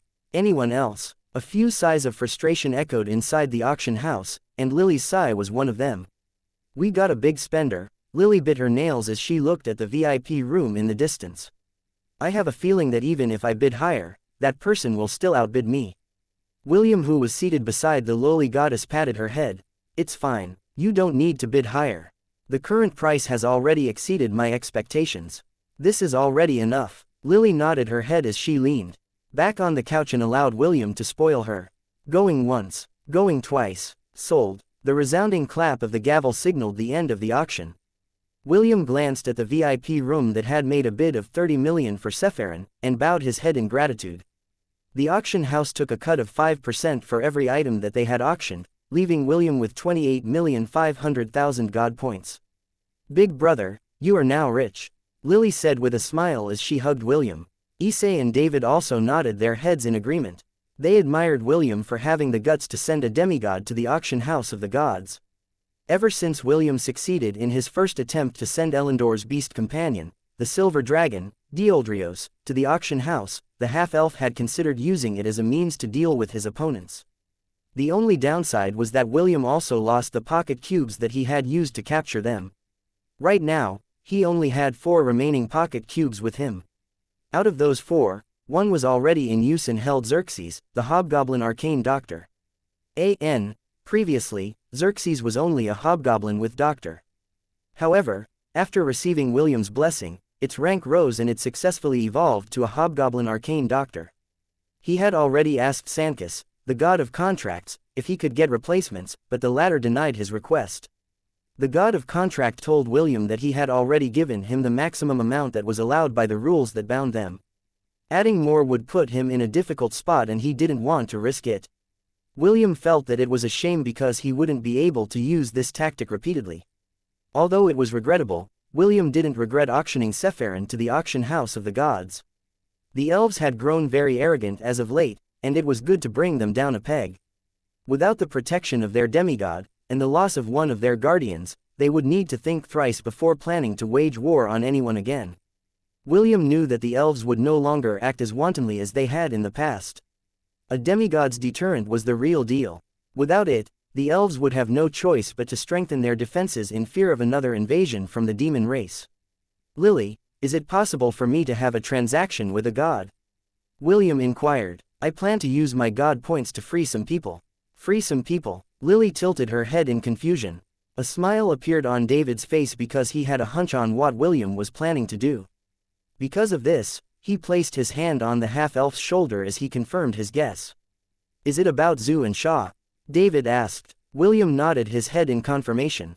Issei, who was standing by the side, crossed his arms over his chest as he thought of a plan inside his head.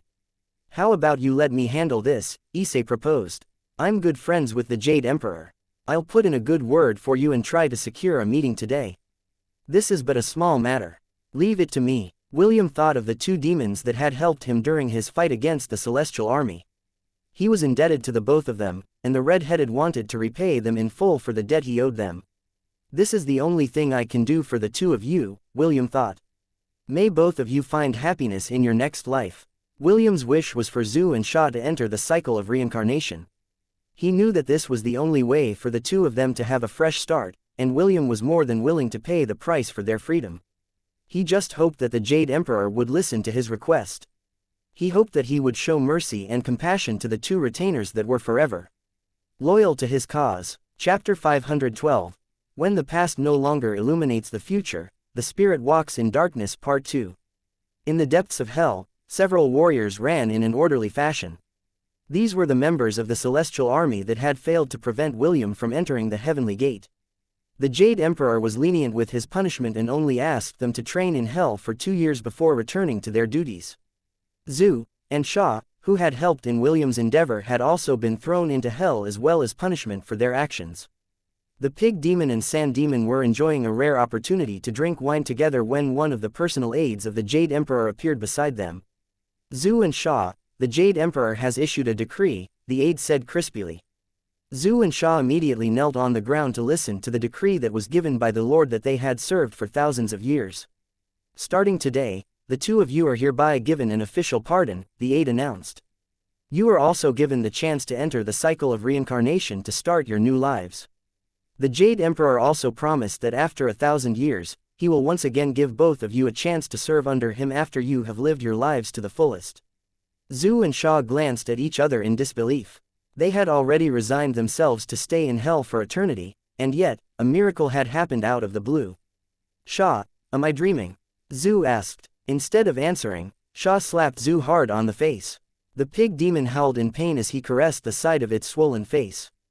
Oink, I just asked you if I was dreaming. Why did you slap me? Did it hurt? Duh, of course it hurt. Oink, then it's not a dream. Sha chuckled. It's not a dream, we're free. The Jade Emperor has forgiven us. The Sand Demon laughed wholeheartedly as tears streamed down the side of his face. A moment later, Zhu joined his friend as they both laughed and cried at the same time. The aide looked at the two with a smile. Secretly, he was there when the two demonic beasts helped William fight against the celestial army, and even envied them a bit because they had fought for what they believed in even though the odds were stacked against them. A few minutes later, the two had calmed down and shifted their attention to the aide that was waiting patiently at the side. So, are the two of you ready to reincarnate? The aide asked. Zhu and Sha glanced at each other before giving their answer. Is it possible to see the Jade Emperor once? Sha asked. Zhu stared at the aide in bated breath as he waited for the man's answer. The Jade Emperor had given me 2 orders, the aide answered. The first one is to accompany the two of you to the cycle of reincarnation. The second one is to accompany both of you to meet with him in the Jade Palace if you wish to seek an audience. The aide then waved his hand and a majestic chariot descended from the sky. Come, the aide made a gesture. The Jade Emperor is waiting for both of you at the Jade Palace. William walked with steady steps as he left the Jade Palace. The first thing he did after getting his god points was to negotiate with the Jade Emperor for Zhu's and Sha's freedom. At first the Jade Emperor played hard to get, but in the end, he relented. However, the price for Zhu's and Sha's freedom was steep. 24 million god points. That was the price that the Jade Emperor had given William. He thought that the amount would make the boy back down, but to the Jade Emperor's surprise, the latter agreed and didn't even bother to bargain with him. The Jade Emperor watched the red-headed boy from afar until William disappeared from sight. He recalled the conversation that the two of them had half an hour ago, and sighed. Perhaps this is fate, the Jade Emperor muttered. This is their karma. After William paid the Jade Emperor the amount for Zhu's and Sha's freedom, the ruler of the Jade Palace asked the half-elf why he was going this far for 2 criminals. William's answer made the Jade Emperor realize that the boy was someone who knew how to repay the debt he owed to other people. True friends will always find a way to help you, William answered. Fake friends will always find an excuse. Zhu and Sha had done me a favor that no amount of god points could ever repay. I have always wanted to set the two of them free, because I know that both of them were good people. William placed his closed fist over his chest and bowed at the Jade Emperor. Please, Your Majesty, give them their freedom. Allow them to reincarnate and shower them with your blessings. They have already atoned for their sins. It is time for them to return to the cycle of reincarnation. After hearing William's reply, the Jade Emperor immediately wrote a decree and gave it to his personal aide. He also ordered him to carry out his order at once. As soon as the Emperor's personal aide left, the red-headed boy also left the palace. There were still things that he needed to do in Hestia, and the aftermath of the war was still being dealt with. The elves that had surrendered were now stationed inside the city of Gladiolus. William had tasked them to help with the repairs of the city walls, as well as the buildings and houses that they had destroyed during the war. The majority of the Crater army had returned to the Aenarionia dynasty, with the exception of Empress Sidoni, Avexius, Prince Jason, the protectors of the Crater Empire, and 100,000 elite soldiers. The reason for their stay was to help William draft certain rules that would be implemented for the entire continent as they waited for the effects of the continental spell to end. Tockham had told William that it could end anywhere between 1 to 2 years, so it would still take some time before things returned to normal. For someone as lazy as William, dealing with this was a pain. However, he didn't have a choice because he was the nominated leader of the Hellen Kingdom. He wasn't allowed to shirk his responsibilities this time. Sephirin, the demigod of the Silvermoon continent, shrieked in fear and desperation as an otherworldly beauty approached it with a smile. "Worry not, I will not hurt you," the celestial beauty said in a teasing tone. "How can I possibly hurt you? You still have a role to play." The lady reached out her hand to touch the struggling phoenix in the special cage that had sealed its fate. The moment the slender and delicate hand touched the phoenix's body, something incredible happened. The blazing red flames that covered its entire body had a sudden change. Beginning on the spot where the lady had touched it, black flames started to surge forth. Soon, this black flame spread across its body as Sephirin shrieked and struggled with all its might. "Struggling is, also, good," the lady chuckled. "I enjoy watching the last struggle of living things. Seeing the last embers of their life being dyed in black is a truly fascinating thing to see." Sephirin emitted one last desperate cry, before the black flames enveloped its entire body. 2 minutes later, the black phoenix spread its wings wide, and eyed the lady before it. It had been reborn, and its power had also increased after its transformation. It then bowed obediently to its new master and uttered a cry of servitude. "Do not worry," the lady stated while patting its head. "The time is not yet ripe. However, rest assured, you will be able to return to your world and spread your wings far and wide." Yes, the time was not yet ripe. The goddess stared in the distance and the corner of her lips curled up into a smirk. She watched as a certain half-elf left the god domain to return to his world. The primordial goddess focused her attention on the temple and locked her sights on the goddess of lust. She stared at Lady Eros for a few seconds before shifting her attention to the goddess of female knights, Astrid. "Foolish girl," the primordial goddess said softly. "Play with fire and you will get burned. But this is also good. You and your brother should make things difficult for him." The primordial goddess unconsciously licked her lips in anticipation. Just like a dish that was slowly being cooked and mixed with spices, she looked forward to the feast that she would partake in, when everything fell in place. When the past no longer illuminates the future, the spirit walks in darkness. The primordial goddess giggled. "Pendragon, I don't need you to light up my world. All I ask is for you to just sit with me, in the darkness." End of Volume 3, The Wrath of the Righteous. Chapter 513, The Beginning After the End. More than 2 years had passed since the battle against the elves in the southern continent. William thought that they had to wait 2 full years before the spell wore off, but it only took 15 months before the continental spell lost its power. On that day, many tears were shed, not only in the Hellen Kingdom, but in the 3 other kingdoms as well. For those that had turned into a statue, only a second had passed. To those that had survived, it was more than a year of suffering. Many children had died during that time. Their parents became heartbroken after finding out what happened, and wailed towards the heavens. If not for the guardians of the Silvermoon continent, the tens of thousands of elves that had survived the war might have lost their lives due to the anger of the citizens of the Zelen dynasty. Fortunately, the Minotaur race had intervened and allowed the elves to return to their ships and sail back to the Silvermoon continent. They didn't intervene because they wanted to protect the elves, they intervened because Drowum was on the verge of starting a massacre. The ancient golem was still a pseudo-demigod, and was more than capable to conduct a genocide. A month after the spell was lifted, monuments to honor the dead were installed in the Xianxia and Zelen dynasties. The kingdom of Frisia had also done the same. Empress Sidoni had effectively dealt with the royal family and nobles of the Xianxia dynasty by using her charm. After that, she stepped down from her position as empress, and delegated the throne to her little brother, Prince Karl, and made him the new emperor of the Xianxia dynasty.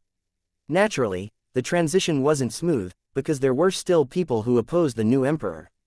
But who was Empress Sidoni? She was the companion of the guardian beast of the Xianxia dynasty. Not only that, the protectors of the Crater Empire ensured that there would be no further problems. They secretly disposed of those who dared to instigate a rebellion behind the scenes to reinforce Emperor Karl's rule. After losing the ring leaders, the opposition finally submitted and peace once again reigned in the kingdom. Meanwhile, somewhere in Midgard, Sounds of kissing could be heard on a small island in the middle of the lake. A beautiful lady with light blue hair, and a handsome teenager with silver hair were currently in the middle of their love-making.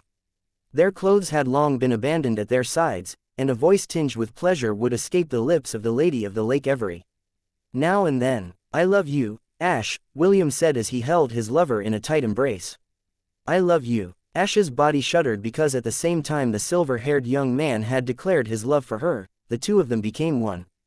William's strong and lithe body pinned her down, but instead of rejecting him, she accepted him fully.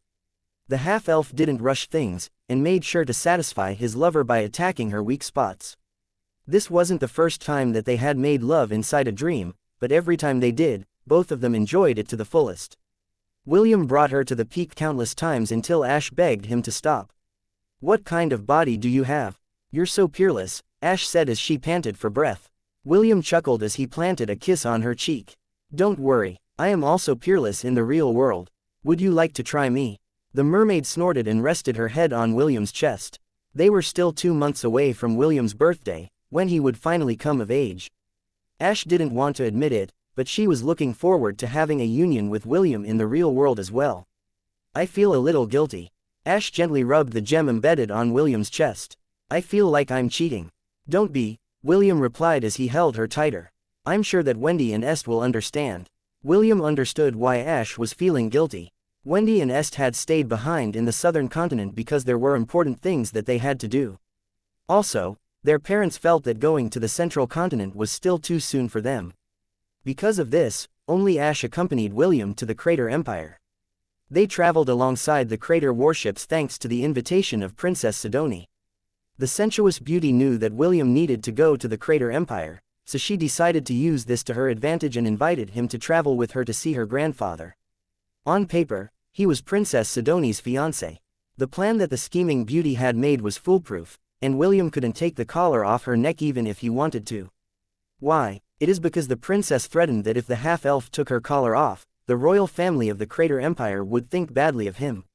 She also added that the possibility of William being banned from entering their territory was guaranteed if that were to happen.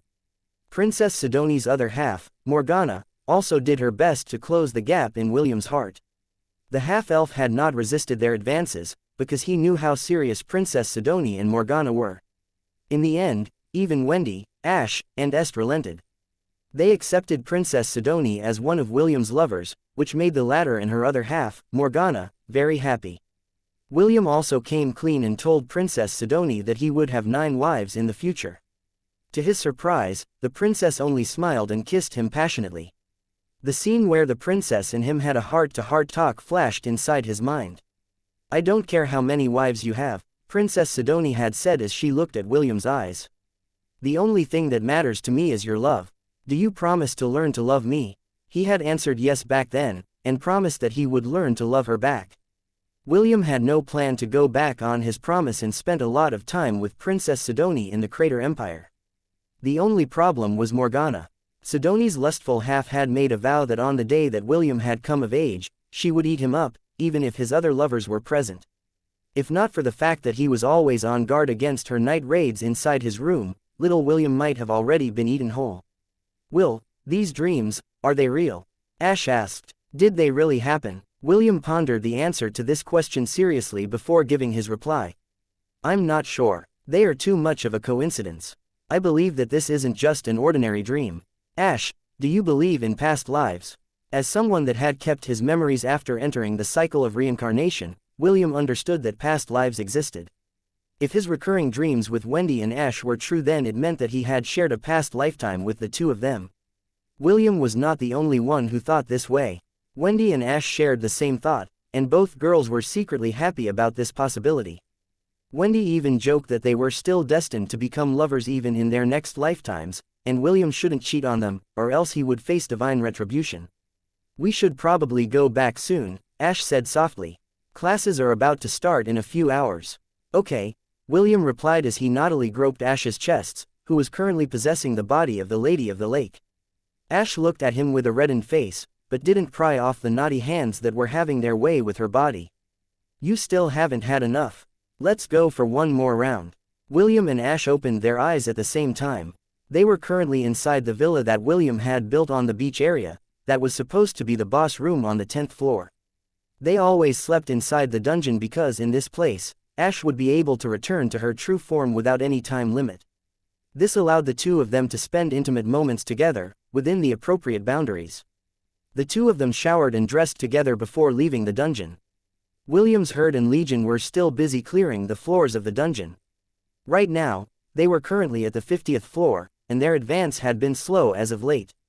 The 50th floor only allowed 6 individuals to challenge it at a time, which greatly limited their exploration. Even so, William wasn't in a hurry. He knew that challenging Atlantis was no easy feat. He was not delusional enough to think that he could capture the dungeon anytime soon. What he was waiting for was the person that his father had chosen to contact him as soon as he arrived at the central continent. This would allow William to capture any other dungeon, aside from Atlantis. Just as the name suggested, the Dungeon Conqueror prestige job class could conquer any dungeon. William was already looking forward to adding another legion in his ranks. The Minotaur race had already returned to their duty as the guardians of the Zelan dynasty. The Centaurs had also returned to their tribe. Only the Revenants, led by Urchatu and Bastian, remained. Of course, William still had the other monsters that he had tamed, like the malevolent nightmare Kelpie and elusive mist wildebeest. The other residents, like the black-winged panthers, had also given birth to a few individuals, and had already settled inside William's thousand-beast domain. Due to the vast supply of food and resources from both the Undying Lands and Atlantis, the creatures that had submitted to William wouldn't leave even if the half-elf asked them to leave. Although they needed to fight for the red-headed teenager during his time of need, they were completely fine with it. William held Ash's hand as he guided her out of the villa. "Let's go," William said with a smile. "I just hope that the Fifth Master hasn't destroyed anything in the Alchemist Pavilion.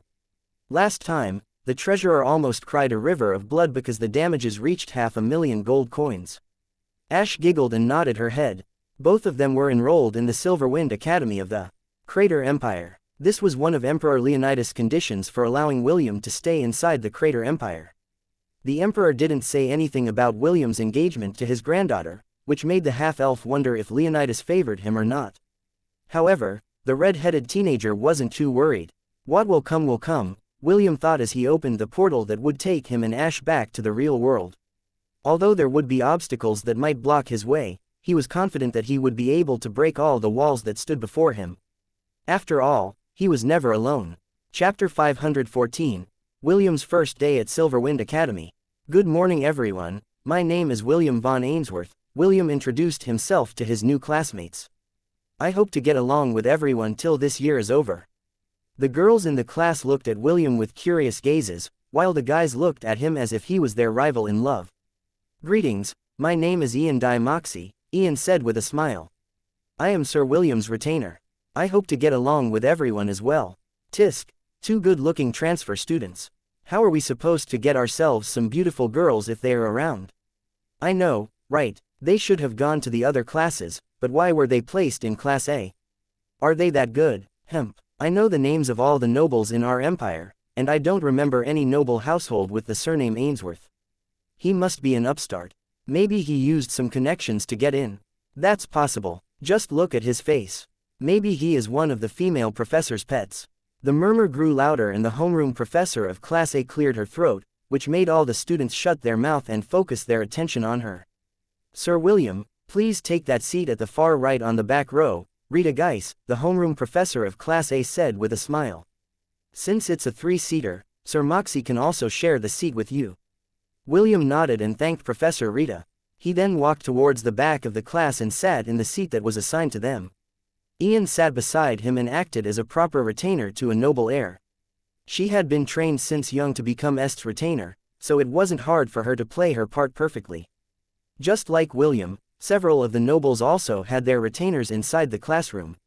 Some of them stood outside the room, while those of similar age to their masters stood in the back corners of the room as they watched over their masters.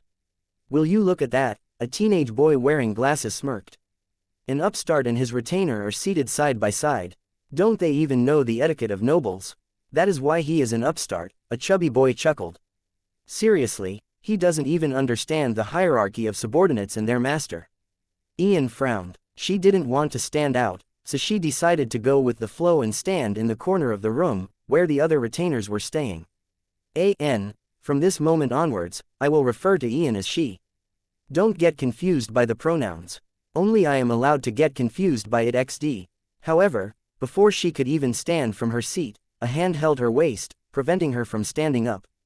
Ian looked at William in askance, and the latter just shook his head. You don't need to listen to these little pricks, William said. Since I am your employer, you will only follow my orders. I order you to sit and attend class with me. Do you understand? Ian smiled and nodded her head.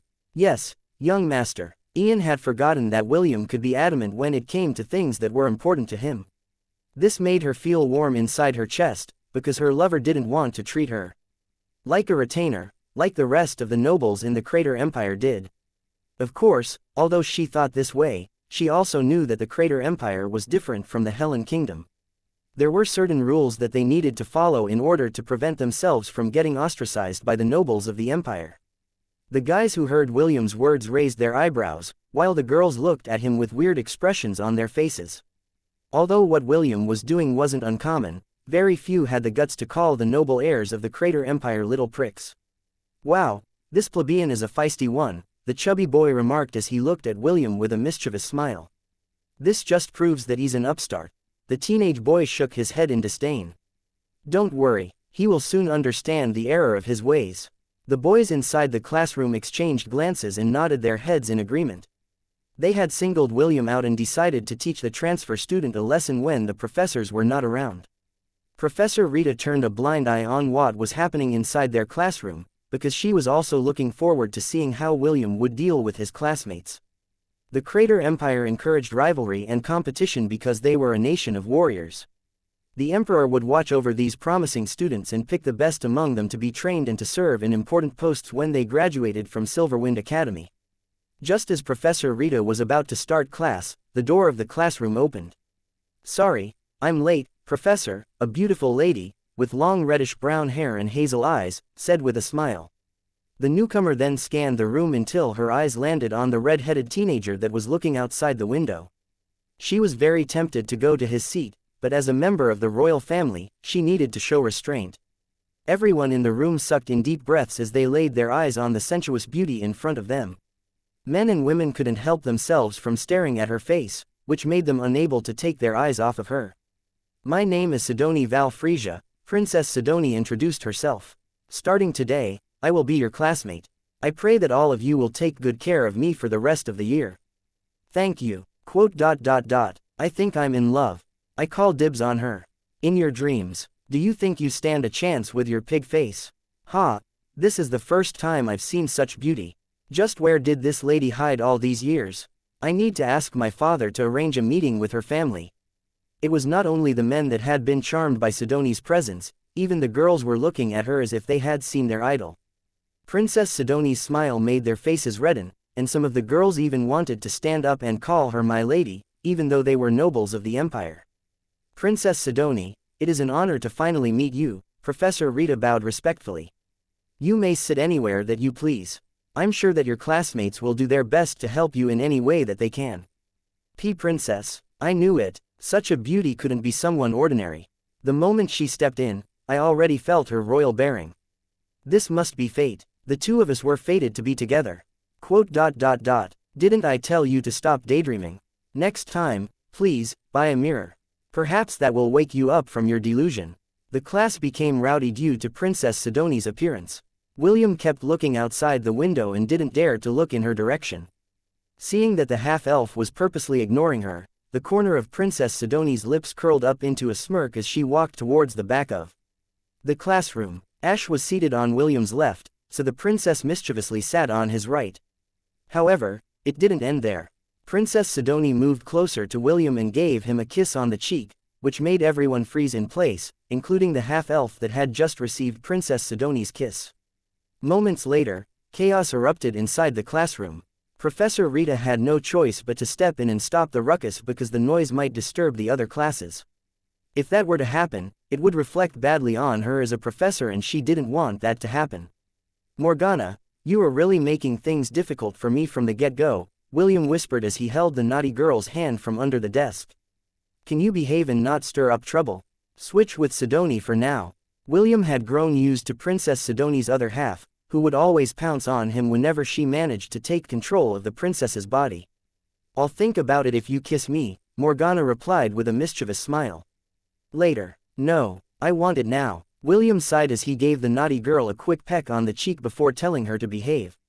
Morgana knew that William had already compromised, so she decided to just rest her head on his shoulder before closing her eyes. If one were to look at her, they would only see happiness and contentment on her face. Ian, who was seated beside the two, rubbed her temple. She had already accepted Princess Sidonie and Morgana as William's lover. However, she was still not used to Morgana's antics whenever she was around. Sometimes, even she was embarrassed by how bold and open Princess Sidonie's other half acted. Part of her also admired Morgana because she didn't have the guts to do half of what she was capable of doing. I guess Sidonie will bury herself in a hole later, Ian sighed internally. I almost feel sorry for her. Princess Sidonie was currently sleeping inside her and Morgana's mindscape. She had been up all night dealing with important matters with the Xianxia dynasty. A letter had arrived from her little brother, Carl, asking for advice on what to do with certain issues that had sprung up under his rule. The doting princess stayed up all night as she wrote proposals and solutions to the problems that her little brother was facing. These letters would be sent via courier to the southern continent, in order to help her brother solidify his rule as emperor. Before she slept, she repeatedly told Morgana to conduct herself properly as a princess of the royal family. Morgana promised that she would do her best, so the tired princess reluctantly relinquished control over her body and went to sleep.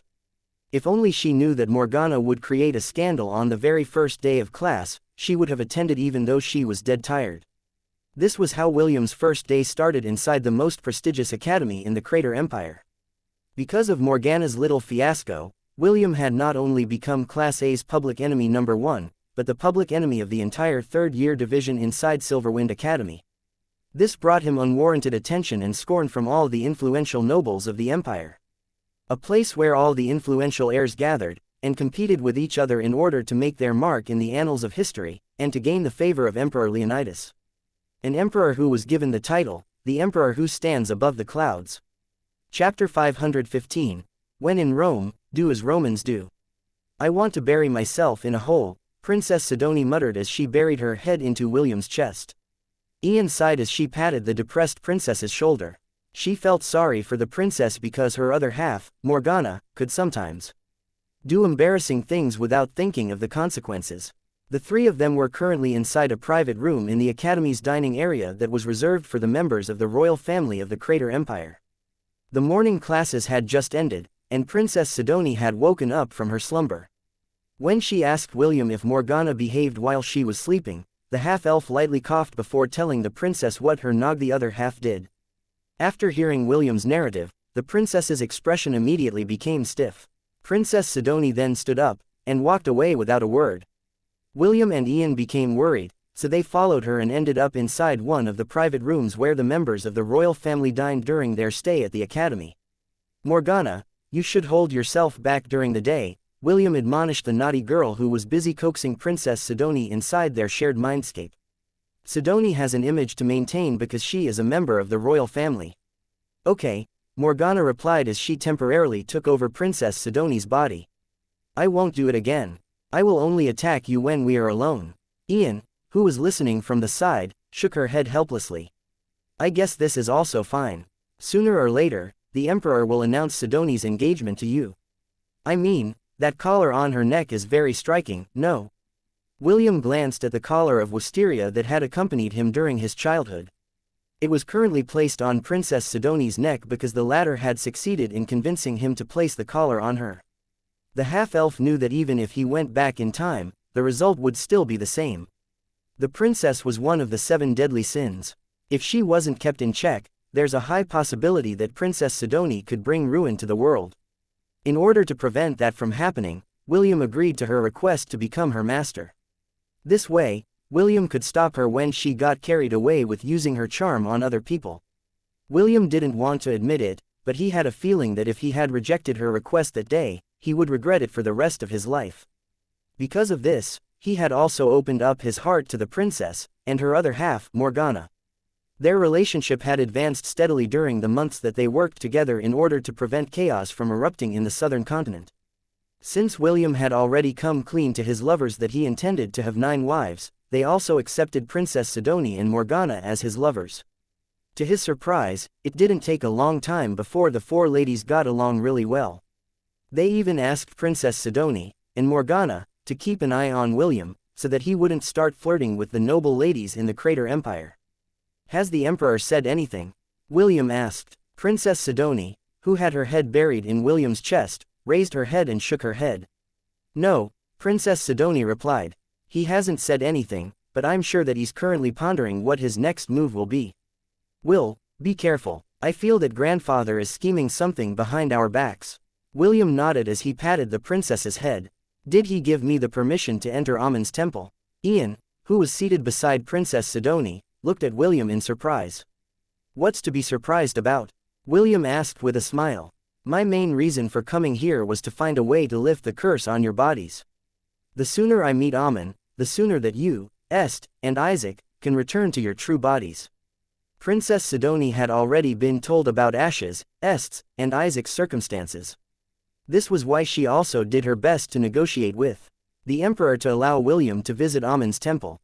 The temple of the Grand Marquis of Hell was not open to the public. Only members of the royal family, and important leaders of the Crater Empire could enter its sacred grounds. Anyone who dared to go there without permission of the Emperor would face the wrath of the Crater Empire.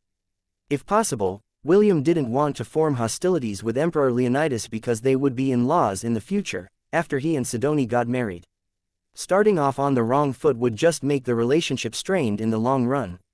"Grandfather said that he would consider it if you performed well after 3 months of being enrolled in the academy," Princess Sidonie replied. "Also, he was very interested in your promised battle with Rebecca in the Misty Sect that will be happening 7 months from now. He told me that if you lose, he will personally kick you out of the Empire," Princess Sidonie added. William sighed as he scratched his head. His battle with Rebecca had been pushed back due to the mess that happened in the southern continent. Upon careful consideration, the Misty Sect decided to have their battle during the founding ceremony of their sect.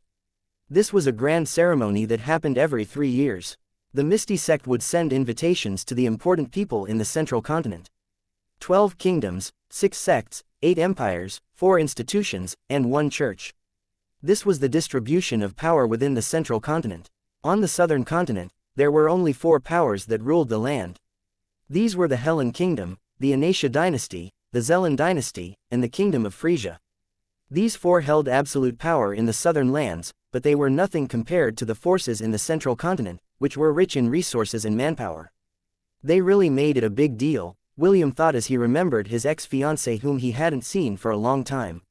He wondered how strong Rebecca had become. Although he wasn't worried about the outcome of the match, he was very curious about if he could win against her if he didn't use his trump cards. "I guess I will cross that bridge when I get there," William mused as closed his eyes. "I wonder if Gramps and Sir Lawrence will be there as well." Knowing Gramps, he would not miss such an opportunity. Princess Sidonie and Ian exchanged a glance because William's mind had wandered away from them. They had a hunch about what he was thinking, so they didn't disturb him. From the get-go, Ian didn't like Rebecca.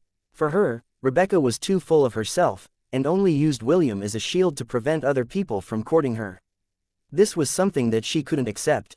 How could the man she loved be used as a tool for the so-called genius of the Hellen Kingdom, in order to ward off her suitors?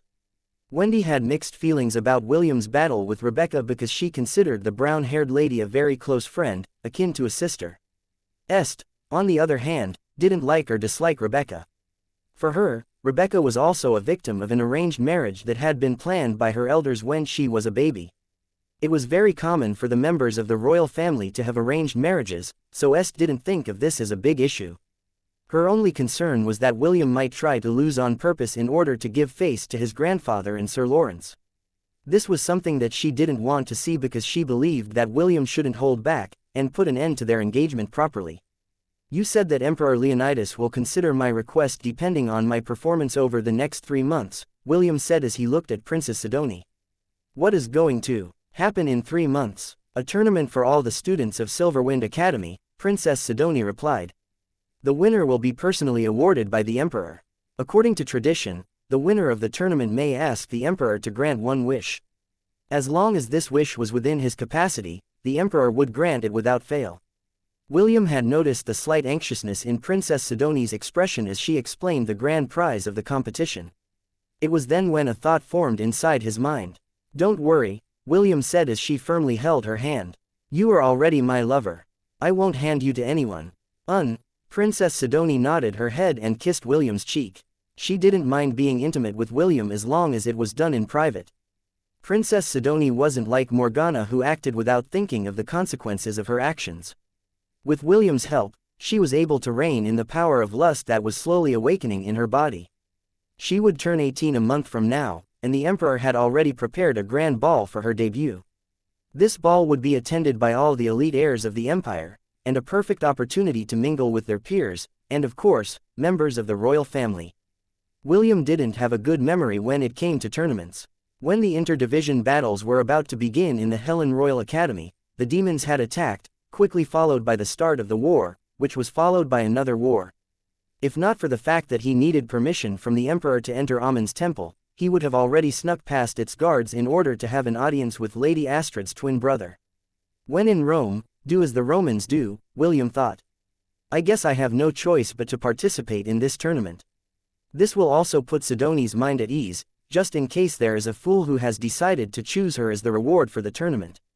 Will, Princess Sidoni said as she cupped William's face. Yes, William replied with a smile. I love you, too. The two kissed passionately. After their kiss ended, William pulled Ash, who had already transformed into her mermaid form, closer. William kissed her as well. Me, too, Morgana complained after switching with Princess Sidoni. Don't show favoritism, darling.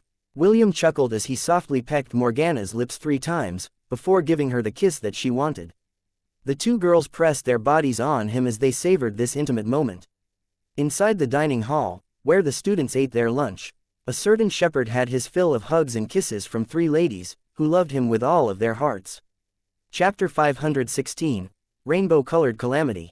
Fifth Master, a hot and sexy lady is currently waiting for you at Alchemy Hall. She said that she wants you to rock her world.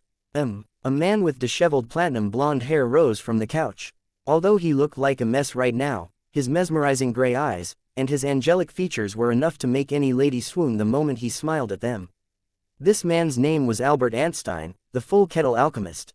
William, cancel all my appointments, Albert ordered as he rushed to his closet to pick an attire that would make even an old grandma blush like a teenage girl. Fifth Master, you don't have any appointments scheduled today, William said with a sigh. Albert started to apply some light powder on his face to give him that extra youthful glow. His original age was in the late 40s, but due to him being a half-elf, he had retained his good looks and overflowing charisma. After making the finishing touches, he turned to look at William. Tell me, apprentice, how do I look? Albert inquired. William crossed his arms over his chest as he appraised his new master from head to foot. You look awesome, Fifth Master, William replied. It's just a shame that I am still more handsome than you. Cheeky brat, Albert chuckled as he walked towards the door. Don't worry, I'll bring you to the red light district in 2 months. I'll show you how to pick up girls in a dungeon. William rolled his eyes as he shooed his master away.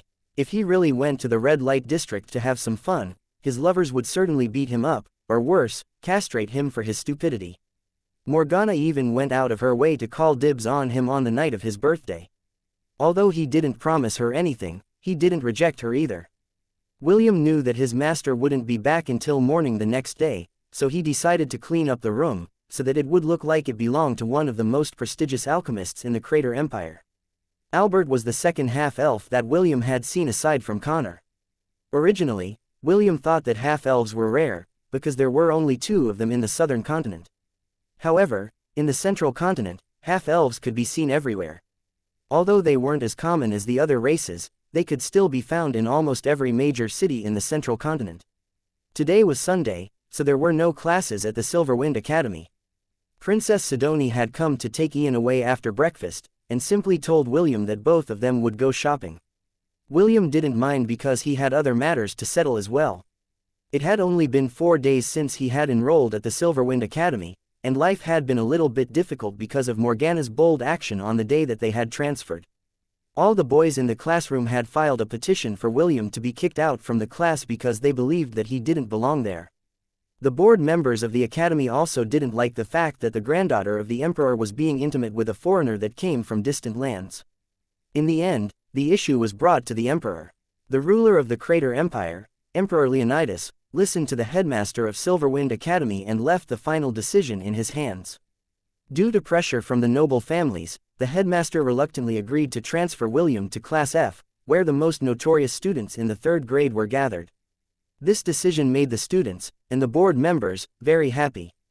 To their surprise, Princess Sidonie accepted this outcome and even smiled at the headmaster, when he told her that the reason for William's transfer was due to the fact that he was a bad influence on the elite students in the 3rd year division.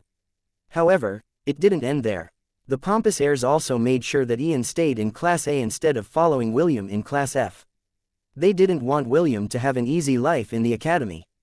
William's ex-classmates thought that without his retainer to cater to his needs, William would become helpless and show his true colors. Ian didn't care about their pettiness, and was determined to follow William to Class F when the half-elf stopped him. "Stay in Class A and watch over Sidonie for me." This was what William had told Ian while they had dinner with the princess. The half-elf didn't mind being transferred to another classroom. For him, this was even a blessing in disguise because he didn't want the noble families to always be at odds with him. It would also allow him to move freely, without extra pairs of eyes to watch his every move. Although Ian was reluctant to part with him, she still agreed to his request on the condition that William didn't cheat on them while he was in Class F. "Finally, this looks like a dwelling fit for a human," William said after looking at his handiwork. Albert was someone that didn't like to clean. He would just do his everyday work, until the trash piled up in his room. When there came a time, when even he couldn't stand the mess that he created, he would then seduce the auntie, who was responsible for assigning maids to clean the dormitory rooms. He would whisper sweet words in her ears and take her in a night of passion, in order for her to send someone to clean his room once a month. William's 5th master, Albert, had a wide strike range. However, even though he had the ability to seduce any lady under the heavens, he still had his principles. He never targeted people who had lovers or were married. That was his bottom line, and even William felt that his master was a saint compared to those playboys that he had read about in web novels. After finishing his job, William went to his master's laboratory to practice his alchemy. Even though Albert was a skirt chaser, his skills were the real deal, and was still the most prestigious alchemist of the Crater Empire. It was William that had first approached him and asked if he was willing to teach him alchemy. To his surprise, the Full Kettle alchemist accepted him as his disciple. When William asked Albert why he agreed to his request, the latter only said that since William was a half-elf, and as good-looking as him, it was only natural to extend a hand. Also, he was planning to look for a disciple as well, so the timing had been perfect. One could even say that the two shameless half-elves, who always called themselves handsome, were a match made in heaven. After locking the room of the laboratory, William focused his attention on his alchemy. He checked the notes that Albert had left him and followed the instructions that were written on him to the letter. At the bestiary of the Silverwind Academy, a loud roar resounded in the shared bestiary of all the beasts that belonged to the 3rd years. A golden dragon towered above the other beasts to show his dominance. This was what the beast handlers called the battle for the seat of kings. Every year, only one beast would stand above the rest and reign over the other beasts that belonged to the other students. The golden dragon was the 3rd year's king and had been the leader of the other monsters ever since the classes started. Of course, the kings were not allowed to harm any monster in the bestiary. In return, he would be given the best accommodations, the best food, and the best services that the academy could provide. Garganta, the golden dragon, had enjoyed all of these comforts and his reign was unchallenged, until today. In front of him stood a rainbow-colored anteater who was eyeing him with genuine curiosity. Garganta roared as it stood on its hindlegs to show his dominance to the newcomer. The beast handlers watched this scene with amusement. Deep inside they pitied the anteater because of its ignorance. For them, the anteater was like a newly born calf who was unafraid of the tiger that intended to eat it whole. Garganta slightly opened its mouth and golden flames flickered inside his mouth. It was clearly telling the anteater to scram before it was eaten for lunch. The anteater didn't budge and the golden dragon had finally reached the limits of its patience. It uttered a deafening roar. It was its way of issuing a challenge to the beast that dared to covet his throne.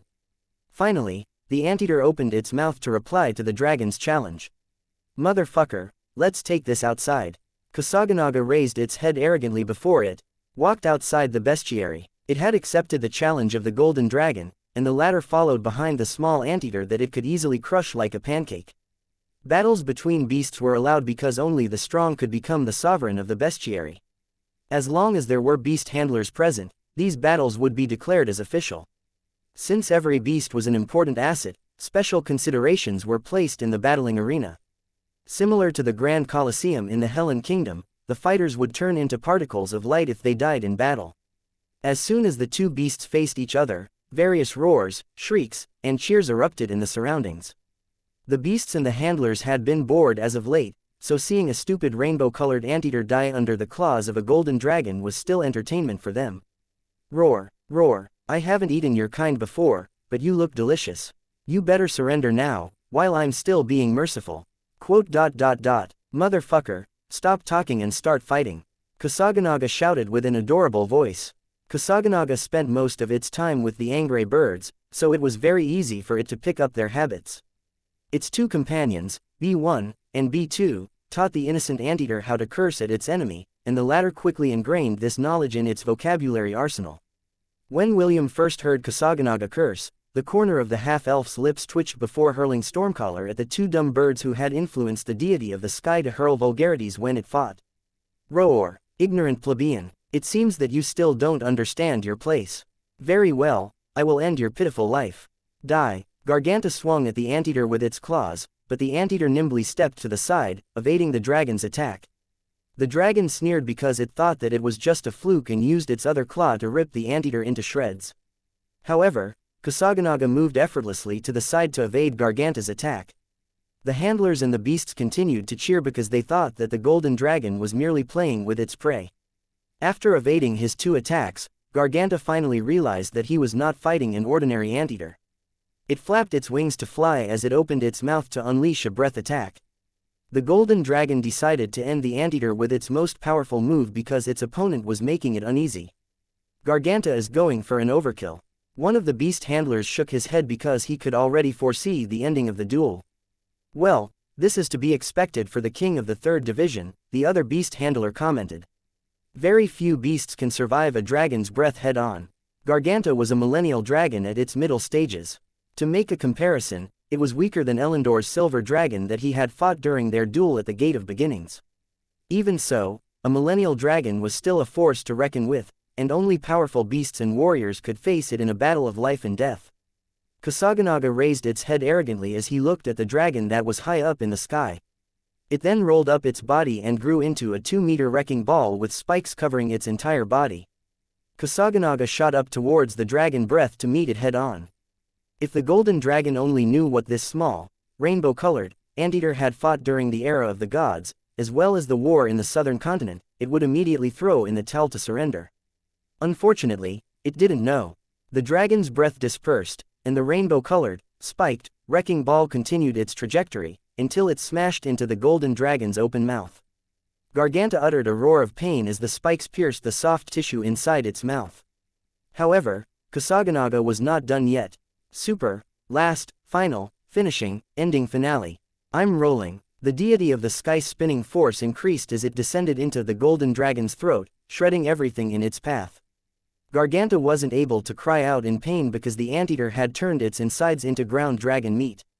The king of the bestiary turned into particles of light as its life ended. That was the day when a new king reigned over the beasts of the third-year division, and he was given the nickname Rainbow-Colored, Rolling Calamity. Chapter 517, You are now in my home turf. Okay, introduce yourself. An old man with glasses made a gesture for William to step into the podium. Good morning everyone, William said with a smile. My name is William Vo. We already know who you are. A boy with freckles on his face cut William off before he could even finish his introduction. You are Princess Sidoni's lover, right? Man, I'm so jealous of you. How far have you gone with the princess? Have you already done this and that? Can you teach us the way on how to be popular with the girls? Hey, is it true that the princess has a weird hobby? What food does she like to eat? William was immediately bombarded from all sides. The teacher who had asked him to introduce himself to his classmates was already dozing off in his chair. Clearly, the professor had no intention of teaching and planned on sleeping from the start. The corner of William's lips twitched as the questions rained on him non-stop. He had already expected that he would be thrown to the worst class, but from the looks of the facilities inside the room, it was not as bad as he thought it would be. To his surprise, Class A and Class F didn't have any differences when it came to the quality of the room. It seemed that the Silverwind Academy was an academy that didn't look down on its students. They just divided them based on their performance, which made William's impression of the academy rise by a good margin. A mischievous idea came to the half-elf's mind as he raised his hand to silence his classmates who seemed hell-bent to know some juicy gossip. "I have heard all of your questions, and I'll answer them to the best of my abilities," William said with a smile that wouldn't lose to his grandpa, James, when the old coot was about to scam people. "First you asked what my relationship is with Princess Sidoni. The answer to this is that she is my lover." A low murmur erupted in the classroom as the third-year students talked to each other. William smiled as he continued with his plan to stir some trouble for the nobles that had sent him to the worst class among the third-year division. "You asked me what the princess's favorite food is. The answer to this is simple." William flipped his hair and raised his chin arrogantly. "What she likes to eat the most is me. Just make sure not to tell anyone, okay?" William winked at his classmates as if they were trustworthy people that could keep a secret. The boys turned green with envy, while the girls blushed in embarrassment because they somewhat understood what William was hinting at. As for the secret on how to be popular with the ladies, the answer to this is very simple as well. The boys perked up their ears as they focused their attention on William. If he could tell them how to have a beautiful girlfriend, they would worship him to the high heavens. The girls, on the other hand, were also very curious on what William was going to say next. They wanted to know if the half-elf really knew what attracted the ladies to men. "The secret on how to be popular is not really a secret," William said as he placed both of his hands to his hips. His chin was raised in arrogance like a young master looking down on his servants. "What you need is confidence. Girls like confident men. Even if you are not born as handsome as me, if you know how to carry yourself, the girls will be attracted to you." The teenage boys glanced at the ladies in their class and saw them nodding to William's words. This made them realize that what the half-elf was saying is true. The atmosphere inside the room became more lively as William interacted with his new classmates. He learned their names one by one, and even joked with the ladies in the class that they shouldn't fall in love with him because he already had 4 lovers. Although polygamy was allowed in their world, the women of course preferred men who didn't have many lovers. This move made those who were interested in William back off regretfully. "Why are all the good-looking men taken?" A pretty girl sighed. "They should leave some of the good men for me." "I know, right? Half-elves are so dreamy. I want to have one as a lover, too." The girls started to whisper at each other. Soon, giggles resounded inside the room and the boys looked at the pretty ladies with disguised infatuation. A few hours later, William and the boys of his class went to the dining room together. The half-elf had already sent a message to Ash that he would be dining with his new classmates. The latter replied right away, and said that she would just have lunch with Princess Sidoni. While William and his new classmates were talking, a group of teenage boys approached their table. The moment William's crew saw who was leading the group, they all stood up and bowed their heads in greeting. "Good afternoon, Your Highness." "Be at ease," Prince Jason replied. "We are all students here, so there's no need for formality." The 5th prince of the Crater Empire smiled as he made a gesture for the boys to return to their chairs. He then shifted his attention to William. A tinge of killing intent flashed in his eyes for a brief moment before it disappeared without a trace. "I'm sorry to hear that you've been ostracized by the students in Class A," Prince Jason said. "As the president of the student council, I regret not being able to do anything to help you." William nodded his head in understanding. "Do you really think of me as a fool? I bet you were the one who pulled the strings from behind." The half-elf didn't say this out loud because doing so would just complicate things. For him, as long as he was able to meet Amen and lift the curse from his lovers, he didn't mind getting ostracized or insulted by anyone in the Crater Empire. From the start, he didn't intend to stay for a long time. He only promised that he would finish a school year to make the Emperor look at him favorably. "Is there something you need from me, Your Highness?" William asked. William knew that Prince Jason was infatuated with Princess Sidoni. If he hadn't accepted the beautiful lady as his lover, then he wouldn't mind if the two of them became a couple. However, times had changed. He had no intention of giving away the princess whom he had already considered as one of his future wives. Yes, there is something I need to tell you, Prince Jason replied. I will be joining the Tournament of Heroes in 3 months' time. Not only that, I intend to be the champion. Oh, so you wanted the Emperor to grant you one of your daydreams. Daydreams? William nodded his head. Yes, because whatever you plan to wish for, you will not have it. Oh, just where is that confidence of yours coming from? Prince Jason smiled evilly. We are no longer in the southern continent. You are now in my home turf. William chuckled as he eyed the prince who was planning to ask the Emperor to engage him with Princess Sidonie. It doesn't matter where I am, William declared with confidence. What mine is mine, and it will never be yours. We'll see about that. Look but don't touch, or else you might become a blind person. Prince Jason smirked before taking his subordinates to the VIP rooms that were reserved for the royal family. William watched him go with a neutral expression on his face. The moment he made Princess Sidonie his lover, he knew that there would be plenty of opposition. Unlike Wendy, Ash, and Est, Princess Sidonie was the princess of the Kingdom of Frisia and the granddaughter of the Emperor of the Crater Empire. Her status was quite high, so it was only natural for people to covet her beauty and the status that was attached to it. Wow, one of William's classmates muttered after the prince had left. You know Prince Jason, that's amazing. Yes, William replied. The two of us had met in the southern continent. To his surprise, it seemed that none of his classmates were aware about the war that had transpired in the southern continent. The major powers in the central continent had put a tight lid on the news about the Crater Empires, and the elves' conquest of the southern lands. However, that didn't change the fact that William's name had been known to a lot of people from high places. Some of them even sent spies to watch his movements and see if they could bring him to their fold.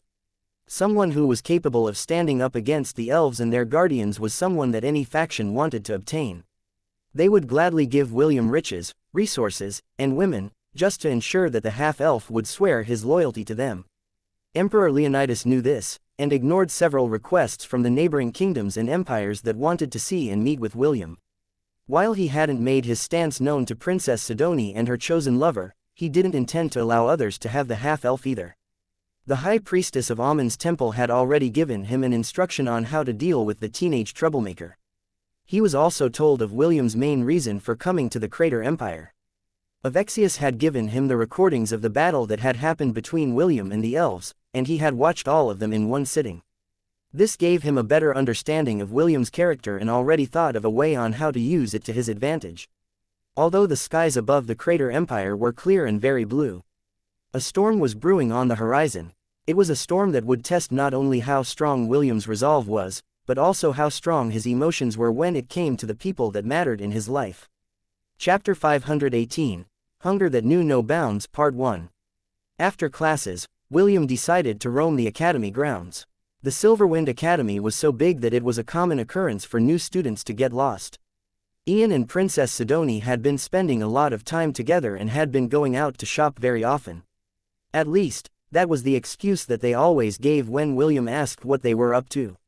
One time, he almost managed to pry the answers from Morgana's soft and sensuous lips after buttering her up with hugs, kisses, and a little bit of skinship.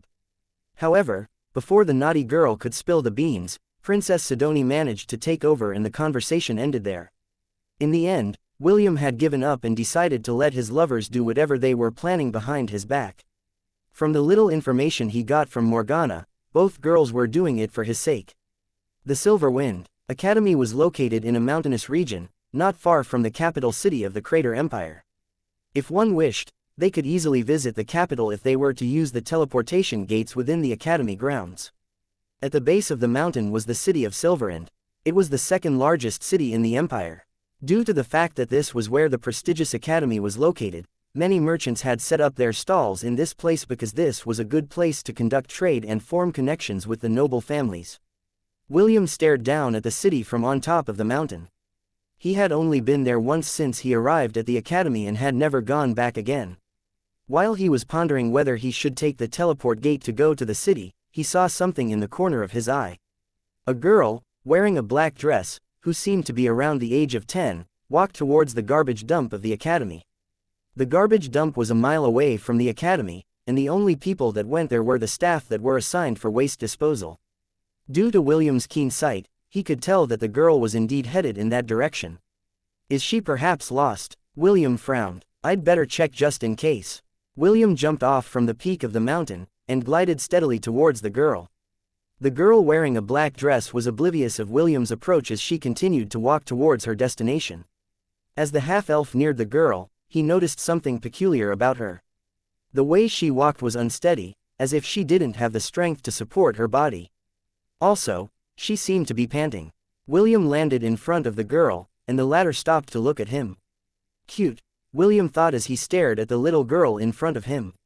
According to William's estimate, the girl should at least be 4 feet 8 feet in height, 144 centimeters. She had long, light pink hair that ended at her waist.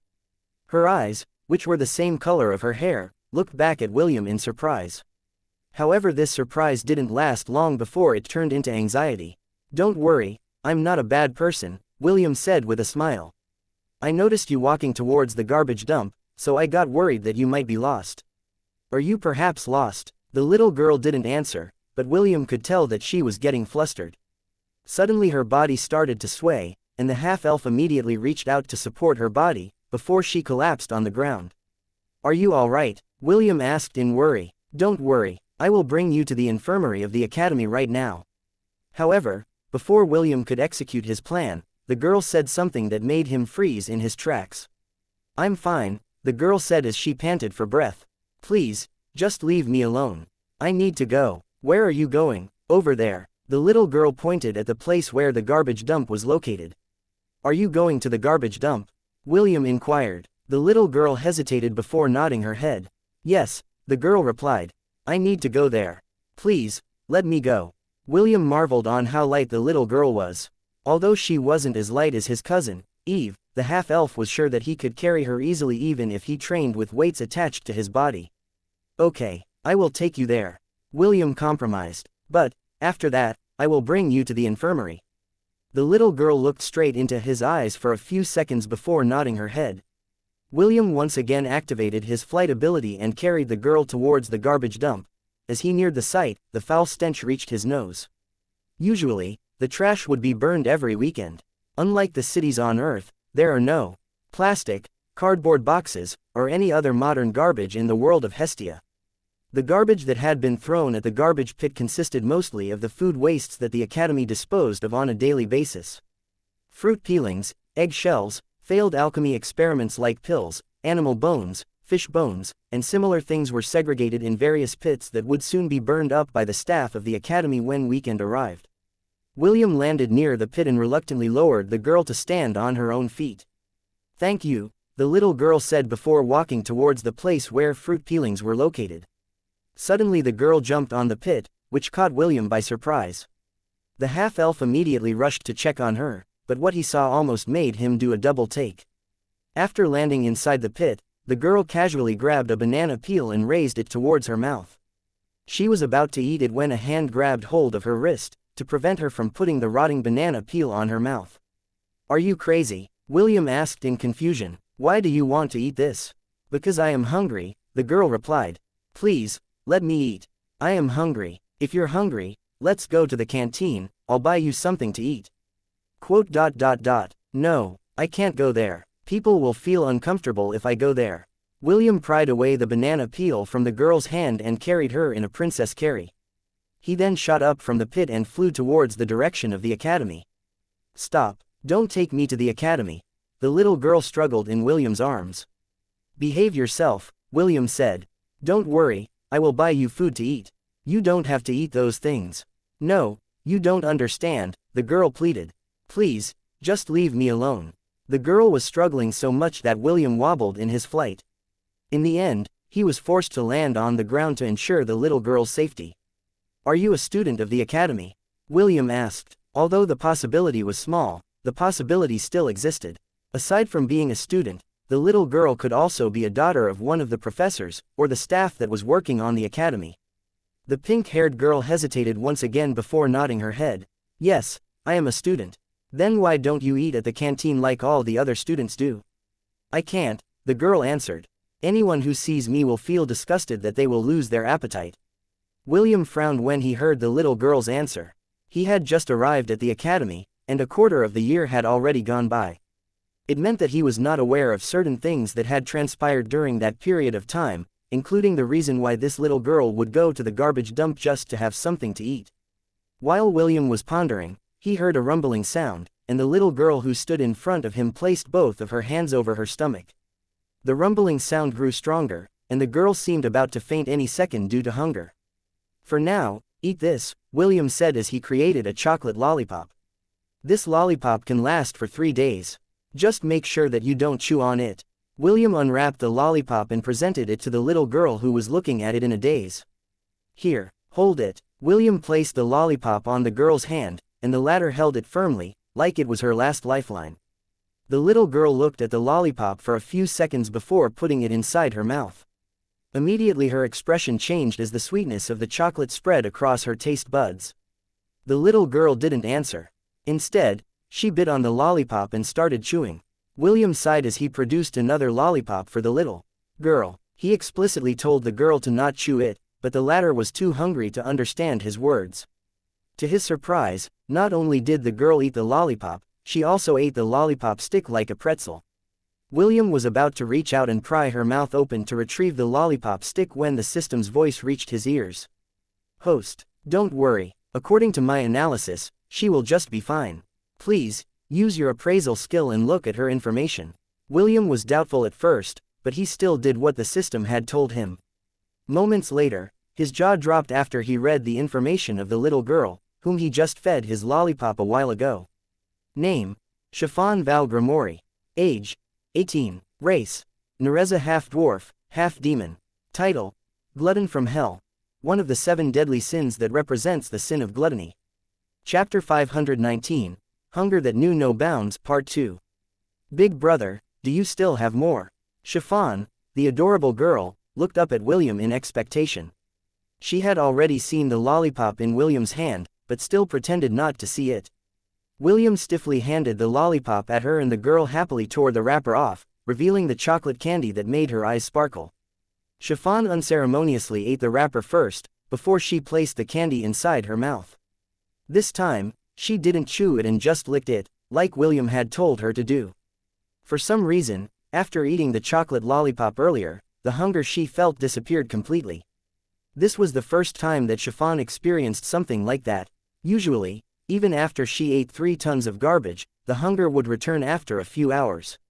She was very shocked when a single lollipop managed to stop her hunger pains as if it was done by magic. William stared at the cute girl who seemed to have reached enlightenment. After hesitating for 2 minutes, he finally decided to introduce himself to her. "My name is William Von Ainsworth," William said. "Feel free to call me Will. How about you? What's your name?" Although he already knew the answer, he still asked the question because he felt that it would be rude to call out people's names without proper introduction. The loli took out the lollipop from her adorable lips as she made a curtsy and introduced herself. "Chiffon Val Grimori," Chiffon replied. "Big brother, just call me Chiffon. I'm 17 years old. I will have my birthday in a month. Is it really fine to call me big brother?" "It's fine, big brother.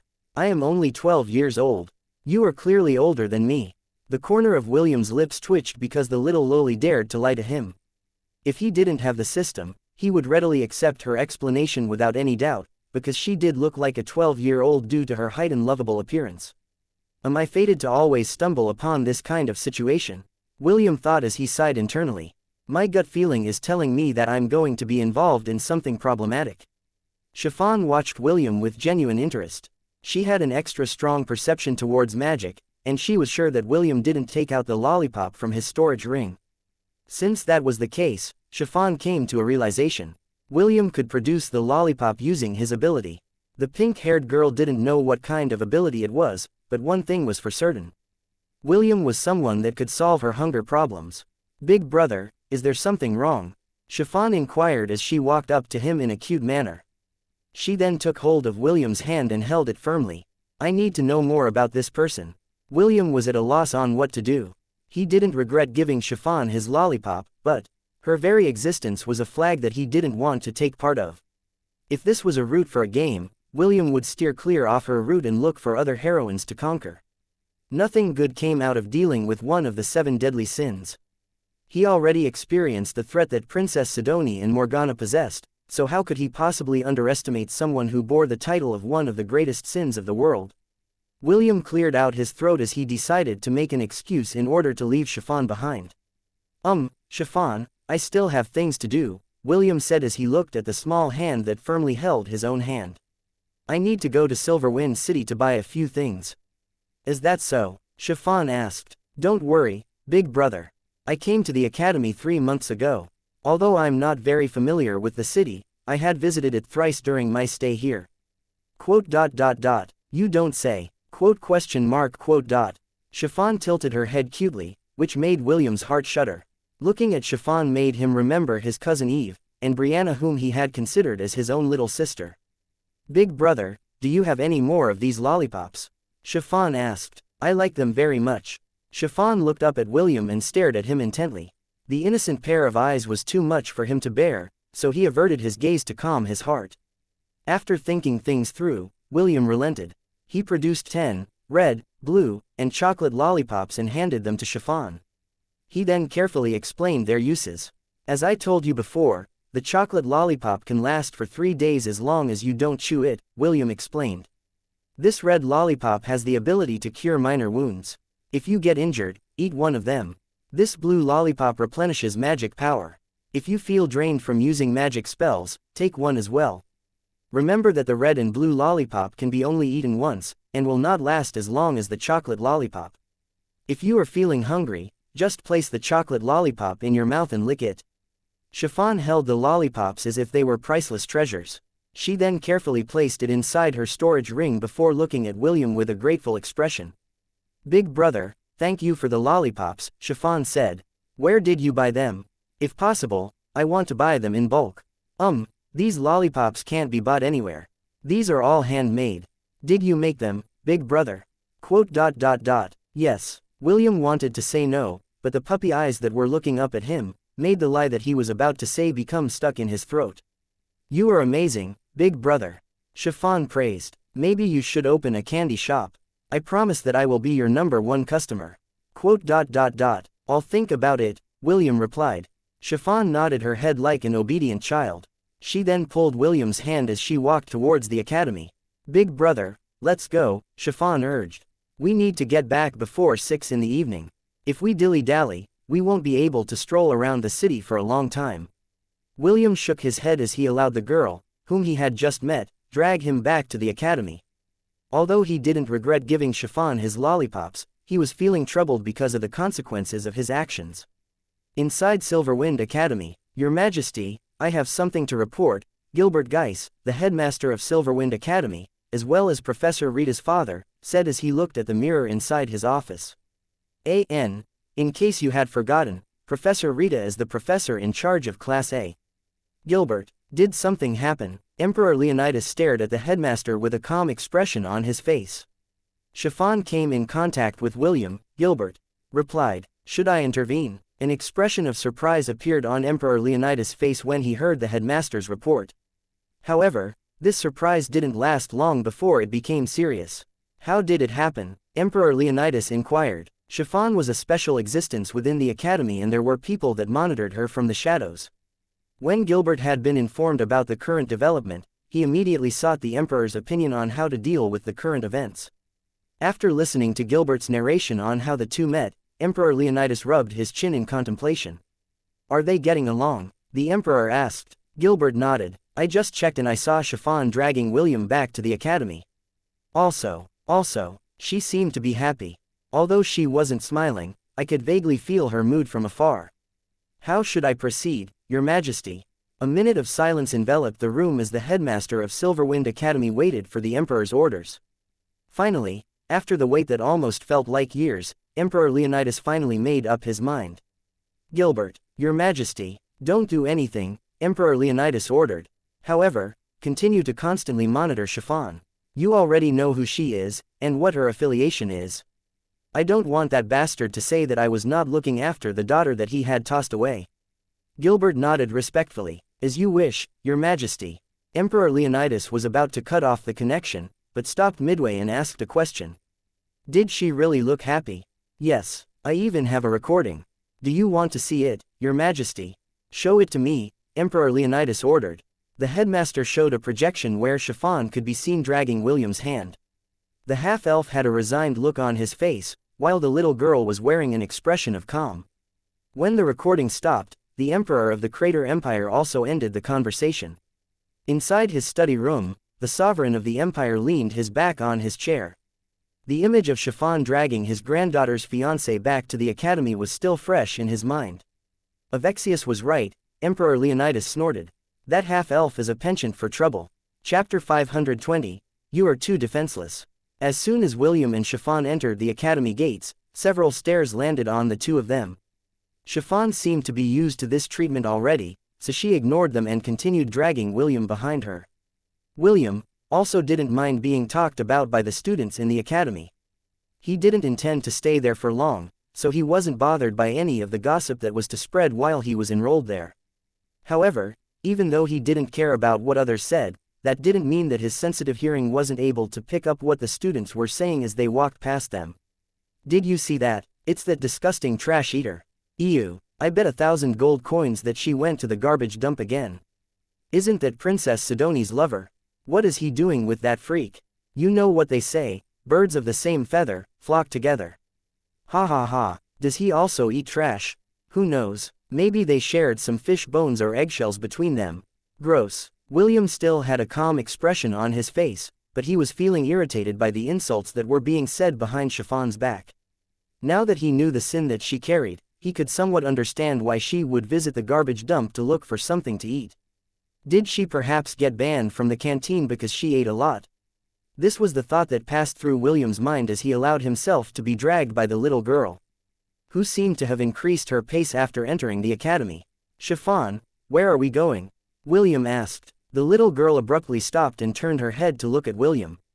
Big brother, where are you currently staying? Chiffon asked back. The third-year male dormitory. Chiffon once again dragged William. This time, she headed towards the Aberdeen dormitory where the third-year boys stayed.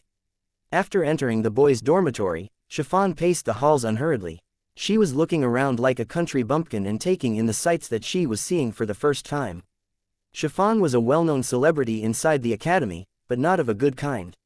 She was given the nickname, Trash Eater, because she was often seen at the garbage dump picking up trash to eat during lunch and dinner. At first, the boys tried to approach Chiffon because she was very cute. However, after finding out her daily routine, all of them backed away in disgust.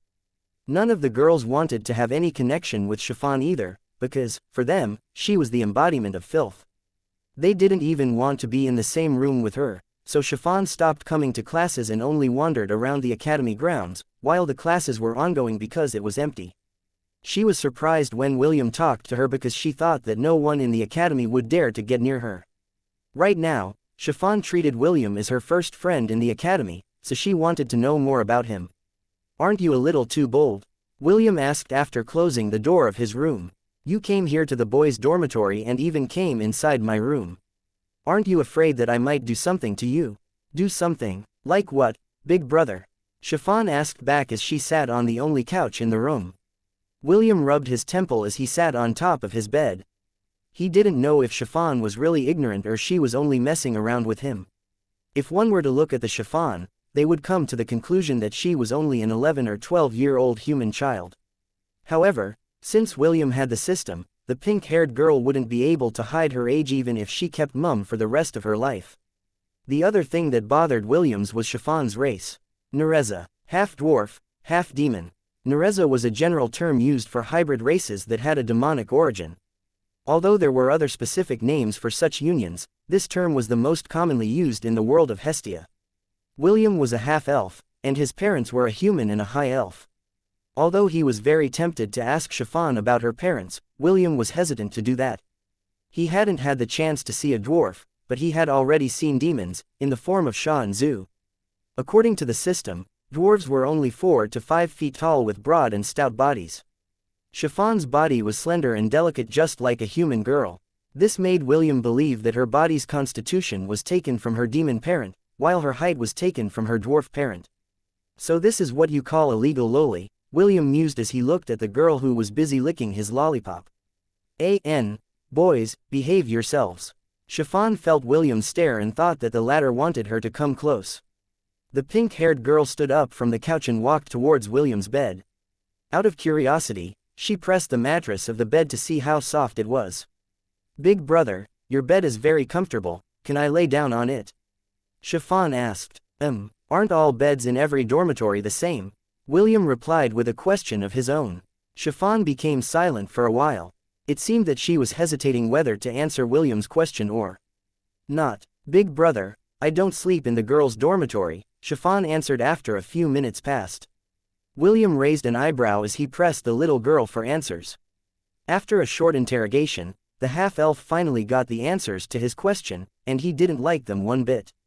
According to Chiffon, the academy didn't assign her any room and only delegated the stables as her resting area.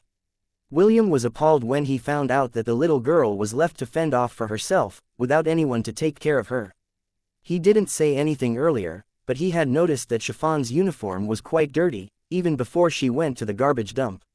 Now that he knew that the girl was being mistreated by the academy, William found himself clenching his fist in irritation. One of William's weaknesses were little children.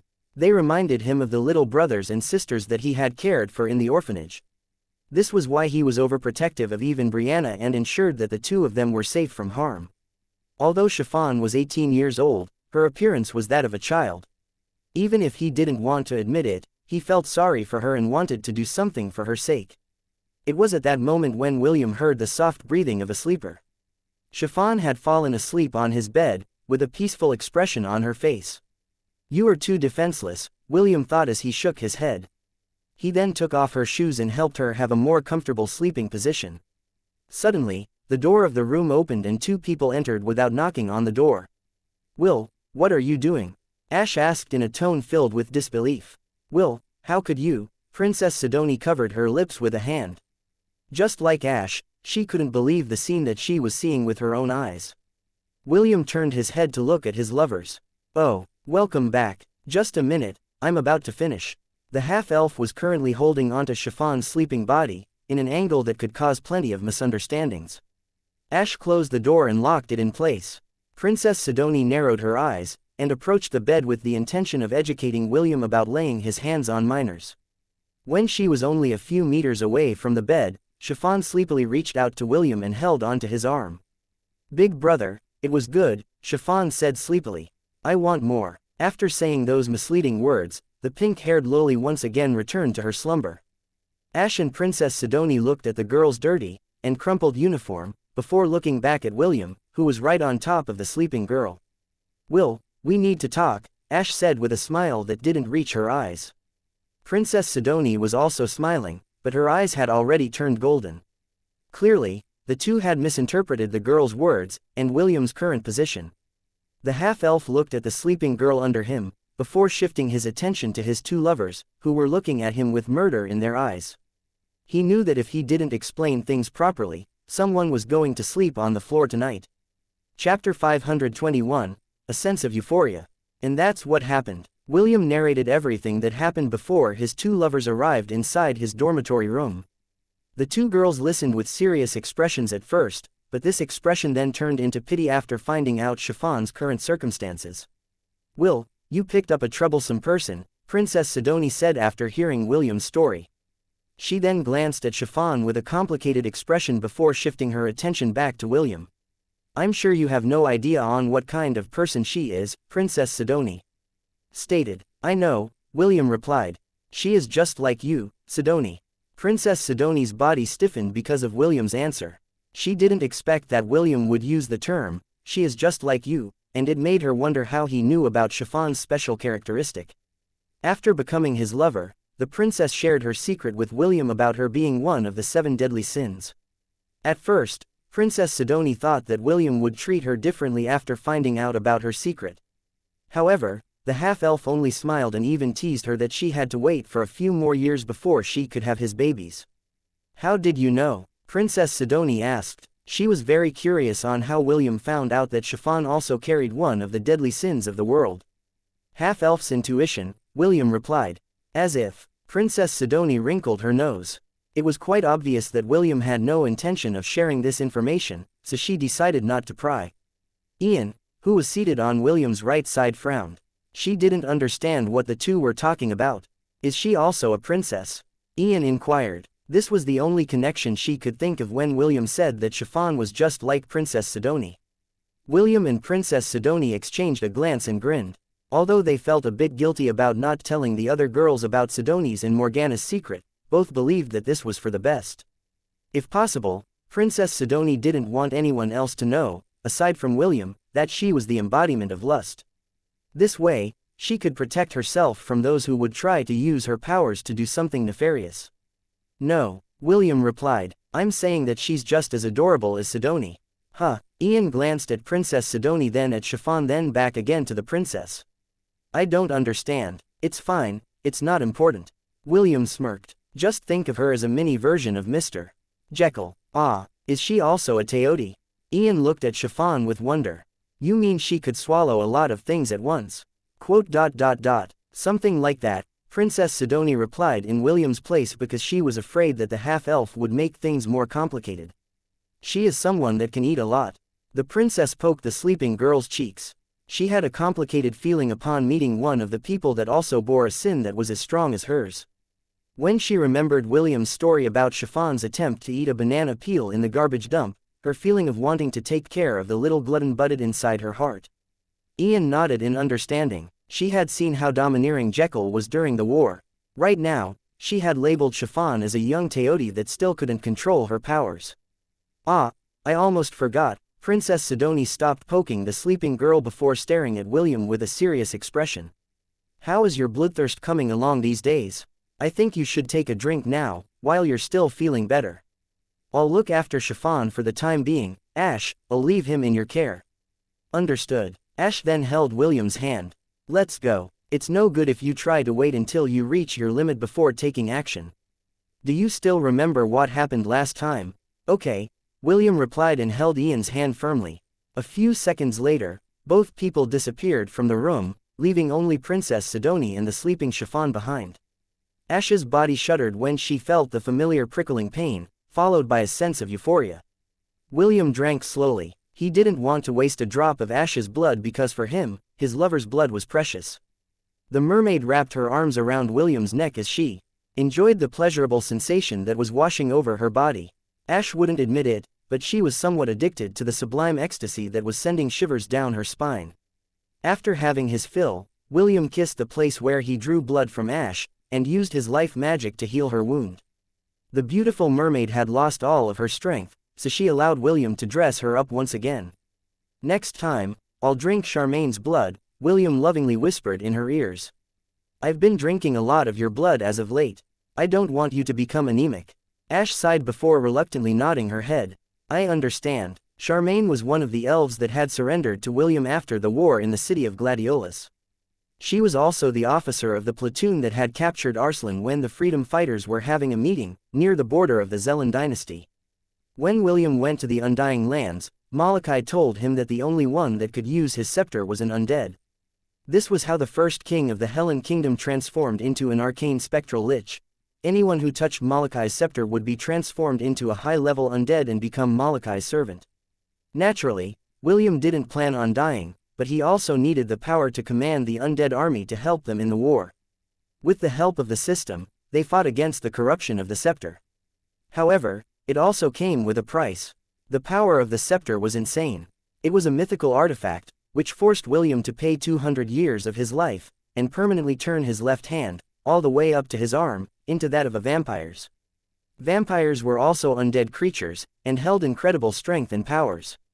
Upon touching Molokai's scepter, William gained the prestige job class, Vampiric Necromancer. This was why William's left hand, and arm, had a different skin tone compared to the other parts of his body. Fortunately, if William drank some blood, the paleness of his hand and arm disappeared, making it look completely normal. Even Molokai was surprised that William was able to resist his scepter's corruption, and didn't turn into one of his subordinates. Out of admiration, Molokai decided to cease all hostilities with William, with a condition. The half-elf would cease to rob Avalon of its treasures and artifacts, that had survived the era of the gods. Also, Molokai allowed William to command his undead legion once. Out of curiosity, William asked if Molokai would give William the permission to summon his undead army from time to time. The Dracolich surprisingly agreed to his request, but there was another condition attached to using the undead legion. You can only command my army if you are planning to conduct a massacre. This was the answer that the Dracolich had given him. A massacre that would number in the tens of thousands. Molokai even joked that a massacre of millions was more suited to his taste. When William made a proposal of purifying the souls of the undead warriors that had been stationed in Avalon for thousands of years, Molokai didn't reject it right away. Instead, he said that Avalon must always have an army within. Of course, the Dracolich hinted that the new undead army didn't need to be humans. This was why William conducted a massacre and sent the newly born undead elves to Avalon in order to take the place of the warriors that he was about to send back to the cycle of reincarnation. True to his word, William spared the elven women, as well as the elves that he had captured when he faced off with Elendor at the Gate of Beginnings. These young elves cursed William's names to the high heavens, and Charmaine was the most vocal of them all. The arcane spectral lich knew of William's need for blood, so he made his move and used his arcane powers to wipe all of Charmaine's memories. It was not only her, the lich had wiped the memories of 12 teenage elves, and made them William's personal blood banks. These elven ladies now stayed inside William's thousand-beast domain, and treated William as their master. In return, the half-elf treated them courteously, and they became the caretakers of the villa inside the thousand-beast domain. Although their memories were lost, they were still excellent warriors and magicians. They often accompanied William's herd and legion in clearing out the Atlantis dungeon when they finished their chores in the villa. The moment that William had attained the vampiric necromancer job class, the passive skill Bloodthirst had been permanently added to his status page. Bloodthirst. You would regularly crave for the blood of others. If the craving for blood passes a certain limit, there is a high possibility of going into a berserk state until you have sated your thirst for blood. Drinking the blood of others will give you +20 to all stats for 1 hour. Will, after a few years, set them free, Ash said as she held William's hand. Don't worry, I'm sure that Wendy, Est, Sidoni, and I will be more than enough for you to drink to your fill. William squeezed Ash's hand gently as he nodded. If that is your wish, then so be it. I will set them free when I go to the Silvermoon continent. No need to thank me. I also think that this is a good idea. Currently, William needed to drink blood at least twice a week. The longest he could last without drinking blood was 8 days, but if he went past that limit, he would lose himself to his bloodthirst and go on a rampage. Wiping the elves' memories was the Lich's way of thanking William for saving the kingdom that he had founded. Although it might seem like a horrific way of thanking someone, the Lich didn't think much about it. After all, those who dared to attack his kingdom had only themselves to blame for the consequences of their actions. Chapter 522, I will never do anything shameless. You're a girl, so you should take better care of yourself, Princess Sidoni said as she scrubbed Chiffon's body with her soapy hand. They were currently inside the princess's own dormitory room, and were taking a bath together. After hearing William's explanation, Ian and Princess Sidoni felt pity for Chiffon and decided to look after her for the time being. They had just finished their dinner, and the princess took Chiffon to her room because the little girl couldn't possibly spend the night inside William's room. Chiffon allowed herself to be cleaned thoroughly like an obedient child. It had been a long time since she had taken a proper bath. Usually, she just swam in the river near the academy to clean her body. Half an hour later, the two girls left the bath wearing bath towels. Princess Sidoni helped Chiffon dry her hair. After drying hers, the princess had also given Chiffon a change of clothes, while her maidservants negotiated with the academy for new and clean academy uniforms that Chiffon would wear the next day. After the little girl had donned her nightdress, she looked at Princess Sidoni with a curious expression. What is your relationship with Big Brother? Chiffon asked. Even though she had only met Princess Sidoni for the first time today, Chiffon had already sensed the divinity inside the princess's body that represented the sin of lust. I am Will's fiancé, Princess Sidoni replied with a smile. That means that he will be my husband in the future. Princess Sidoni wanted to make it clear that William and her were lovers. This was her way of telling Chiffon that she shouldn't have any ideas about approaching her lover. Does he know? Chiffon inquired. Have you told him about your sin? Princess Sidoni nodded. Yes. The princess hesitated whether she should tell Chiffon that William also knew the sin that the little girl carried. However, after careful consideration, she decided to hold back this information as she first assessed Chiffon's character. It is better to be safe than sorry. Darling is weak against children. Morgana commented from inside their shared mindscape. Yes. This is also the thing that worries me, Princess Sidonie replied. I just hope that she won't take advantage of Will's kindness. Let's see her try. I'll spank her bum to oblivion. Princess Sidonie covered her lips and giggled. We'll just observe for now. I don't want you to do anything reckless. Do you understand? Fine. Chiffon observed the beautiful girl in front of her. The little girl's eyes then wandered down on Princess Sidonie's chest. After taking a good look at the princess's assets, the adorable Loli glanced at her own chest and sighed internally. After a while, Chiffon once again raised her head and asked Princess Sidonie a direct question. Did you use your charm on him? Chiffon inquired. Although she could see that Princess Sidonie was very beautiful, she still asked just in case the princess had used her charm to make William her fiancé. Chiffon considered William to be her first friend. Because of this, she would do everything in her power to free him if he was under the princess's charm. Also, William was able to make those delicious lollipops that were able to keep her hunger at bay. If possible, Chiffon wanted William to give her an unlimited supply of candy every day. I did use my power on him, Princess Sidonie answered. However, Will is resistant to my charms. The corner of Chiffon's lips raised by a millimeter after hearing that William wasn't affected by the power of Princess Sidonie's charm. This made her impression of the boy, whom she referred to as Big Brother, have a bigger presence inside her mind. Listen, I don't mind if you become his friend, but don't abuse his kindness, Princess Sidonie stated. Don't get any ideas. Do you understand? Chiffon's expression remained calm as she kept her silence. Whatever she was thinking at that moment, the beautiful princess, and her other half, had no idea whatsoever. Where did you come from? Princess Sidonie asked. You're not from the Crater Empire, right? Chiffon shook her head. I was born in the Demon Continent. However, my father cast me aside and asked his subordinate to bring me here. Princess Sidonie frowned. She didn't know that the Emperor of the Crater Empire and the reigning Demon King had a complicated relationship. Maybe I should do a little investigation about this matter, Princess Sidonie thought as she stared at the little girl, who was currently licking one of William's lollipops. She didn't know why, but her intuition was telling her that Chiffon would bring a lot of problems if she were to continue interacting with William. My granddaughter has taken Chiffon to her room. Emperor Leonidas looked at one of his trusted subordinates that was currently serving as Princess Sidonie's maidservant. Her duty was to give regular reports to the Emperor if something unusual happened to, or around, the princess.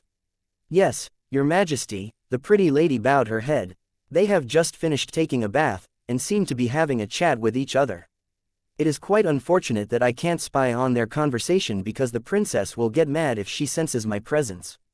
Emperor Leonidas rubbed his chin as he listened to the rest of his subordinates' report. Continue to monitor them, but don't get too close. It doesn't matter if you don't hear their conversation. Are you feeling better? Ash asked. Much better, William said as he held her in an embrace. The two had gone to the beach villa on the 10th floor of the Dungeon of Atlantis, right after they finished having dinner with Princess Sidonie and Chiffon. For some reason, William refrained from eating food right after he drank someone's blood. The reason for this was due to the fact that everything he ate tasted like burnt food that resembled charcoal. This abnormality in William's taste would usually fade away a day after he had quenched his bloodthirst. Contrary to what William expected, Chiffon ate with restraint just like a proper noble lady. The sheer contrast between the starved girl, who was about to eat a banana peel in the garbage dump, and the prim and proper lady, who was using a knife and fork to eat her steak, made William breathe a sigh of relief in his heart. That girl, Chiffon, what do you intend to do with her? Ash asked while softly caressing the jewel that was embedded in William's chest. I'll ask Sidonie to take care of her for the time being, William replied. If it's her, I'm sure that everything will be fine. Will it truly be fine? Of course, Sidonie is the Emperor's granddaughter. I doubt that anyone would make trouble for her. Ash closed her eyes as she continued to caress the jewel in William's chest. She had seen the stares of the students when they saw Chiffon walking alongside Princess Sidonie, on their way to the dining hall. Surprise, envy, and disgust painted their faces.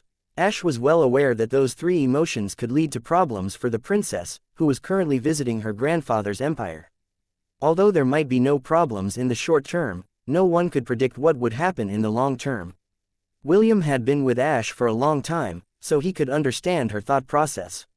Understood. William planted a kiss on his lover's forehead. During the day, I'll take care of Chiffon. Since both of us are outcasts, it will be best if the two of us stick together. Keep your ears perked up for any rumors that will spread in regards to Sidoni. I'll handle the rest. By the way, have you heard of any good dungeons nearby?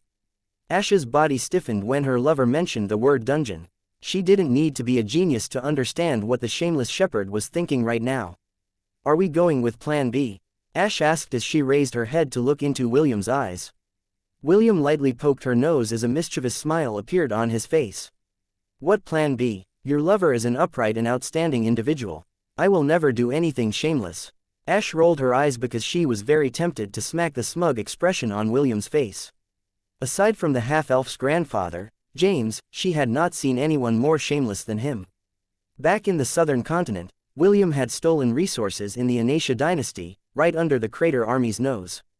She was sure that if William felt like it, he would also do the same thing to the Crater Empire if they made him angry. Chapter 523, I will teach you how to smile. William woke up early because he planned to look for his master to seek his advice. As an alchemist, Albert was capable of creating food pills that allowed people to stave off hunger for 3 days at a time. He was planning to get the pill recipe from the Full Kettle Alchemist and try to use it as an ingredient to strengthen the effects of his chocolate lollipop, which he would give to Chiffon. Although the effects of his lollipop could last for 3 days when consumed. That only worked for normal people. Chiffon was not part of that category, and William wanted to help her. The sight of her picking up trash to eat was something he couldn't erase from his mind. 5 minutes later, William barged inside his fifth master's residence and saw the renowned alchemist snoring on his couch. Clearly, he had once again drunk at the tavern, and probably snagged a beauty while he was at it. William didn't know why his new master was living a playboy lifestyle. However, since this was Albert's private life, he decided to mind his own business. After waking up the disgruntled alchemist, William had gotten the recipe that he needed. Just what are you planning to do with those food pills? Albert yawned. Are you planning to go on a journey? Yes, William replied. I plan to visit the dungeon in Silverwind City tomorrow. Is that so? Well, just make sure you don't accidentally kick the bucket. Don't worry, master. I'm too young and too handsome to die so early. That's the spirit. Albert patted William's shoulder. My offer still stands. We can celebrate your birthday in the red light district. The tab is on me. I'll pass. Tisk. What a killjoy. Albert laid on the couch and smirked in William's direction. Tell me, are you planning to feed those food pills to Chiffon? William glanced at his no-good master and wondered how the latter knew that he had met with Chiffon. Stupid boy, I have eyes and ears everywhere. Albert raised his head in arrogance. So, am I right, or am I right? You are right, master. Albert rubbed his chin as he eyed William with a smile. One food pill can satisfy her hunger for an hour. As you can see, the prices of the ingredients of the food pill is not cost-effective when it comes to her. If you plan to become her food supplier, you better rob a merchant or a bandit hideout. That is the only way that you can keep that little lass from going to the garbage dump every day. Did you also try to help her, master? Well, someone asked me for a favor. Unfortunately, I was only able to help her for 3 weeks before I gave up. Albert scratched his head. I'm an alchemist. Making pills without getting any profit is a loss for me. William nodded. Thank you, master. Do you prefer those types of girls? The cute and adorable ones? William rolled his eyes at the smiling bastard before leaving the room. Knowing Albert's personality, he was sure that his fifth master would tease the hell out of him, so he decided to make a strategic retreat and save himself from embarrassing himself. As William was walking towards his classroom, he saw Chiffon walking in the direction of the boys' dormitories. The red-headed teenager smirked and sneaked up behind the adorable little girl with the plan to surprise her. Unfortunately, when he was only 10 meters away from her, Chiffon turned around and looked at the tree behind her. Big brother, why are you hiding behind that tree? Chiffon asked. William was surprised because he was sure that he had properly snuck up behind her using the skills that he had honed over the years. Big brother, Chiffon called out once again, forcing William to show himself. A single glance was enough to tell William that Chiffon had just finished taking a bath. Her hair still looked a bit wet, but her current expression was way better compared to the one she had yesterday. William had to admit that Chiffon's cuteness was as destructive as his cousin's, Eve. He also noticed that she was wearing a brand new uniform, which enhanced her appeal. Anyone who saw her would have the urge to spoil her, and put a smile on her face. When this thought came to William's mind, he realized something important. That's right, William thought as he looked at the approaching girl, who was looking at him with a curious gaze. I didn't see her smile yesterday. When the girl was only a meter away from William, Chiffon extended her hand as if she was asking William to give her something. The half-elf stared at the slender and delicate hand for a while, before raising his hand to place it over her palm. Chiffon looked at William in a dumbfounded manner because the latter had misunderstood her extension. Big brother, I want some lollipops, Chiffon said. Can you please, give me some? William scratched his cheek in embarrassment before he summoned a lollipop in his hand. He once again gave Chiffon 10 red, blue, and chocolate-colored lollipops just like he did last time. If Eve were to meet Chiffon, both of them would definitely become good friends. Why? It is because both girls were quite good at extorting people for food. The next time you ask me for lollipops, you will have to pay me, William said in a teasing voice. Chiffon's expression became serious because she was dirt poor. At most, she only received 100 silver coins as allowance every week. This was nothing compared to the 500 gold coin allowance that the nobles gave to their children who were currently enrolled at Silverwind Academy. How much will the lollipop cost? Chiffon asked teary-eyed. William felt conflicted when he saw the sad expression on Chiffon's face. He only said it as a joke, but the little girl had taken it seriously. A smile, William replied. You will give me a smile every time I give you a bunch of lollipops. Do we have a deal? A smile, yes. Just one smile. Chiffon hesitated but she still nodded her head in the end. She carefully stored William's lollipop in her storage ring and placed her 2 fingers at the corner of her lips. She then moved them upwards and showed William the most horrendous smile that he had seen in both of his lifetimes. William flicked Chiffon's head which made the latter cry out in pain. She then looked at William with a face filled with injustice, as she held her aching forehead. Right now, the little girl was upset because she felt that she had been terribly wronged by the half-elf in front of her. I said give me a smile, not a grimace, William said. Are you joking with me? No, Chiffon pouted. I just don't understand. Don't understand what? How do people smile? William looked at Chiffon and was itching to flick her forehead again. However, when he saw how serious her expression was, he realized that the little girl wasn't joking. You mean to tell me that you don't know how to smile? William asked with a frown. Have you never smiled? Not even once. I don't know, Chiffon shook her head. Big brother, can you please, teach me, how to smile? That way, I can pay you for the lollipops that you give me. The little girl's pleading eyes were too much for William to bear. In the end, he sighed and patted Chiffon's head. Okay, I will teach you how to smile, William said softly.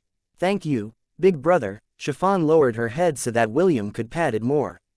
This was the first time that someone had done this to her, and for some reason, she didn't dislike it. Chapter 524, I will be this girl's caretaker.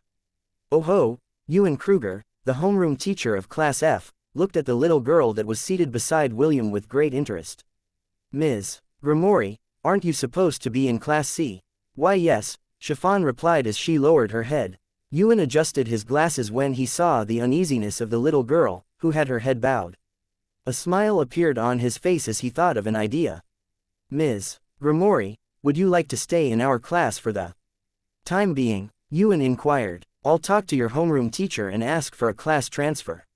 Chiffon raised her head in surprise. The professor in Class C was a woman in her early 30s, and she had shown open dislike to Chiffon after being in her class for 3 months. In the end, the professor even hinted to Chiffon that there was no need for her to continue coming to class. She even added that Chiffon should just do self-study in her room because she was dirtying the air in her classroom. After that day, Chiffon stopped coming to classes and just wandered the academy during class hours. Ewan had heard about her circumstance and he pitied the little girl, but he was just a professor in the academy. There were some things that he could, and couldn't do. Now that an opportunity had presented itself, he planned to execute the plan he had thought of long ago, and that was to bring Chiffon to his classroom to study. See, can I really stay here? Chiffon asked back. The boys and girls inside the classroom grimaced because they already knew who Chiffon was. She was the girl that had been labeled as the trash eater and, to be perfectly honest, some of them were disgusted with her. Of course you can stay here. Yuan chuckled as he ignored the faces of the students who seemed to have eaten a rotten egg. Clearly, they were not enthusiastic about the idea of having the little girl who eats trash from the garbage dump as their classmate. One of the boys stood up and was about to protest, but Yuan raised his hand to cut him off before he could say anything. Those who don't like the idea of Ms. Grimoire staying here can leave the classroom, Yuan declared. I'll be more than happy to write recommendation letters for those who want to transfer to other classes. Of course, whether the homeroom teachers of those classes will accept you will depend on your ability. The boy's words got stuck in his throat. He gave Chiffon a sidelong glance before going back to his seat. They were students of Class F, the rejects of the third years, and no other classes would want to accept them into their ranks. Even if they succeeded, there was a high chance that they would get ganged up on and bullied by their classmates after a day or two of their transfer. They would rather endure Chiffon's presence than suffer humiliation from the noble households of the Crater Empire. William stood up from his seat. He already knew how the students of the academy saw Chiffon, so he had already expected this outcome. The half-elf didn't expect that Professor Yuan would extend the pitiful girl an olive branch and accept her into his class. Since an opportunity had presented itself, William would be foolish if he were to let this go. But for now, he needed to pacify his classmates in order to prevent any problems from happening in the future. I know what all of you are thinking, William said as he scanned the faces of his classmates. This girl beside me is the one that this academy has labeled trash eater. Chiffon's body shuddered because she felt the stares of everyone in the room gathered onto her. I intend to erase this label from her, William declared as he placed his hand over the head of the little girl who was on the verge of crying. From now on, I will be this girl's caretaker. I will give you my word that she will never go to the garbage dump again. I will also ensure that she looks presentable at all times. William paused as he pulled the little girl close to him, to give her some encouragement. I know that it will not be easy for any of you to accept her, because of the things she had done in the past, William said softly. All I ask is that you give her a chance. We are Class F. We are the discarded students of this academy. Right now, Chiffon is one of those discarded students. Having said that, isn't this classroom a place where she should belong? William's words resonated within the hearts of his classmates because what he said was true. However, some of them were still reluctant to accept the little girl into their fold. The half-elf knew that he needed to give them one more push in order to get their consent, and allow Chiffon to study together with them. Every quarter of the year there is a class performance assessment, William stated. How about this? I will make sure that our class will get the highest merit points this month. William smirked. Don't you want to taste that feeling of looking down on those other classes who treat us as trash? Once we become the academy's top class for the third year, all of them will not be able to say anything. That also goes for Class A. The boy who stood earlier pointed his hand at William and sneered. Ha, become this month's top ranker.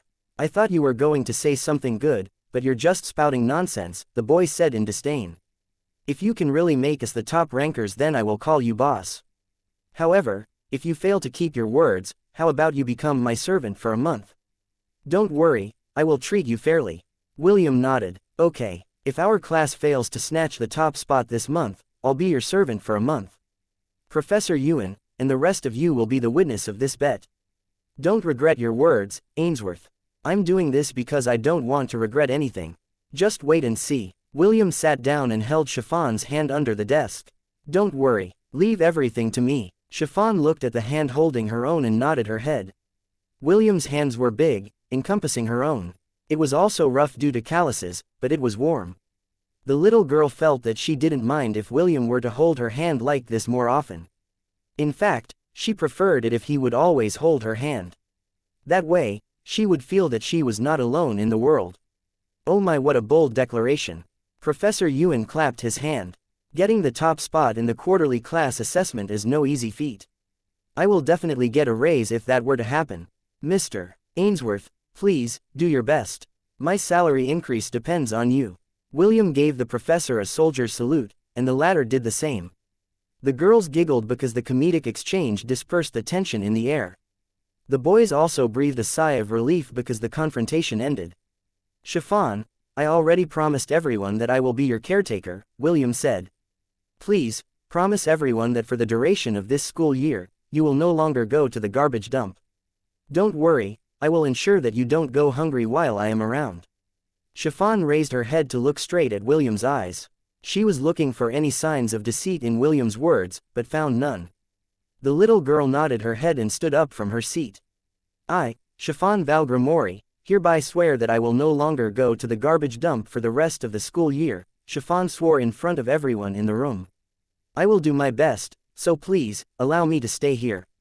Chiffon bowed her head before going back to her seat. The students of Class F exchanged glances before nodding at each other. They had decided to give William and Chiffon a chance. Although they didn't expect their class to hold the top spot for the month, they still wanted to see if the half-elf would be able to keep his promise. The academy had a special test every quarter of the month. The students would get merit points depending on how well they performed during the week the test would be held. They could choose to do a written exam, a commission from the academy, or a quest from the Adventurers Guild. They could even do all three at once. It doesn't matter what they chose, as long as the points they gathered were sufficient. All the points of the class would then be pooled together and the outcome would become the overall class merit points. The highest one within their respective year would be deemed as the classroom of the elites, and would be given special privileges. William had already thought of a way to earn as many merit points as possible during that 1-week assessment. Even if his classmates underperformed, he was sure that he would be able to carry their class to the top. Can you really do it, big brother?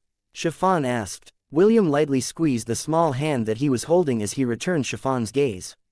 It's not a matter of whether I can do it or not. It's I will. Chapter 525, The Mirage Caverns. Fall back. Don't let them overrun us. Leader, we are surrounded. Damn it. A group of 6 stood back to back as they faced over 30 toxic frogs that were led by a crowned shadow toad. They didn't expect that they would be facing these many enemies at once, and it made them very anxious. All of them were gold-ranked adventurers, who had come to Silverwind City to challenge the dungeon known as the Mirage Caverns. This was a dungeon which had 50 floors and was considered a Class A dungeon. Because of this dungeon, Emperor Leonidas had decided to build a dungeon city around it. Thus, Silverwind City was born. A few years later, when the city prospered, he decided to build an academy in the mountain overlooking the city, with the intention of nurturing the elite children of his empire. It was the perfect training ground to train the students of the academy in life and death battles, while they were still young. This was also why most of the children in the empire aspired to enroll inside the prestigious academy, even though the requirements were very high. Naturally, certain restrictions were placed in order to prevent senseless casualties from piling up. No students below the platinum rank were allowed to go past the 30th floor, but there were still idiots that thought that they were strong enough to challenge the dungeon monsters beyond these floors. After breezing through the lower floors, the adventurers thought that they could aim higher, so they decided to go to the 30th floor, which was the dwelling place of frog and toad-type monsters. I know what you are thinking. Just ask Google Senpai for more details. The toxic frogs were a meter tall, and were classified as Class B monsters. The crowned shadow toad was a Class A monster that specialized in short-range combat using its flexible and powerful tongue. At most, gold-ranked adventurers could only fight against Class C monsters. To give a brief example on how strong Class C monsters were, they were as strong as the Angorian war ibex. As for the crowned shadow toad, it was as strong as Soglav when William met him for the first time. After meeting 4 toxic frogs, the adventurers immediately engaged them in battle. Although the frogs were stronger than them, the adventurers had an advantage, and that was their teamwork that had been honed over the years. Unfortunately, after killing 2 of their prey, the 2 remaining frogs uttered a loud cry, which was meant to call for reinforcements. The adventurers were not aware of the toxic frog's habits, so they thought that it was just a war cry that would boost its strength. A minute later, several toxic frogs appeared behind them.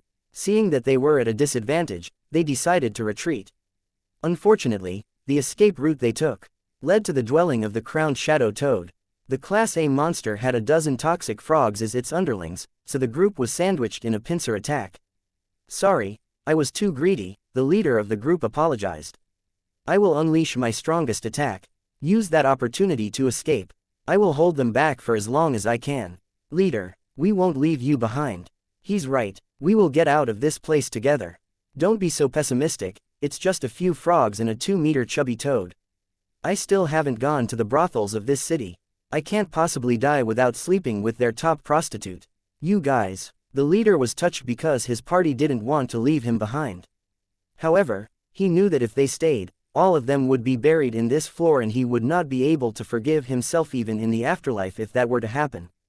The crowned shadow toad extended its venomous tongue to kill the invaders that had dared to enter their domain. Many people had died in this manner because they had underestimated the strength of the monsters inside the Mirage Caverns. Brace yourselves. The leader of the adventurers raised his sword to parry the toad's tongue that was hard as steel. The toxic frogs took that opportunity to close the gap, and emit a poisonous smog that would paralyze its victims. The adventurers tried to hold their breaths, but it was impossible in the current situation they were in because they were being attacked at all sides. Gua, the leader of the adventurers, slammed against the wall after getting lashed by the toad's poisonous tongue. If not for the fact that he was wearing heavy armor, he might have already died due to the toad's merciless attack. Leader, I don't want to die. Brothel, I still haven't gone to the brothel. Someone, anyone, please, save us. The adventurers were now unable to move their bodies due to the paralyzing poison that they had inhaled. The frogs had now surrounded them, and were about to deal the killing blow when a shower of arrows pierced the frogs' bodies. The crowned shadow toad emitted a loud croak and the remaining frogs sprayed their poisonous smog in the direction where the arrows came from. However, a powerful gust of wind pushed the smog away, clearing it completely. Will, let me handle this, a voice that seemed to belong to a young man reached the adventurer's ears. Very well, just make it quick, William replied. Chiffon, where do you think you're going? I want to see if those frogs taste good. Chiffon answered as she pointed at the frogs that had died due to William's arrows. Don't eat them, William said. Those frogs are poisonous. But, I am immune to poison. Would you rather eat a frog? Or would you rather eat my lollipop? Big brother, I love your lollipop. It's so long, hard, and sweet. The corner of William's lips twitched because Chiffon's words could be easily misunderstood by anyone that heard her. The arrows that had pierced the frogs' bodies flew into the air and returned to the quiver behind William's back, while he was chatting with Chiffon. Ian, on the other hand, summoned her water whip, and activated the power of the Geomancer job class. Right now, she was fighting in swampy terrain. The Geomancer job class allowed her to use spells that were empowered by its current environment. Mud binding. The mud on the swamp surged up to wrap itself on the frogs, trapping them in place. When the crowned shadow toad saw that its underlings were in danger, it unleashed its powerful tongue to slap the annoying newcomer that had gotten in the way of finishing off the adventurers that entered their domain first. Water cannon. Ian unleashed a torrent of water at the tongue that was headed in her direction. The powerful force of the attack repelled the toad's tongue and continued its trajectory until it hit the open mouth of the crowned shadow toad. A second later, the toad's head exploded, ending its life. Ian watched its 2-meter-tall body crash on the ground before shifting his attention to the toxic frogs that were still struggling against the mud that bound their bodies. Water whip sword mode. The floating whip above Ian's head turned into a razor-sharp, transparent blue sword that glowed in a bluish hue. First form, Blade of Hysteria. Ian charged at the helpless frogs and decapitated them one by one. When the last of the toxic frogs had died, their bodies glowed and transformed into particles of light, leaving several beast cores behind. William waved his hand and the beast cores flew in his direction. He stored them all inside his storage ring before checking the condition of the hunters that had seemed to have lost their consciousness. They're safe, but the poison in their bodies is a bit troublesome, William said as he changed his job class to Life Wizard. We can't leave them in this condition. William lined the unconscious adventurers side by side before casting a spell to cure them of their paralysis. Mass Cure. The leader of the adventurers opened his eyes and abruptly sat upright. He grabbed his sword that was lying by his side as he scanned his surroundings. His body felt unusually light, and the injuries that he had received during the battle had been healed. If not for the fact that the damage on his armors were still there, he would have treated everything that happened to them as an illusion. Wake up. The leader shook his members one by one. Let's get out of here. Leader, I'm alive. Am I in heaven? Where are the ladies in the brothel? The leader slapped the last guy on his cheeks to wake him up from his nonsense. He couldn't believe that the bastard was still thinking of brothels right after they survived a near-death encounter. After making sure that his members were really fine, he placed his fist over his chest and shouted.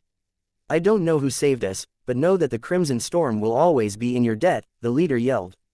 My name is Sam Brock. Our party is staying at the Dragon Claw Inn. Feel free to find us if you ever need our help. Thank you. The Crimson Storm gathered their belongings and hurried towards the 29th floor.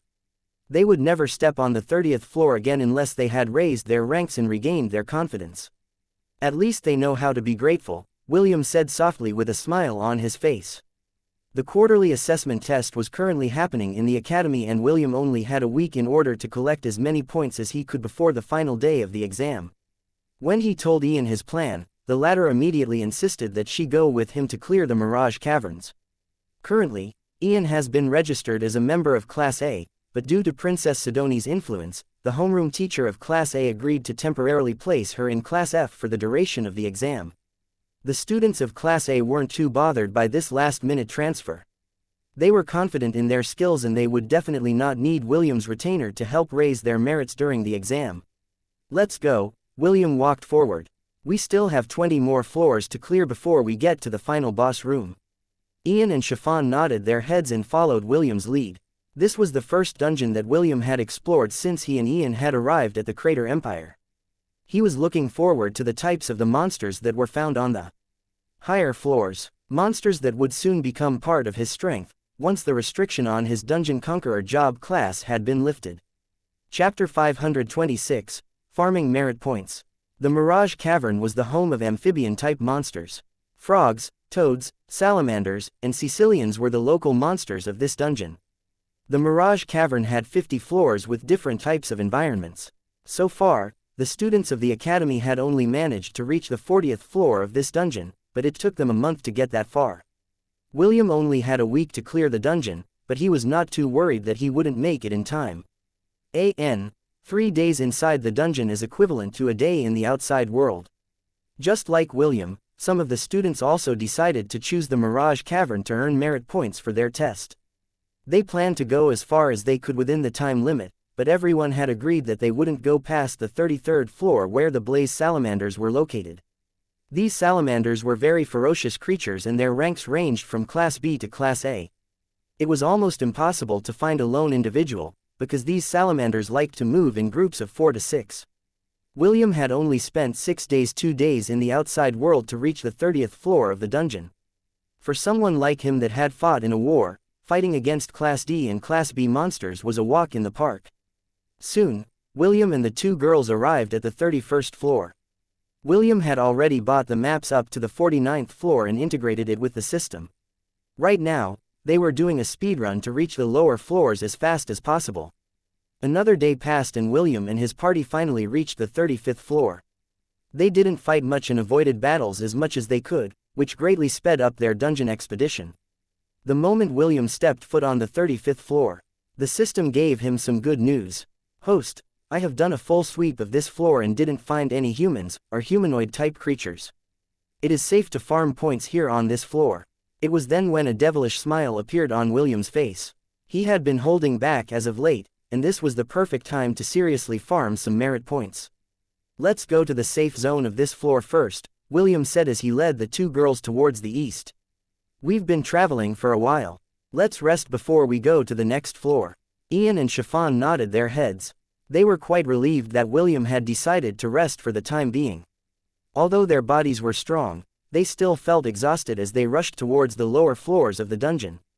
Half an hour later, the group created a small camp in one of the safe zones on the 35th floor. This was a place where a barrier was erected to prevent monsters from entering. This safe zone was made by the archmages of the Crater Empire. Some of their knights and mages in training would often go to the Mirage Cavern to thin out the number of monsters. They didn't want to suffer from a dungeon outbreak that usually happened when the amount of monsters within the dungeon floors exceeded its capacity. The excess of monsters would overflow on the other floors, creating an imbalance that would lead to a dungeon outbreak. In order to prevent that from happening, the knights and mages of the kingdom would go on a punitive expedition every 4 months to forcefully thin out the monsters on the lower floors of the dungeon. I'll be back in 3 hours, William said. Ian, just call for me if something unexpected happens, okay? Understood. Ian nodded. William had already told her what he was planning to do. Ian's role would be to look after Chiffon and prevent her from wandering around. This way, William could go all out without worrying about anyone finding out about his secret. After gaining some distance from his companions, William raised his hand and several portals appeared around him. Urchitu, Soglav, Bastian, Fenrir, Skadres, and the other local beasts of the Thousand Beast domain flowed endlessly inside the dungeon. I'll give all of you 3 hours to exterminate all the monsters on this floor. Go and collect as many beast cores and materials as you can, William ordered. I've already checked and found no humans on this floor. However, in the small chance that you come across someone, knock them unconscious and call for me. I will handle the rest. Do I make myself clear? William nodded. Disperse. William's army, that numbered over 10,000, scattered in different directions. Urchitu had led his fellow Minotaur revenants towards the north. Bastian, who had also been turned as a revenant like Urchitu, led the other centaur revenants to the west. Soglav, the trollhounds, and the local beasts of the Thousand Beast domain went to the south. The goblins, led by Xerxes the hobgoblin arcane doctor, and Sharks, the goblin marauder, headed towards the east. William looked at the dungeon map where thousands of green dots encompassed the entire dungeon.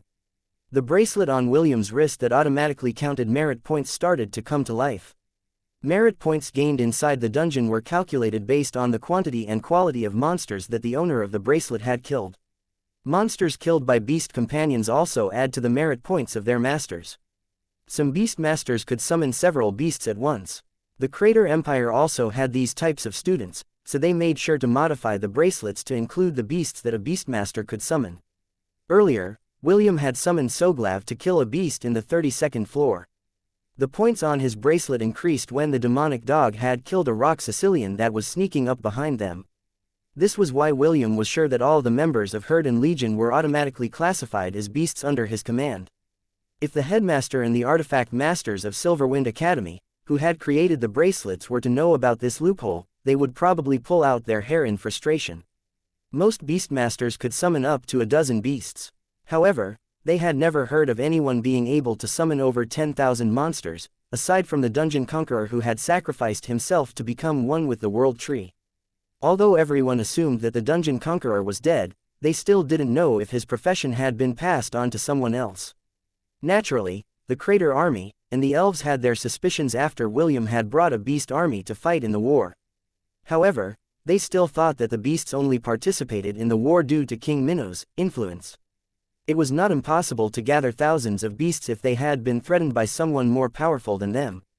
This was why, although they were suspicious of the half-elf, they still doubted the possibility that he had inherited his father's profession. 3 hours later, William returned to the safe zone with a smug expression on his face. The merit points on his bracelet had surpassed 100,000. Although the number was high, he knew that this was far from enough to beat the accumulated points from other classes.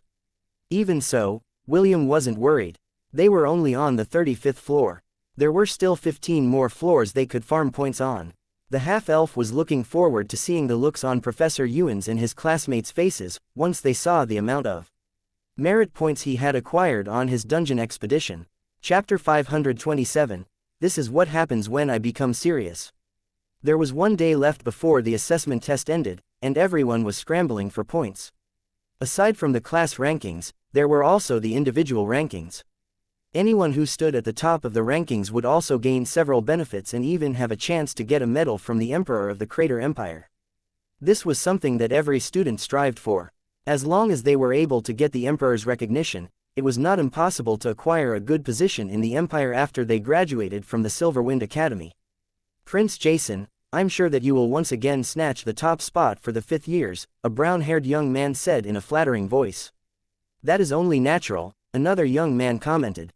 After all, Prince Jason is one of the top 3 prodigies of our empire. He already got this in the bag. Prince Jason and his party was currently at the 26th floor of the Mirage Caverns. Among the students of the academy, they were one of the few that had made it this far in a short period of time. It took them 5 days to reach their current floor. However, before they challenged the dungeon, Prince Jason first took the written exams for the different subjects of the academy. This took a day of his time, so he didn't know that William had gone to the dungeon ahead of him. Prince Jason was quite satisfied with his progress, because he believed that no one could explore the dungeon as fast as his team. He had personally handpicked his members and only took the best students in his class based on their individual specialties. 300,558 merit points. That was the amount of accumulated merit points that Prince Jason had collected over the past few days. The record of the Academy for the individual rankings was over 500,000 points.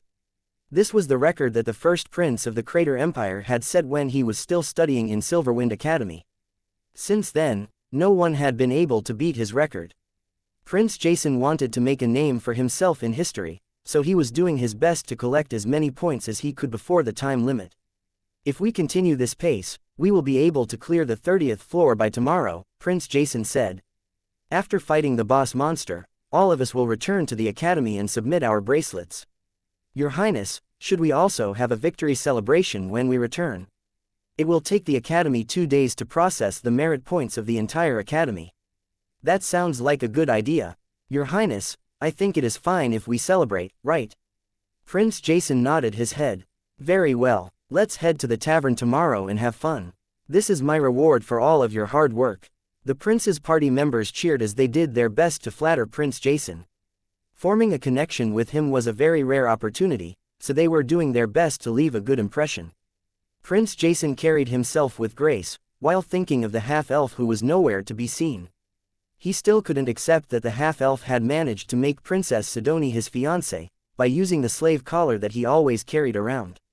If not for the fact that he couldn't forcefully take it off his cousin's neck, the prince would have already done so back in the southern continent. Just you wait, I'll show you what I can do when I'm serious, Prince Jason thought as he set his sights on the entrance of the 27th floor. Ha ha ha, this is what happens when I become serious. William laughed internally as he looked at the bracelet on his wrist.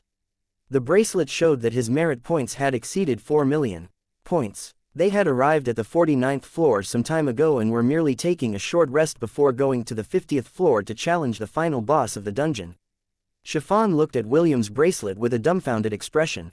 She couldn't believe that William had accumulated so many points in a short period of time. Every time they reached a different floor, William would take them to the safe zone before leaving for a few hours. At first, Chiffon didn't mind because they were making good progress. However, whenever they began to move to head to the entrance that led to the next floor, the passages would be free from monsters. Once was luck, the second was coincidence, and the third time was a pattern. Yes, it was a pattern. They would go to the next floor, then they would immediately head to the safe zone, while killing the monsters along their way. Chiffon had somehow fallen into this pattern, and thought that it was a normal thing when conquering dungeons. However, when he saw the merit points on William's bracelet, that was when she started to get suspicious.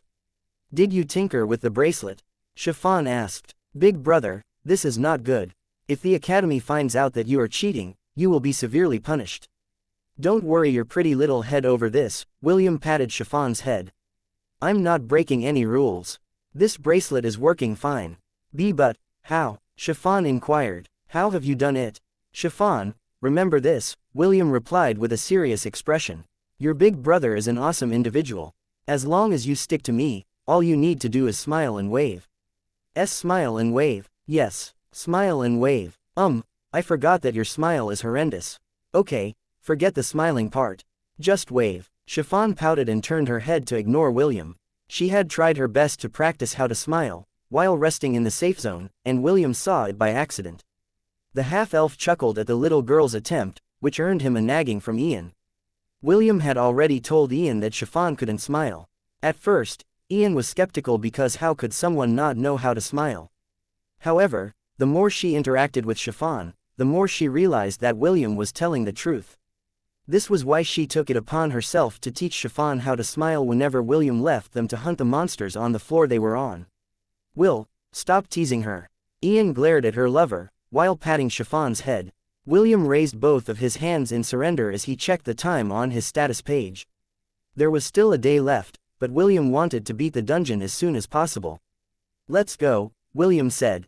It's time to clear the last floor and meet the boss of this dungeon. Although he still couldn't add the Mirage Cavern into the list of his conquered dungeons, he could leave a waypoint on the dungeon core room. This waypoint would allow William to instantly travel to the dungeon core without challenging the floors of the dungeon a second time. To be perfectly honest, William didn't plan to take the Mirage Cavern as one of his new dungeons. He was in a relationship with Princess Sidonie, so he didn't want to create any disagreements with his future in-laws. However, that didn't mean that William wouldn't create a backup plan, just in case the other party suddenly turned hostile. In short, William was planning to take the dungeon cores located in important dungeon cities as hostages. This would give him ample bargaining chips to use to force the Crater royal family to compromise with him. This was the advice that James had given him before he left for the central continent. William understood what his grandfather was trying to tell him. His father, Maxwell, had saved the elves from the demonic invasion. But, instead of repaying this kindness, the elves decided to launch an invasion on the southern continent. William realized that the only way he could protect the peace in his life was to ensure that he had the power to threaten the peace of others. This was quite similar to owning a nuclear weapon. If the enemy knew that their opponent had the power to erase them from the face of the earth, they would think thrice before provoking them. I'm sure that Sidonie would approve of this method, William thought as the image of the beautiful princess appeared in his mind. I hope that the treasure chest in the boss room is good. If it is, I will give it as a gift to Sidonie and Morgana on their birthday. William chuckled internally because Morgana had taken the liberty to remind him that they were expecting a gift from him. The naughty girl also added that if William wanted to make her happy, he would allow her to tie him to the bed. Honestly, William was also helping Princess Sidonie control the power of lust that was slowly awakening in her body. The two would often spend some time together inside William's thousand-beast domain in order to curb her cravings. That was the only way to keep the power of lust at bay. He was afraid that if he allowed its power to grow unimpeded, a disaster would befall upon the land due to the beautiful princess's craving for his love. Thank you for listening and supporting the Cultivation audiobook channel. If you'd like to support us, 1 cup of coffee can make a big difference. Please check the PayPal link in the YouTube description.